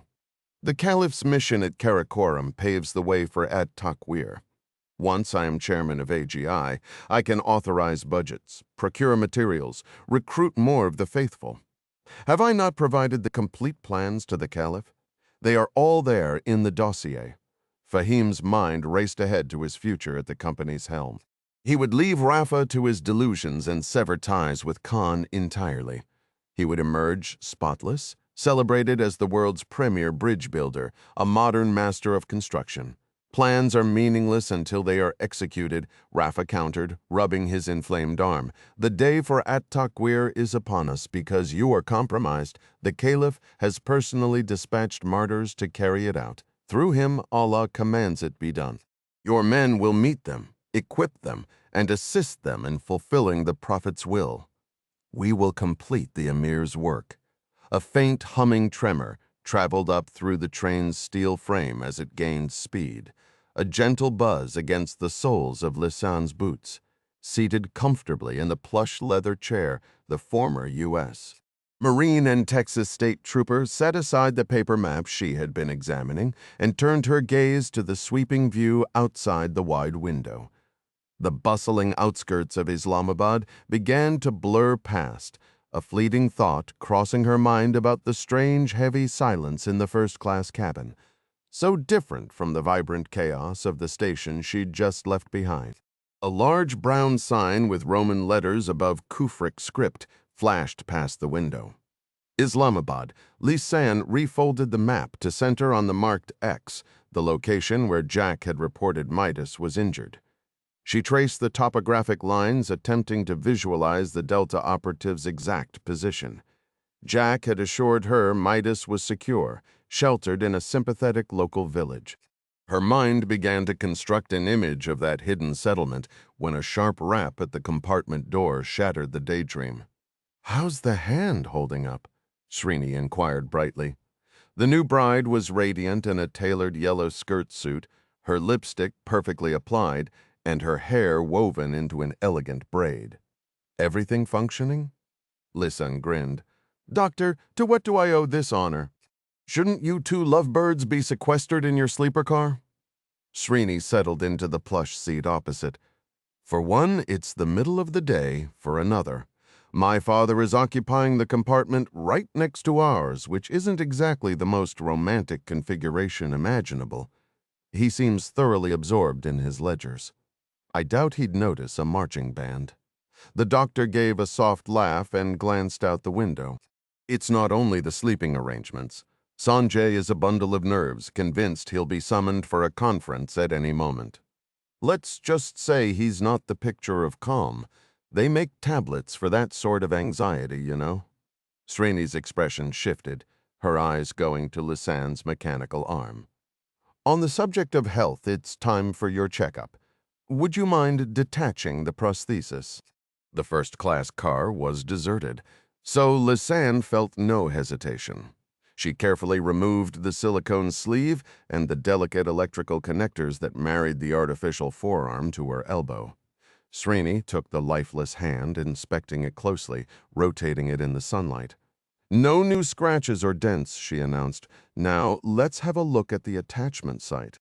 After Lisan shed her overshirt and sat in her tea, Srini examined the residual limb, her fingers probing the scar tissue. She tapped smartly on Lisan's bicep and upper arm, checking reflexes. You continue to be the ideal patient, the doctor said. Thank you, Lisan replied.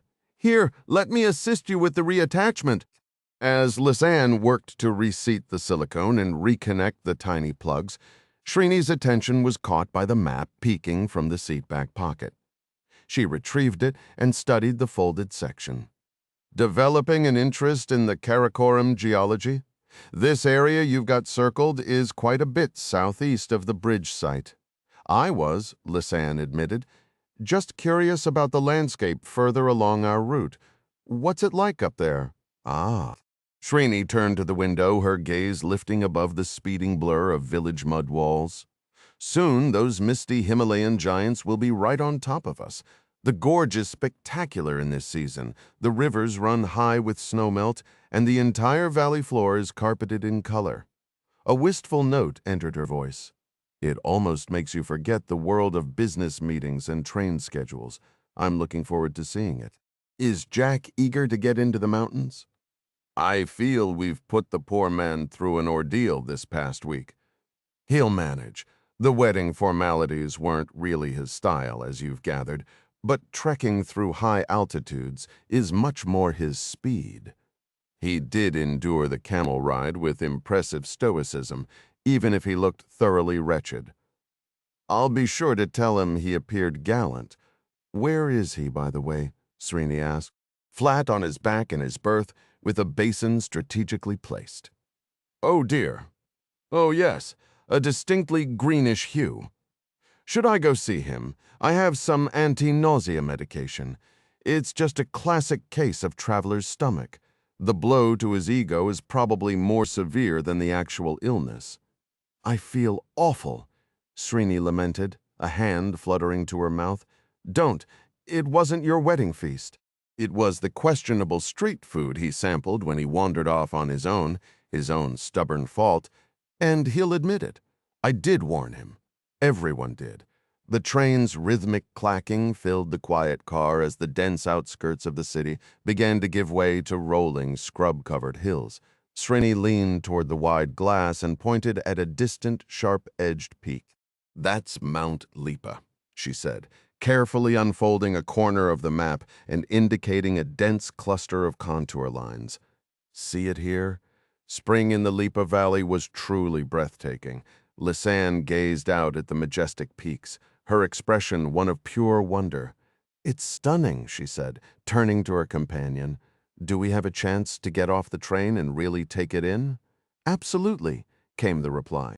We're scheduled to arrive in Langarpura tomorrow morning with several hours to spare.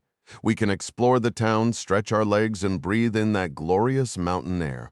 As the train curved through a patchwork of farmland, Lisanne's mind was already elsewhere, meticulously planning the secure updates she needed to send to John Clark.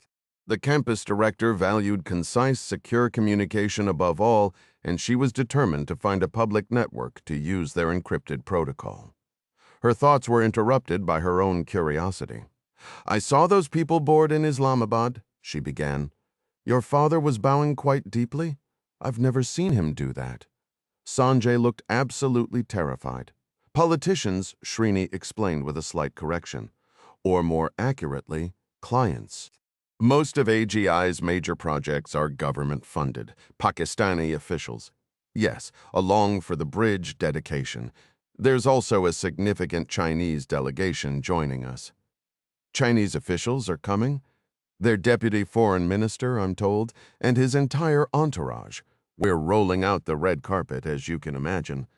Srini's tone was light, but carried an edge. "We'll make several stops for meetings and networking. Sanjay is hoping to secure more Chinese construction contracts. I suspect my father just wants more time to put the final touches on the bridge and smooth out the rail system's remaining issues." A bright newlywed smile appeared. "But for us, it's simply a grand tourist excursion. You don't mind, do you?" "Not at all," Lisanne assured him, gesturing around the luxurious carriage. "Traveling by rail is wonderful, especially on a train this fine and with such good company." Even as she made the pleasant remark, she mentally catalogued the information about the Chinese delegation for her report. "I also noticed Fahim boarding in Islamabad with the group." She added casually, "Yes, he's here." "Forgive me for saying so," Lisanne ventured, "but the man is rather strikingly handsome, isn't he?" "In a classic storybook kind of way." Srini physically recoiled. "Yeesh?" Lisanne laughed. "Really? You don't think so?" "Perhaps he is aesthetically pleasing," Srini conceded, her voice flat. "But a good man? Absolutely not. He seems perfectly pleasant. Your father clearly trusts him. Isn't he the second in command?" "I assumed he was close to your family. Have I really never told you about Fahim?" "No, but you certainly have to now." "Oh, Ms. Robertson," Srini sighed, her gaze fixed ahead as if delivering a clinical report. "The man is a complete and utter bastard." Lisanne's eyes widened. "That's quite a statement. What happened between you two?" Srini's story unfolded in a detached monotone. "Fahim travels to the U.S. often for business before Sanjay. He and I went on a few dates back in Austin, a decision I deeply regret." "Why?" "On our third date, we had dinner at that rooftop cantina on 6th Street. Afterward, he drove me home and insisted on coming inside, even though I said no. He claimed he'd left his jacket. When I went to retrieve it, he followed me in instead of waiting." Her voice grew colder. He then became aggressively persistent, operating under the delusion that a third date entitled him to certain expectations. "You mean he tried to—" "Precisely. He carries himself like a gift to womankind and has no concept of refusal.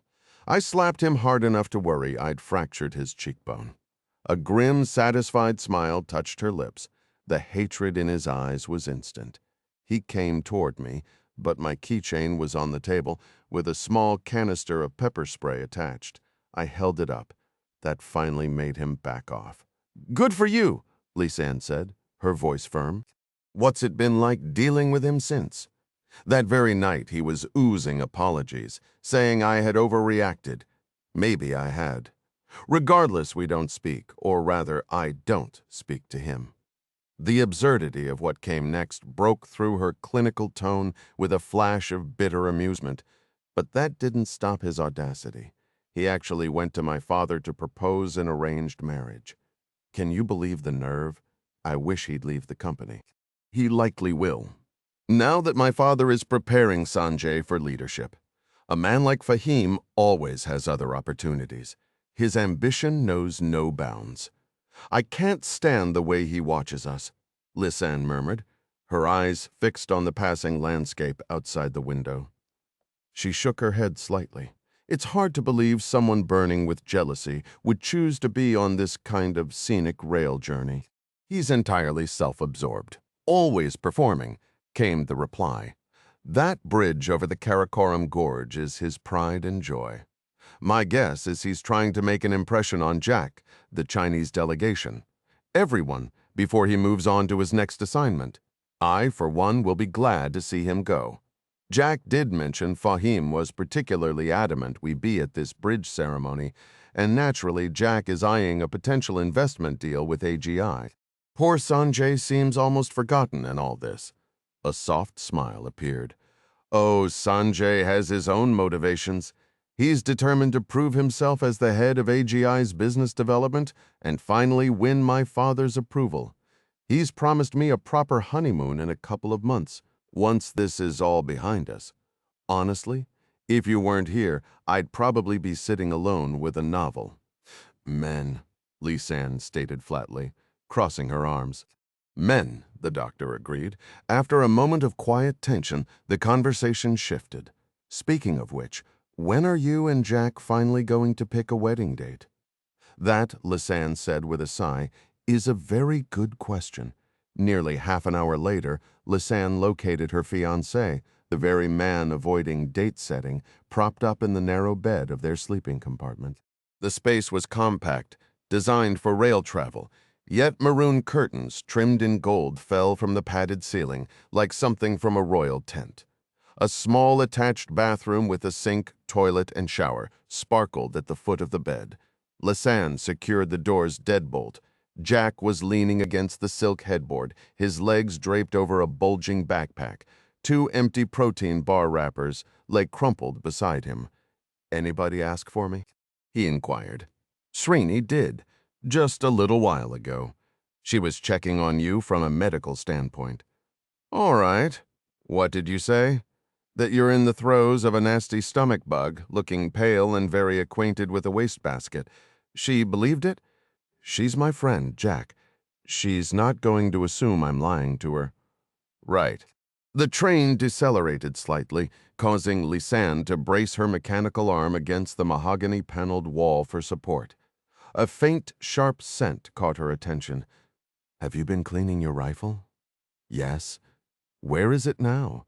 "Taken apart in the backpack. It hardly needed it. The embassy security detail must be meticulous. That's the Marine way." "What about the handgun?" Jack lifted a pillow to reveal it. Freshly lubricated and wrapped in a cotton shirt. "I'm leaving it with you." "With me? Why?" Instead of answering directly, Jack shifted toward a small side table. He slid open a drawer to show a device that looked like a tiny recorder with a blinking green light. "No listening devices, I assume?" Lisanne asked, only partly in jest. "None detected, but it's in active jamming mode as a precaution. You've gone into full operational mode." "Should I be concerned?" "Not about that, but I've been turning something over. We still haven't identified the source leaking the Poseidon spear identities, and I've been targeted twice since arriving here. Those incidents were when you were operating solo. Getting attacked on a private, high-security AGI train seems far less likely." "Maybe, maybe not. Don't forget, I was there when Clark captured the Emir. What if my name is on that list? They go after loved ones, too." He tapped the pillow covering the Glock. "That's why you'll have this nearby." "Understood." "Do you think Clark and the team have landed in Turkey yet?" "They should be at Incirlik by now." "Yes." They were taking a complex route, blending in with commercial traffic to stay completely off the radar. "When will you check in with Clark?" "At the next station stop." "Good. No phone calls, Liz? Encrypted data over public networks only. Assume this train is not secure." She shot him a look, irritated by the lecturing tone, which he completely missed. "What else did Srini talk about?" Jack asked. "Did she hint at what's expected from me at this bridge event?" "There is one development," Lisanne replied. "A senior official from the Chinese Ministry of Foreign Affairs boarded with Fahim, a deputy minister, and an entire entourage." "Any idea why?" "To be part of the bridge dedication ceremony. Srini mentioned there would be additional meetings to evaluate other projects in the region of Pakistan." During the journey toward the gorge, the train is scheduled to make regular stops for sightseeing excursions. Privately, she suspects her father is deliberately slowing things down to double-check the structural integrity of the construction. They're also aiming to finalize more infrastructure agreements with Chinese firms. Interesting, Jack responded. It figures the Chinese would want to stay involved, considering they funded the bridge project from the start. Exactly. I'll include that in the update for Clark, only through encrypted channels, he reminded her. She shot him a sharp look. Adana, Turkey. 5,000 miles to the west of Jack and Lisanne, John Clark leaned a hip against the worn edge of an Air Force desk at Incirlik Air Base, a secure phone receiver pressed to his ear. The base sat in the heart of Adana, a sprawling city of 1.7 million people and one of the world's oldest continuously inhabited places. Its history stretches back millennia, referenced in ancient Sumerian epics, Homer's writings, and biblical texts. Over the centuries, it had been controlled by Neolithic tribes, Bronze Age kingdoms, Roman legions, and Byzantine emperors who once battled the Umayyad Caliphate here, a fact that might have intrigued Clark if he'd cared at all. But Clark didn't care. His sole interest in Adana was the 10,000-foot runway maintained by the U.S. Air Force and its reliable access to classified communications. Consequently, he was stuck in a cramped office in the Base Operations Center, a high, narrow window offering a view of the C-17 that had delivered his team. On the wall behind him hung a map and a largely unhelpful satellite image marked with Midas's last known coordinates. Dressed in khaki pants with reinforced knees, a loose green tee, and desert boots, his version of casual wear, he growled into the heavy, secure phone mounted on the cinderblock wall. Why am I only learning about this now? We suspect our communications have been compromised, Lisanne explained from a village cafe where the train had paused. What makes you think that? Clark pressed already, weary of the mounting problems haunting this operation. So far, the air transport for the Ravens and his commandos, disguised as civilian cargo planes, had faced unnecessary detours and holdups. Midas had gone silent. Gavin and Mandy were chasing shadows in their mole hunt. And now this, Jack deciding to go rogue on a solo run. Jack mentioned our earlier encounter with hostiles. He did, Clark said curtly. A suicide bomber. He also took fire when he went to link up with Midas for the infiltration. I'm aware the station chief in Delhi reported that to Mary Pat Foley, and she briefed me. CIA's assessment was an Indian Army patrol stopping suspicious vehicles in Kashmir. That's one possibility, Lisanne replied. But then Midas was ambushed. Jack and I both think the local Indian satellite gear alerted the enemy. It's why Jack wanted Midas's guide, Rustum, to stay off comms. Clark yielded slightly. All right, so where is Jack? He left the train last night. Where exactly? We passed within 20 miles of Midas's last position, south of Muzaffarabad. My guess is Jack is already well on his way to meet the local contact. Clark's gaze drifted around the small office, cluttered with Air Force bulletins, navigation charts, and highlighted weather reports. His mind flashed back to his breakfast meeting with Mary Pat Foley, where he'd assured her everything would go smoothly. Some promise that turned out to be, instead of the clean surgical operation he'd envisioned, he'd somehow orchestrated a spectacular mess. Damn it, he muttered, rubbing his jaw. Jack cannot run headlong into a terrorist stronghold alone and without a weapon. With all due respect, sir, Jack is armed. He's carrying an M4 carbine with 3 magazines and a sidearm. He has Rustum's exact coordinates, so he knows his destination. You believe he can trek 20 miles on foot while enemy forces are actively searching for Midas? Jack is capable, but he's not invincible. It's a demanding day's hike, Mr. Clark. He has rations and water. He took my GPS watch for navigation and has a detailed topographical map. His objective is to reach Midas and act as our forward intelligence link. This allows our primary operation to proceed. We will be in position to strike Rafa. Let me ask you once more, Why the delay in reporting? You were airborne en route to Turkey. Also, with all respect, the concern about a potential leak within our communications remains, unless Mandy and Gavin have identified the source. Has that situation been resolved? Clark felt a tightness in his chest. The security breach is still being investigated. Mandy and Gavin are coordinating with the FBI, and yes, my travel to Incirlik faced delays. You should have made contact sooner.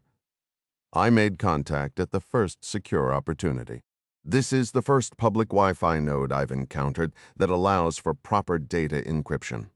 Our protocol for covert operations is to minimize electronic signatures. Correct. Would you have preferred I risk exposing our position? Clark drew a long, slow breath, his hand moving to his throat before he released the air and grabbed a pen. It frustrates me when your logic is sound. Read me those coordinates again, Ms. Robertson, slowly. She repeated the numbers with precise detail. What is the latest on Midas's status? Clark asked. My last update is outdated, but he was non-responsive. The report indicated gunshot wounds near the shoulder and thigh. Clark cursed under his breath. Then time is critical. What do we know about the ambush where he was hit? Based on Rustam's account to Jack, Midas initiated the engagement using his sniper system, a Remington M2010. He neutralized multiple combatants, but missed the primary target. The enemy then conducted a fighting withdrawal. Clark's pen dug into the notepad. Define multiple combatants. The exact count is unconfirmed. I'm conveying the information as Jack received it from the local source. Understood? Do the other passengers on that train have any suspicion about Jack's activities? Is there a risk of exposure from that quarter? Negative. Jack exited the train during a reduction in speed last night. The remaining members of our group believe he is still aboard resting. I am maintaining that cover story. Is it holding?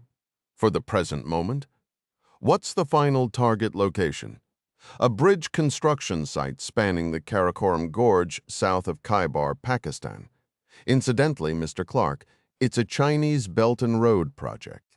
There are Chinese Communist Party officials on this train.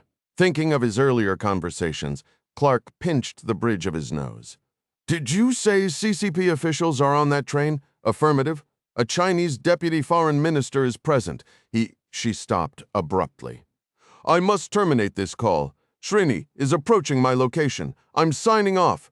The line went dead just as Master Chief Kendrick Moore nudged the door open with his shoulder.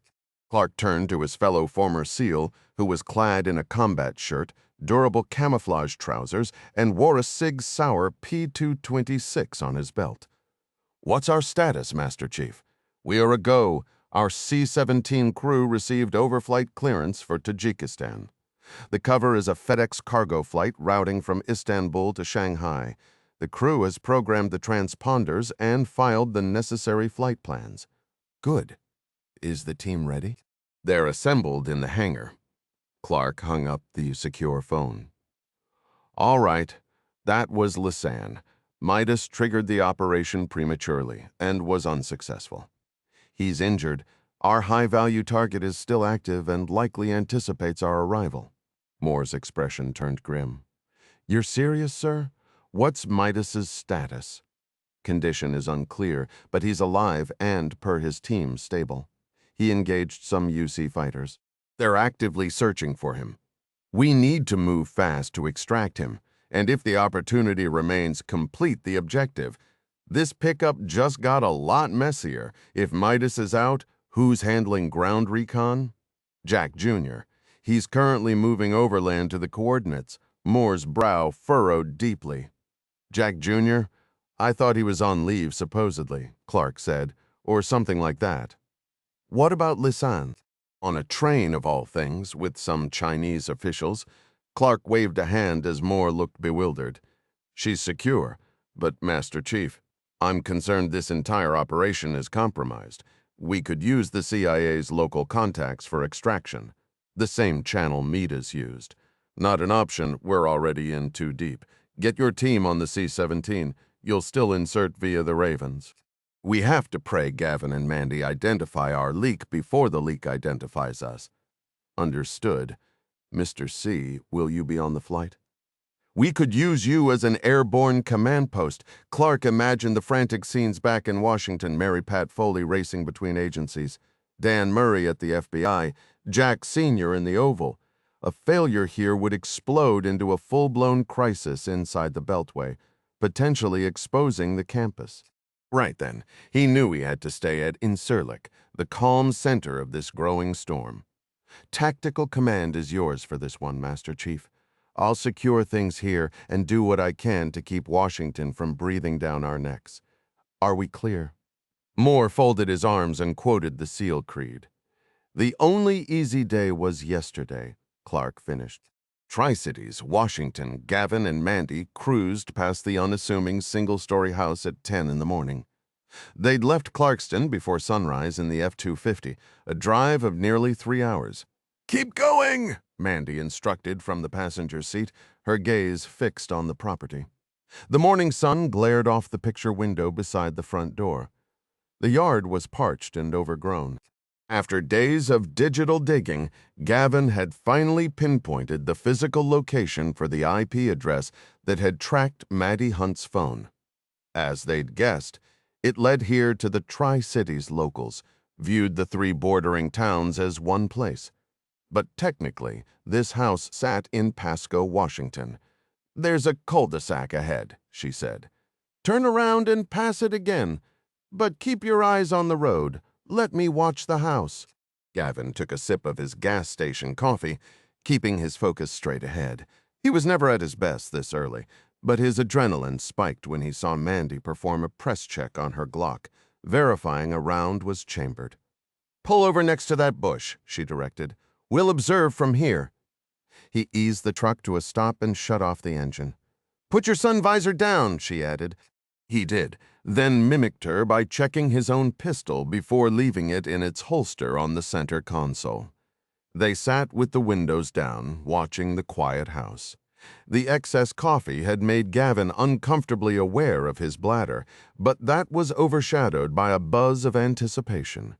He watched the sun climb higher over the distant rolling hills. The drive through the stark, beautiful landscape had been mostly silent. Mandy absorbed in the records Sheriff Whitcomb had sent. The county treasurer listed the homeowner as Parvasham Chakrabarti, a South Asian name that immediately raised their interest. A cursory online search came up empty. The sheriff had recommended sending local deputies for a casual check, but Mandy, paranoid about the mole, had firmly refused. Their only lead was an IP address linked to Maddie Hunt's phone, which had pinged from the India-Pakistan border region before ending here at this modest, single-story home in Pasco. Mandy needed to see it for herself. Gavin, feeling the heat, mentioned they might need to start the truck and crank the AC. "No," she countered, "that would draw attention. We wait." Pasco, much like Clarkston, sat in eastern Washington's Columbia Basin, a vast, semi-arid plain where trees were scarce. The grassy expanse froze in winter, and now, under the climbing sun, turned their truck cab into an oven. Sweat gathered on Gavin's forehead. A more pressing urgency began to build low in his stomach, making him fidget. After several uncomfortable minutes, he broke the silence. "Mandy, I've got a situation. Stay put. We're not moving until we identify who's in that house." "No, I really have to go." Her blue eyes flashed with irritation. "I told you that giant coffee was a mistake." "I know. It hasn't even been an hour." "I know, for heaven's sake. I can slip out and duck behind that blue house over there. The street's empty." Mandy, the former FBI agent, turned to scrutinize the neighboring property.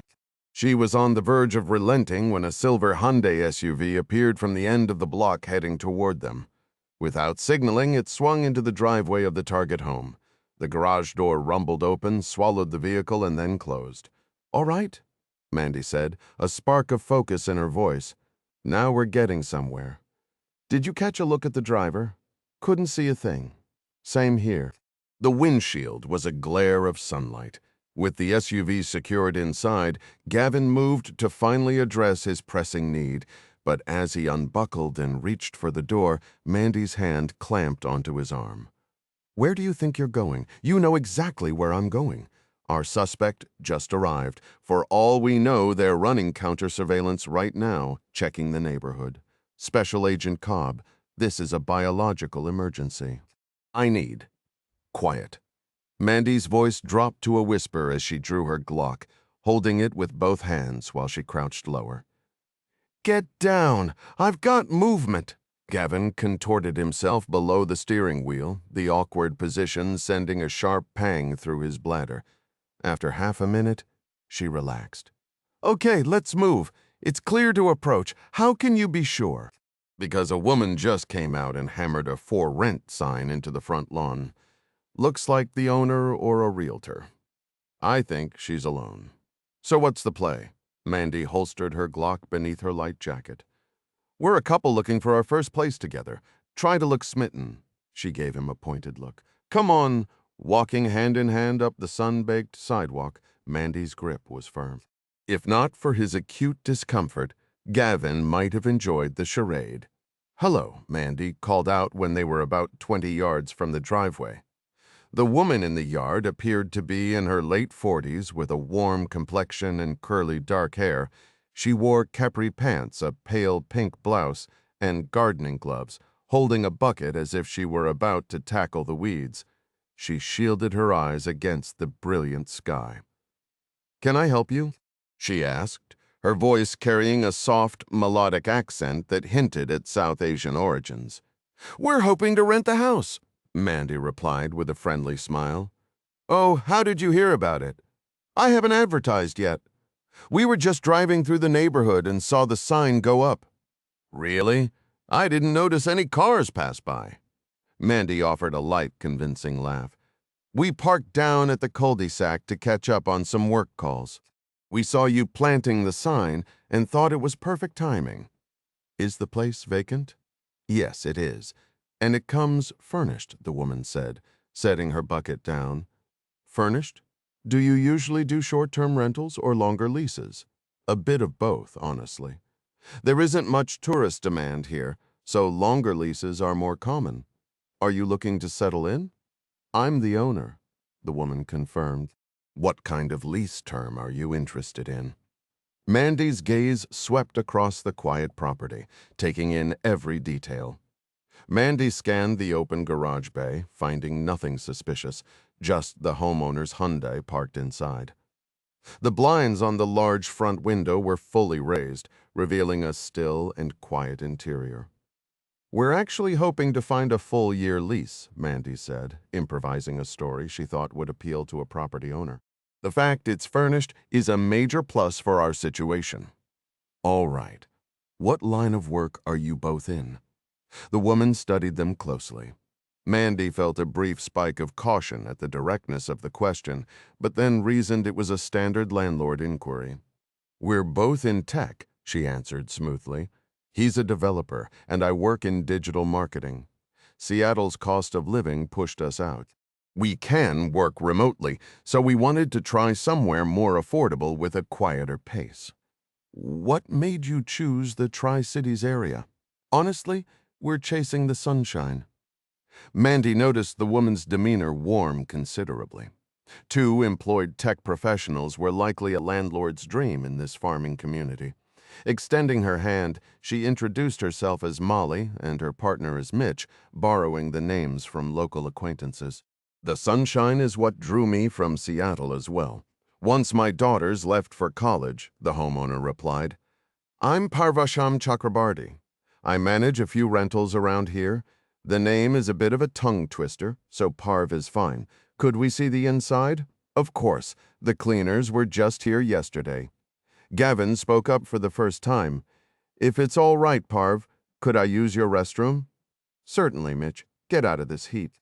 As Gavin headed down a narrow hallway, Mandy wandered through the combined living room, kitchen, and hall area. She mentally cataloged the generic furniture, basic carpeting, and forgettable wall decor. The West End held 2 bedrooms and 1 bathroom, each bedroom furnished with only bare mattresses.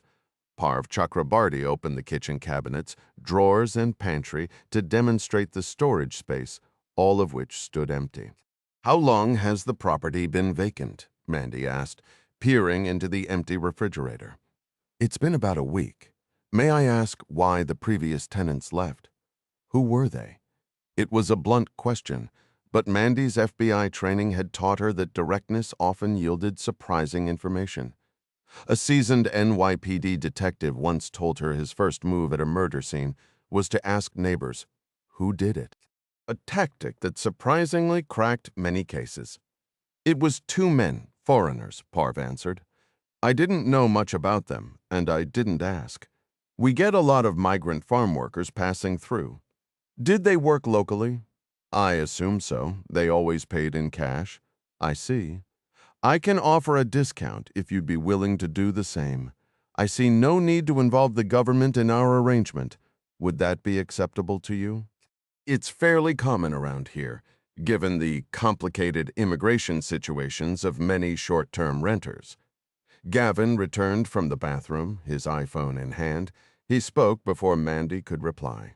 "I'm not picking up a Wi-Fi signal. The house is wired for broadband," the landlord explained, "but I don't provide the router. If you decide to rent, you'd set up your own service. Do you mind if I check the exterior wiring? My work requires a lot of bandwidth, so the setup is important to me." The homeowner shrugged. "Go ahead." Gavin slipped out through the sliding glass door while Mandy continued her subtle inspection. The trash cans were empty and lined with fresh bags from the cleaning crew. When Parv showed her the bathroom and glanced away, Mandy quickly knelt by the tub and plucked a few strands of hair from the drain, stuffing them into her pocket. She'd transfer them to an evidence bag later. "What about laundry facilities?" she asked. This way, Mandy once dated a specialist from the FBI's evidence recovery team. He had mentioned that clothes dryers were a frequent blind spot for perpetrators trying to erase a crime scene, a piece of advice that now guided her search, while Ms. Chakrabarty searched the coat closet near the laundry room. Mandy opened the dryer and checked the lint filter. A crumpled piece of paper was stuck to the edge, which she slipped into her pocket. As they moved back toward the front door, the landlord asked for their thoughts. Gavin, who had returned and remained quiet, let Mandy take charge. "We'll need some time to decide," Mandy replied. The woman pressed a business card into Mandy's hand. "Here's my information. How can I reach you?" "Don't worry about that. We'll be in touch." Once back in their Ford, Mandy rummaged through her backpack for the plastic evidence bags. She had just sealed the hair sample and the paper when the landlord's pickup truck rumbled past the house. Parv Chakrabarty gave a friendly wave from the driver's seat. "Seems like quite a coincidence that she's Indian," Mandy remarked. "I was thinking the same thing," Gavin said. "Let's head to that Starbucks we passed parked close so I can use the Wi-Fi. I want to send a summary of what we found to Sheriff Whitcomb. He can run some checks with the local authorities." A few minutes later, Mandy opened her laptop at Starbucks and connected to the network. She typed up a summary of their interaction with Chakrabarty and requested the sheriff run a mail forwarding inquiry with the local post office to help locate the renters. "Anything else to add?" she asked. "Yeah," Gavin said. "I placed a small device on the home's external cable line. It'll let me monitor internet traffic." Mandy stared at him. "Are you serious? How did you manage that?" "It's a gadget I got from a friend who does contract work. It copies incoming data and reroutes it through a proxy server to me." "Can you read emails or messages?"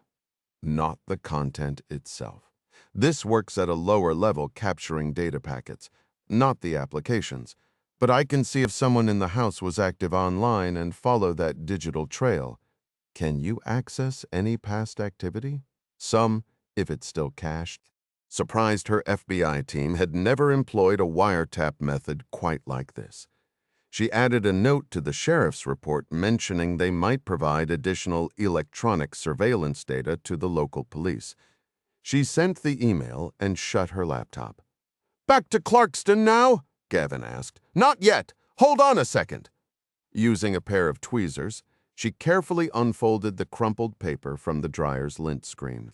Though faded, it was clearly a receipt for cigarettes from a gas station on Highway 240, about a 30-minute drive northwest of Pasco.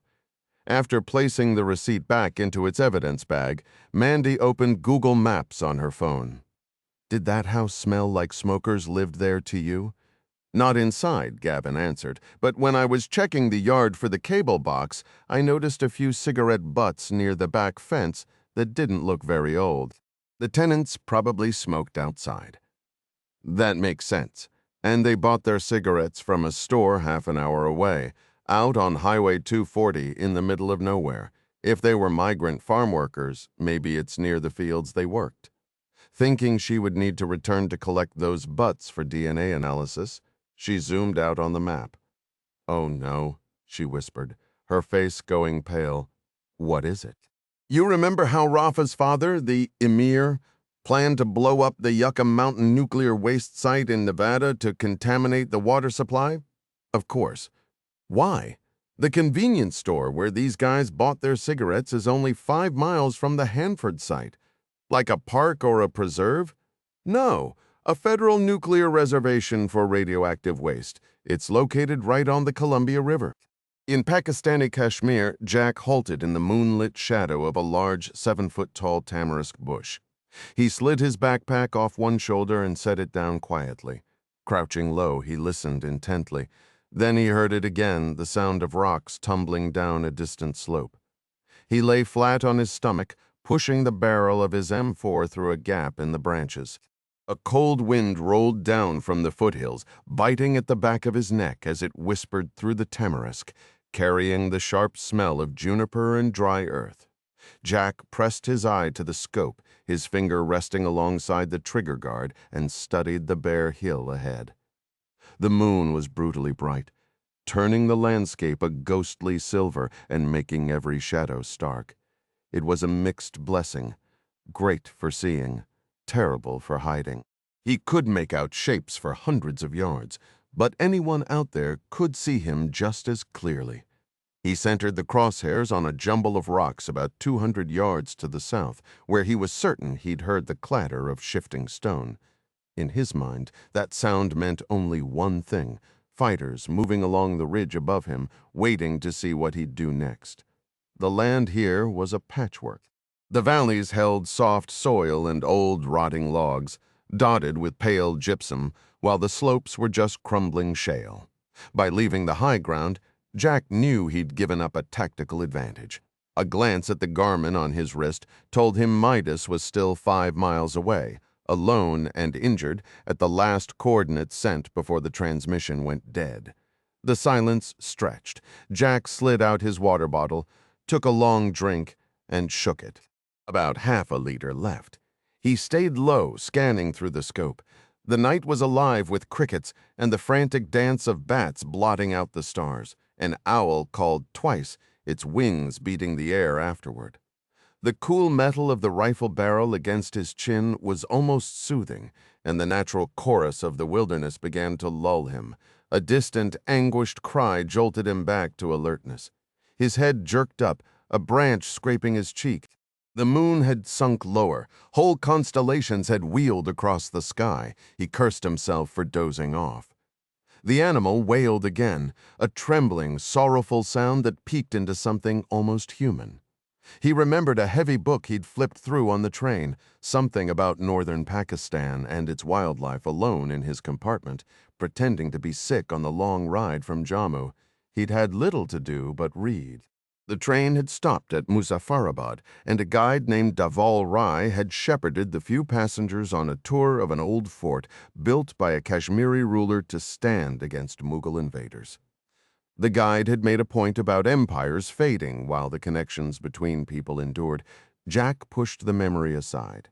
That cry, it was the sound a wounded Himalayan brown bear was said to make, a sound so pitiful it could turn a hunter's stomach.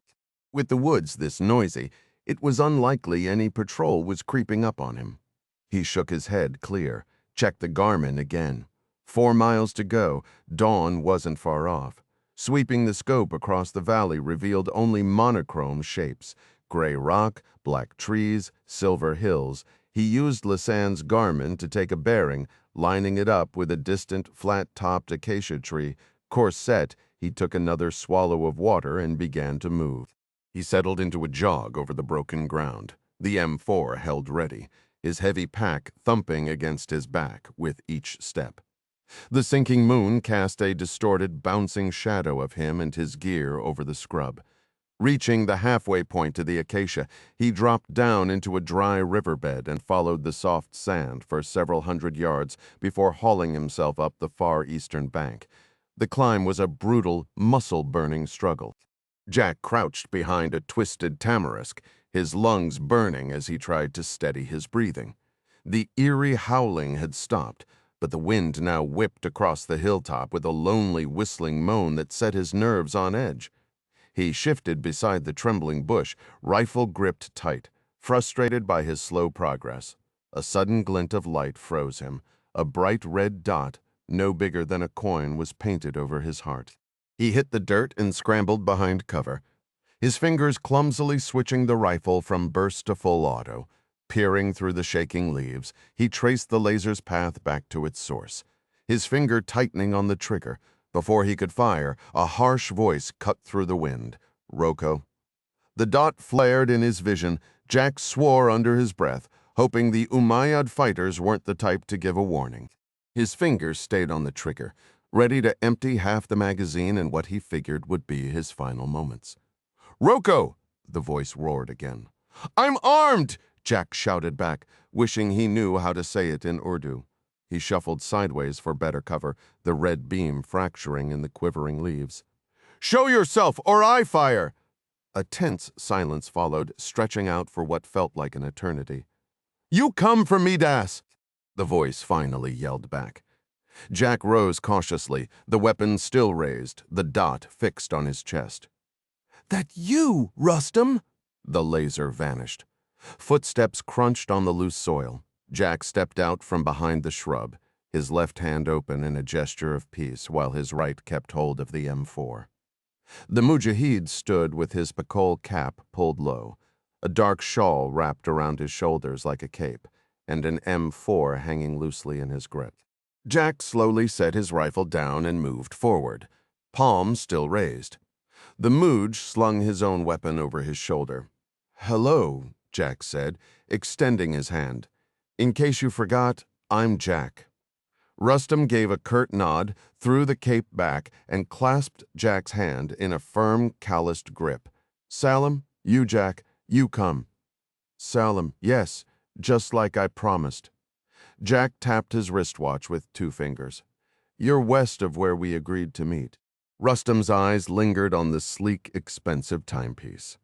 "I track you over 2 hills. Thought you were Umayyad. Almost shot." Jack took it as a grudging compliment that this hardened fighter had mistaken him for the enemy. He made a mental note to tell Mr. C and Ding about it later. "Are Umayyad forces close?" The mujahid made a sweeping gesture with a thick arm, implying they were everywhere. "Okay, you take me to Midas now?" A grave nod. "How far?" Rustam scanned the moonlit hills, estimating the distance. The moon was starting to sink behind a jagged peak to the northwest. A deep purple glow lined the eastern sky. 3-hour ride. Did you say ride? I bring horses. We ride fast. Incirlik Air Base, Turkey, Senior Master Sergeant Irv Dupree had seen all kinds of special operators board his C-17 Globemaster. As part of the 437th Special Operations Squadron out of Charleston, South Carolina, he was used to dropping men and gear into hostile zones on short notice. He'd flown missions where Delta Force operators parachuted into conflict-ridden regions of Africa, Navy SEALs leapt into the vast darkness of the Pacific, and Air Force pararescuemen plunged into the night over South American rainforests. Getting an urgent air tasking order from CENTCOM or any other command to plan a rapid insertion into some remote hellscape was just another day at the office for Irv. He once loaded an Abrams tank in under 30 minutes, secured it to the deck, and delivered it to a dusty outpost near Kandahar. an effort that just barely kept a Ranger battalion from being overrun. That mission had been particularly intense. As Irv's C-17 bounced onto the rough dirt strip, an AC-130 gunship overhead laid down a devastating rain of 105mm shells to give the Rangers a fighting chance. The soldiers got that tank running and turned the tide, despite his extensive background. The air tasking order now fluttering in Irv Dupree's grip on the taxiway near Incirlik Air Base's operations center presented a scenario entirely new to him. What in the world is OD9 Capcom? The seasoned Air Force NCO bellowed, his voice straining against the whine of a nearby Turkish F-16. It's a unit under the Office of the Director of National Intelligence. Moore shouted back, a special access program. That's the extent of what I can share. Irv, my apologies. In reality, Capcom was a fabricated command inserted by Gavin into the Pentagon's communications framework, a back channel allowing the campus to requisition military assets. Byrie had expertly camouflaged it within layers of bureaucratic secrecy, granting it a special access status typically reserved for presidential-level operations, the highest echelon in the U.S. classification hierarchy. Irv Dupree, a towering man whose days were spent maneuvering heavy cargo and whose free time was dedicated to the weight rack, felt no intimidation from Moore, whom he pegged as CIA ground branch. Nothing could challenge his absolute authority as the aircraft's loadmaster. That might be all the justification the order requires, he retorted, tapping the flimsy document for emphasis. But when it comes to the physical limits of this airframe, my word is law. Are we clear, Moore? What's the issue, Irv? This instructs me to deploy the Ravens at 300 knots and 45,000 feet. We have never, not once, practiced a launch under those conditions. Pushing the operational envelope is a necessary gamble. Where we're headed, it's critical that the plane maintains every characteristic of a standard cargo flight over that specific corridor in Tajikistan. This is completely covert, just like the message states.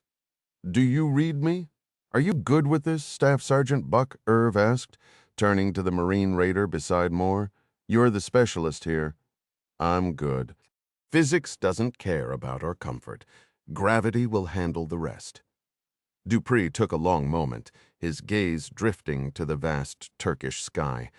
It's going to be a special kind of cold up there. If you boys exit at that altitude, you'll freeze solid before you hit the thinner air. Observing from 10 feet behind the ramp, Carrie Marks and Jad Mustafa stood with thumbs hooked in their gear, sweating under the sun as a helicopter thumped past overhead. Jad nudged Carrie's boot with his own and leaned close. Did you have any idea these systems were unproven at that height? Not a clue, Carrie admitted. You think this Buck guy knows his business? I trust Moore's judgment, at least. I think I do. You think? Meanwhile, Irv over there is raising some alarmingly valid points. Carrie offered a resigned shrug. You looking for a way off this ride? Is that actually on the table? Absolutely not. Fantastic. Whatever additional logistics the Marine, the SEAL, and the Air Force crew chief debated was lost to Carrie and Jad as the C-17's colossal engines began their deep-throated roar. The loadmaster finally stowed the ATO in his chest pocket. Kendrick Moore stood on the ramp with a broad, fierce grin and a thumbs up, facing his team. His voice a roar over the power. "We're cleared hot! Let's move out!" Hanford Washington, Dren Shala, and Egon Ivanaj waited in a white Toyota Tacoma, the AGI logo emblazoned on 2 of its doors. The long, jagged shadow of a massive wind turbine behind them sliced across the truck's hood in dark bands. "I'm baking," Dren announced in Albanian. His eyes glazed over as he stared at the parched landscape. Where are these people?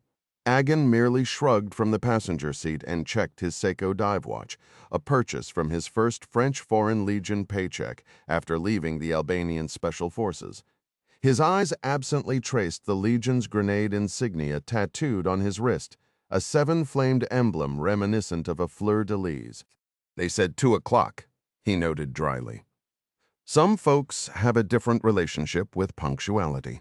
Always, Agan grunted in agreement, his attention shifting to the federal security guards at the distant gate. You think the Rangers will run some extra special inspection today? Dren fiddled with the stack of 4 freshly printed and laminated AGI security badges in his lap, produced in their on-site trailer. They're logged in the system. A routine check shouldn't be a problem. The Albanian turned the thought over, a flicker of unease crossing his features as he recalled a similar wait on a dusty road in Kosovo years prior, a memory that never quite faded. He pushed it aside, focusing on the empty road ahead. He was relieved he'd stashed his Legion-issue Glock 17 beneath the seat as a precaution. That's them, Dren noted, nodding toward an oncoming vehicle identical to theirs. They brought a company truck, Agon observed. A smart detail. Let's pray. It works. The Rangers are signaling us. Proceed. The entry process was simple. Someone higher up in AGI had properly logged their names into the database, aligning them with the serial numbers on the laminated IDs, which satisfied the BLM Rangers after a quick check on their field tablets. Stay behind us. Dren instructed the bearded driver once they were a mile past the gate and the Rangers were out of sight. His security pass, bearing an Indian name, was intentional. Most of the AGI electrical engineers tasked with maintaining the wind turbines, power lines, and data hub were Indian, which fit, given AGI's origins. It's roughly 3 miles ahead. The driver gave almost no reaction, his gaze fixed forward. A passenger in the back shifted his eyes across the dusty, turbine-studded hills. Where is the explosive material? He inquired. See that uneven ridge? Dren replied, pointing through the windshield.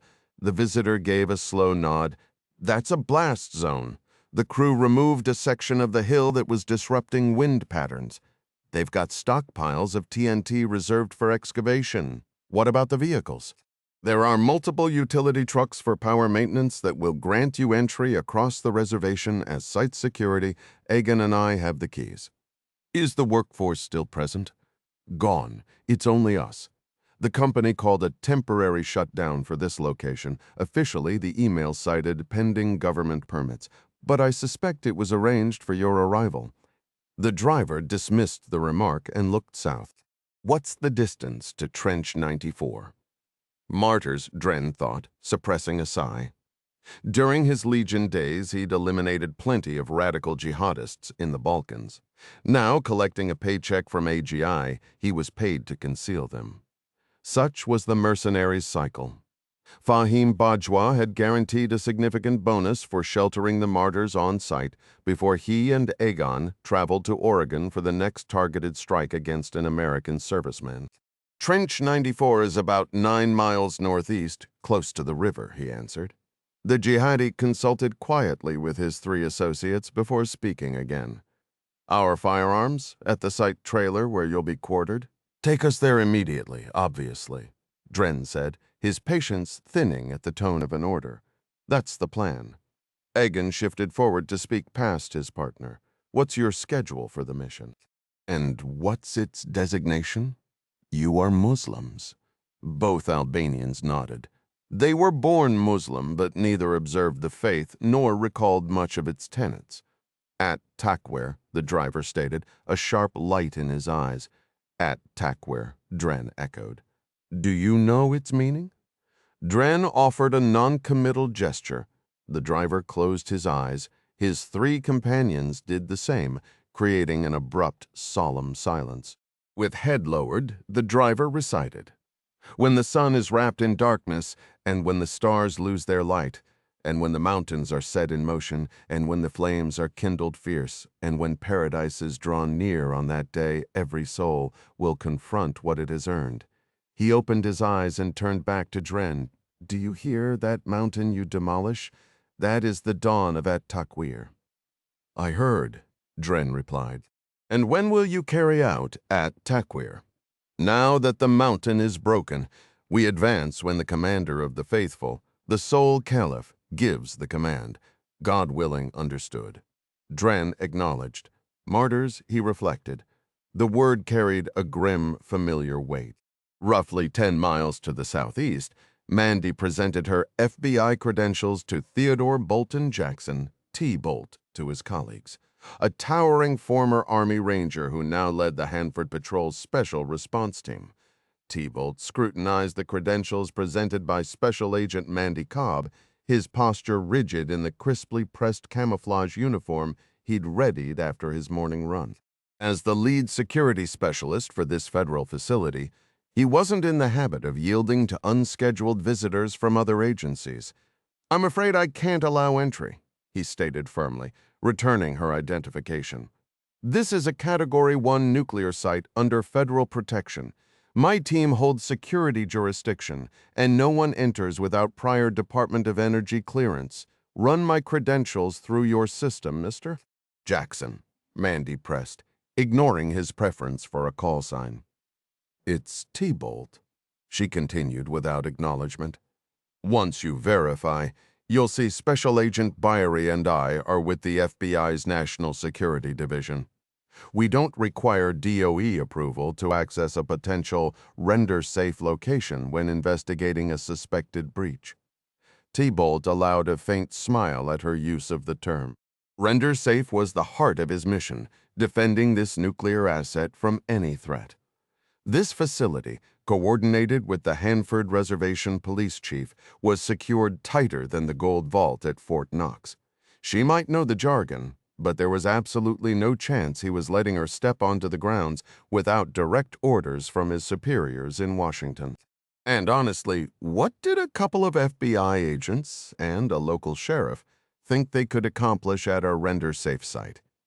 His security response team comprised 2 squads of 12 operators each, all Tier 1 veterans from SEAL teams or Army Special Forces. These dedicated warriors worked for the National Nuclear Security Administration, a semi-autonomous branch of the DOE. T-Bolt, who still commanded a ranger company in the Army Reserves, wasn't about to defer to some junior federal agent with a badge and a sidearm. He crossed his arms, his stance as immovable as the rolling hills visible through the broad window behind him. "Listen, T-Bolt," interjected Sheriff Mitch Whitcomb, his beige cowboy hat tilted, a folksy demeanor easing the lines of his weathered face. "This ties to a homicide. We have solid reason to believe persons of interest may be on this installation.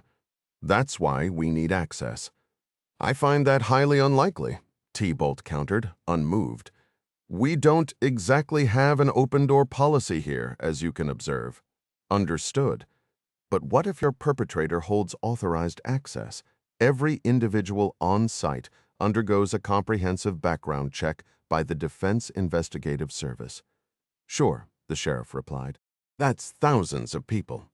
And people regrettably do commit murder. Even vetted ones." B. Bolt paused, conceding the point had some merit.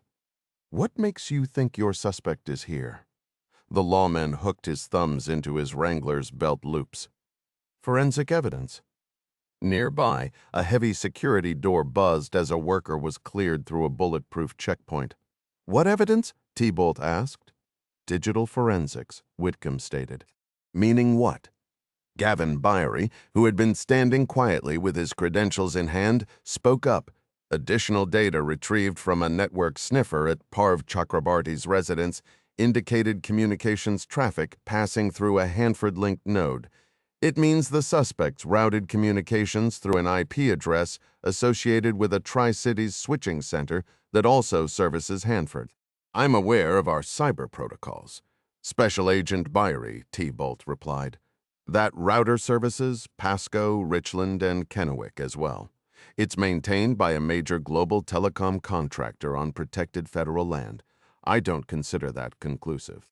Gavin prepared to elaborate, ready to explain that the specific IP address utilized a subnet mask, linking it to a secondary router channeled through a communications hub dedicated to Hanford operations. The morning sun cast long shadows across the parking lot, a silent reminder that time was slipping away while they stood debating protocols. Gavin was about to explain to T-Bolt that he just needed to tap into a few key communication hubs on the base to pinpoint their suspect's location. A quick, quiet job. But Mandy Cobb spoke first, cutting him off. "Agent Jackson, it's T-Bolt," he corrected, his tone flat. "T-Bolt," she conceded. "Are you aware of national security? Presidential Memorandum 36? "Yes, ma'am." "I know NSPM 36 well," T-Bolt replied, his hand drifting to rest on the grip of his sidearm. "President Ryan signed that order. It funds my unit and outlines the tactical protocol for a nuclear terrorism scenario. That's the reason I'm standing here." "Correct," Mandy said, "but it also designates the FBI's render safe teams under the National Asset Commander with primary jurisdiction." T-Bolt's eyes narrowed. "So, has the National Asset Response Unit been activated?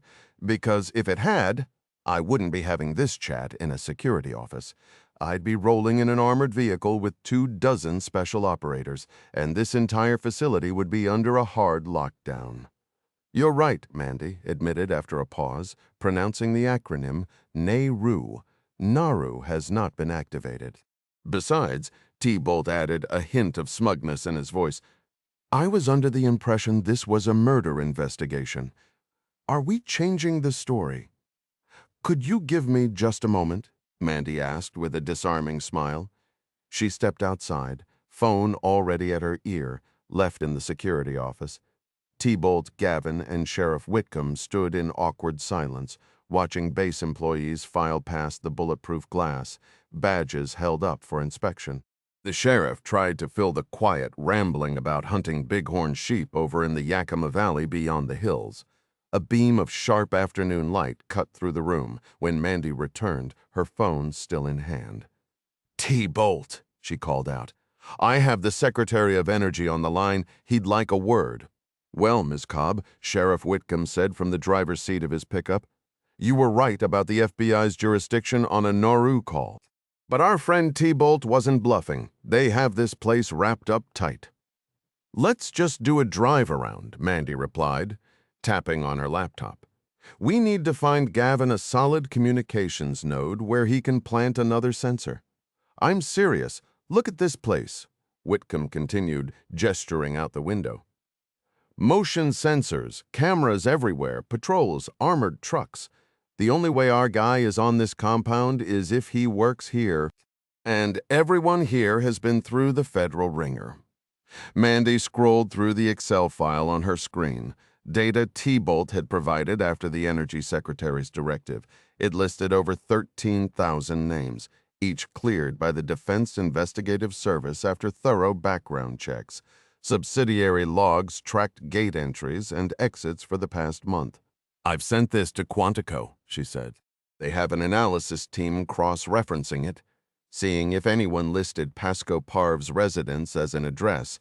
That should pop in a background check, assuming the DIS did their job. In the meantime, let's get a feel for the layout ourselves and scout for an accessible comms node for Gavin." The sheriff slowed the truck at a crossroads, his gaze lifting to yet another camera mounted high on a utility pole, granting it a sweeping view of the barren landscape. The treeless terrain stretched out to bare, wind-swept ridges dotted with spinning wind turbines. His eyes passed over the utility company logo stuck to a bulky white transformer near the power lines. "How long until the Bureau gets back to you?" he asked, turning onto a perimeter road that traced the curves of the nearby Columbia River. "I should have a preliminary report in a few hours." "Then I say we head back to Pasco," Whitcomb said, turning the wheel. "We've got real police work to do at that house." "I can request a warrant from the Franklin County judge," Sheriff Whitcomb stated. Mandy gave him a sidelong glance. "Sheriff, why are you so convinced we won't find our suspect here?" "Take your eyes off that screen for a second, Agent Cobb," Whitcomb replied, his voice dry. "If a killer fled to Hanford, they'd be skipping the local justice system and delivering themselves straight to a federal supermax. If your team back in D.C. finds anything, we just called T-Bolt Jackson. That suspect will be fortunate to still be breathing once his tactical unit gets involved." "Turn here, Sheriff," Mandy instructed, ignoring his comment. "Trench 94 is right up ahead. Jackson said it's the most secure waste storage location on the site. There might be a data hub close by. I'm looking at a whole field of solar panels." Whitcomb turned the wheel, guiding the vehicle toward the trench, which was rumored to hold over 100 reinforced barrels of radioactive material. He noticed another utility pole serving the solar array, also equipped with a security camera and a white transformer. "This whole place gives me the creeps," he drawled, a shiver running down his spine. "I don't like being in the same state as this stuff, much less the same block. I'm getting that warrant for the Pasco house. If we don't find Prince, we'll find something else. Good old-fashioned detective work." "That's not the move, Sheriff," the former FBI agent countered. "We need to follow this trail to its end first. Between Gavin's digital trace and that cigarette receipt, Hanford is our strongest lead." Whitcomb jutted his chin out stubbornly. "This is still my homicide investigation, ma'am. As the lead detective, it's my call." Mandy exchanged a quick look in the rearview mirror with Gavin, who was quietly petting Luna in the back seat. The dog let out a soft whine as if sensing the tension. "Sheriff," Mandy began carefully, "Agent Byrie and I need to come clean about something. If this is about some office romance between you two, I really don't. It's not that." She cut him off sharply. "It's about the case. The truth is, we're not just investigating the murder of the Hunt family. We're hunting for a mole inside U.S. security with suspected ties to a terrorist organization. That group previously targeted an American nuclear facility. It looked almost identical to this one. Do you understand?" Whitcomb slammed on the brakes, pulling over onto the shoulder of the perimeter road. "What in the world are you saying, Miss Cobb? If that's true, why keep it from T-Bolt? You can't just withhold critical information from me." "You can't. This is a top-secret presidential special access program," Mandy interrupted, her eyes intense. "We couldn't tell T-Bolt and we couldn't tell you. Now that we're here, I'm briefing you in. That's on my authority. It's my call. Murder is under my jurisdiction, young lady. You should not have withheld evidence, even if it was circumstantial. Like I said, it's a national security matter. Tell that to Cole Hunt and his family? God rest them." Mandy snapped her laptop shut and spoke in a rapid, urgent tone. "Sheriff, Cole Hunt wasn't the first to die that way. He was the third victim. All three were part of an operation called Poseidon's Spear that dismantled a jihadist terror network. Those terrorists targeted a nuclear waste site in Nevada, very similar to this one, to contaminate the American water supply with radioactive material. We're concerned they may be trying again. There, you're now fully briefed on the program. You know everything we do, satisfied?" Whitcomb took off his hat and ran a hand through his thinning white hair. He had suspected from the beginning that Hunt was someone important, drawing federal attention to his quiet county. "The Columbia River," he muttered, turning his head to look east. "Exactly." Mandy finished, holding his gaze. "Millions of people drink water from reservoirs fed by the Columbia. That river also irrigates hundreds of thousands of acres of farmland and is a primary water source for livestock and wildlife. If terrorists breached this site and that waste seeped into the river, every crop it waters would be poisoned. It would kill anyone who ate them." Whitcomb let out a long breath. "All right then, Agent Byrie, I'll help you locate a line we can monitor. Not a single word of this leaves this room, Sheriff." Mandy pressed her tone, leaving no room for argument. "You'll be signing documents that legally bind you to silence for a century. And that means keeping it from Dot, too, understood? Your secret is safe with me, but my assessment hasn't changed.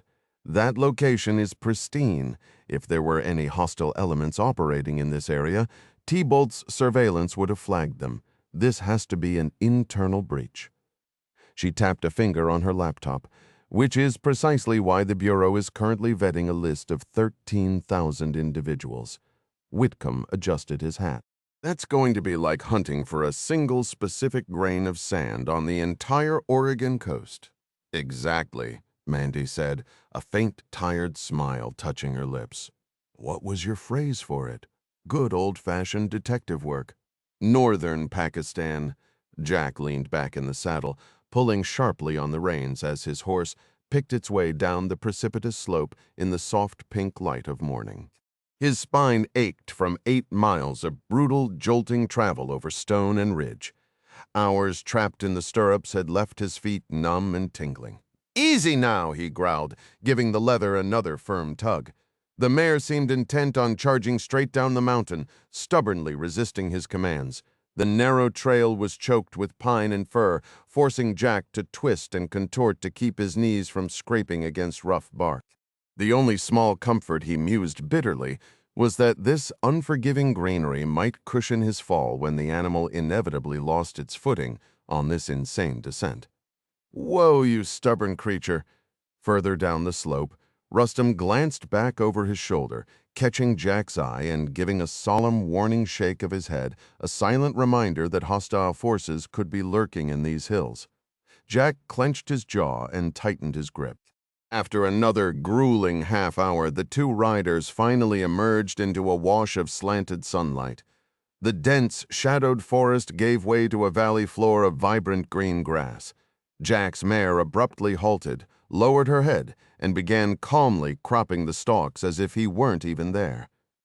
Anxious not to lose Rustum, Jack jerked the reins, driving the bit hard. The horse swung her head around, lips flapping, and made a sharp attempt to bite his knee. Jack loosened the pressure and nudged her ribs firmly with his heels, which finally spurred her into a grudging walk, though she tried to nip him twice more as they proceeded.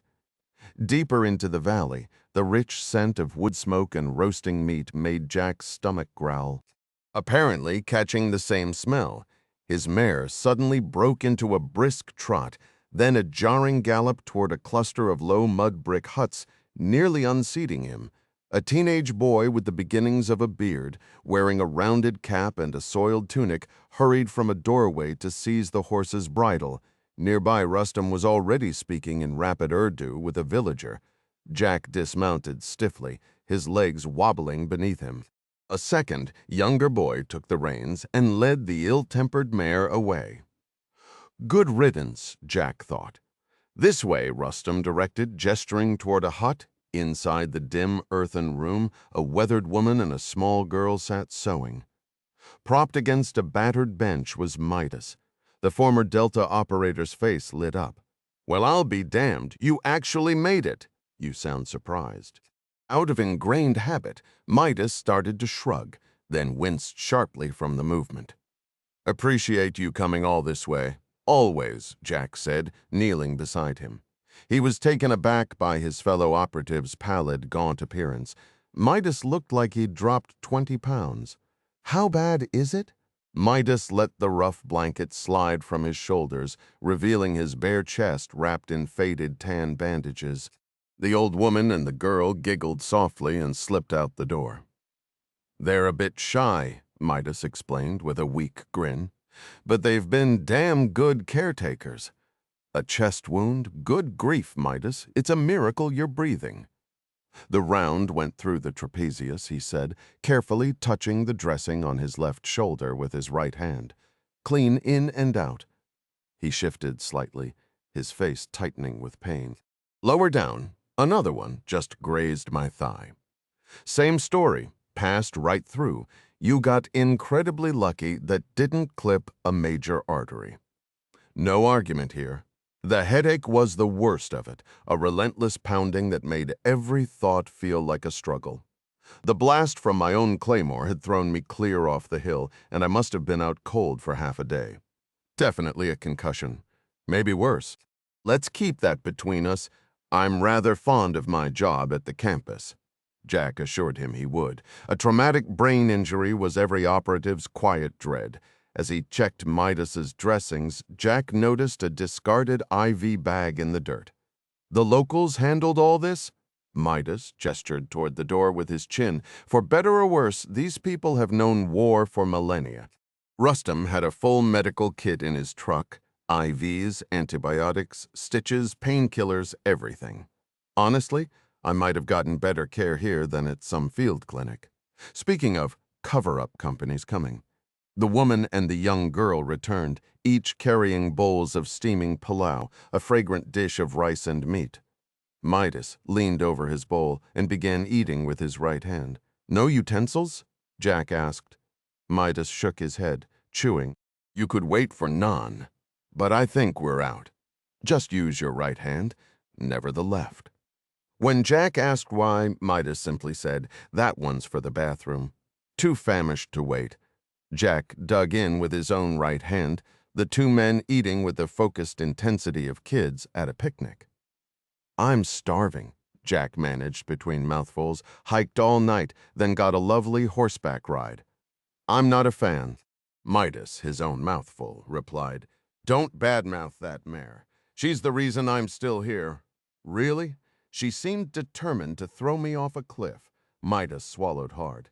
"After I was hit, Rustum tied me onto that stubborn animal with a line under her belly. I was fading in and out the whole way back. We even crossed a freezing river swollen with snowmelt. I honestly thought I was taking a one-way trip."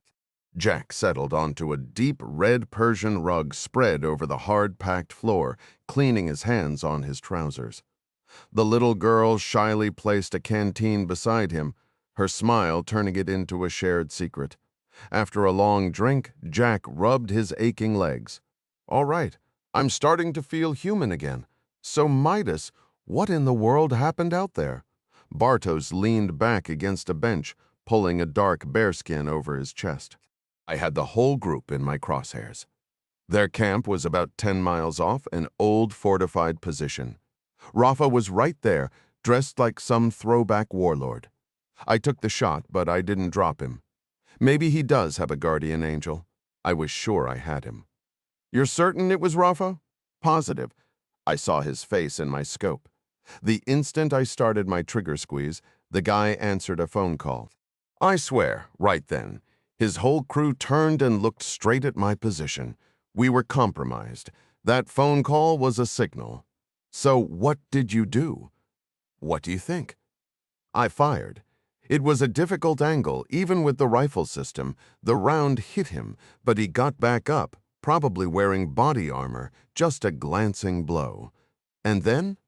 And then 15 or 20 of his fanatics came charging straight for us. Rustum and I cut them down as they advanced, doing what we had to do to survive. A few made it up to our hide. I was hit while pulling back. That's when I triggered the claymores."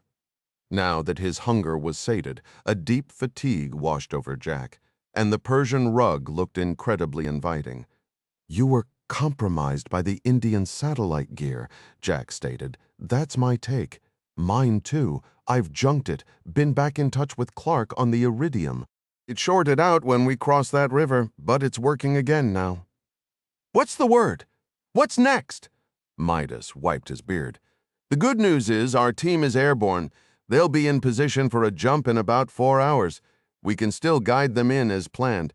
We hit Rafa's base and then we exfiltrate this beautiful countryside." "Okay," Jack said, the simple word heavy with the weight of what was to come. "So we're back to the original plan."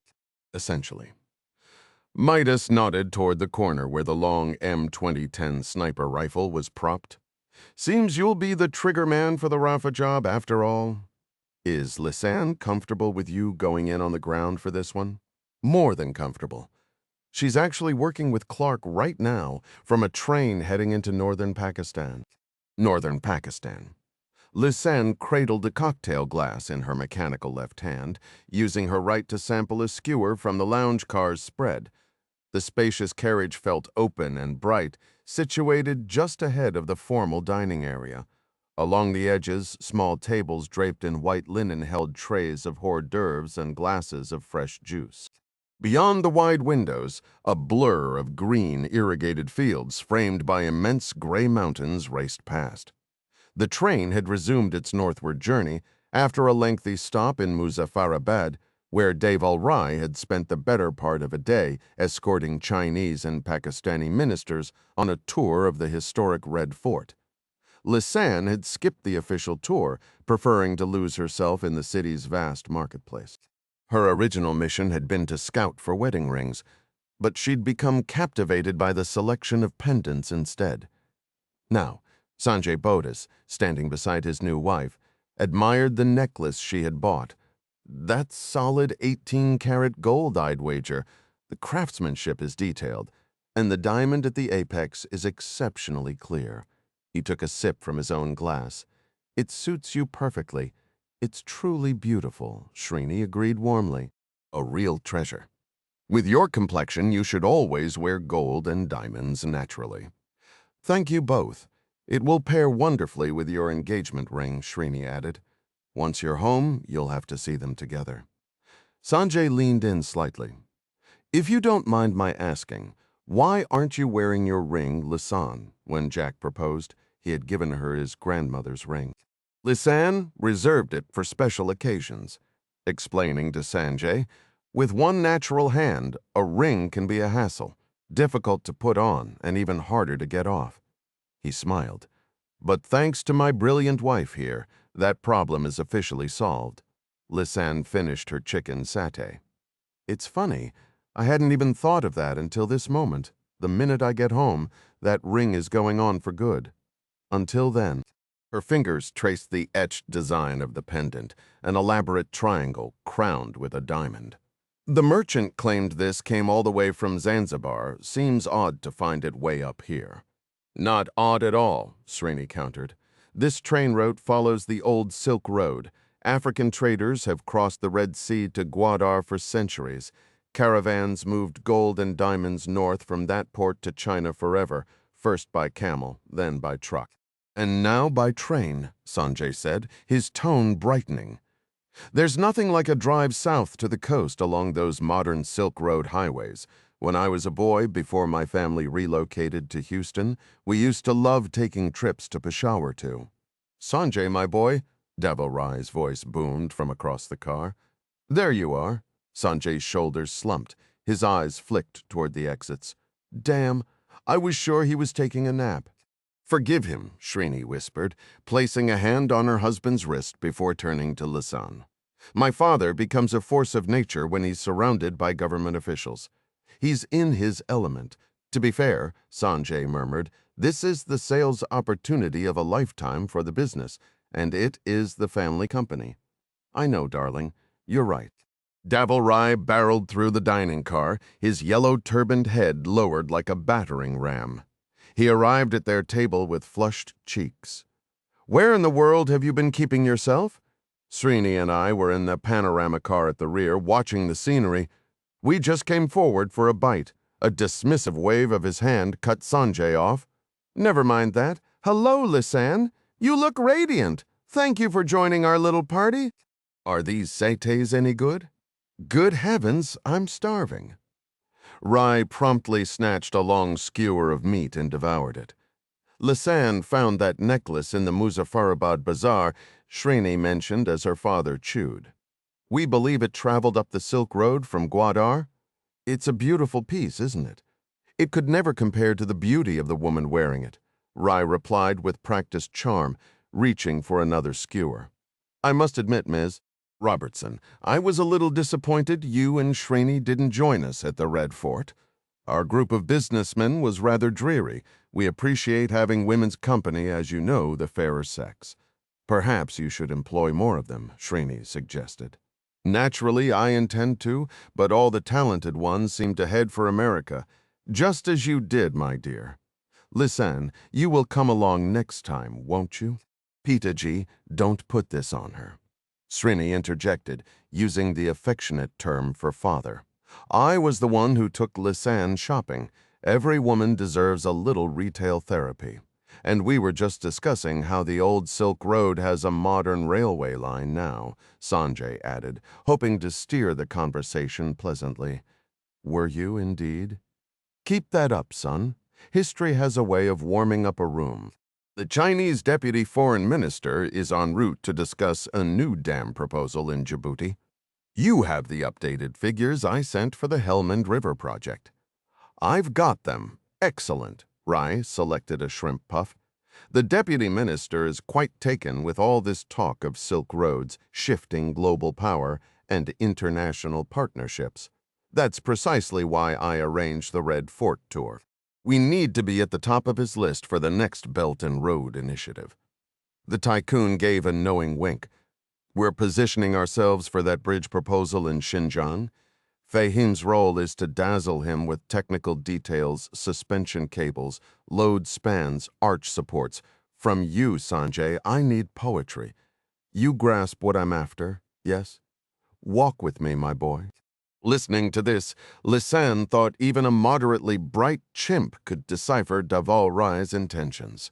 The magnate slung a substantial arm around his new son-in-law's shoulders, steering him decisively toward a forward lounge car that served as a mobile boardroom. "My father wants poetry," Srini remarked to Lisanne with a dry laugh, "so he commandeers my new husband." Lisanne watched Rai and Sanjay weave through the crowded lounge, their heads bent in quiet discussion. "Here comes Fahim now," she noted, taking a sip of her tonic and lime. "And that must be the Chinese official with him, getting a master class in Xinjiang bridge construction. Lucky him." Srini glanced away. "I suppose so." The sun had dipped below the horizon, leaving a soft violet dusk that turned the train windows into mirrors of the glowing interior. Lisanne observed Fahim's reflection in the glass. "He hasn't spotted me, has he?" Srini asked. "I believe you're safe. As your father said, he looks thoroughly occupied with the minister." "Good. Let him focus. Who are the men in uniform with him?" Lisanne inquired. Recognizing Chinese military insignia, she identified one as a PLA colonel. The other was a stern, mustachioed man in the belted khaki tunic of a Pakistani general. "I couldn't say, 'Sorry to break it to you, Srini, but Fahim is heading this way.'" "Good evening, ladies," Fahim Bajwa said, his approach accompanied by a wave of strong cologne. "Hello, Fahim," Srini answered. "How are you? Quite well, my dear." "I trust you're enjoying this working honeymoon." He gave a soft chuckle. "Such as it is. But Fiji awaits as soon as Sanjay finishes charming the Chinese. That will be the proper holiday. You have met Lisanne, I believe?" Srini asked. "Not formally, no." Lisanne extended her right hand. "A pleasure." Fahim released her grip, his gaze lingering on her prosthetic. "I must say, your forearm is a marvel of craftsmanship, exquisitely engineered.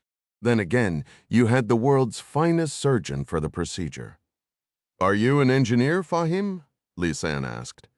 Srini shot her a faint, knowing grin, catching the edge in the question. Fahim smiled warmly. "As it happens, I graduated top of my civil engineering class at the Sorbonne, majored to promotion," he added, in flawless French. "Really?" Lisanne said, her eyes widening with feigned interest. "Oh, yes. I gave serious thought to pursuing mechanical engineering, focusing on projects like that remarkable hand of yours. A number of professors expressed interest in mentoring me within advanced biomechanical research initiatives. Yet, in the end, I decided to build bridges. Honestly, Lisanne, if I had known engineers would one day craft something as elegant as that, attached to such a graceful arm, I might have chosen differently." Lisanne flexed her synthetic fingers, studying them. "It's well made, but I'd still prefer the original. Don't be so sure. I've watched you dance," Fahim countered. "You move that hand with incredible poise." "Thank you." Despite herself, Lisanne felt a flush rise to her cheeks. Fahim straightened his cufflinks. "On another note, I meant to ask. I haven't spotted your fiancé, Jack, anywhere on the train. Is all well? Everything's fine." "He wasn't with the group touring the Red Fort earlier." "No. Poor Jack is resting in our compartment. He hasn't been feeling well." "Really, I'm sorry to hear that. Nothing serious, I hope?" "Delhi belly. We suspect he picked up something when he traveled north to inspect the AGI construction work. As you might recall, Jack got rather turned around in the villages. Heaven knows what he consumed, I understand. I feel somewhat responsible as I recommended that trip. Thankfully, we have an excellent physician aboard." "Have you seen him, Srini?" The surgeon shook her head. Lisanne will let me know if my services are required. Fahim turned his attention back to Lisanne. And what did you do while we were all at the fort? I took her shopping, Srini answered. She found that beautiful necklace she's wearing. Ah, how fitting. Do you know the meaning of the symbol you're wearing, Lisanne? No, I don't. I simply liked its appearance. It symbolizes feminine sensuality. You must have selected it by pure instinct. A wave of discomfort prickled over Lisanne's skin. My apologies, Fahim declared, retrieving a ringing phone from his jacket. I'm afraid I must take this. It's an exceptionally busy week with the inauguration of the world's highest rail bridge. This is likely Sunny Beg, my site manager at the Gorge. Good evening, ladies. He melted back into the crowd. What a creep, Srini muttered under her breath. Lisanne kept her eyes on Fahim as Srini grumbled about her father's second-in-command. The tall panoramic window acted as a clear mirror, reflecting Fahim's face as he strolled toward a rear corner, phone pressed to his ear. His conversation was animated with sharp gestures, either for show or born of genuine strain. She observed him end the call and slip the phone into his breast pocket. Almost seamlessly, he then approached the lively cluster containing Daval Sanjay, the Chinese deputy foreign minister, and the PLA officer who had just entered from the forward business car. Yet, rather than joining their discussion, Fahim glided past with a few casual pats on the men's shoulders, making his way instead to the stern Pakistani general in the khaki tunic stationed near the bar. A sudden thump of shifting air pressure rocked the train as it plunged into a dark tunnel. The reflected lights intensified, and the rhythmic clatter of the tracks grew louder. Lisanne retrieved her cell phone from the purse on her shoulder.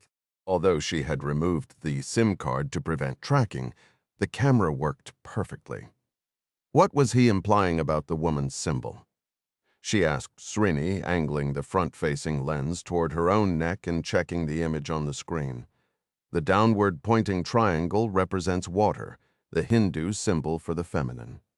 That's his meaning. If you wish, we could find a complementary necklace with the triangle pointing upward, symbolizing fire and the masculine. For Jack, when the two triangles unite, they represent a couple.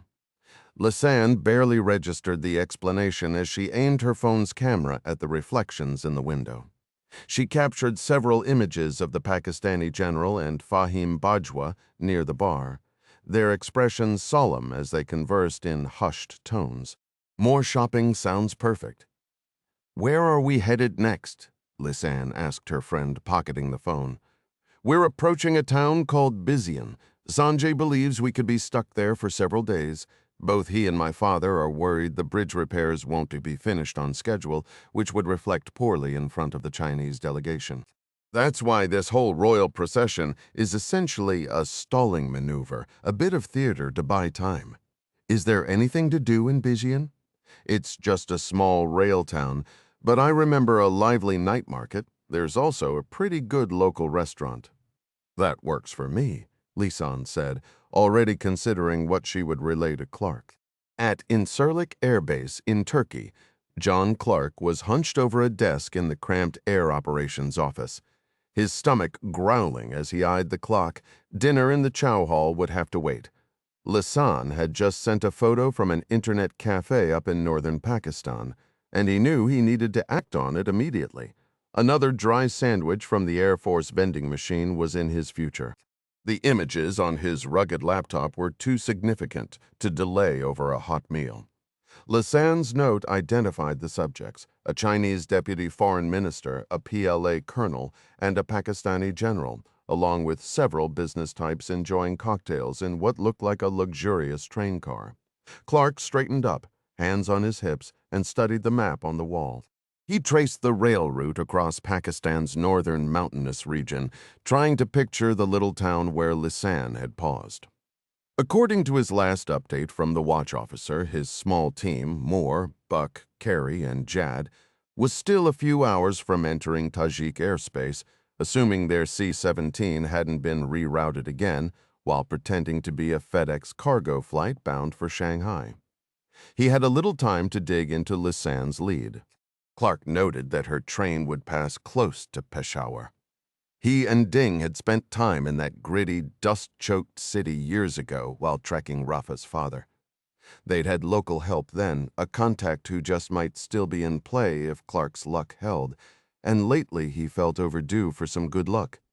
He pulled out his phone, found the old Peshawar number, and dialed the Pakistani country code. A young voice answered with a polite greeting. Even after all this time, Clark could easily visualize Nigel Embling's sprawling villa, the cool tile floors, the high arched ceilings, the ever-present servants. It was a lifestyle that never sat quite right with him. Embling, a Dutch national, had married a wealthy Pakistani woman educated at Oxford.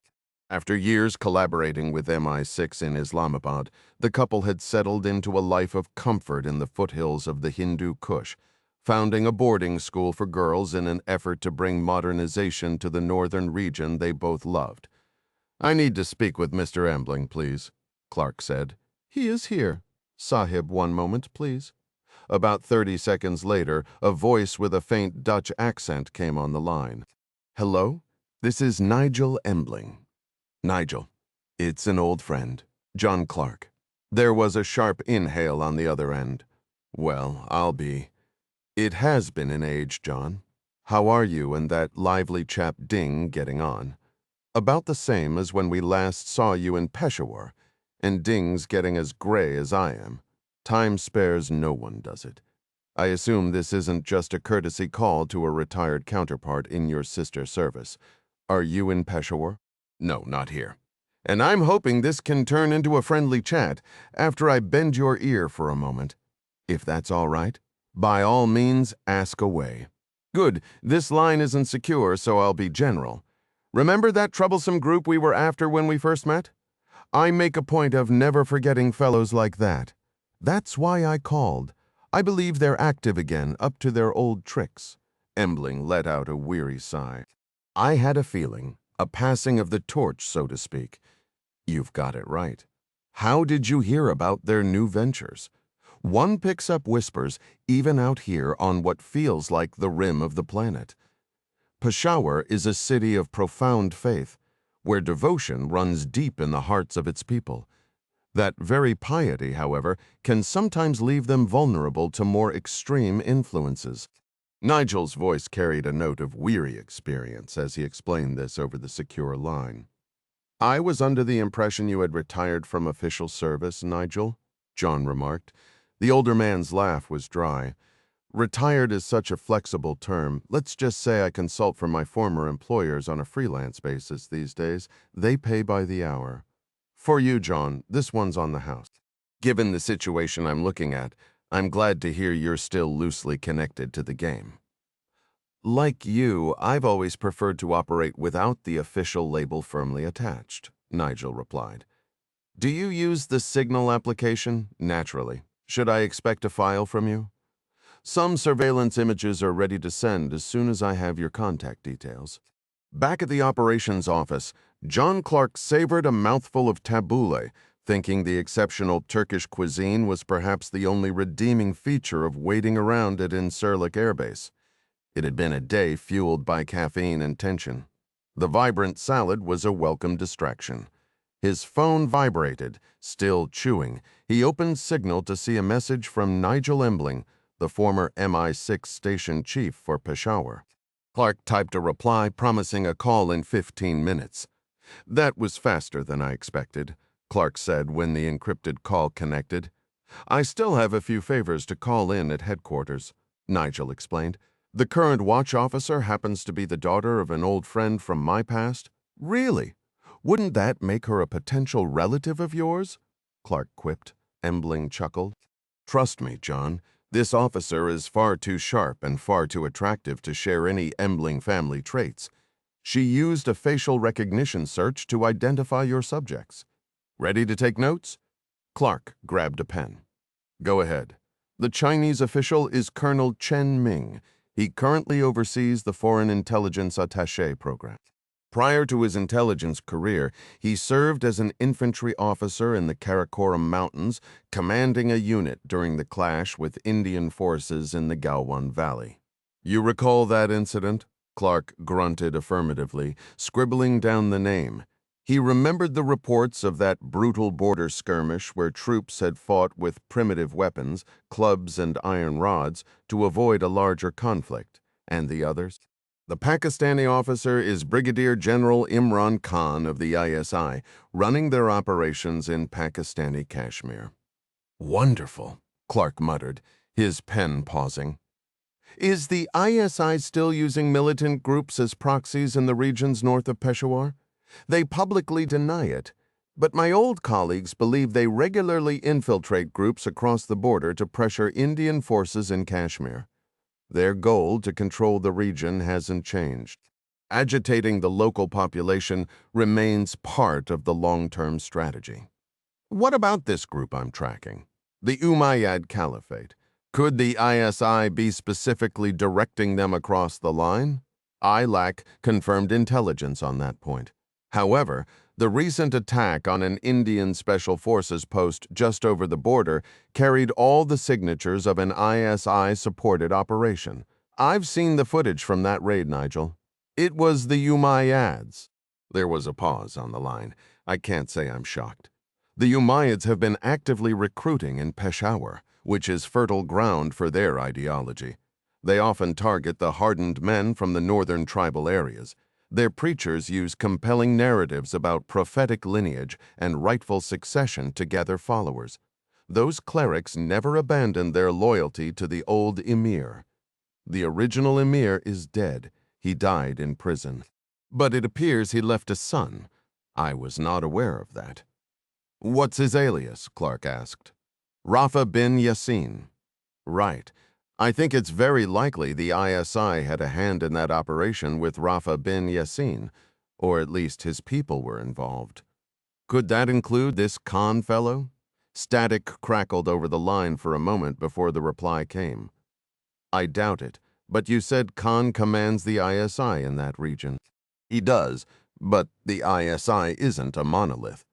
Brigadier Imran Khan is on our side. He's a Sandhurst graduate, commissioned by the Queen herself. As a young officer, he provided crucial intel to our SAS units in Afghanistan. He's built a solid reputation as one of the reliable ones, considering his current posting with the Chinese. I'd bet he's still highly trusted, not the type to sanction unofficial terror cells crossing into India. Clark set aside the assessment of Khan's character, his mind rapidly assembling the pieces. A Chinese officer with combat experience against India and a Pakistani intelligence service, if not the specific officer, known to enable militant groups targeting India. Both men had been standing mere feet from Lisan. Can you identify anyone else in that photo? Clark pressed, his thoughts turning to his team in the air. Were they flying into a trap built on intelligence from Pakistan and China? In the front, you can't miss Daval Rai beside the Chinese deputy minister, Embling noted. Makes sense, given AGI's global construction projects are bankrolled with Chinese capital. Yeah, I see Rai. Who's the other man, though? The one by the bar talking to the Pakistani general with the slicked-back hair and the expensive suit. That's an AGI executive. Do you have a name? Our files list him as Fahim Bajwa. Understood. What's his role? He's their chief operating officer. Is that all? He's the second in command for the entire company. Then he should be schmoozing the Chinese official, shouldn't he? Why is he having a cozy chat with an ISI general? Good question, John. I wish I knew. International airspace over Tajikistan inside the freezing. Echoing hold of the C-17, Carrie Marks lifted his arms with the awkwardness of a baby bird. The Green Beret was swaddled in so many layers: extreme cold gear, a pressure suit, body armor, oxygen tanks, that bending his elbows was a struggle. 10 minutes out, Irv Dupree's voice crackled over the intercom. How's our story holding? Master Chief Moore asked, his own movement stiff and robotic in the identical suit. The flight crew's still confident. bathed in the cargo bay's eerie crimson glow and secured by a nylon safety line. Carrie thought Moore looked like some antique deep-sea diver from a silent film, all helmet and air hose. "The aircraft commander believes our cover is intact," Dupree reported. "We're veering south now to get you boys as close to the Pakistani border as we dare. It might draw some unwanted attention, but the goal is to shorten your ride in these contraptions." He gave the sleek black nose of a raven a firm tap. Moore turned to Tom Buck, who was just as anonymous in the dim light. "Staff Sergeant Buck, you get all that? Loud and clear, Master Chief? All right, Tom, walk us through it." Jad shuffled closer to Carrie. The two green berets exchanged a knowing, skeptical look in the gloom. To them, Buck was the epitome of a by-the-book Marine. Still, the MARSOC raider had demonstrated he knew these experimental aircraft inside and out. He'd better, their silent glance agreed. They were minutes from launching into the void inside what they'd privately dubbed their flying sarcophagi. "All right, listen up," Buck started. "We execute exactly as briefed at Incirlik. The tactical plan is unchanged. I'll be on the sticks for Raven 1. Master Chief Moore has Raven 2. My bird goes out first."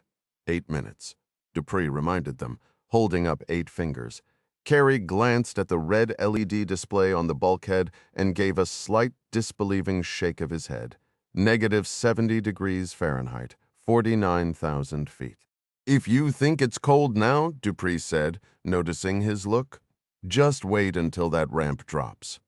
"You're fortunate the lead pilot is on board with this plan," he said, fading into the shadows. "I can barely budge," Jad grumbled. Moore shot back. "If we botch this and end up in a Himalayan blizzard, you'll be thanking me for this survival suit. I went through mountain warfare training. We never wore anything like this. You also never jumped from 50,000 feet. Point taken, Master Chief." Buck continued his rundown. "To summarize, my aircraft, Raven 1, will release its drag chute half a minute after the ramp lowers." He glanced at the loadmaster. "Still confirmed for a 30-second window?" Irv Dupree gave a thumbs up. 30 seconds after one exits, Master Chief Moore will deploy the drag chute for Raven 2. By that time, I'll have powered up and be on a heading of 180. We have 200 miles to cover before reaching the drop zone. Fuel allows for 300, so distance isn't the concern. Our primary challenge will be handling the altitude." "Why is the altitude such a big deal?" Carrie asked. "We have oxygen tanks. Once the wings deploy, we'll be okay, right?" "The wings won't have much bite up there. Icing is also a real possibility. This entire operation is uncharted territory." "Any other questions?" "Too many to count," Jad replied. Moore nudged the Green Beret's insulated boot. "Let's do a final gear check, gentlemen." Carrie followed Tom Buck toward the rear Raven, secured to the deck with multiple hooks. The craft's sleek design, flat glass canopy, nose probe, radar-absorbent black coating, slender frame, and folded wings made it look like a guided missile. Stiff in his Arctic gear and harness, Buck leaned forward to hit a switch. The canopy lifted silently. Now, preparing to board, they disconnected their intercoms and switched to short-range UHF. "Sergeant Marks." Buck's voice crackled over the radio. "Ready to load up?" Harry double-clicked his mic in response and approached the open cockpit. He climbed in, bending his knees and flattening himself into a prone position. Wedged between the bulkheads, he shuffled backward to make space for his pilot, Tom Buck. "I'm set," he transmitted, his arms locked at his sides. Until the craft split open and ejected him into the frigid, thin air, he wouldn't be able to move them. Fighting a wave of claustrophobia, Carrie focused on the one feature he appreciated about this menacing little plane, the small square window beneath his face. He fixed his eyes on the C-17's gleaming cargo rollers below, striving to stay composed. Moments later, Buck's boot soles bumped against his helmet. "Easy there," Carrie transmitted. "You just clocked me." "Apologies," Buck grunted. After a brief pause, the Marine radioed more. "We're secured in here, Master Chief. Lowering the canopy now." As the glass sealed overhead, Carey's world seemed to shrink. The piercing whine of the C-17's engines dulled to a muffled roar. Encased in his sealed, oxygen-fed helmet, his breathing echoed loudly, reminiscent of a certain cinematic villain. He wrestled to slip his wrists and ankles into the pneumatic nylon restraints that would hold him until the craft separated. 2 was sealed and ready. More announced from the forward section of the bay. "Sergeant Mustafa and I are prepped for our joyride." "Copy that, 2, Buck responded. "1 is sealed with marks aboard. All systems show green. Same here, Tom." "Catch you on the flip side," Moore concluded. Irv Dupree tapped firmly on the sealed canopy. A final signal. It was only a matter of seconds now. Carey Marks stiffened, every muscle taut. He felt the vibration of machinery humming through the craft's thin shell, rattling against his knees. The C-17's ramp is lowering, he thought, a knot of nerves tightening in his stomach. He clenched his teeth, staring at the rollers visible through the window, deliberately picturing his wife and children back home in Arlington, a mental trick he used to push through tough moments, for what felt like the 1,000th time that day. He wondered how he had ever gotten himself into this situation, the straps cinched tighter around his limbs, a stark reminder that there was no turning back now. A sharp, insistent alarm tone cut through the cockpit's silence. Peering straight down through the thick window, Carey saw the landing gear's wheels become a smeared streak as they vanished. The restraining harness bit into his shoulders as the Raven was violently yanked backward, catapulted from the C-17's belly by a braking parachute. Launched into the void like a shell from a gun, the craft pitched, wobbled, and dropped the moment the chute released. Carey's helmet rattled against the headrest. The thrilling rush of acceleration vanished, replaced by a nauseating, hollow feeling of zero gravity. For a terrifying instant, Carey felt utterly adrift in the cosmos. He tried to picture his family, but the image wouldn't form, his brain certain they were now in a fatal dive toward the planet below. "Wings deploying," Buck's calm voice reported on the comms. "Raven 1, engines coming online, enclosed in the rear compartment." The Green Beret felt a series of rapid jolts against his legs. A ghostly trail of condensation whipped past the viewport. The shuddering coalesced into a deep, steady hum. Carey felt himself pressed back into his seat as the aircraft's own propulsion engaged. "Wings deploying," came Master Chief Moore's confirmation. "Raven 2 powering up." Carey tilted his head up, his view limited to the bottoms of Buck's flight boots. At least he could now detect subtle shifts as the Marine pilot banked the craft. He looked down to see the jagged crest of a mountain passing beneath them. Airspeed 200 knots. Heading 176. GPS autopilot is active. Buck transmitted. Moore echoed the status update 30 seconds later. "Copy that," Buck replied. 1 hour to separation. Separation. The word echoed in Carey's mind. He was just starting to wrap his head around the reality of screaming through the Himalayan darkness inside a prototype flying weapon, and Buck had to casually mention it was designed to come apart. The absurdity of it almost made him laugh, a bitter, hollow sound lost in the engine's roar. Here he was, a soldier who'd faced down insurgents in countless firefights, now feeling more like a lab rat in a billion-dollar science project, hurtling toward a rendezvous where the vehicle would deliberately disintegrate around him. Meanwhile, Jack was squeezed onto the bench seat, Rustam driving the Toyota on his right, and Midas, pale and sweating, on his left. A flashlight with a red filter was clamped in Jack's teeth as he tried to make sense of the map. Using Midas's night vision goggles to see the path, Rustam inched the vehicle over the brutal, broken trail, every jolt clearly agony for the injured man. Even with such care, they kept slamming into downed timber, crumbling boulders, and chalky, dry creek beds. Without the truck's four-wheel locking differentials, Jack doubted they'd have made it a mile from the village. Good Lord. Midas groaned softly as the suspension took another brutal hit. How much longer? Jack checked the GPS coordinates on Lisanne's watch against the map. Stay with me roughly 3 miles to the hill. Feels like 300. Was the horseback ride any smoother? Midas dropped his head, shut his eyes, and clenched his jaw. Marginally, maybe? The iridium satellite phone vibrated on the seat between them. Midas grabbed it, glad for a distraction. He read the text chain from Clark. He said, raising his voice over the grinding transmission. "What's it say?" Jack asked. "He got an intel dump from Lisanne about your train.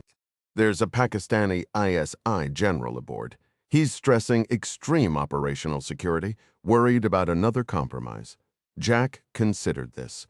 Holed up in his train cabin pretending to be sick, he'd never spotted the Pakistani officer. "Tell Clark we're setting up a sniper position north of the camp. No repeat of last time." Midas gave a pained nod. "Will do," the device buzzed once more. "All right," Midas continued reading. "Moore, Buck, Carey, and Jad are airborne. Clark needs an exact landing zone coordinate sent via the data link. You handle it. You've got the map. How long until they're on the ground? An hour at least. We need to be in place to meet them now." Jack took the phone. "You really want me to tell Rustam to speed up?" he asked, typing with his thumbs. "It might finish you off." Midas shook his head slowly. Then a grim, determined smile touched his lips. "Rustam," he shouted to the Mujahideen driver, "let's pick up the pace." A second later, the wounded Delta operator let out a sharp cry of pain. Jack peered through the infrared scope attached to the long sniper rifle. Lying prone beside him, Midas was wrapped in a heavy bear hide, fine-tuning an identical spotting lens. Target acquired on the far right, up by that large boulder. "You see him?" Midas murmured. "There's a second one to the south. I believe that's the extent of their perimeter guards." Swinging the rifle south, Jack examined the encampment through the scope's thermal imaging. He located the faint white glow marking the second sentry. Both men were positioned at the rim of a stone ring that formed a natural barricade. From this vantage and his earlier reconnaissance, Midas deduced the camp was arranged in a rough C-shape, its hollow center serving as a bivouac for the militants. The boulders at the open end of the sea created a narrow bottleneck. When asked about the rock formation, Rustam called it a caravanserai, a centuries-old earthen fortress used by travelers for shelter crossing the plateau, now weathered into just another hill. That solved the mystery for Jack of why the elevation wasn't charted. "A drone would be handy right now," Midas remarked under his breath. "Would love to know what's behind those rocks? Weren't you on the other side from your last observation point?" Affirmative, but the scenery was practically identical. Keeping low, Rustam crawled up and settled beside them. He'd concealed the truck 40 yards back in a tree-covered clearing. Midas passed him the spotting scope and asked for an estimate on the camp's population. "Maybe 20, Rustam answered. "Signs of horses, tire tracks." "What about Rafa?" Jack pressed. "You think he's in there?" The Mujahideen fighter gave a non-committal shrug. "How long until our team arrives?" Midas inquired. 30 minutes, Jack said. "All right, I doubt they'll hit that window exactly." "Jack, move to a clearing and use your M4 to paint an IR beacon. Let's get them guided in." "Copy that." "Raven 1 to 2. Buck's voice crackled over the radio. "Approaching break position. Altitude 19,000 feet. Reducing speed." Well, Carey reflected, the Master Chief wasn't kidding about the cold inside the capsule. He was thankful for the pressure suit. Roger 1, throttling down, speed decreasing. Carey ran through the upcoming sequence in his mind, trying to recall the final briefing back on that wonderfully temperate runway in Turkey. As he remembered, once the Raven hit the designated GPS waypoint, Buck, as pilot, would initiate separation. The aircraft would slow to near stall and pitch up to a 30-degree angle. At that instant, the fuselage would fracture, ejecting the paratroopers like candies from a split piñata. From there, it would be a freefall, executing a high-altitude, low-opening high-low jump, just like the 60 he'd logged in his career. "Sergeant Marks all set?" Buck asked over the intercom. "Oh, just fantastic," Carrie thought. "Ready on your call, Buck?" Raven 2. "This is 1, at waypoint Bravo, initiating separation sequence. See you, planetside. 5, 4, 3, 2. Carrie felt the pneumatic restraints release his limbs. He swiftly rotated his feet and hands into position, braced his core, and gazed out the small window at the stark, jagged lines of the dark mountains. His M4, strapped to his back like an extra limb, tapped against the canopy glass. Th Dwarbish. The craft jerked upward. The black metal tube that had been his home for the past hour split apart and tumbled away. The wind rushed against his arms as he plummeted, grateful for the oxygen mask helmet and the layers of nylon shielding him. He was an airborne soldier once more. A surge of exhilaration nearly made him shout into the void, 1, this is 2, waypoint, Bravo. Initiating breakup. He heard more transmit from somewhere above. Carrie extended his arms to stabilize his freefall, watching the altimeter on his wrist steadily unwind. He pulled the night vision goggles over his mask, the world shifting into a grainy green glow. Snowflakes swirled in the dark, cutting across rivers and lakes that shone like spilled ink. Fighting the wind, he banked his body southward and immediately saw it, a spinning infrared beacon cutting through the night like a spotlight at a Hollywood opening. He pushed toward it, his voice crackling over the radio as if shouted from a chopper. "IR beacon bearing 170 true." "That's our mark final waypoint."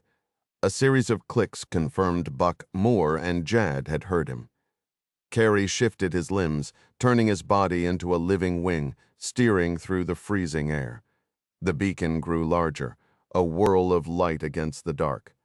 Clark's last transmission had described the target, a rocky outcropping shaped like a horseshoe, with the recon team dug in on the northern slope, waiting.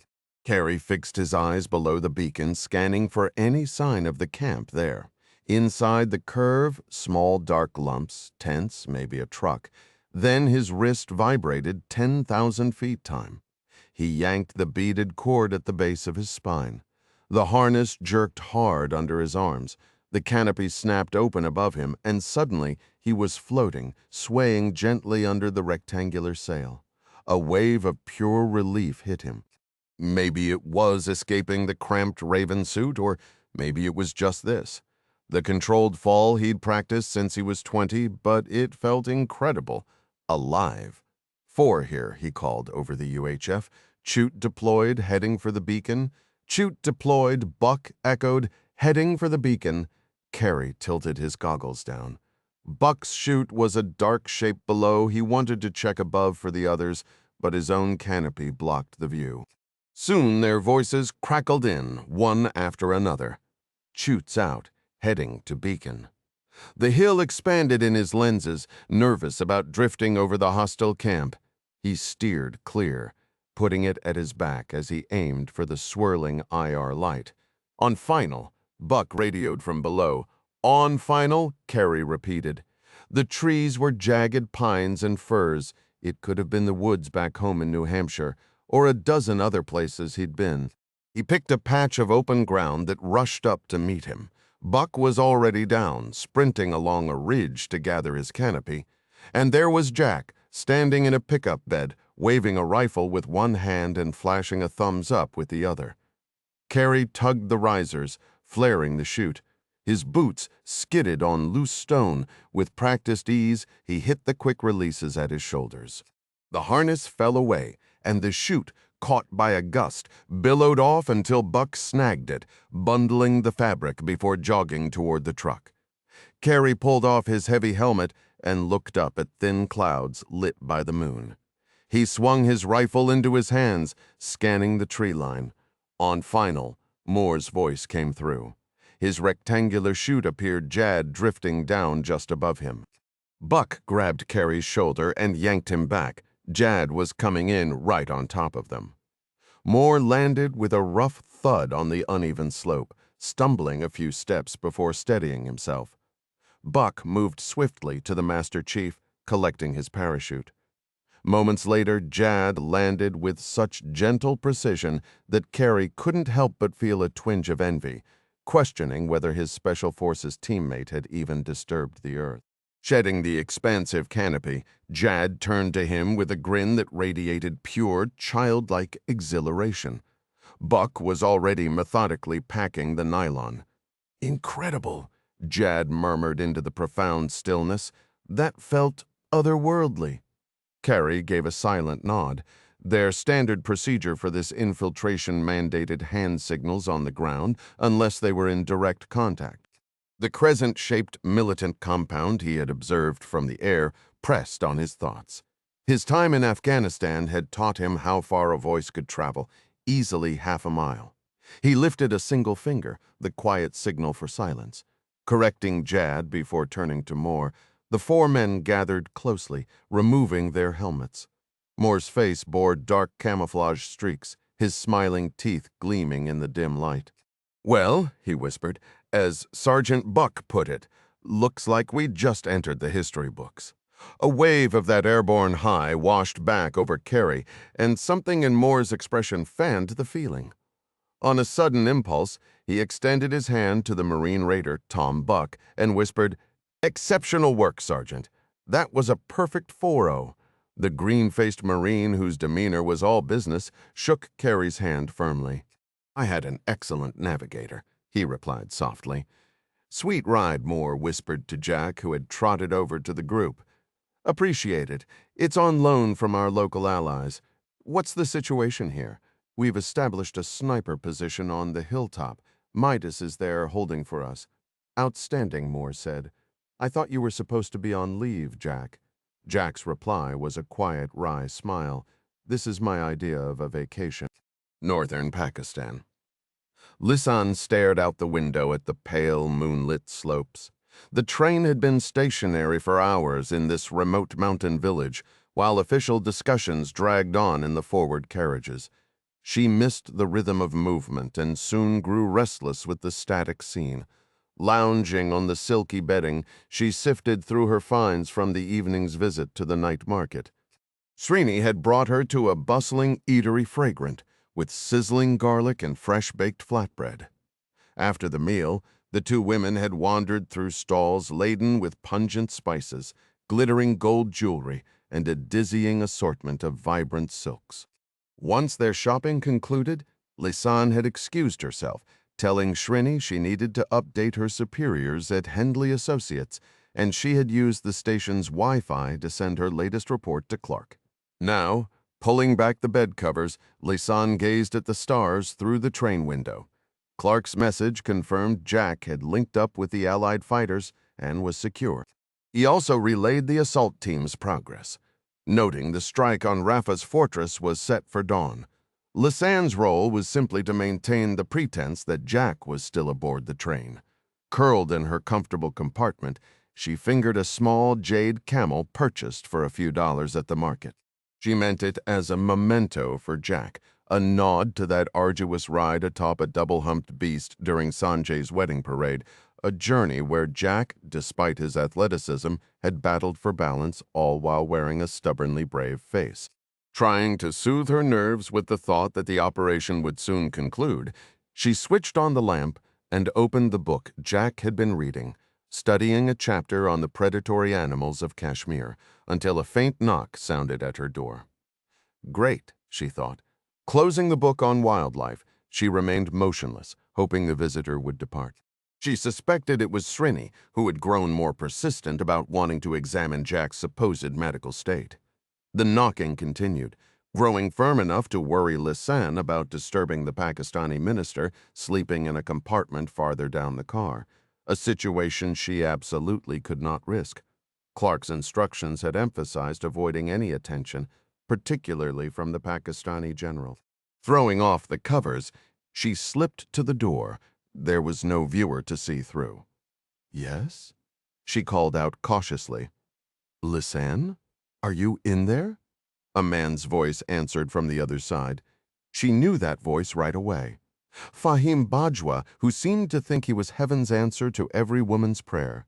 Yes, it's me, she confirmed. I just wanted to see how Jack was doing. Fahim explained from the hallway. I brought him some charcoal capsules and a ginger ale. That combination usually sorts me out.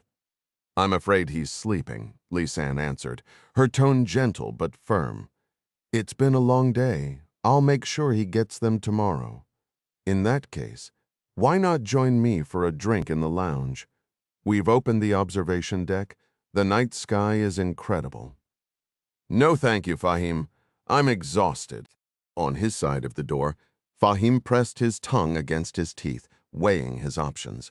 He was aware the minister from Pakistan was asleep in the rear compartment. Barging in wouldn't create the right impression.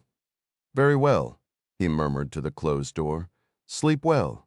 Give Jack my regards. He made his way to the lounge car. Brigadier Khan was standing by the refreshment table, scrolling through his phone. Fahim had always viewed the brigadier as a somewhat gloomy figure, but tonight the man looked utterly despondent. The engineer glanced around the nearly empty car. Trouble, Brigadier, you seem off. Khan looked up. Walk with me to the dining car. Now, moments later they were seated in a shadowy booth. Khan took a slow drink of his iced tea and gazed out at the dark countryside rushing past. For the last time, where is your brother? He hissed, keeping his voice low. The ceremony is tomorrow afternoon. He's in place by now. It's proceeding. Rafa was to send a courier. Did anyone approach you? No. Then how can you possibly be sure he's ready? Fahim moved closer across the table, because my site manager reported a cargo truck missing from where? The vehicle depot south of the bridge. I left Rafa contingency instructions for acquiring transport if his team required it. He's undoubtedly using it to solidify their position on the ridge above the tunnel entrance. That was a reckless move. What if they're spotted? You're in charge of security here, Brigadier. Have your units reported anything unusual? Khan gave a sharp shake of his head. In truth, he had diverted his own forces south on a fabricated alert, deliberately keeping them clear of the bridge zone. These scheduled delays are becoming a concern, Khan confessed, lowering his voice further. The Chinese liaison, Colonel Ming, is pushing hard to deploy his own troops to assist my perimeter. He claims the southern sector is too exposed. Chinese soldiers on the ground would destroy everything for both of us. Fahim studied his own perfectly trimmed nails. I see these delays as an advantage. The Caliph will be precisely where he needs to be. He'll have a vehicle to position his shooters, and, most importantly, the media coverage for the unveiling will now be even bigger. That should please you and the Caliph equally. The brigadier winced. Don't use that title. Your brother's delusion of divinity doesn't make it true. Remember, he owes his current standing to me. Or, more accurately, Fahim corrected with a thin smile, to me? Northern Pakistan. Carey settled the M2010 sniper rifle on its bipod, fine-tuning the hold in the Horus scope for wind and drop. This vantage point is far superior, Midas observed quietly, peering through his laser rangefinder. I should have moved us here initially. Their new hide was a rocky ledge at the edge of the tree line, giving them an unobstructed view of the militant compound nestled in the ruins of the old caravanserai. Target distance is 519 yards. 519, Carey echoed.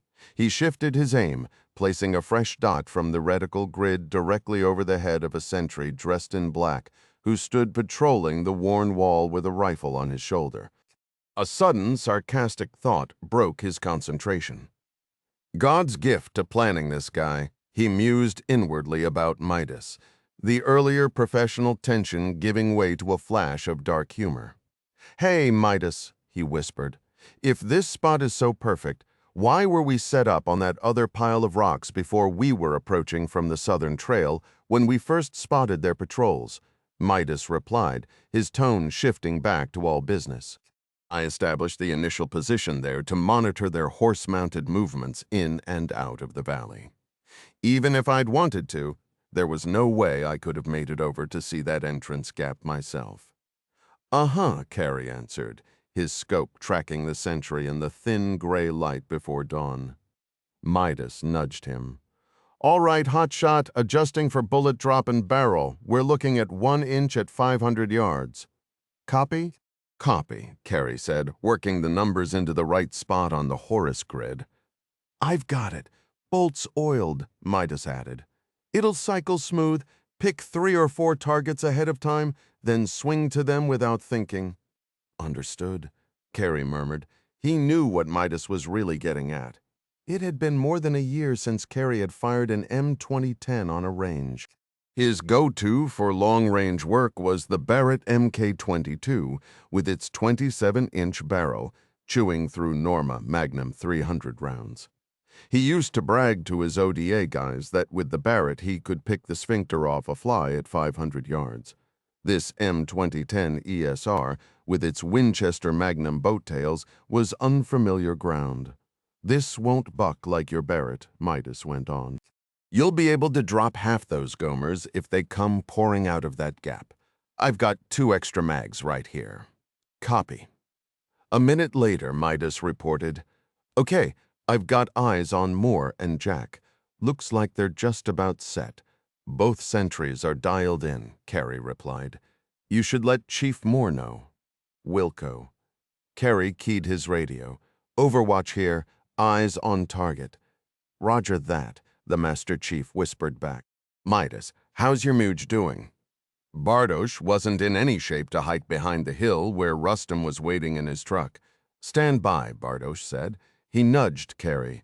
"Head down and bring Rustam up here, will you?" "On it." With Carey leading, Rustam scrambled up the hill 3 minutes later, his M4 hanging at his side. Midas spoke to him in Urdu. Carey couldn't follow the words, but whatever the Delta operator said hit the Muge hard. The weathered Tajik dropped to one knee, offered a firm, dark hand, and smiled. Midas shook it, wincing at the pull on his wounded shoulder beneath the bear hide, his mouth twisting into a pained grin. "Walk with God," the Delta man said softly in Urdu. The Muge flipped back the fabric wrap on his chest, pulled out a cigar, lit it with a Zippo, took a drag, and placed it between Midas's lips. After a quick reply in a mix of Tajik and Urdu, the man turned and started down the steep slope, using the dense trees for balance. "What was all that?" Carey asked. Midas took a slow puff, then turned damp eyes toward the green beret. He stubbed the cigar out on a rock and rubbed his nose. "I told him to go with God. What did he say back?" He said, "He hopes we meet again in the next life." Carey looked at the Delta operator's bearded face. Midas wiped his eyes with a knuckle that came away wet. Giving him a moment, Carey rechecked the wind and distance. The Delta man drew a sharp breath. "Okay, let's get this show on the road." He keyed his radio to report to Master Chief Moore. "Our Muge is ready and in position. He's a go. Copy Overwatch." "We're moving." Jack tightened his grip on his M4. Beside him, Master Chief Moore crouched in the shadows. Dawn was still 2 hours off, but the light had grown just enough that neither man saw any benefit in using night vision devices. The SEAL tapped Jack's shoulder. "Ready, Mr. Ryan?" "Absolutely," Jack replied, firming his hold on the rifle. He'd been stretching his hamstrings and quads, fighting off nerves and prepping for the sprint. "I'll handle the shooting up front," Moore reminded him. "You just get to the top of that rim and drop anyone who gets past me. I'm focusing left. You cover right." The SEAL flashed a grin. "But please, Jack, try not to shoot me in the backside." Aye, Master Chief." Moore toggled his radio and whispered into his lip mic. "Jad, Buck, this is Moore. Report your status." Jad Mustafa and Tom Buck were positioned in the tree line nearer the southern curve of the C-shaped berms that surrounded the old caravansary, now a terrorist camp. Their sprint toward the earthen barrier and the climb over its crest would be the most grueling leg, but both men were in their prime. "Tommy and I are set," Jad replied. "Try not to let your age slow you down." Moore ignored the jab. Rising from his crouch, he scanned the tree line for the concealed Marine Raider and the Army Green Beret. He picked out the curve of Jad's helmet with Buck positioned a few feet to his right. "Your setup looks solid," Moore confirmed over the radio. "Final confirmation, Muji Rustam. He's good in the vehicle, engine idling," Midas reported. "Copy, Overwatch team. Ready here, Chief? Sentries are in view?" Carey's voice crackled in reply. "Copy that southern entry team." "We're a go," Jad answered. Moore turned to Jack. "You certain you're up for this, Mr. Ryan?" "Absolutely." A quick grin flashed across the Master Chief's face before his voice came over the net. "All teams execute assault in 5, 4, 3, 2. Hanford, Washington, in the heavy heat of mid-afternoon, with the sun scorching the dry brown hills, Sheriff Whitcomb cranked the air conditioning to its highest setting. "Should we let Luna out?" he asked Gavin, who was in the back seat. "Luna's fine." "She settled down after that treat," Gavin replied. "Just don't want her overheating. Point that back vent her way and give her a bit more water," the sheriff instructed, sun's blazing right through her window. "Tough on a dark-coated dog." "I've got her, Sheriff. No worries." As Gavin tended to the rear of the truck cab, Mandy scrolled through her spreadsheet. She was still anticipating Hoover's analysis of the document.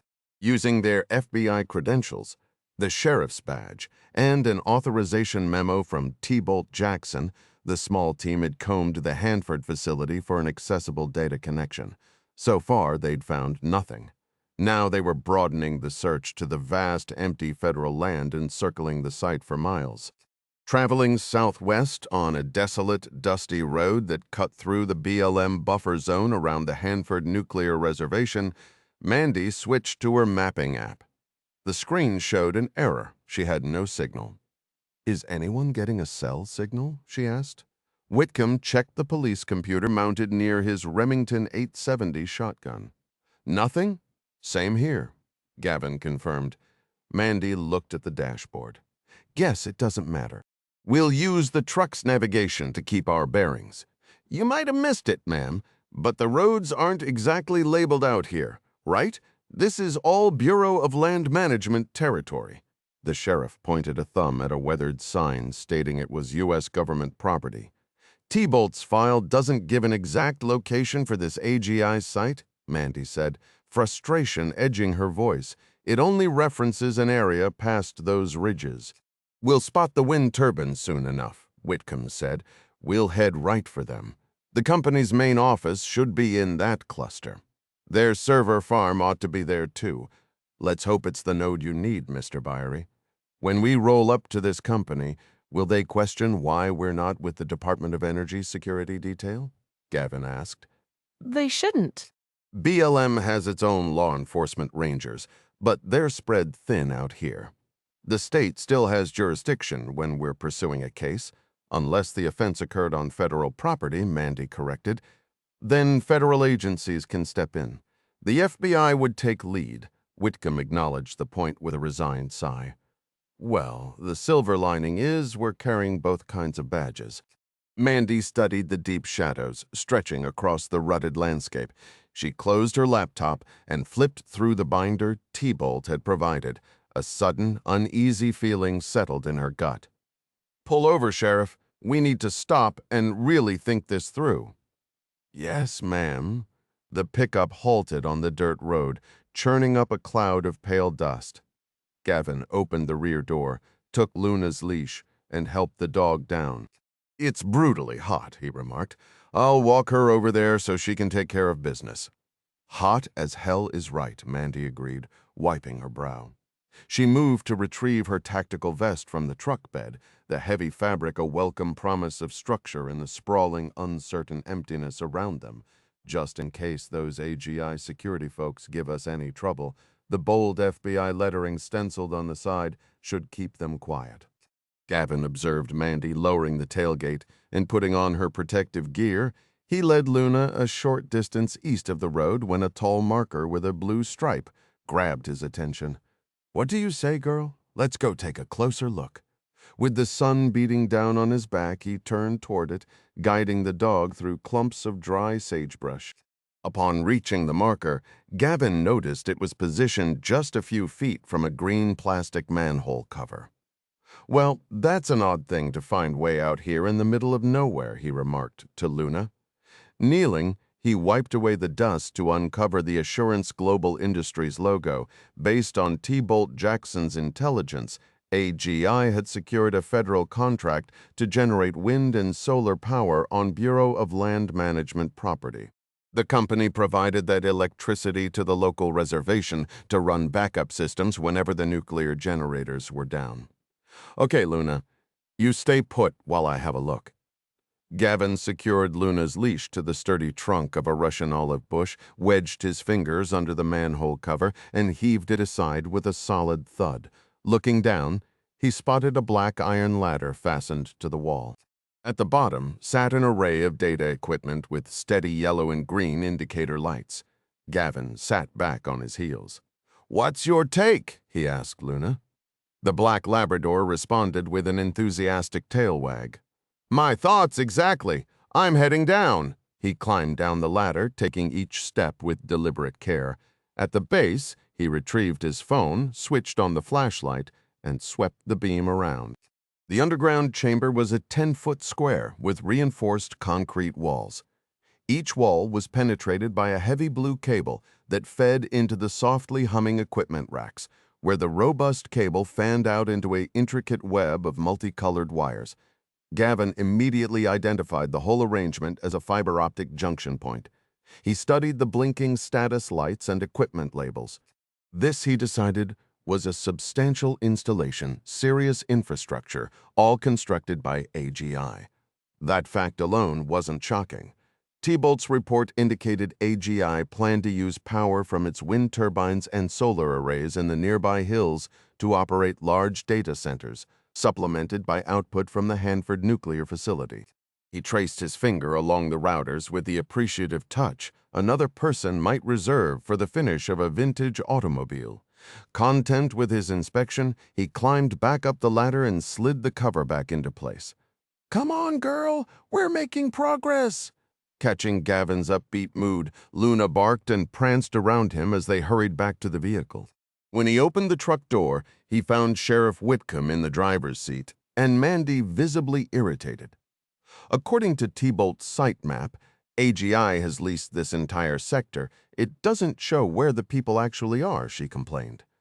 Luna and I located a major fiber relay hub. I'd stake money it connects to the data center, where my access patch will get us all the intel we need. "Hey, do we have any binoculars in here?" The sheriff popped open the truck's center console. "Got a pair right here. Help yourself." Gavin raised the binoculars to scan the hills. "I can see the fiber line markers running off in that direction. And yes, there's a communications tower up on that ridge. My bet is if we make our way to that tower, we'll find the data center. I can also run some network analysis from there. It might correlate with the digital evidence we've already gathered." Lights starting to fade, the sheriff noted. "Maybe we should approach them at first light." "I don't think so," Mandy countered, her tone shifting from frustration to a sharp, determined edge. "We're already here, committed. Let's push forward. Gavin, how confident are you that your patch will deliver?" "Extremely. That comms tower has a fixed wireless microwave link. My guess is it connects to the buried fiber lines. Its terminal point will be the exact data center I'm after." "Why is that data center your primary target?" the sheriff inquired. "Because," Gavin explained, "the IP address I traced from Maddie Hunt's phone originated from the router servicing this specific area. But it was using a subnet mask," he explained, "which is, think of it as an extra layer of numbers applied to the IP address. It lets the router handle more connections. Imagine a single address for a large apartment complex, but then you have a separate overlay pinpointing every individual unit inside." "All right, I follow. So what's the plan?" "If I can get into the systems running that communications tower, I'm confident I can extract the complete subnet mask list for the entire Hanford facility." That would let us pinpoint the exact physical router, maybe even the specific computer that was tracking Maddie Hunt. Whitcomb caught Gavin's eye in the rearview mirror. For the Hunt family's sake, we're not turning back now. Agan reclined in the squeaky office chair, his boots resting on the desk as he monitored the closed-circuit security feed.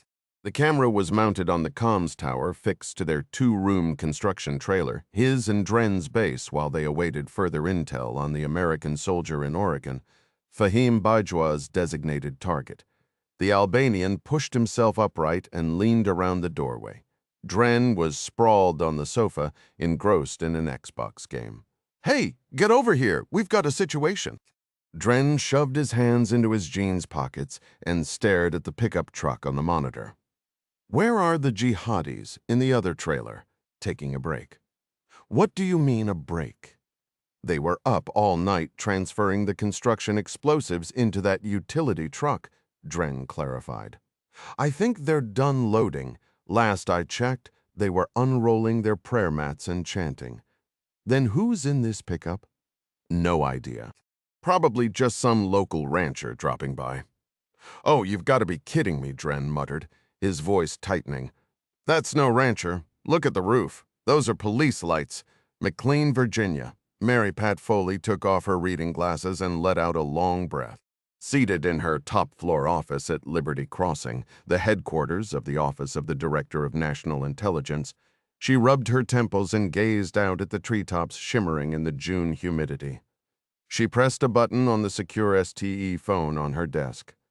"Do we have that appointment with the president yet?" she asked Kim Go, her chief of staff, who was just outside the door.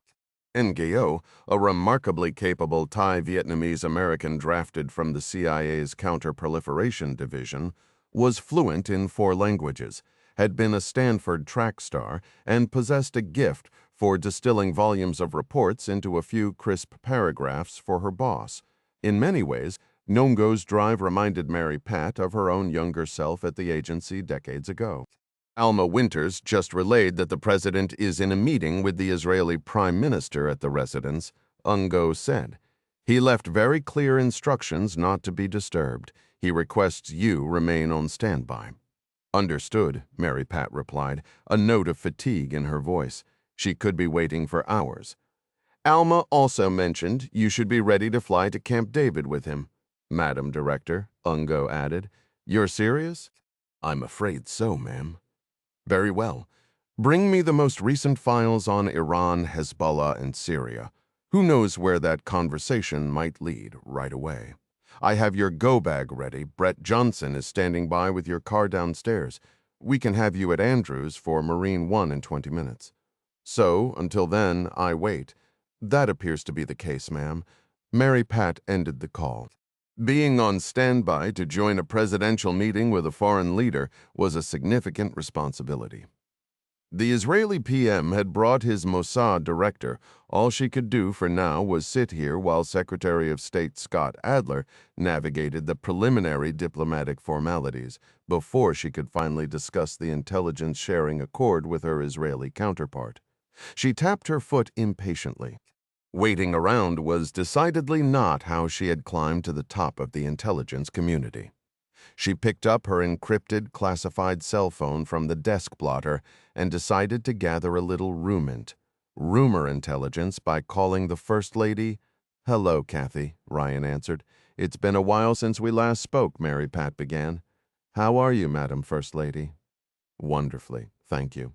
I'm in a bit of a celebratory mood, to be honest. I'm holding a second glass of Cabernet, and I didn't skimp on the pour." "Is that so?" Mary Pat replied, a smile forming as she detected a distinct lightness in the First Lady's tone. "What's the cause for celebration?" "It's about Liz Murray, Dan's wife. My counterpart from Belgium and I completed her 3rd and final treatment today. Her eyesight is fully back, even sharper than when she was in her 20s. Mary Pat brought a hand to her chest. "That's absolutely fantastic news. You must be so pleased." "Thank you. I am. Dan must be over the moon. He is. I spoke with him a little while ago. Jack did too, though our president and the Secretary of State have already returned to their discussions with the Israeli delegation, so here I am, drinking solo. It's one of the less glamorous aspects of this job, my little lament. I'm scheduled to join them after dinner with a dessert I prepared. I kept it simple, a caramel flan. With any luck, my appearance will be a brief one. Well, I won't keep you any longer, Madam First Lady. What prompted your call, if I may ask? To be perfectly honest, I wanted to confirm if Jack was seriously planning to haul Scott and me up to Camp David tonight.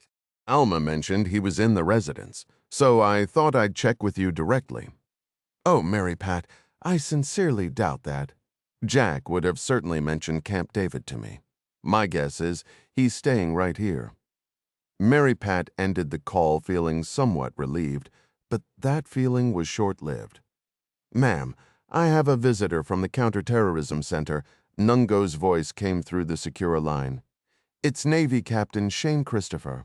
Send him in, please, she answered, a knot of concern tightening in her stomach. Good evening, ma'am. Captain Shane Christopher entered, impeccable in his dress blues. The senior naval intelligence officer had come up from the National Counterterrorism Center, another agency housed within the Liberty Crossing complex. The proximity made a personal visit convenient, but Mary Pat's mood soured immediately. A man in his position wouldn't make the trip upstairs unless he was carrying unfavorable news. In response to your request for information, ma'am, the captain started referring to the intelligence query she had filed after her discussion with Clark. He produced a folder marked Top Secret NOFORN, denoting its restriction from Allied Foreign Intelligence Services. This concerns Brigadier General Imran Khan of the ISI, she inquired. Yes, ma'am, it does. She gestured to the chair opposite her desk. Please, have a seat. Christopher settled in, crossed his legs, and opened the folder. Brigadier General Khan has served with the ISI for close to 4 decades. He was educated at Sandhurst in the United Kingdom and holds an honorary commission from the King. The officer angled the file to show Mary Pat a grainy black and white photo of a young Khan in cadet uniform. His expression was stern and uncompromising, though the uniform itself carried a certain sharpness after Sandhurst, he continued. He served a brief stint with an infantry unit in Peshawar. He joined the ISI as a captain and has remained there ever since. As a major, he established their Foreign Digital Intelligence Division. This was just as social media platforms were gaining traction, and the ESI primarily used the capability to monitor Indian intelligence operatives. So he has a background in digital forensics and cyber intelligence. Correct, ma'am? Leveraging that expertise, Khan assisted British authorities in tracking down the perpetrators of the 2005 London Underground bombings. 3 of those bombers, as you may remember, were Pakistani nationals. No wonder our British friends hold him in high regard, Mary Pat murmured, recalling Clark's account of the talk with Nigel Embling. Sandhurst graduate, then he helps nab the culprits behind their worst terror attack in years. He's clearly not an ideological sympathizer with extremist groups. It is highly improbable that he is a jihadist, ma'am. We have also collaborated with Khan on operations. She tapped her pen lightly on the desk. Have we? Affirmative. On 2 occasions, the first was several years after the September 11th attacks, he served as a liaison officer for us in Afghanistan. He facilitated introductions to Mujahideen elements aligned with Pakistani interests. I was with Warcom at the time, and our field operators found his intelligence quite reliable. I see. What was the second instance? He was attached to the ISI unit integrated into our joint mission, Poseidon Spear. That was the operation where we dismantled key parts of the Umayyad Revolutionary Council. As I said, he's not exactly a supporter of their cause. A chill settled in Mary Pat's veins.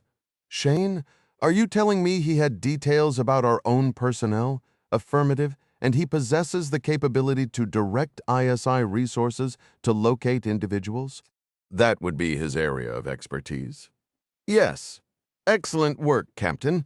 Leave the file with me. Forgive my abruptness. But, of course, ma'am, Christopher replied courteously, understanding the dismissal. He stood, placed the folder on her desk, and made a swift exit. Her secure line buzzed almost immediately. "Clark here," answered the veteran SEAL, his voice sharp. "I told you not to worry. I have the situation handled. This isn't a welfare check, John. I have fresh information. Such as I believe we've identified the leak from Poseidon's spear." "You're kidding. How?" "I'm the Director of National Intelligence. That's how the mole is Brigadier Imran Khan, the Pakistani ISI officer from that photograph you forwarded. He was part of the liaison team that worked with the NCTC to facilitate our entry into northern Pakistan. That position granted him access to the identities of several spear operatives, which includes our 3 recent casualties. He was a major then, but he also commanded significant digital surveillance assets. I can't pinpoint his exact method, but given the data Gavin provided, Khan is our man." "What's his angle?" Clark pressed. "Why target our people after all this time? He was supposedly on our side." "I have a theory." "Go ahead." "The NCTC doesn't believe he's an extremist, but the ISI has a long history of covertly supporting militant groups against India, particularly regarding Kashmir." "What does that have to do with us?" "Recall the assault on that Indian Army post? We confirmed Rafa was present. We also know the 3 slain spear operatives were instrumental in dismantling his father's network. My assessment is that Imran Khan is trading names to Rafa, letting the terrorist handle the ISI's unpleasant tasks. That's a bitter pill from a former ally. De Gaulle had it right, John. Nations have no friends, only interests. My analysts indicate Pakistan's current interest is cementing ties with Beijing and disrupting any potential strategic partnership between India and the United States. If this is accurate, you almost have to admire the guy's cunning. The bastard is clever. The clever ones usually are. Lisanne took that photo, correct? Right. They're on the same train en route to a bridge ceremony. A senior deputy director from the Chinese Foreign Ministry is also aboard, a significant figure, a member of their National Party Congress. He's worth a look as well. "I'll have him examined," Mary Pat said, her tone dropping. "Something else about this troubles me." "I'm listening." "Jack Jr. was with your team during the Emir takedown in Nevada. What if Khan is aware of that? That information could have been traded as a high-value prize. He and Lisanne need to get off that train immediately. You have to contact him now." "I would call him MP," Clark replied, a grim tension in his voice. "But Jack is currently otherwise occupied." "Northern Pakistan." Kerry Marks steadied his breathing, found the silent gap between pulses, and applied smooth pressure to the M2010's trigger. In the fraction of a moment that followed, the rifle's finely tuned mechanism ignited the primer of the Remington Magnum cartridge. The controlled explosion propelled a 130-grain, jacketed hollow-point bullet down the spiraled barrel. The aerodynamic round shot through the crisp, thin mountain air just before dawn, spinning like a perfect spiral pass, its velocity climbing past 3,000 feet per second. The devoted jihadi sentry, clad in black, a true believer standing guard at what he saw as the heart of his caliphate's domain. Never heard the shot. He was thrown backward in a sudden crimson haze, his body collapsing over a jagged rock with a faint, echoing impact. Harry shifted the silenced barrel slightly to the right. The Green Beret sniper tweaked the Horus reticle for the second sentry's range and squeezed off another round. "Pickets are down," Midas murmured over the comms beside him. "We are cleared hot. I repeat, cleared hot on that signal." Master Chief Kendrick Moore and Jack Ryan Jr. burst from their concealment like startled hares. They charged forward, M4 carbines shouldered, eyes locked down their sights as they ran. Jack's breath came in ragged gasps, pushing himself to keep pace with the supremely fit SEAL was a struggle. A quick glance showed Buck and Jad had already reached the base of the rocky slope, moving even faster than Moore. Jack forced his focus ahead, staring past his rifle's barrel at the ascending berm, 10 yards out. 5 now jump. Mimicking more, Jack bounded from rock to rock, hopping and leaping until he nearly slammed into the broad back of the seal, who had stopped short at the rampart's crest. A 12-foot gap split the wide rim like a dry moat, far too wide to jump. "We go down and climb up," Moore stated between heavy breaths. Without another word, he dropped into the trench between the rock walls. Jack followed, landing hard on the rocky dirt and sending a jolt of pain through his troublesome knee. "Take my rifle," Moore ordered. The moment Jack had the SEAL's M4, Moore scaled the opposite wall with feline grace, finding purchase in the narrowest cracks. Once atop the berm, Jack passed both rifles up. Moore set them down and reached back with both hands. Jad and Buck are set at the top. "Chief, report status." With Moore hauling on his arms, Jack dug his boots into the rock face and managed to hook an elbow over the edge. Using that leverage, he swung his throbbing leg up and rolled onto solid ground. Moore was already low-crawling forward with his weapon, scanning for threats. Jack keyed his transmitter. "Jack, here, Chief and I are on the berm in position." Jack copied Moore's prone crawl, inching toward the rim. As he neared the edge, the interior of the C-shaped formation came into view. "Phase 1 complete," the Master Chief announced over the net, his voice rough and hurried. "Overwatch, you good?" "Overwatch is good," Carey answered calmly. "I have visual on all elements, solid copy." Jack angled his rifle downward. "See anything?" he whispered to Moore. "Negative. No movement. I think we actually caught them sleeping, thank goodness." Jack peered into the shadowy heart of the militant base, making out a cluster of rough shelters that looked like yurts, patched together with nylon canvas and hides. One stood apart, nestled in the deepest curve of the sea that Jack figured was where the leader Rafa would be. "All elements establish flanking positions," Moore broadcast. "Jad, shift 40 yards along the rim and hold. Jack and I will go the other way. We'll cover from the rear Overwatch. You handle any runners trying for the entrance." "Copy that," Carey radioed back. "Overwatch is ready. Moving now."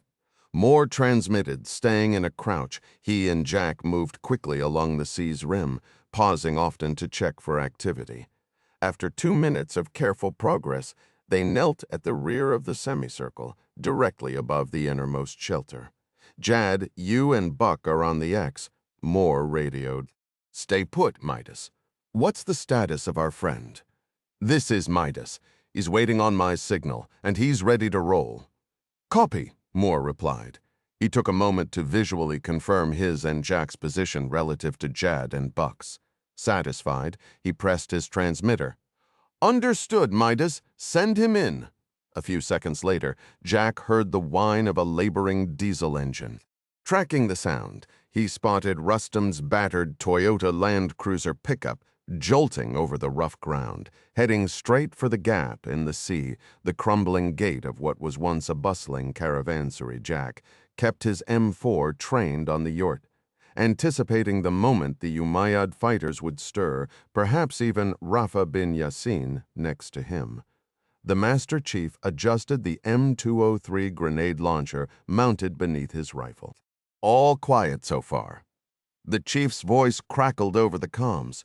Rustam's vehicle jolted over a crumbling cedar log, its engine noise swelling as he closed in on the camp's entrance. Despite the growing roar, nothing moved inside the tents. Then a sharp meep echoed, followed by a drawn-out meep. Rustam was leaning on the horn. That did the trick. Figures burst from the yurts. "Tech Drump!" Moore fired the first grenade. Rustam swerved the Toyota broadside. Jack, Buck, and Jad picked off every fighter who appeared, dropping them one after another. One man sprinted toward a technical and aged Nissan pickup with a machine gun rigged in its bed, his black turban flapping behind him. Jack's shot caught him in the neck. Beside Jack, Moore remained motionless, rifle quiet, his eye fixed to the scope as he scanned the camp. No ceasefire had been called, but the firing had stopped. There were simply no more targets. Breach, more transmitted. On me. He stood, M4 raised, surveying the scene through his optics. Jack and I will clear the structures to the north, he continued over the net. We'll move from the perimeter inward. Buck and Jad mirror that from the opposite side. And stay sharp. Some of these guys might still be breathing. Hanford, Washington. Sheriff Whitcomb brought his forest green Ram 3500 to a halt at a chain-link gate crowned with razor wire. Though sunset was still hours away, long shadows from the wind-swept hills draped the high desert in shade for miles. The sheriff flicked on his high beams, illuminating a sign, Property of Assurance Global Industries. Authorized personnel only. Do they list a number for a gate guard or anything? Whitcomb asked Mandy, who was scrolling through a spreadsheet on her laptop. There's a contact number, but we've got no signal out here. Right? Forgot about that.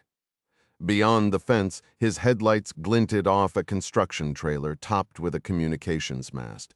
Nearby sat a lineup of Caterpillar earth movers, several large utility trucks with cherry pricker booms, and two white Toyota Tacomas bearing the AGI logo. Farther back stood another trailer and a low concrete building that seemed to burrow into the hillside. Wind turbines dotted the ridges like candles on a cake. My money's on that concrete structure housing the data equipment, Gavin observed from the back seat. The fiber line markers lead right to it, and you can see the AC unit on the roof. I see it, Whitcomb acknowledged. Get me inside that building, Sheriff. Working on it, Special Agent Byrie. Let's just hope they don't demand a warrant. Big companies love to bring in the lawyers. Whitcomb rolled down his window. A steady, warm breeze from the Columbia Basin brushed his face, carrying the citrus scent of sage. It reminded him of his own land back in Clarkston. I can see the appeal for a data center, Gavin mused. Plenty of cloud firms are planting them in remote spots these days, provided there's renewable energy. Google has a major one down the Columbia at the Dalles, thanks to the hydropower. AGI probably chose this site for the wind and solar, and maybe for backup nuclear power when the weather turns, Mandy added, looking up from her screen to study the installation. The records show AGI secured this land 2 years ago through a government lease for sustainable power generation, zero carbon footprint. She slid open the sunroof cover, taking in the expanse of mocha-colored hills. They've clearly sunk a fortune into this place. Gavin's gaze followed the rugged silhouette of the hills. They've carved right through that central ridge, he observed, his fingers absently tracing Luna's fur as he turned a page in the thick, classified binder. The vinyl cover was stamped with T. Bolt Jackson's name. Air currents, Sheriff Whitcomb suggested, rolling up his window against the growing chill. This whole Palouse region is covered in wind and solar now. It's the new gold rush, just without the same payoff.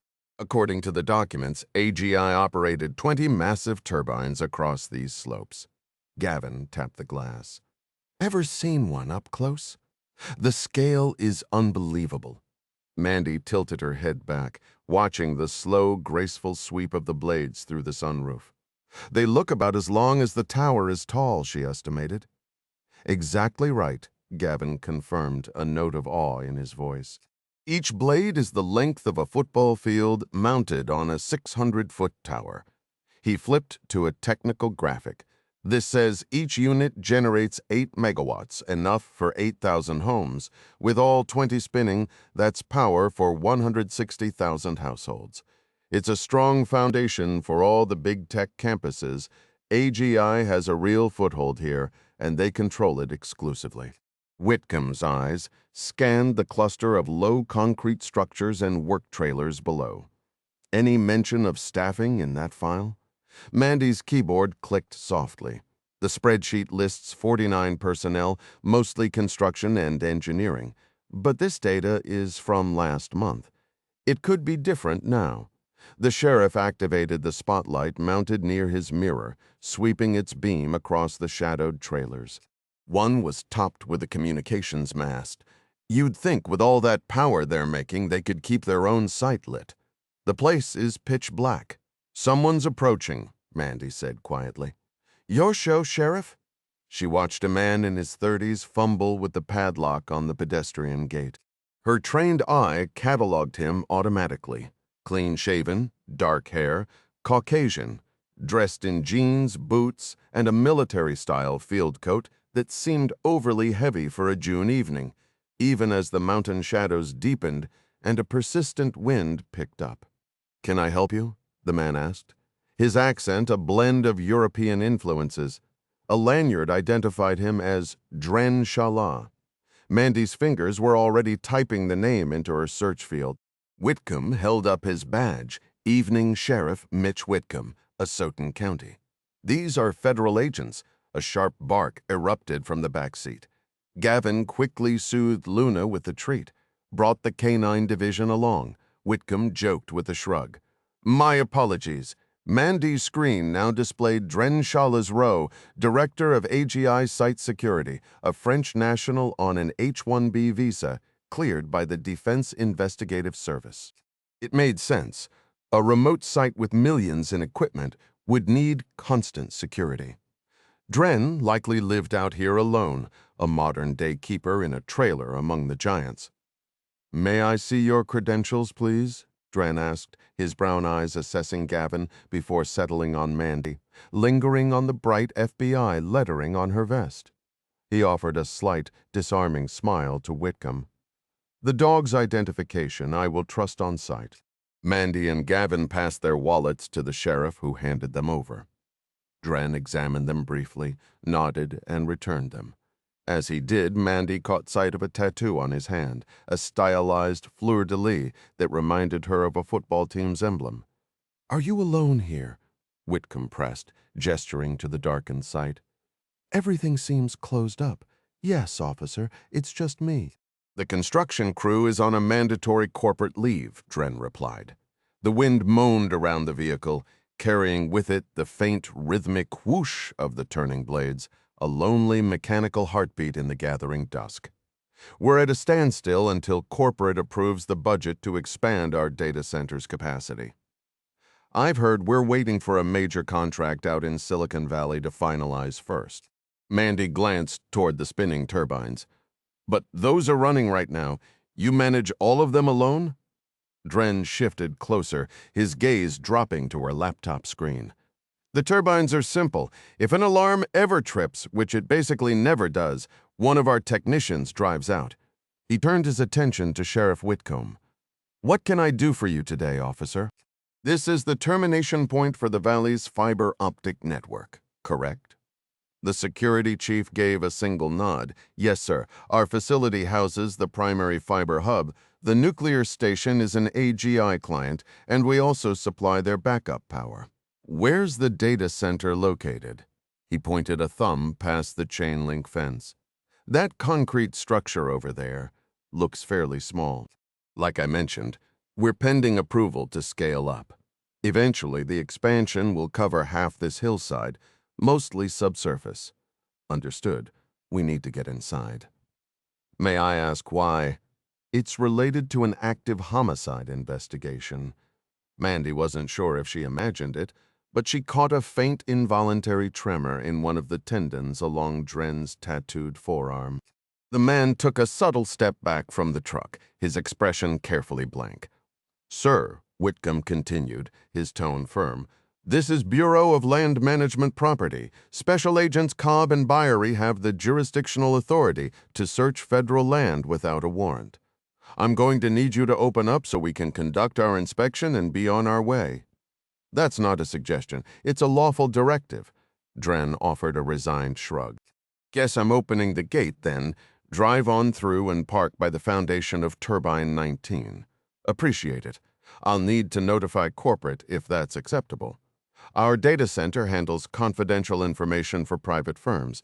Access is a serious matter. How long will that take? Headquarters is in New Delhi. It's very early there. I'll have to reach our chief information officer. Could be 30 minutes.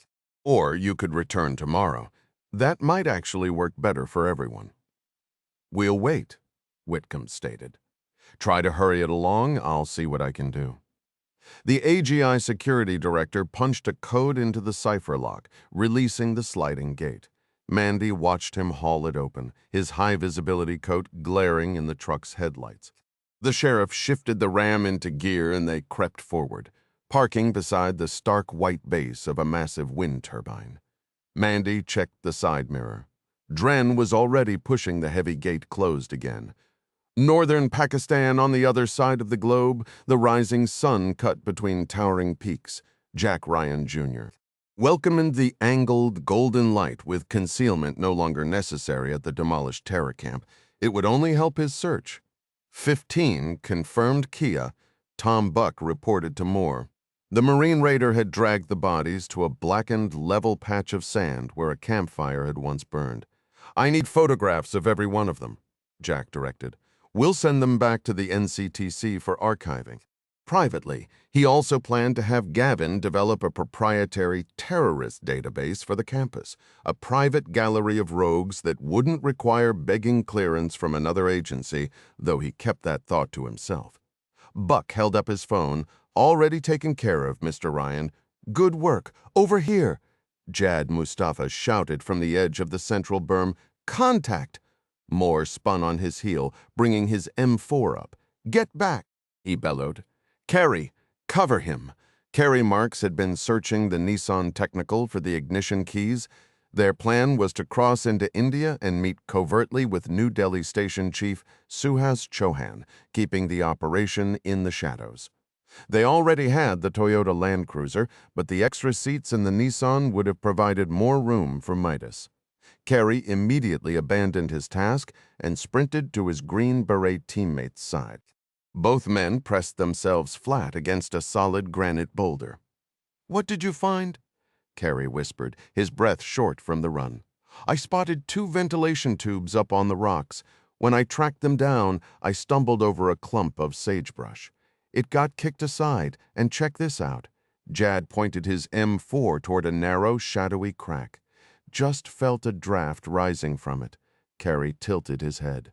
"Master Chief," he shouted, "we've got something here." "That's where our intel will be," Jack stated, once they'd talked over how to proceed with Jad's find. "Possibly," Moore replied, "but take a look around. Horse tracks all over, yet no animals in sight. This spot's a dead end. Judging by the lightly armed unit we engaged, I believe we only neutralized a rear security element. The main force is elsewhere, likely with Rafa in command." "True, but they could all return here," Jack countered. "This setup looks semi-permanent, if that's the case. There's bound to be information inside, even if it's minimal. We need to conduct a sensitive site exploitation." "I agree on the SSE," the Master Chief acknowledged. He looked toward the 2 Green Berets and Buck. "Which of you has the most recent close-quarters combat training?" "I went through CQC drills at Fort Bragg last month," Mark said, "and I finished the FBI's Raider SSE course at Quantico 3 weeks ago." Buck added, "Prepared for exactly this scenario." Moore rubbed his chin, his eyes fixed on the opening. "All right. Do we have any smoke, CS gas, or flashbangs in our gear?" "Only fragmentation grenades," Buck answered. "We packed for elimination, not apprehension. If there's sensitive material down there, like electronics frags, will destroy it. How do you 2 feel about going in with rifles only?" "I'm comfortable with that," Marks said. Moore studied the 2 Special Forces operators. "Okay," he decided. "Carey, you take point. Buck, you back him up, Jad. Jack and I will handle rear security and follow you in Midas, and the Mujahideen will hold the perimeter." "Copy that," Carey said. "Let's move, Buck." Once they'd slithered through the entrance, the rocky passage sloped downward, cutting off the morning light. Carey rose silently to one knee, his M4 raised, scanning the darkness ahead with his night vision goggles lowered. Aside from Tom Buck's quiet breathing, the cavern was tomb-silent, carrying a stale, foul odor. Carey briefly wondered if bats nested here. Weapons ready, both men held still, listening intently for half a minute. They had crawled far enough in that not a sliver of daylight reached them.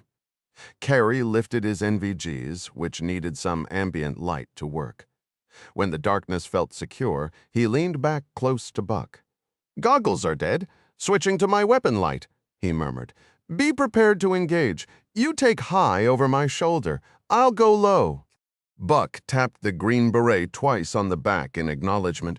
Carey gripped his M4 with his right hand. On his plate carrier, he adjusted his knife sheath for a quick draw. With his left hand, he felt along the rifle's rail until he located the mounted light. Finger on the trigger, he was about to activate the light when a sudden muzzle flash and the violent roar of full auto fire erupted. The deafening noise reverberated through the tight space, as if he'd been thrown into a turbine. He dropped instantly to his knees. With rounds chipping stone above his head, he shifted his barrel toward the flash and answered with a controlled 3-round burst, ears ringing, disoriented. He paused. "You okay?" he rasped to Buck. "I'm good." Carey flicked on the weapon light. The man who had almost ended him lay bleeding on a Persian rug spread over the uneven floor, a foreign-looking machine pistol still in his grip. The bearded fighter's legs jerked. His eyes were open, unseeing. Carey placed 2 rounds into his head, and advanced dagger now in his left hand. He stepped over the body and scanned the rough granite walls with his flashlight. This was the end of the underground network, and it was a goldmine of information. Under a black flag bearing the Pyxis of Al-Mughira sat 2 laptops, 5 USB drives, a small generator, and 5 red fuel cans. Carey and Buck pulled cloth sacks from their thigh pockets and, after photographing the scene, began clearing out the cramped space. Before leaving, Carey yanked down the flag and shoved it into his vest behind his dagger. His final act was to close the dead man's eyes with the toe of his boot. Emerging into the sunlight, Jack saw the hall and pumped his fist. Bingo! They spread everything out on the hood of the Nissan pickup like it was Christmas morning. Moore opened the MacBook Air, which still had a good charge, but it was locked with a password. "Guess Gavin will have to crack this back home," he said. Jack pointed at the keyboard. "Look closer. It's got a fingerprint reader." Buck drew his knife. "I'll handle that." A short time later, using the severed finger from the man Carey had killed, they unlocked the computer. It opened directly to a PDF file. Jack immediately recognized the AGI corporate logo and began scrolling. The document was filled with aerial photos showing the bridge over the Karakoram Gorge in various phases of construction. The final page was an engineering schematic for a media platform to be built beside the bridge. "These are the details for the bridge dedication I was invited to," Jack muttered, his voice tight. "My God, there are layouts of the train cars showing assigned seating. What dedication?" Moore asked, leaning in. "You mean the ceremony Lisanne and I are supposed to attend? There are more images here, a diagram that—" "Oh no, this looks like an ambush setup, right where the train exits the tunnel near the bridge." Moore studied the markings. "I see it. They've plotted sightlines." He pointed to where the bridge widened. "To me, it looks like the firing position would be on that hill overlooking the tunnel exit." Jack's hands started to tremble. "Chief, we have to move now. Lisanne is on that train. I can't reach her. Hold on, you can contact her through Clark. They have a secure line." "We don't have time for that, Chief. We'll go. But Jack, did you notice there's another document open in the background? It might be connected?" Feeling a cold dread, Jack switched to a second open PDF, a satellite image that looked like a screenshot from a mapping program. Someone had marked wind turbines on the hills and a series of road junctions leading to a feature labeled Trench 94, next to the winding path of the Columbia River. "Any idea what @TACWare means?" Moore asked, pointing to the file name on the tab. "Is that another bridge project on the Columbia?" "No," Jack said, his voice flat. "@TACWare isn't a location. It's from the Quran." "What's it mean? Judgment Day?" Jack had to yell to be heard over the Nissan's straining engine as it roared down the battered mountain road, its suspension groaning over every pothole and crack. "Say again?" John Clark's voice came through the encrypted sat phone speaker. "We hit a Rafa camp. 15 tangos down." 15? Did you get the HVI? Negative, no prize. The HVI was gone. But we know where he's headed. And we found something else during the sight. Exploitation you need to hear about. There was a brief silence from Clark. "You're breaking up. You hit the same camp Midas targeted." "Affirmative," Moore shouted from the driver's seat, wrestling the wheel through a sharp turn. "We have fresh intel on the HVI's location, also found data on a planned strike inside the U.S.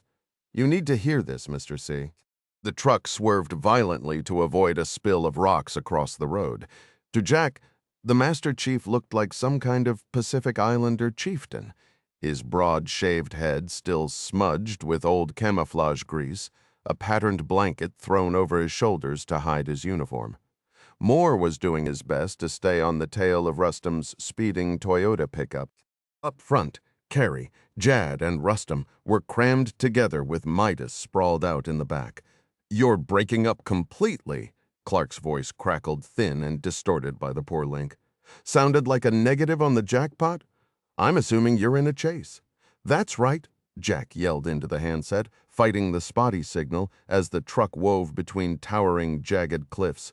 "Listen, John, we've got critical information. I'm talking top-tier White House-level intel."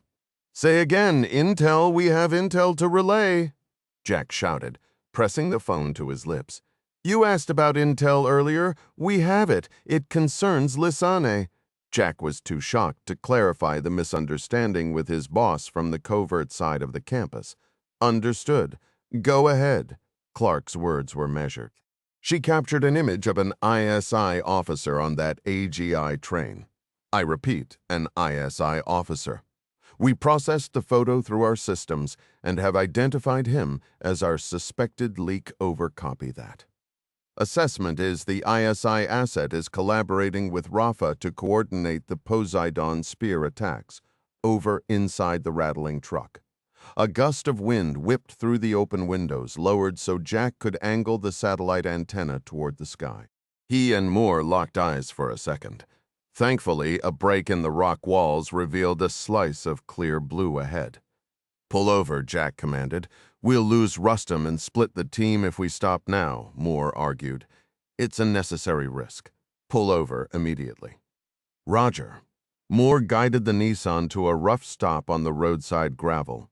"We're en route to the Karakoram Gorge," Jack said, his words tight and fast with the phone at his mouth. "Pushing hard, John. We assess the hostile team is prepping an ambush at a natural bottleneck just south of the bridge and north of the tunnel. Please tell me the train hasn't arrived. Easy, Jack. Signal's better now." Clark cut in after the satellite delay. "Train's not there?" Lisanne reported the dedication ceremony is scheduled for this afternoon Pakistan time. They're currently halted at a village named Kbar, about 12 miles south of the bridge. They're holding for international press to set up on the platform for a global broadcast. Can you connect me to her? Negative standard protocol. She only checks in when she can access public Wi-Fi. We have a comms window scheduled before the train departs. "Copy," Jack replied, a wave of relief giving him a moment's steadiness. He still had a handful of hours to cover the last 70 miles to the bridge. "Get her off that train, John. That's the plan. If they're targeting dignitaries, you're likely on the list," Clark added bluntly. "You were with me when we eliminated the Emir. Rafa would love nothing more than to bag you as a prize for his worldwide audience." A sudden cold realization hit Jack, Devil Rye's persistent, almost cheerful invitation for him to join this trip. Was the billionaire in on it? His mind flashed to the AGI logos on the terrorists' computers and the shadowy figures that had tailed him during his ride in the AGI limo. A wave of nausea churned in his gut, mixing with the stale odor inside the truck. "We'll be there in a few hours," he forced out. "I need to see her?" "Wilco. I'll arrange a secure meeting point in Khybar. Just get there." "Understood, John. There's more, a lot more. We recovered vital intelligence from the militant camp we hit. I'm listening."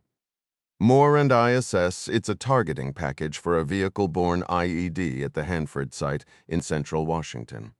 There's another AGI facility there, a wind energy project. This ISI mole you flagged has to be working through AGI. It's the only link that makes sense. The file was labeled at Takware. In the tense silence that followed, Jack and Moore exchanged another grim look, waiting for Clark to process that horrifying piece of news. The Quranic Day of Reckoning, Global Inferno. Clark finally said, his voice grim. Correct? The same alias the Emir revealed during interrogation.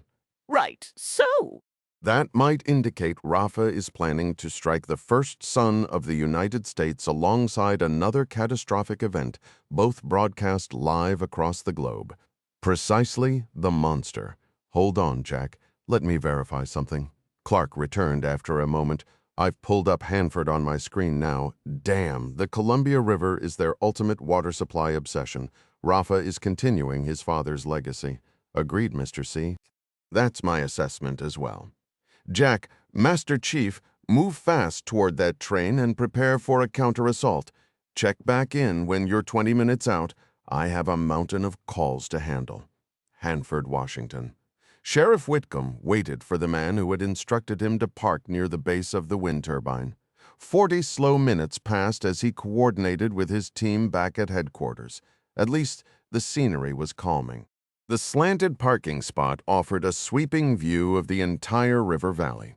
Lengthening shadows fell from the taller stacks of the nuclear facility at the Hanford site. The winding Columbia River mirrored the setting sun, shifting in hue from pale white to deep amber. A constant wind whispered against the truck's rear window. Luna whined at the unsteady, howling gusts while Gavin adjusted his computer, readying it for whatever technical maneuver he intended with the data center. "Tell me more about this person," the sheriff asked Mandy. A light glowed inside the nearby trailer. Every so often, Whitcomb could spot the man moving past the window. According to the records, he's the director of site security. "Beyond that, I don't have much," she said, closing her laptop and setting it on the floor before unbuckling her seatbelt. "Is he employed directly by AGI?" the sheriff inquired. "Or is he with an outside security firm? Direct AGI employee. Did the file list a home address for him?" "Yes," she answered. "It showed this location. What would you guess about his accent?" "He's French. To my ear, it sounds like he's lived in several European countries. He likely travels frequently for the company." "Does his file confirm he cleared a background check?" "It does," Luna whimpered again. Out of treats, Gavin petted her head while finalizing his scheme to access the data center for IP traffic analysis. He closed his laptop and placed it on the center of the bench seat. The campus director of information security peered out the left rear window at the concrete structure housing the server racks, wondering how power could be drawn from the massive wind turbine directly ahead. He scanned the hillside, looking for a transformer, the only logical way to convert the turbine's substantial output for the site's use. To the left of the building stood the trailer where the security man had entered. To the right sat a second trailer with a door and 2 windows. Both windows reflected the glowing valley like polished glass until a dark silhouette passed behind one of them. "Hey, someone's in that other trailer," Gavin said suddenly. "I just saw movement." He told us he was alone. The sheriff replied. He said, "Start the truck," Mandy urged. She had seen it too, a shadowy form darting behind the window's reflection. The truck's headlights flicked on automatically. As the sheriff hit the ignition, illuminating the pale base of the turbine, Mandy spotted more motion in the distant trailer, a man holding a weapon. "Sheriff, get us out of here now!" Whitcomb slammed the truck into reverse. "The gate's shut," he reminded her as the tires squealed on the pavement. "Ram through it," she shouted, her eyes locked on the main trailer. The AGI worker burst from the trailer's swinging door, his jacket flapping open, a machine pistol rising in his grip. A second man followed close behind, lifting a dark assault rifle. "Get down!" Mandy yelled. "Sheriff, move! Go, go!" The truck's diesel engine roared as Whitcomb reversed, braked, and swung into a frantic three-point turn. He ducked down as far as he could beneath the dashboard, steering the big pickup by instinct alone. The windshield exploded into a glittering storm of shattered glass. A deafening roar filled the cab, his face stinging from multiple cuts. Whitcomb leaned to the side. He slammed the gear shift into drive and stomped on the gas just as bullets sparked against the doorframe. Beside him, Mandy had her pistol out, gripping it with both hands as she aimed through the ruined window above. The gunfire right next to his ear was overwhelming. In the confusion, Whitcomb felt the hot, spent shell casings from her Glock bouncing off his brow. He punched the accelerator. The truck's rear end swung wildly, skidding as if on ice. "They shot the tires out!" Whitcomb yelled over the metallic clangor of rounds tearing into the roof. "We're riding on the rims!" He lifted his head just enough to peer through the windshield, now a web of white cracks and punctures. "Reverse!" Mandy shouted, ejecting an empty magazine and slamming in a fresh one, keeping her head down. All the way back. Now, Whitcomb threw the transmission into reverse and floored it. The crippled truck, grinding on its flattened tires, lurched backward across the concrete pad beneath the wind turbine where they had parked only moments earlier. The shooting stopped abruptly. "Out, now!" Mandy commanded, shoving her door open and switching her Glock to her left hand. "This side, move!" Gavin and Luna tumbled from the back seat, glittering with fragments of glass. He kept his Glock ready in his right hand while yanking Luna's leash with his left. He scrambled for cover beside Mandy and the sheriff behind the truck's ruined front wheel. Parked at a sharp angle with its tailgate toward the massive turbine, the vehicle formed a slanted barricade, offering meager protection as the heavy gunfire started up again, hammering the truck's frame. Mandy grabbed Gavin's arm, pulling him close to be heard over the relentless automatic fire. "On my count, you run for that turbine door," she screamed. "I'll lay down cover." Whitcomb's cowboy hat was gone, lost in the chaos. He crouched by the flat tire, knees bent, his face streaked with blood, both hands tight on his black shotgun. Mandy shook the sheriff by the shoulder, repeating the plan, even though she was shouting. Gavin could barely make out her words over the relentless zings and bangs hammering the pickup's steel body. The sheriff wiped blood from his eyes and thrust his shotgun toward Mandy. She gave a sharp nod, took it, and shoved her own pistol into Whitcomb's free hand. "7 shells left," he yelled, his bloody hand cupped near her ear. She shifted to the edge of the tire, her head just below the slanted bumper. With the blood-smeared shotgun ready, she glanced at the 2 men huddled beside her. 1, 2, 3! The sheriff surged upward. Half blinded by the blood streaming into his eyes, he sprinted for the door at the base of the towering wind turbine. Gavin followed, staying low and hauling Luna along, stepping over Mandy's outstretched legs where she lay flat, firing the shotgun in rapid, punishing pumps. The tower door was secured by a heavy lever, like a hatch on a ship. Gavin threw his shoulder against it to force it upward. Inside, he got a fleeting look at a cramped concrete floor, a metal ladder, and a locked steel cage taking up most of the space. He shoved the sheriff and the dog inside. "Mandy, come on!" Gavin yelled, using the raised hatch as a shield. He waved frantically and raised his Glock, firing past her. Mandy leaped to her feet and sprinted toward him, the shotgun still in her grip. Just 5 feet from the doorway, she suddenly pitched forward. Her head struck the concrete with a sickening crack. Her body went still.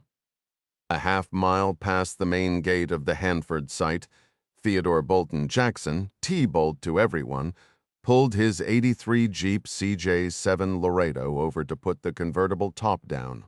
With that little task finished, he drove across the Columbia River on the Route 24 bridge, glanced down at the wide green expanse of water, and allowed himself a satisfied grin. Most people despise their daily commute, but not T-Bolt. For him, it was the best part of the day. A moment of perfect freedom before the work began. The evening sun lingered in the June sky, and for the Army Reserve captain, this commute wasn't just pleasant. It was the best part of his day. He intended to savor every mile of the 12-mile stretch leading to the riverside community of Desert Air, where a 2-bedroom rambler awaited his attention. This house was more than a project. It was the cornerstone of his financial ambitions. While his salary as a Department of Energy Response Team commander was solid, supplemented by his reserve duties in Yakima, T-Bolt at 31, and brimming with energy, craved a bigger payoff. The Desert Air listing had appeared on Zillow like a sign 6 months prior. He saw it as an ideal weekend escape for some wealthy Seattle tech executive desperate for sunshine, a quick and profitable flip with just some hard work. His sisters, Ashley and Geo, had eagerly invested. Both were teachers on tight budgets, one in Ellensburg, the other in Pullman. Ashley's husband, Wes, a carpenter, had promised help that never materialized, and Geo, who was living with him at the property, seemed to leave a trail of minor catastrophes whenever she picked up a drill. What had once sparkled as a genius plan now felt like a lead weight. Ashley was expecting, and Geo was demanding her investment back. Dreading the sight of his domestic disaster, T-Bolt kept his classic Jeep cruising 5 miles under the limit, stretching out the journey. The buzz of his work phone was a welcome distraction. It was the Hanford patrol chief, a steady presence who had overseen the facility's security for years, while T-Bolt himself led the site's tactical unit for the DOE. He pulled onto the shoulder, partly out of respect, talking to the chief over the Jeep's roar felt insubordinate, and partly to delay his homecoming a few minutes more. "Yes, sir," he answered, out of habit. "T-Bolt, what's your location?" "About halfway home on 24, what's going on? Forget home? Turn around? We just got a call from the National Asset Commander in D.C. It's a render-safe mission." T-Bolt's breath caught in his throat. "You're kidding me. Romeo Sierra? What condition?" "Romeo Sierra 1. The NAC has activated the Nauru." Spinning the wheel in a sharp U-turn, T-Bolt processed the information. The National Asset Response Unit, with its 2 loaded 757s on standby at Andrews, was the nation's go-to for nuclear containment. "I'm en route. What else do we have?" "The Nauru birds are already in the air. They have a full hostage rescue team on board." T-Bolt pushed the Jeep to 70 on the 2-lane highway, swerving past a slow-moving farm truck. If a state trooper tried to pull him over now, he'd just lead them right to the Hanford gate. They'd all be converging there soon enough anyway. "Sir, the Nauru is hours out." "What's the immediate status on the render safe?" "All protection units are mobilizing to the Class Charlie sites." "The Airborne Command has ordered your unit to secure the wind farm on the Bureau of Land Management parcel." That was new. They'd never drilled for that. "That's privately operated," T-Bolt countered, "by AGI, if I remember right." "Correct. And the NAC has intelligence indicating a terrorist threat is being facilitated through that company." "Say again?"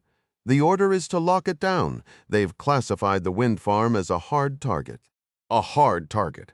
The term hung in the air. "So we're looking at a prepared armed group up in those hills." "Affirmative. Intelligence suggests well-equipped hostiles.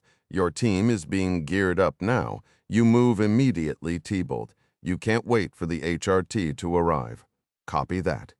T-Bolt acknowledged, his voice tight. He swerved the shuddering Jeep past a trio of tractor-trailers in one reckless move, his heart hammering against his ribs. The directive from the FBI's hostage rescue team to engage immediately had caught him completely off guard. Those guys were the definition of intense. His mind raced through the tactical realities. Only 4 of his team members were currently on site at Hanford. Rallying the rest would eat up a precious 30 minutes. Charging a fortified position uphill with those numbers was a recipe for disaster. "You've got to be kidding me." The chief's voice crackled through the phone, laced with frustration. "Just got an update from a Bureau of Land Management ranger near the wind farm. He's reporting sustained automatic weapons fire. The place is already an active combat zone." I've instructed BLM to establish a perimeter, but they're out of their depth on this one. Amidst the whirlwind of details, a realization clicked into place for T-Bolt. It's those FBI agents, he stated flatly. Which agents? The lead special agent, the one who pulled rank earlier, she arrived with a tech analyst and the county sheriff. They requested a complete personnel manifest for the entire site, including all BLM leaseholders. My money says they stumbled right into this mess. Well, that's just perfect, T-Bolt, the chief shot back. The BLM officer described it as a full-blown firefight. Are you prepared to respond? The Army Reserve captain pictured the determined FBI agent, her less imposing partner, and the grizzled local sheriff. He was ready. He had serious doubts about that ragtag group's combat readiness. Chief, he barked, his mindset shifting from security contractor back to Army Ranger. Contact the Nauru command post and have them scramble a Black Hawk from Fairchild Air Force Base immediately. My team will rendezvous at the landing zone, already in motion. The Air Force reports. T-Bolt never heard the end of the sentence. The deafening roar of rotor blades drowned out all other sound as an MH-60 Black Hawk thundered directly overhead, its downdraft shaking the Jeep. Gavin hit the dirt, his arms shooting out to grab Mandy's wrists. He hauled her into the cramped aluminum shelter encircling the wind turbine's base as bullets peppered the truck behind them. We can go up, Sheriff Whitcomb yelled from several rungs up a ladder that emerged from a dark steel column. Staying here is a death sentence. Gavin barely registered the words. He rolled Mandy onto her back. She seemed unconscious, but her mouth opened and shut silently, desperately. His hands flew over her head, legs, and torso, searching for a gunshot wound and finding none. Her chest was still. A terrifying gray pallor was spreading across her skin. Found a fire axe, the sheriff called out, sliding back down the ladder so fast his rubber-soled boots almost clipped Gavin. The lawman wedged the axe handle into the heavy ship-style locking mechanisms of the hatch. Bullets began to slam into the metal door, leaving deep dents. We're safe for now until they decide to blow it open. The sheriff glanced at Mandy's ashen face and her open, soundless mouth. Wiping blood from a cut on his brow, he dropped to his knees, ready to start compressions, but her Kevlar vest was in the way. She needs air now! Gavin pinched Mandy's nose, sealed his mouth over hers, and forced breath into her lungs. Each exhale was punctuated by the metallic clang of bullets striking the door. After the fourth breath, Mandy's eyes fluttered open. She groaned, a wet cough racking her body. Color rushed back into her cheeks as Luna, whining, licked her face. Gavin helped her sit up, leaning her against the ladder's base. She gasped, her eyes darting over her arms, as if surprised to find them intact. I dropped the shotgun. She managed, her voice a raw scrape. Are we secure? For the moment, Gavin said. The door's barred. It's holding. Mandy's focus shifted to the heavy hatch, now pockmarked like a golf ball. Outside, the gunfire ceased abruptly, replaced by the muffled, angry sound of arguing voices. They'll find a way in, she rasped. A new fear in her eyes, she gestured to the thinner aluminum walls flanking the door. These won't stop them. As if to prove her point, the firing resumed this time. A few rounds punched through the curved aluminum siding, whining dangerously around the small space as the attackers unleashed a furious barrage on the structure's white shell. This ladder goes to the top, the sheriff shouted over the deafening noise, his voice straining to be heard. We can get above the worst of this. Gavin's protest was nearly lost in the sharp cracks and whines of gunfire. We'll never make it, Mandy argued back, her words broken by a cough, just as another sustained burst tore into the thin wall. Metal shrieked and gave way, the bulkhead shredding like paper and filling the air with a screaming whirlwind of white, jagged fragments. A gaping hole appeared. The man who called himself Aegon broke from the cover of the stalled truck, a jackal's grin on his face as he charged toward them, a second armed man close behind. Bearded attackers fanned out to flank them, then suddenly froze. The leader's eyes shot upward, and he scrambled back toward the pickup, seeking cover. A series of deep, shuddering thumps vibrated through the twisted wreckage at the turbine's base. Mandy knew that sound instantly. The distinctive whump, whump, whump of a military Black Hawk. "Hey, T-Bolt!" The pilot's voice crackled over the intercom to the Ranger captain standing behind the two Air Force officers at the controls. "You see that green truck down by the wind turbine?" T-Bolt scanned the terrain. 6 armed figures were sprinting from the base of a white turbine toward a green pickup. One spotted the helicopter, pointing frantically and sending the others diving behind the truck bed. "Yeah, I've got them. I count 6 tangos." T-Bolt confirmed, his hands automatically checking the magazines on his combat vest. The Air Force major beside him voiced a concern. "This is a civilian area. Are you certain they're hostiles? I thought you had FBI friendlies on the ground." "I met the friendlies," T-Bolt countered, bracing himself against the pilot's seat as the helo banked. "Those men are definitely not them." "Roger that, but I need positive identification before engaging. Even then, they're civilians. Local law enforcement should handle this. And I can't get too close with those massive blades churning the air." One of the marked tangos stepped clear of the green ram and fired upward, the rifle's muzzle flashing yellow. A round punched through the cockpit floor and lodged in the headliner mere inches from T-Bolt's helmet. The pilot jerked the cyclic, throwing the Black Hawk into a sudden evasive maneuver, standard procedure to spoil a ground shooter's aim. "Forget my last transmission," the pilot said, his tone now flat. He flipped a red switch with his thumb.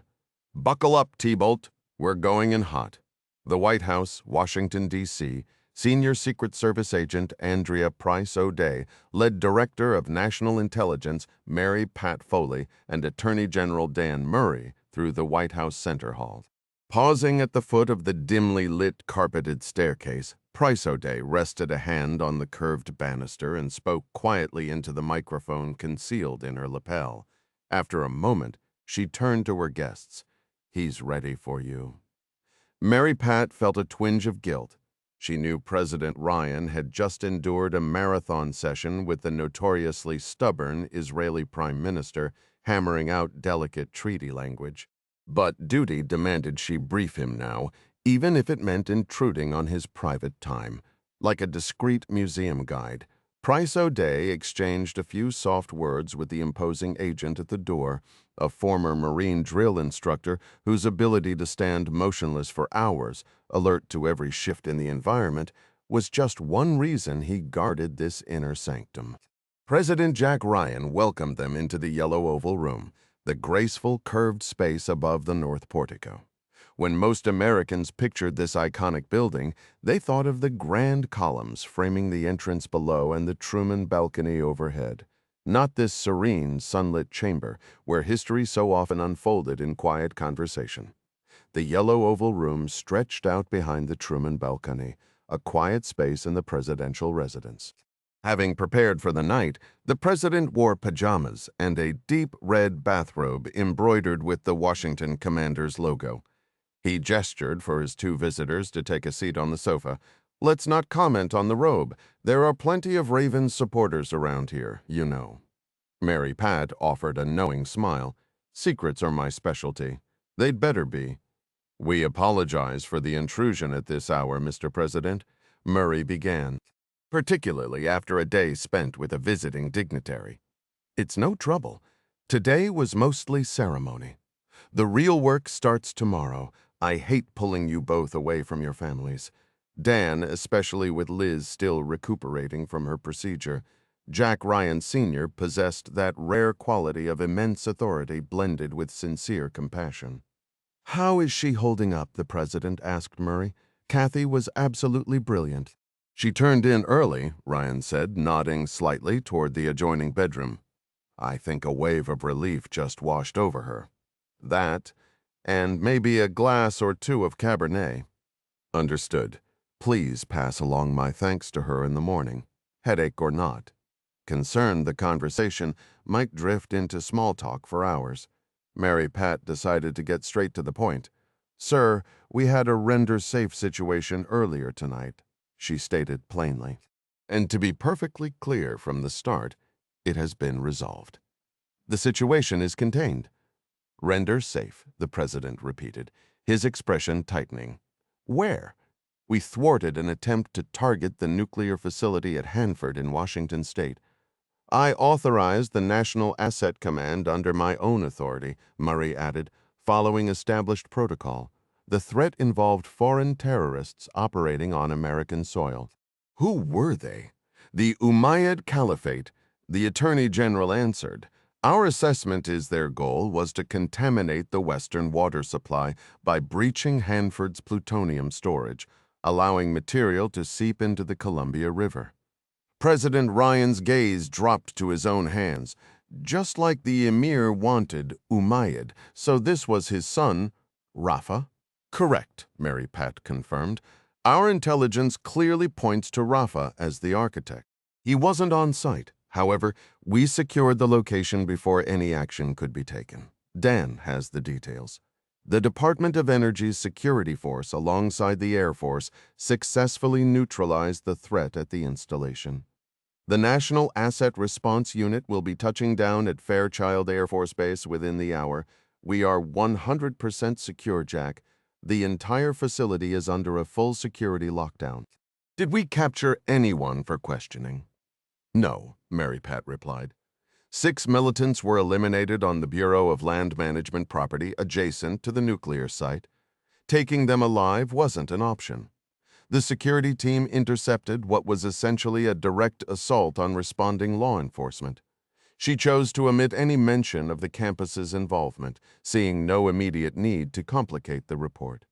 Why were they on BLM land? The terrorists infiltrated through a contractor leasing that land, Assurance Global Industries. It's an Indian construction conglomerate holding a lease under the Renewable Energy Act you signed last year. "I know, AGI.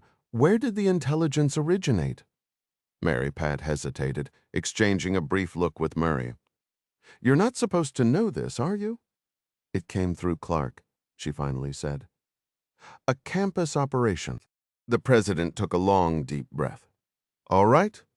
Where is Clark at this exact moment?" "Turkey in Sirlik Air Base." "I was half expecting you to say he was at Hanford. What's his business in Turkey?" "Ordinarily, I'd avoid detailing a campus mission to preserve deniability, Mr. President. But this one is significant. Set that aside. What is he doing in Turkey?" "Clark is managing an operation to eliminate Rafa. He inserted a covert team into northern Pakistan. That team has already destroyed a UC terrorist base with 15 enemy casualties. It was during that action that they acquired the intelligence that warned us about Hanford, and they're still active in Pakistan." "Yes, the campus team is currently in direct pursuit of Rafa." Jack slowly shook his head. "That's a lot to process. Is the operation still deniable?" "Zero footprint," Mary Pat asked, her voice steady. "Confirmed," came the reply. "The team remains undetected, and their status." "One injury, Bartosz Jankowski," Mary Pat stated. "You might recall him as Midas." President Ryan folded his arms, his expression grim. "If either the Indian or Pakistani governments discover we've been operating on their soil without authorization, I'll be facing a diplomatic firestorm." "To be fair, Mr. President," Murray interjected, "any measures we take are a direct response to the Hanford threat, which was undeniably a clear and present danger to our national security. You may have previously felt constrained in acting against Umayyad elements within Pakistan, but no one could reasonably question your authority now."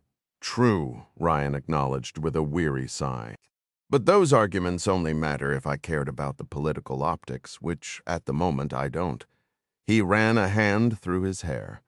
"Thank God the campus uncovered Hanford. How do they propose we handle the architect, Rafa?" Mary Pat adjusted her skirt, choosing her next words with care. "That's where we require your guidance, sir. We've identified 2 potential courses of action. Both are diplomatically delicate." Mary Pat, we just thwarted a nuclear-level attack on American soil. I think we're well beyond delicate diplomacy. What are the options? The first is for you to place a direct call to the Pakistani president. No intermediaries, no State Department choreography. And what would I tell him? You inform him that we've uncovered a plot orchestrated by a senior officer within his own ISI, colluding with the Umayyad Caliphate to execute a major terror campaign, including a radiological attack here in the States. Ryan gave a humorless chuckle. I've already had to school that man on his nuclear security lapses. I can only imagine how he'll spin this one to save face. It's not just Hanford you'll be revealing, Mary Pat continued. There's another imminent operation he'll be extremely motivated to stop. Connected directly. The same intelligence that led us to Hanford indicates that Rafa bin Yassin's group plans to ambush a Chinese-funded BRI passenger train. The objective is to kill everyone on board. The passenger manifest includes 56 individuals, Indian nationals, Pakistani officials, and foreign diplomats, among them a Chinese deputy foreign minister, a member of the National People's Congress, and the godson of a Politburo member. Jack's posture shifted instantly, his focus sharpening. Timeline our assessment indicates Rafa will strike in the early afternoon local time. That gives us approximately 5 hours. So, option 1, Ryan summarized after a moment's thought, is we hand this to the Pakistanis and ask them to intercept Rafa's team before they can hit the train. Correct, sir. But that is not my recommended approach. Why not? I lack confidence in their willingness to act swiftly or decisively. Through the ISI, whether wittingly or not, they have been providing Rafa with support. He functions as their de facto asset. Remember, his last major operation was an assault on an Indian Special Forces post in Kashmir. Understood, Ryan said, his tone flat. So what's the second option? Mary Pat spoke deliberately. I consulted with Clark just before this meeting. He is confident that the campus team currently in Pakistan has the capability to engage Rafa directly. Choosing this path means keeping the Pakistani government completely unaware to prevent any compromise of the operation. However, taking direct action obviously eliminates any possibility of plausible deniability. Jack nodded slowly, the weight of the decision settling in the room. To summarize, we know Rafa is about to massacre a train full of people. If we choose option 1, the Pakistanis might deliberately stall. It could even be in their interest to let it happen and pin the blame on India. For all we know, elements within their intelligence apparatus might be orchestrating this whole thing, since Rafa essentially operates as their rogue agent. That is our analysis. Yes. And with option 2, he continued, we stop the ambush ourselves, likely eliminating Rafa in the process, which is a strategic win, but it would almost certainly torch our already fragile relationship with Pakistan for good. It also risks exposing the campus, which could unleash severe political consequences back home. He paused, the silence heavy. We're choosing between a diplomatic disaster and a covert victory that could blow up in our faces. Some choice, even setting aside the political fallout, the media circus would strip me of the most effective resource I have for crises precisely like this one. Mary Pat gave a resigned shrug. I can't argue with your assessment. Unfortunately, those are our two terrible choices. Not exactly, the president replied, shaking his head. I see a different path. Mary Pat and Murray exchanged a puzzled look. Would you mind elaborating, Mr. President? She inquired. Ryan picked up the secure phone that was always within reach. He checked the time on his watch. The timeline for this attack is still 5 hours, correct? That's our current projection, sir. And Clark is confident the campus team can manage this tactically? They can intercept the ambush and eliminate Rafa? Affirmative, sir. That's his professional judgment. Very well, the president said, rising to his feet. Mary Pat, Dan, proceed to the Situation Room downstairs. Get Clark on the secure line as well. I'll join you shortly. First, I need to place a delicate diplomatic call. To the Pakistani president, Mary Pat ventured. No, Ryan stated. To Beijing, K-Bar, Pakistan. For a mere $10, Rustam had procured a grimy, knee-length tunic, a threadbare gray vest with faint stripes, and a long gray turban to conceal Jack's Western clothing. "Let's get a look at you," Midas called from his seat in the Toyota as Jack returned to the truck. "Yeah, you'll blend in as a local right, Rustam." The Tajik answered with a rapid burst of Urdu, punctuating his strongest points with jabs from the glowing end of his cigar. "What did he say?" Jack asked. "He recommends wrapping the turban over your chin," Midas explained, taking a drag from his own cigar, "since, in his words, you have the beard of a young boy." "I'm sure those were his exact words," Jack said, rubbing his jaw. He arranged the fabric over the lower part of his face and checked his reflection in the pickup's side mirror. "Better? Good." The Mujahideen fighter barked in English. "We go now." Jack looked down the narrow alley behind the market where they were parked. "I'd feel better if you were coming with us to translate," he told Midas. "Rustam will look after you. He knows some English. Just keep the conversation simple." 15 minutes later, Jack and the Mujahideen were walking through the town, weaving around stray dogs, women beating dust from carpets, and the occasional round-bellied goat. In his natural environment, the Mujahideen moved with a confident swagger, while Jack kept pace beside him, repeatedly adjusting the turban across his face. It took them 3 turns through the labyrinthine streets to finally reach the main thoroughfare. Jack found himself facing a broad, unpaved road clogged with traffic. A police officer in a khaki uniform stood on the median, directing vehicles left or right and frequently gesturing toward a hastily posted detour sign. The disruption was caused by the sleek AGI train that cut through the town. While Rustam plodded ahead as if he'd walked these streets all his life, Jack stopped to study the gleaming train, paused here before continuing north for the Grand Bridge ceremony. The train's panoramic windows were tinted like mirrors, hiding the privileged passengers within. A bold stripe ran along the middle of each car, featuring a repeating chain of blue AGI logos. The polished cars stood in stark, almost surreal contrast to the village's mud brick walls, like visitors from some advanced future had slipped through a rift in time to visit a forgotten past. A sharp pull on Jack's elbow snapped him out of his thoughts. "This way," Rustam insisted. Jack and the Tajik walked 2 blocks along a sun-drenched, dusty street, lined with slow-moving cars running parallel to the tracks.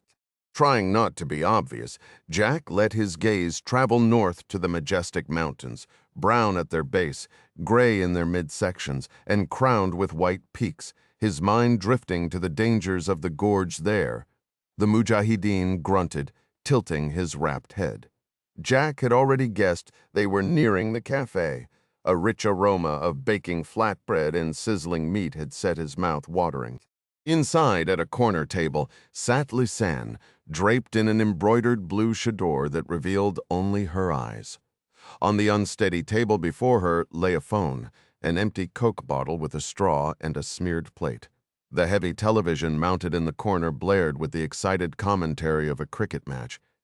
Jack arranged 2 chairs, and he and Rustam sat. A woman's voice spoke, the fabric of her head covering, lowering to reveal a warm smile. "You must be Rustam." The Mujahideen fighter fumbled inside his vest, producing a cigar which he offered somewhat clumsily. She declined with a polite shake of her head. "All covered up," Jack observed. Srini mentioned this town is quite devout. Local religious leaders come down from the hills to scold women they consider improperly dressed.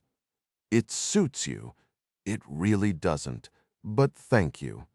Lisanne's tone was dry. "Did you secure the passes?" Jack asked. She nodded, a hint of doubt in her eyes. "I hope they work. This town has exactly 1 color copier, and its best days are behind it." From within the folds of her garment, she produced an envelope and slid it across the table. "Media credentials. They should grant access to the final 3 cars. The team can stow the equipment in the luggage car at the very rear. Where's Srini? Jack took the envelope and handed it to Rustam, dragged into another function on the train. The Reyes are hosting Chinese and Pakistani officials, trying to finalize a deal for some highway project in the middle of nowhere. Jack leaned in, his voice dropping. You got the full brief from Clark? I did. So what's your read? Could Daval Rai be involved? Absolutely not, she stated firmly. I understand that family now. They're completely unaware they're being used as a front. That's a weight off? And the Chinese contingent? She asked. Is that handled? Clark confirmed we have a green light. Their officials know to stay with the Rays in the forward sections. You're still armed? On my person. She lifted a paper bag from the grimy tile floor. I brought you something. He opened it to find a bottle of Pepto-Bismol. Smart thinking, Liz. Are you changing?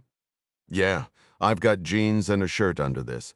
I'll shed these clothes and meet you at the station. We're expected at the reception in the forward lounge car for this final leg. I'll get properly cleaned up in our cabin. Good, because, Jack, sweetheart, you smell like a barnyard. What a relief to see you back on your feet, Daval Rai exclaimed, his broad smile making his eyes nearly disappear. The tycoon pulled Jack into a hearty, back-slapping embrace. Thank you, Jack said, gently extracting himself. After a shower and a shave, he'd changed into a light gray suit with a white dress shirt open at the collar. Ironically, despite the fabricated illness, he felt more alert than he had since arriving in Delhi. Srini, sharp in a dark pantsuit, studied him. You look remarkably well for someone who's been supposedly ill the entire journey. A bit leaner, perhaps, Jack replied with a slight smile. Fahim Bajwa watched him closely. We were concerned you might miss the bridge ceremony. I wouldn't dream of it, Fahim. I've been on calls with Jerry Hendley back in Virginia. I've filled him in on AGI's efforts. He's expressed interest in establishing an international fund for major infrastructure projects like this one. Rai clapped his hands together. Tremendous news. Perhaps I could arrange a meeting with him after you return to the States? Of course, I'll have Sanjay handle the coordination. Excellent, Jack. Forgive our manners. Allow me to introduce Deputy Foreign Minister Jwaran and Pakistan's Interior Minister Tariq Masrouf. Our distinguished guests, much to my pleasure. After Jack exchanged handshakes with the dignitaries, Fahim added, and this is Jack's fiancée, Lisanne. With both Srini and Lisanne on the podium later, I fear they'll outshine us all. Amused by his own charm, Fahim moved to the rear of the lounge car. Brigadier Imran Khan and Colonel Chen Ming of the People's Liberation Army stood near the bar, conversing in low voices. They fell silent as he approached. Are we feeling assured about the security situation, gentlemen? Fahim inquired. We were just reviewing it, Khan responded. There have been no reports of activity from across the border. The sense of security at the gorge was clearly well established, wasn't it, Colonel? The Chinese officer gave a solemn nod. It is, Brigadier. What a moment, Fahim celebrated, rubbing his palms together with glee. We've truly unlocked the historic Silk Road, stretching all the way from the Red Sea to the heart of China. Have you had a proper look at my bridge yet, Colonel? It is a significant accomplishment, the PLA officer conceded. Please excuse me, gentlemen.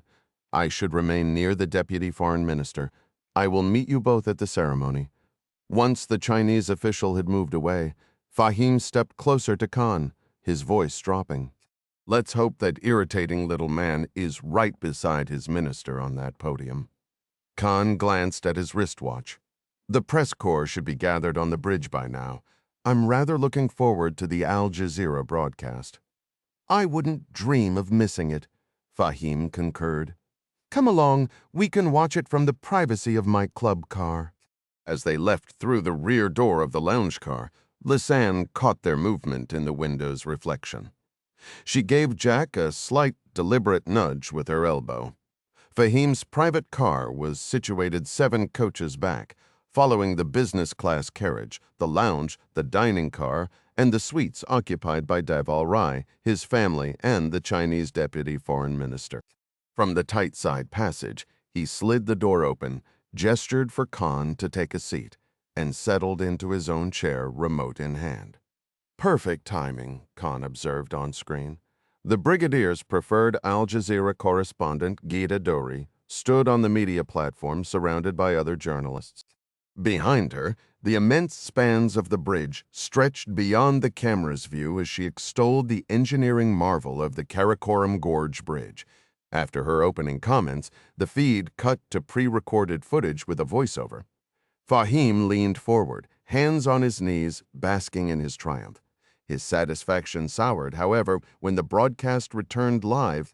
The packaged segment had lavished praise only on AGI and Daval Rai. Not a single mention of Fahim Bajwa, the masterful bridge builder, the Pontifex Maximus. It was the final galling insult in a journey where Rai had dominated every reception and speech. "And so here we are," Khan said flatly. The camera swung toward the dark tunnel mouth soon to disgorge the train. A banner across the rocky arch proclaimed China-Pakistan, a new era of partnership in Mandarin, Urdu, and English. The train lurched into motion beneath Fahim's feet. He gazed out the tinted window at the low mud-brick houses of Khaibar, thankful to be leaving the dreary town behind, but simmering with resentment. Today would put an end to Rai's grandstanding. 9 cars behind them, Kendrick Moore, Jad Mustafa, and Tom Buck were hunkered down in the press coach. The forged media passes from Lisan had gotten them through the station checkpoint. Shortly after they'd boarded, a Pakistani official had ushered all the legitimate reporters into vans for transport over a hill to the media platform on the tunnel's far side, leaving the campus operatives alone. "Train's moving," Jad stated. He, like the others, was dressed in civilian jeans and an untucked shirt, the kit they'd packed for their planned extraction route through India. "Give it a few more seconds," Moore replied, grabbing his satellite phone. "How long is this tunnel?" Buck asked. 2 miles straight shot through the hill," Moore said. He pressed a preset button on the phone and pointed its antenna upward. "Overwatch, what's your status?" "Reading you loud and clear," Midas answered. He was positioned on a hillside overlooking the tunnel near the road the media had taken. Rustam had driven him there, using Jack's borrowed disguise. "I have a clean line of sight on the tracks." Carrie's behind the ESR vehicle. "Rustam's on visual watch. I'm handling communications." "Understood," Moore responded. "Do you see any activity in the tree line?" "Rafa and his team have to be positioned there somewhere." "Negative, Chief. No visual contact yet." Moore found that puzzling. The intelligence briefed at the Caravanserai hideout had been specific about the UC ambush point. "We're entering the tunnel now," he reported. "The comms were about to drop." "Remember, we'll be positioned on the train's roof," the voice crackled. "We'll handle any hostiles that the train itself blocks from your view." "Copy that." "I'll see you on the other side, Master Chief," Midas replied, a cold edge to his words. By that time, Rafa won't be needing his hat size anymore. After ending the call, the SEAL opened a heavy reinforced bag and pulled out his tactical vest helmet and night vision gear. "Overwatch is in position," he informed his 2 teammates. "Let's move up top and get ready. Gear up, gentlemen." "I think we should rejoin the main group," Fahim suggested. "The satellite feed cuts out in the tunnel regardless. Aren't we moving rather slowly?" Brigadier Khan inquired. "Around 30 miles per hour. A train at this speed needs nearly 6 miles to come to a complete stop. The plan is for it to halt the moment it exits the tunnel for the big announcement." "Come along, Brigadier. The curtain is rising." Khan stood, straightening the buttons on his formal uniform. He checked his reflection in the lounge car's full-length mirror, ensuring the holster strap over his Browning pistol was unfastened. They stepped into the lounge car to find a party-like mood. Elegantly dressed passengers spoke in animated, overlapping conversations. Jack Ryan, Jr. and his fiancée were mingling within the circle of the Rai family, the Chinese delegates, and the Pakistani minister. Fahim grabbed a sparkling water from the bar and drifted over. The pitch-black tunnel outside made the interior lights feel intensely bright. "You'll stand at the center," Sanjay Rai instructed his father-in-law, Minister Zhuoren, Minister Masruf. "You'll be on either side." "Ah, Fahim, I assume you heard." "You'll be next in the lineup. Srini, myself, Jack, and Lisanne will be at the edge of the platform, out of the camera frame." Or perhaps very much in the frame, Fahim thought, with an inward grim laugh, picturing his half-brother and his team of shooters hidden in the tree line, waiting for the broadcast to go live before opening fire. "That all sounds perfectly acceptable," Rai announced in his booming voice, except for a horrific metallic shriek cut him off. A cascade of yellow sparks flashed past the windows. Everyone standing in the VIP car was thrown violently forward, collapsing into a chaotic heap of limbs. As Jack pushed himself up, helping Lisanne to her feet, he was stunned to see a figure clad in black combat gear leap through the rear entrance of the lounge car, brandishing an assault rifle and shouting in Urdu. The train's abrupt halt sent more sliding forward on the wet, slick roof. The storm of sparks flying from the wheels completely washed out his night vision. He pushed the goggles up. The rush of cold air that had been buffeting him just seconds ago vanished, leaving an eerie, tomb-like stillness. "What's happening?" Jad called out as he scrambled back to the roof's centerline. "Why are we stopped?" "Could be an issue with the bridge," Buck offered. Moore didn't waste time answering.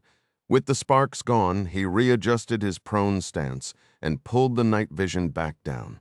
In the green-hued darkness, 10 riderless horses ambled alongside the tracks, their flanks brushing against the rock walls. Looking far ahead, past the line of 14 train cars, he spotted a dump truck parked sideways across the rails, completely blocking the path. He crawled to the roof's edge and lifted the NVDs, peering instead through his infrared scope. A militant with a flashlight swung the beam toward him and fired. Moore answered with a controlled burst. The man with the light dropped. "Contact right side," he yelled, acquiring another target. Jad and Buck were angled beside him, picking their own targets and firing at will, the suppressors on their rifles turning the shots into sharp, mechanical taps. Moore kept firing until he saw nothing moving except the spooked horses. "We need to reach the VIP car," he shouted, sprinting in a low crouch across the roofs of the stationary train cars. A bullet snapped past his ear. "Contact left," he yelled, returning fire before pressing himself flat against the roof. 3 warriors dressed in black entered the lounge car from the rear, climbing up from the coupling. The lead terrorist, armed with a sleek, unfamiliar black rifle, leveled it directly at Davul Rai's head. Still unsteady from the sudden stop, the tycoon stumbled to the front of the gathered crowd, putting himself between the gunman and the others. A tense, silent standoff filled the car, broken only by the panicked breathing of the hostages. "You will get off this train right now," he yelled, his turban slipping sideways. A fighter dressed in black took hold of his shoulders and shoved him to the floor. "Leave him alone," Srini shouted, leaping forward to protect her father. The warrior caught her by the neck and flung her over her father's body, sending her crashing down. He pointed his rifle at the crown of her head. Rai quickly shifted his large frame to shield her.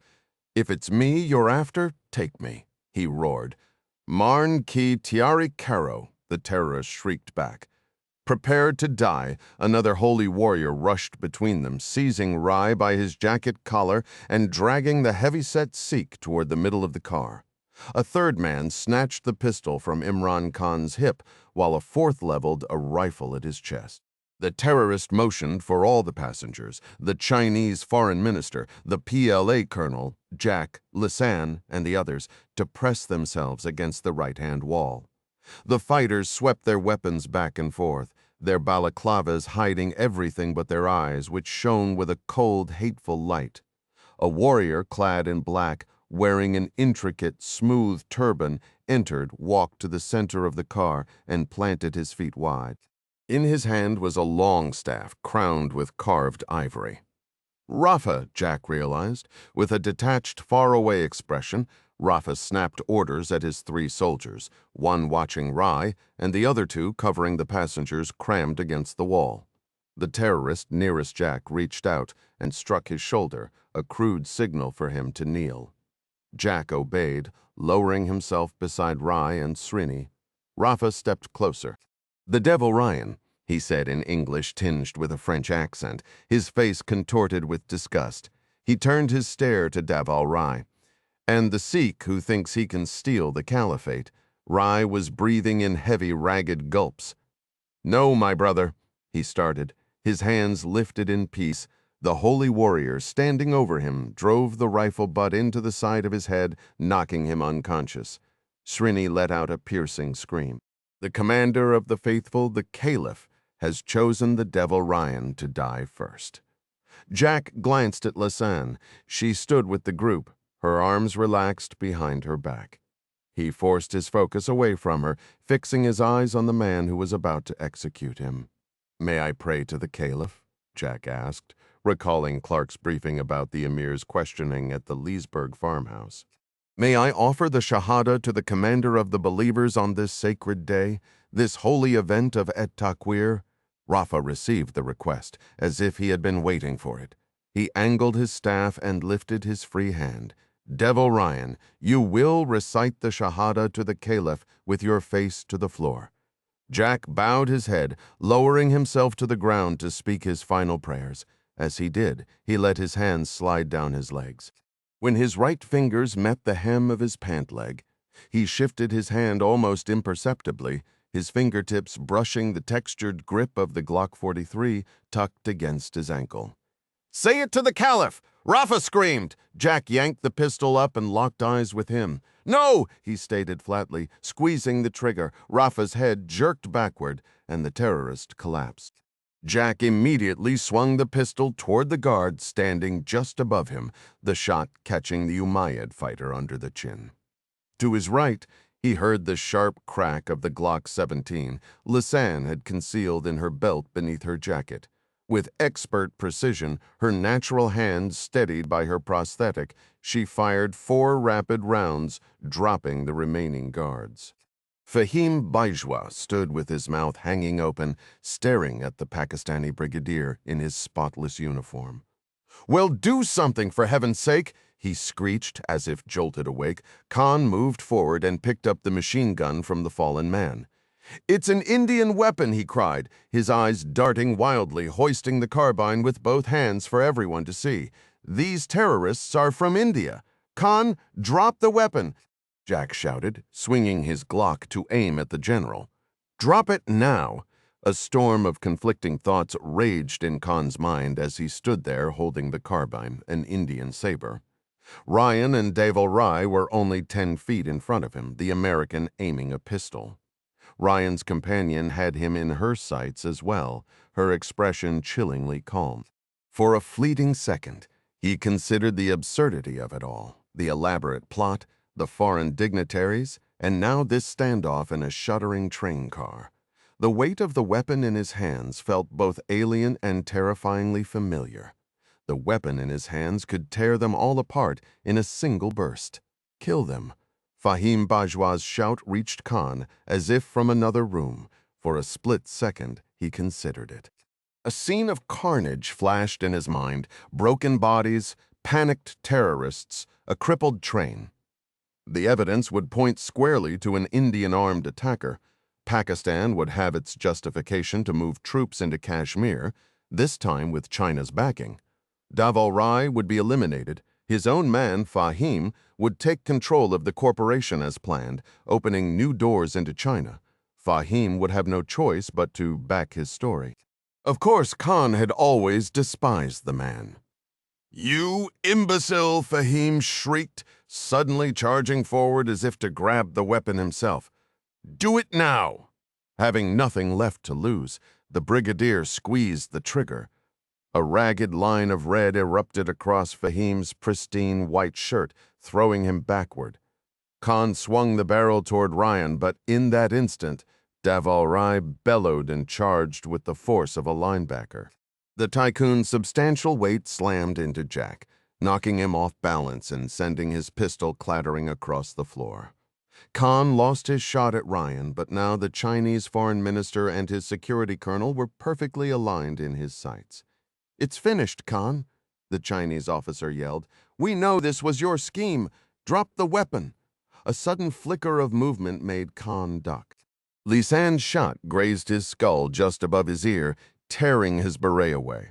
The wound was superficial, fueled by fury. He tightened his finger on the trigger, deciding to eliminate her first before sweeping the fire across Ryan Rai and the Chinese delegation. No witnesses would remain, but as his finger began its final pull, his body convulsed violently amidst an explosion of shattering glass. Master Chief Moore, Jad Mustafa, and Tom Buck fired simultaneously. A storm of 5.56 millimeter rounds traveling at nearly 3,000 feet per second pierced the brigadier's skull, ending the threat instantly. Epilogue, Arlington, Virginia. 3 weeks later, Thad Vandermullen, get up here. Jerry Hendley's voice boomed across the room. The retired senator and head of Hendley Associates led the applause. "Everyone, let's hear it for him." Thad Vandermullen emerged from the crowd of employees gathered for the all-hands meeting. The tall former banker, with his wavy chestnut hair and strong jawline, accepted handshakes and congratulatory pats on his way to the front. "I want you all to know," Jerry continued, looking up at Vandermullen, "this man closed the largest deal in our history back in Zurich. And now he's just finalized a preliminary agreement for Lodestar Communications satellites to handle global data transmissions for Luftdraht, the German wireless firm. The projected revenue from just 2 years of that deal nearly matches what we paid for the entire company. And that's only the beginning. So, Thad, when does the money start rolling in? How about I get you those figures by tomorrow?" Vandermullen replied with a grin, prompting another round of cheers. These company-wide meetings were rare occasions where employees from all divisions, overt, covert, and everything in between stood together. After the extended leave everyone had just taken, Jerry felt a genuine morale boost was necessary to launch the team into the second half of the year. As a senior member of the leadership team, John Clark stood beside Jerry and the chief investment officer, Howard Brennan. The 3 men had stepped back slightly to give Vandermullen the spotlight. Jerry leaned in, his voice carrying across the room. "All right, Thad, give it to us straight. Based on those new revenue projections, what kind of return are we looking at for Lodestar next year if we sell?" Thad Vandermullen took the wireless microphone, his green eyes scanning the assembled crowd. He let the silence build for a moment, a practiced pause for dramatic effect. "A 600% return," he declared, his voice firm. The room erupted into cheers and enthusiastic applause. The meeting rolled on as Howard took over, introducing 5 new hires who would be joining the Lodestar project under Vandermullen's direction. Howard painted a bright future, talking up profit-sharing, triple bonuses, and enhanced expense accounts. He urged everyone to personally thank Thad Vandermullen at their earliest opportunity. From his position, John Clark looked past Jerry, Howard, and Thad to his own team. Jack's face was unreadable, a complete blank. Lisan appeared lost in concentration, as if working through a complex equation. Nearby, Mandy shifted in her seat while Gavin looked utterly disinterested. At the back of the room, Moore, Midas, Carey, Jad, and Buck stood with a casual, almost relaxed military bearing. Stephen Chili Edwards was patched in via speakerphone, still away with his wife's family down in Oaxaca. As the Whiteside employees celebrated, Clark felt a familiar, restless energy, the instincts of a leader sensing a disconnect. The applause died down, and Vandermullen melted back into a circle of admirers. Clark motioned to Jerry for the microphone, a privilege of his position as director. He spoke succinctly into it. "My team, basement conference room, 15 minutes?" He handed the mic back and, leaning close to Jerry, added in a low voice, "I need you in your office now." Jerry gave a curt nod and began wrapping up the main meeting. 15 minutes later, Clark walked into the basement conference room. Ding was there, his leg propped on a chair in a foam cast, secured with Velcro straps, his crutches against the wall. The rest of the team was already gathered around the table, swiveling in their chairs and speaking in hushed tones. Clark perched on the credenza at the front of the room, one eyebrow arched as he toyed with his reading glasses. "Well," he started, a dry edge to his voice, "looks like we're funded for another year. All thanks to Thad Vandermullen." The comment drew a chuckle from Lisanne, Gavin, and Moore. Jack, who would normally appreciate the sarcasm, just stared ahead, his mind clearly elsewhere. "But seriously," Clark continued, his tone shifting to one of deliberate gravity, "I called you all here today for our own all-hands. Seems we only gather like this when things are falling apart. I figured it was past time we met for a better reason." He let his gaze travel over them. Metis with his smooth-shaven jaw, Lisanne with the white plates on her mechanical arm, complementing her blouse, Buck, Carrie, and Jad in their civilian suits, Moore leaning back with a grin, Mandy and Gavin sitting quietly attentive, and finally Jack, whose eyes were fixed on the wall. The Polycom speakerphone on the table confirmed Chili's remote presence. "First, I'll address the active duty personnel," Clark said. "Carrie, Jad, Tom, come up here. That's an order." The three men stepped forward to stand beside him. As they did, Ding rummaged in his canvas bag and pulled out a thick envelope, passing it to Clark. Clark put on his reading glasses.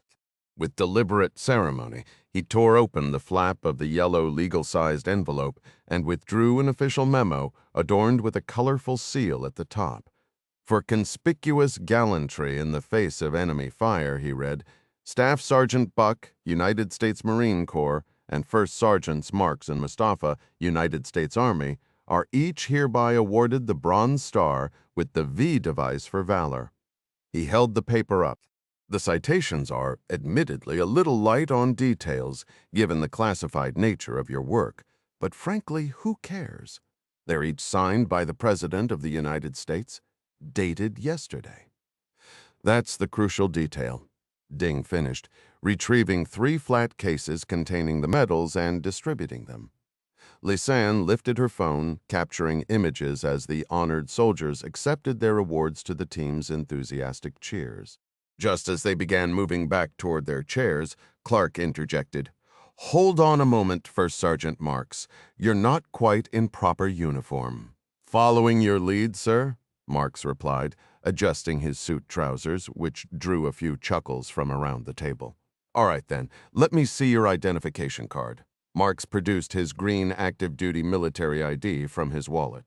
Clark examined it with the scrutiny of a highway patrol officer. "This states you're a first sergeant." "That's correct, sir. Not anymore." Ding slid the promotion order across to Clark, who passed it directly to Carrie. "Your promotion paperwork was also signed by the President yesterday, and I might add, Master Sergeant Marks, he felt this recognition was a long time coming." "Here, here," Kendrick Moore called out as the others pounded the table and erupted in celebratory shouts. His cheeks flushing, Carrie offered a modest grin and settled back into his seat beside Jad while the applause continued. Clark hooked his thumbs in his belt loops, waiting for the noise to subside. When quiet returned, he said, "This operation was tough.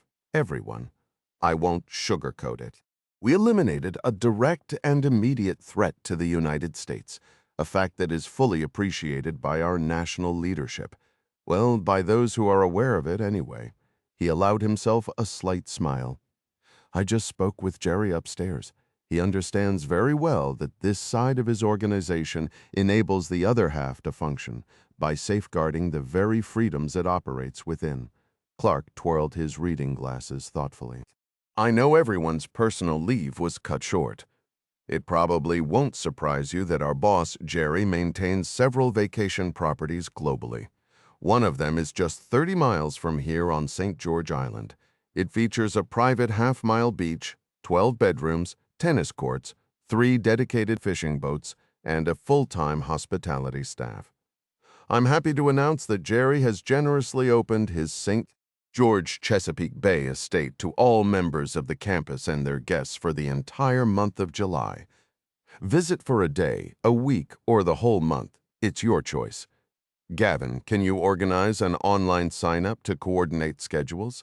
Already on it, Mr. C., Gavin replied, as the operatives murmured their approval, mixed with some playful teasing about everyone going soft. Clark turned to Jack and Lisanne. Jack, you spent your childhood on the Chesapeake over at Peregrine Cliff, just across the water from St. George. So this might feel like working on your day off. But there's more. My wife and I plan to host a barbecue at our Leesburg farm next week for the entire team. We're going to demonstrate what genuine Southern hospitality and our deep appreciation really looks like. Isn't that right, Ding? Absolutely, Mr. C. That includes you, Staff Sergeant Buck, though feeding you might just send me into bankruptcy. Oorah! Buck answered with a booming laugh. Clark then shifted his gaze to Jack. And don't worry, no horseback riding involved this time, I promise. Jack acknowledged the good-natured ribbing about his now famous difficulties with a certain horse in Pakistan. You should have seen him try to ride a camel, Lisanne added with a grin. When the laughter faded, perhaps to steer the conversation elsewhere, Jack said, "This is incredibly generous from both you and Jerry. Thank you. But since we're all assembled, could we possibly get a brief update on the Umayyad Caliphate and the network we dismantled?" I was just getting to that, Clark responded. He waited for the room to settle and cleared his throat. I spoke with Mrs. Foley late last night, he stated gravely. The NCTC, using the intelligence your team gathered, has successfully disrupted 3 dormant UC cells here within the United States. They've also uncovered that Fahim Bajwa was not merely a co-conspirator. He was Rafa's half-brother, sharing a French mother. Our acquaintance, ISI Brigadier General Khan, had been managing Fahim as a covert asset for several years. The strategy was to position him at the helm of the construction firm to facilitate upcoming terror and espionage activities, all orchestrated by Rafa. Mandy inquired about Hanford. That site was the centerpiece of their entire scheme. Given another week, they would have succeeded. Forensic reports from the FBI indicated the maintenance vehicles were packed with industrial-grade explosives.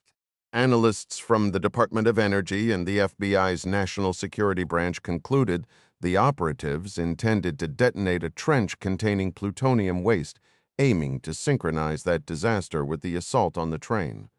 When Lisanne asked about the Chinese involvement, Clark's face broke into a grin. I saved the most interesting part for the end. Ding, could you pass me that other package? Ding remarked it was a bit more substantial than an envelope, handing over a rigid red portfolio fastened with a yellow ribbon. Clark undid the ribbon and read aloud from the contents.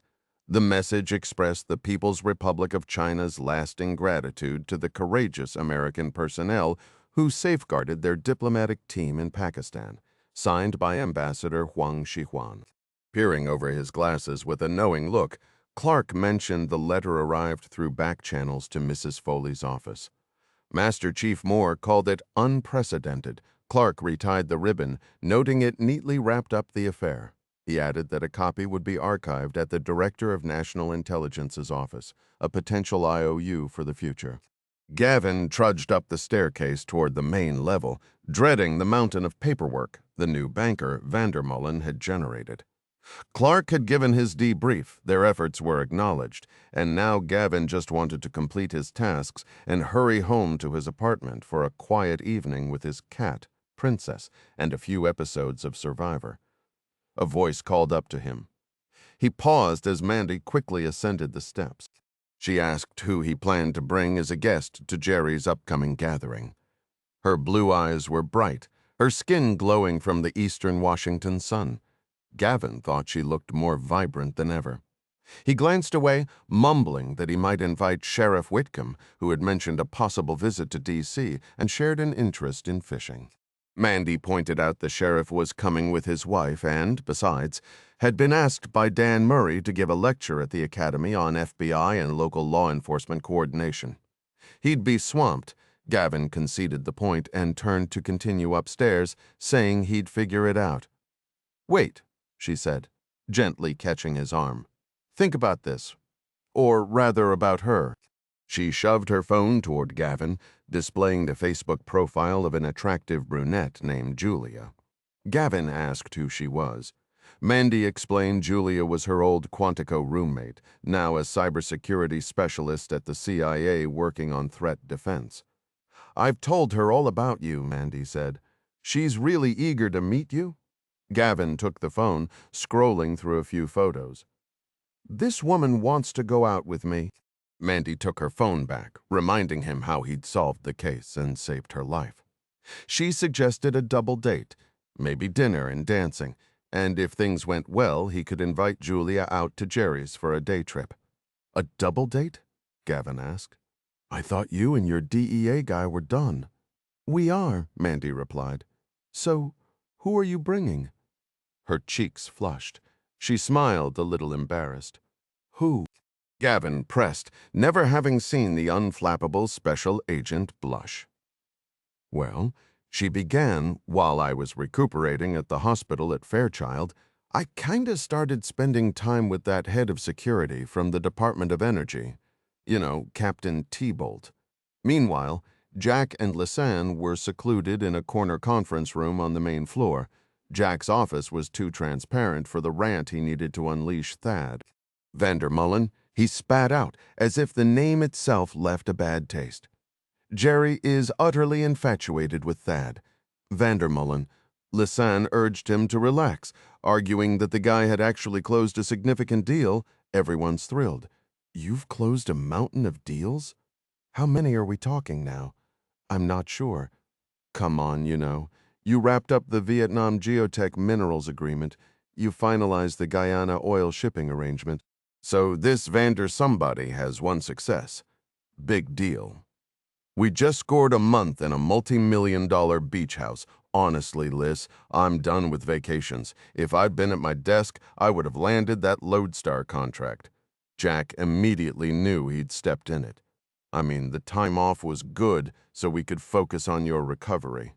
He backpedaled quickly. "Right, glad you agree. And it was wonderful to see Srini and Sanjay. How are they doing?" "Finally, on a proper honeymoon. Which I believe you already know, since Sanjay plans to call you about investing in their new fiber network." Jack gave a slow, silent nod. "You have to let this go," she told him. "It's eating at you." "Liz, all I'm saying is, I don't like being away. When I'm deep in a business negotiation, I miss an intelligence operation. When I'm on an op, I miss a corporate opportunity. This time, I nearly missed both. If Midas hadn't gotten injured and if Rustam hadn't reached out over that Indian satellite network, then what? I'd just be enjoying a week of leisure at Jerry's place." Lisanne stood up quietly. "Are you telling me you're never taking time off again?" "Not literally never. I'm just saying I think they're a bad idea. Most of the time?" "A bad idea. What about for our wedding and honeymoon, Jack? Would that time off be a mistake?" "Of course not." "So when are we doing it, Jack? What's the date?" With his fiancée standing over him, hands on her hips, Jack faltered. He'd considered countless dates. The truth was, as the president's son, he'd been dodging the question because he despised the inevitable circus. If Srini and Sanjay's wedding in Mumbai taught him anything, it was that his aversion was completely justified. He loathed the pageantry, and he'd meant every word about not wanting to miss critical work for personal reasons again. 3 potential replies flashed through his mind, each one a possible escape route. But he was too slow. "Well," Lisanne said, "remember how I stopped wearing my ring because it was difficult to manage with one hand?" She held out her natural hand, showing the diamond solitaire that had been his grandmother's. "Yes," he murmured. "Watch this." Lisanne raised her prosthetic hand and with a smooth, practiced motion, slid the ring from her finger and set it on the table. "Liz?" Jack stammered, his face going white. "What are you doing?" She leaned in, cupped his face gently in both her hands, and turned his head to meet her gaze. She kissed him softly. "You're a good man, Jack Ryan." she said, pulling back. But you're not the marrying kind? She left the ring on the table and walked out, closing the door behind her.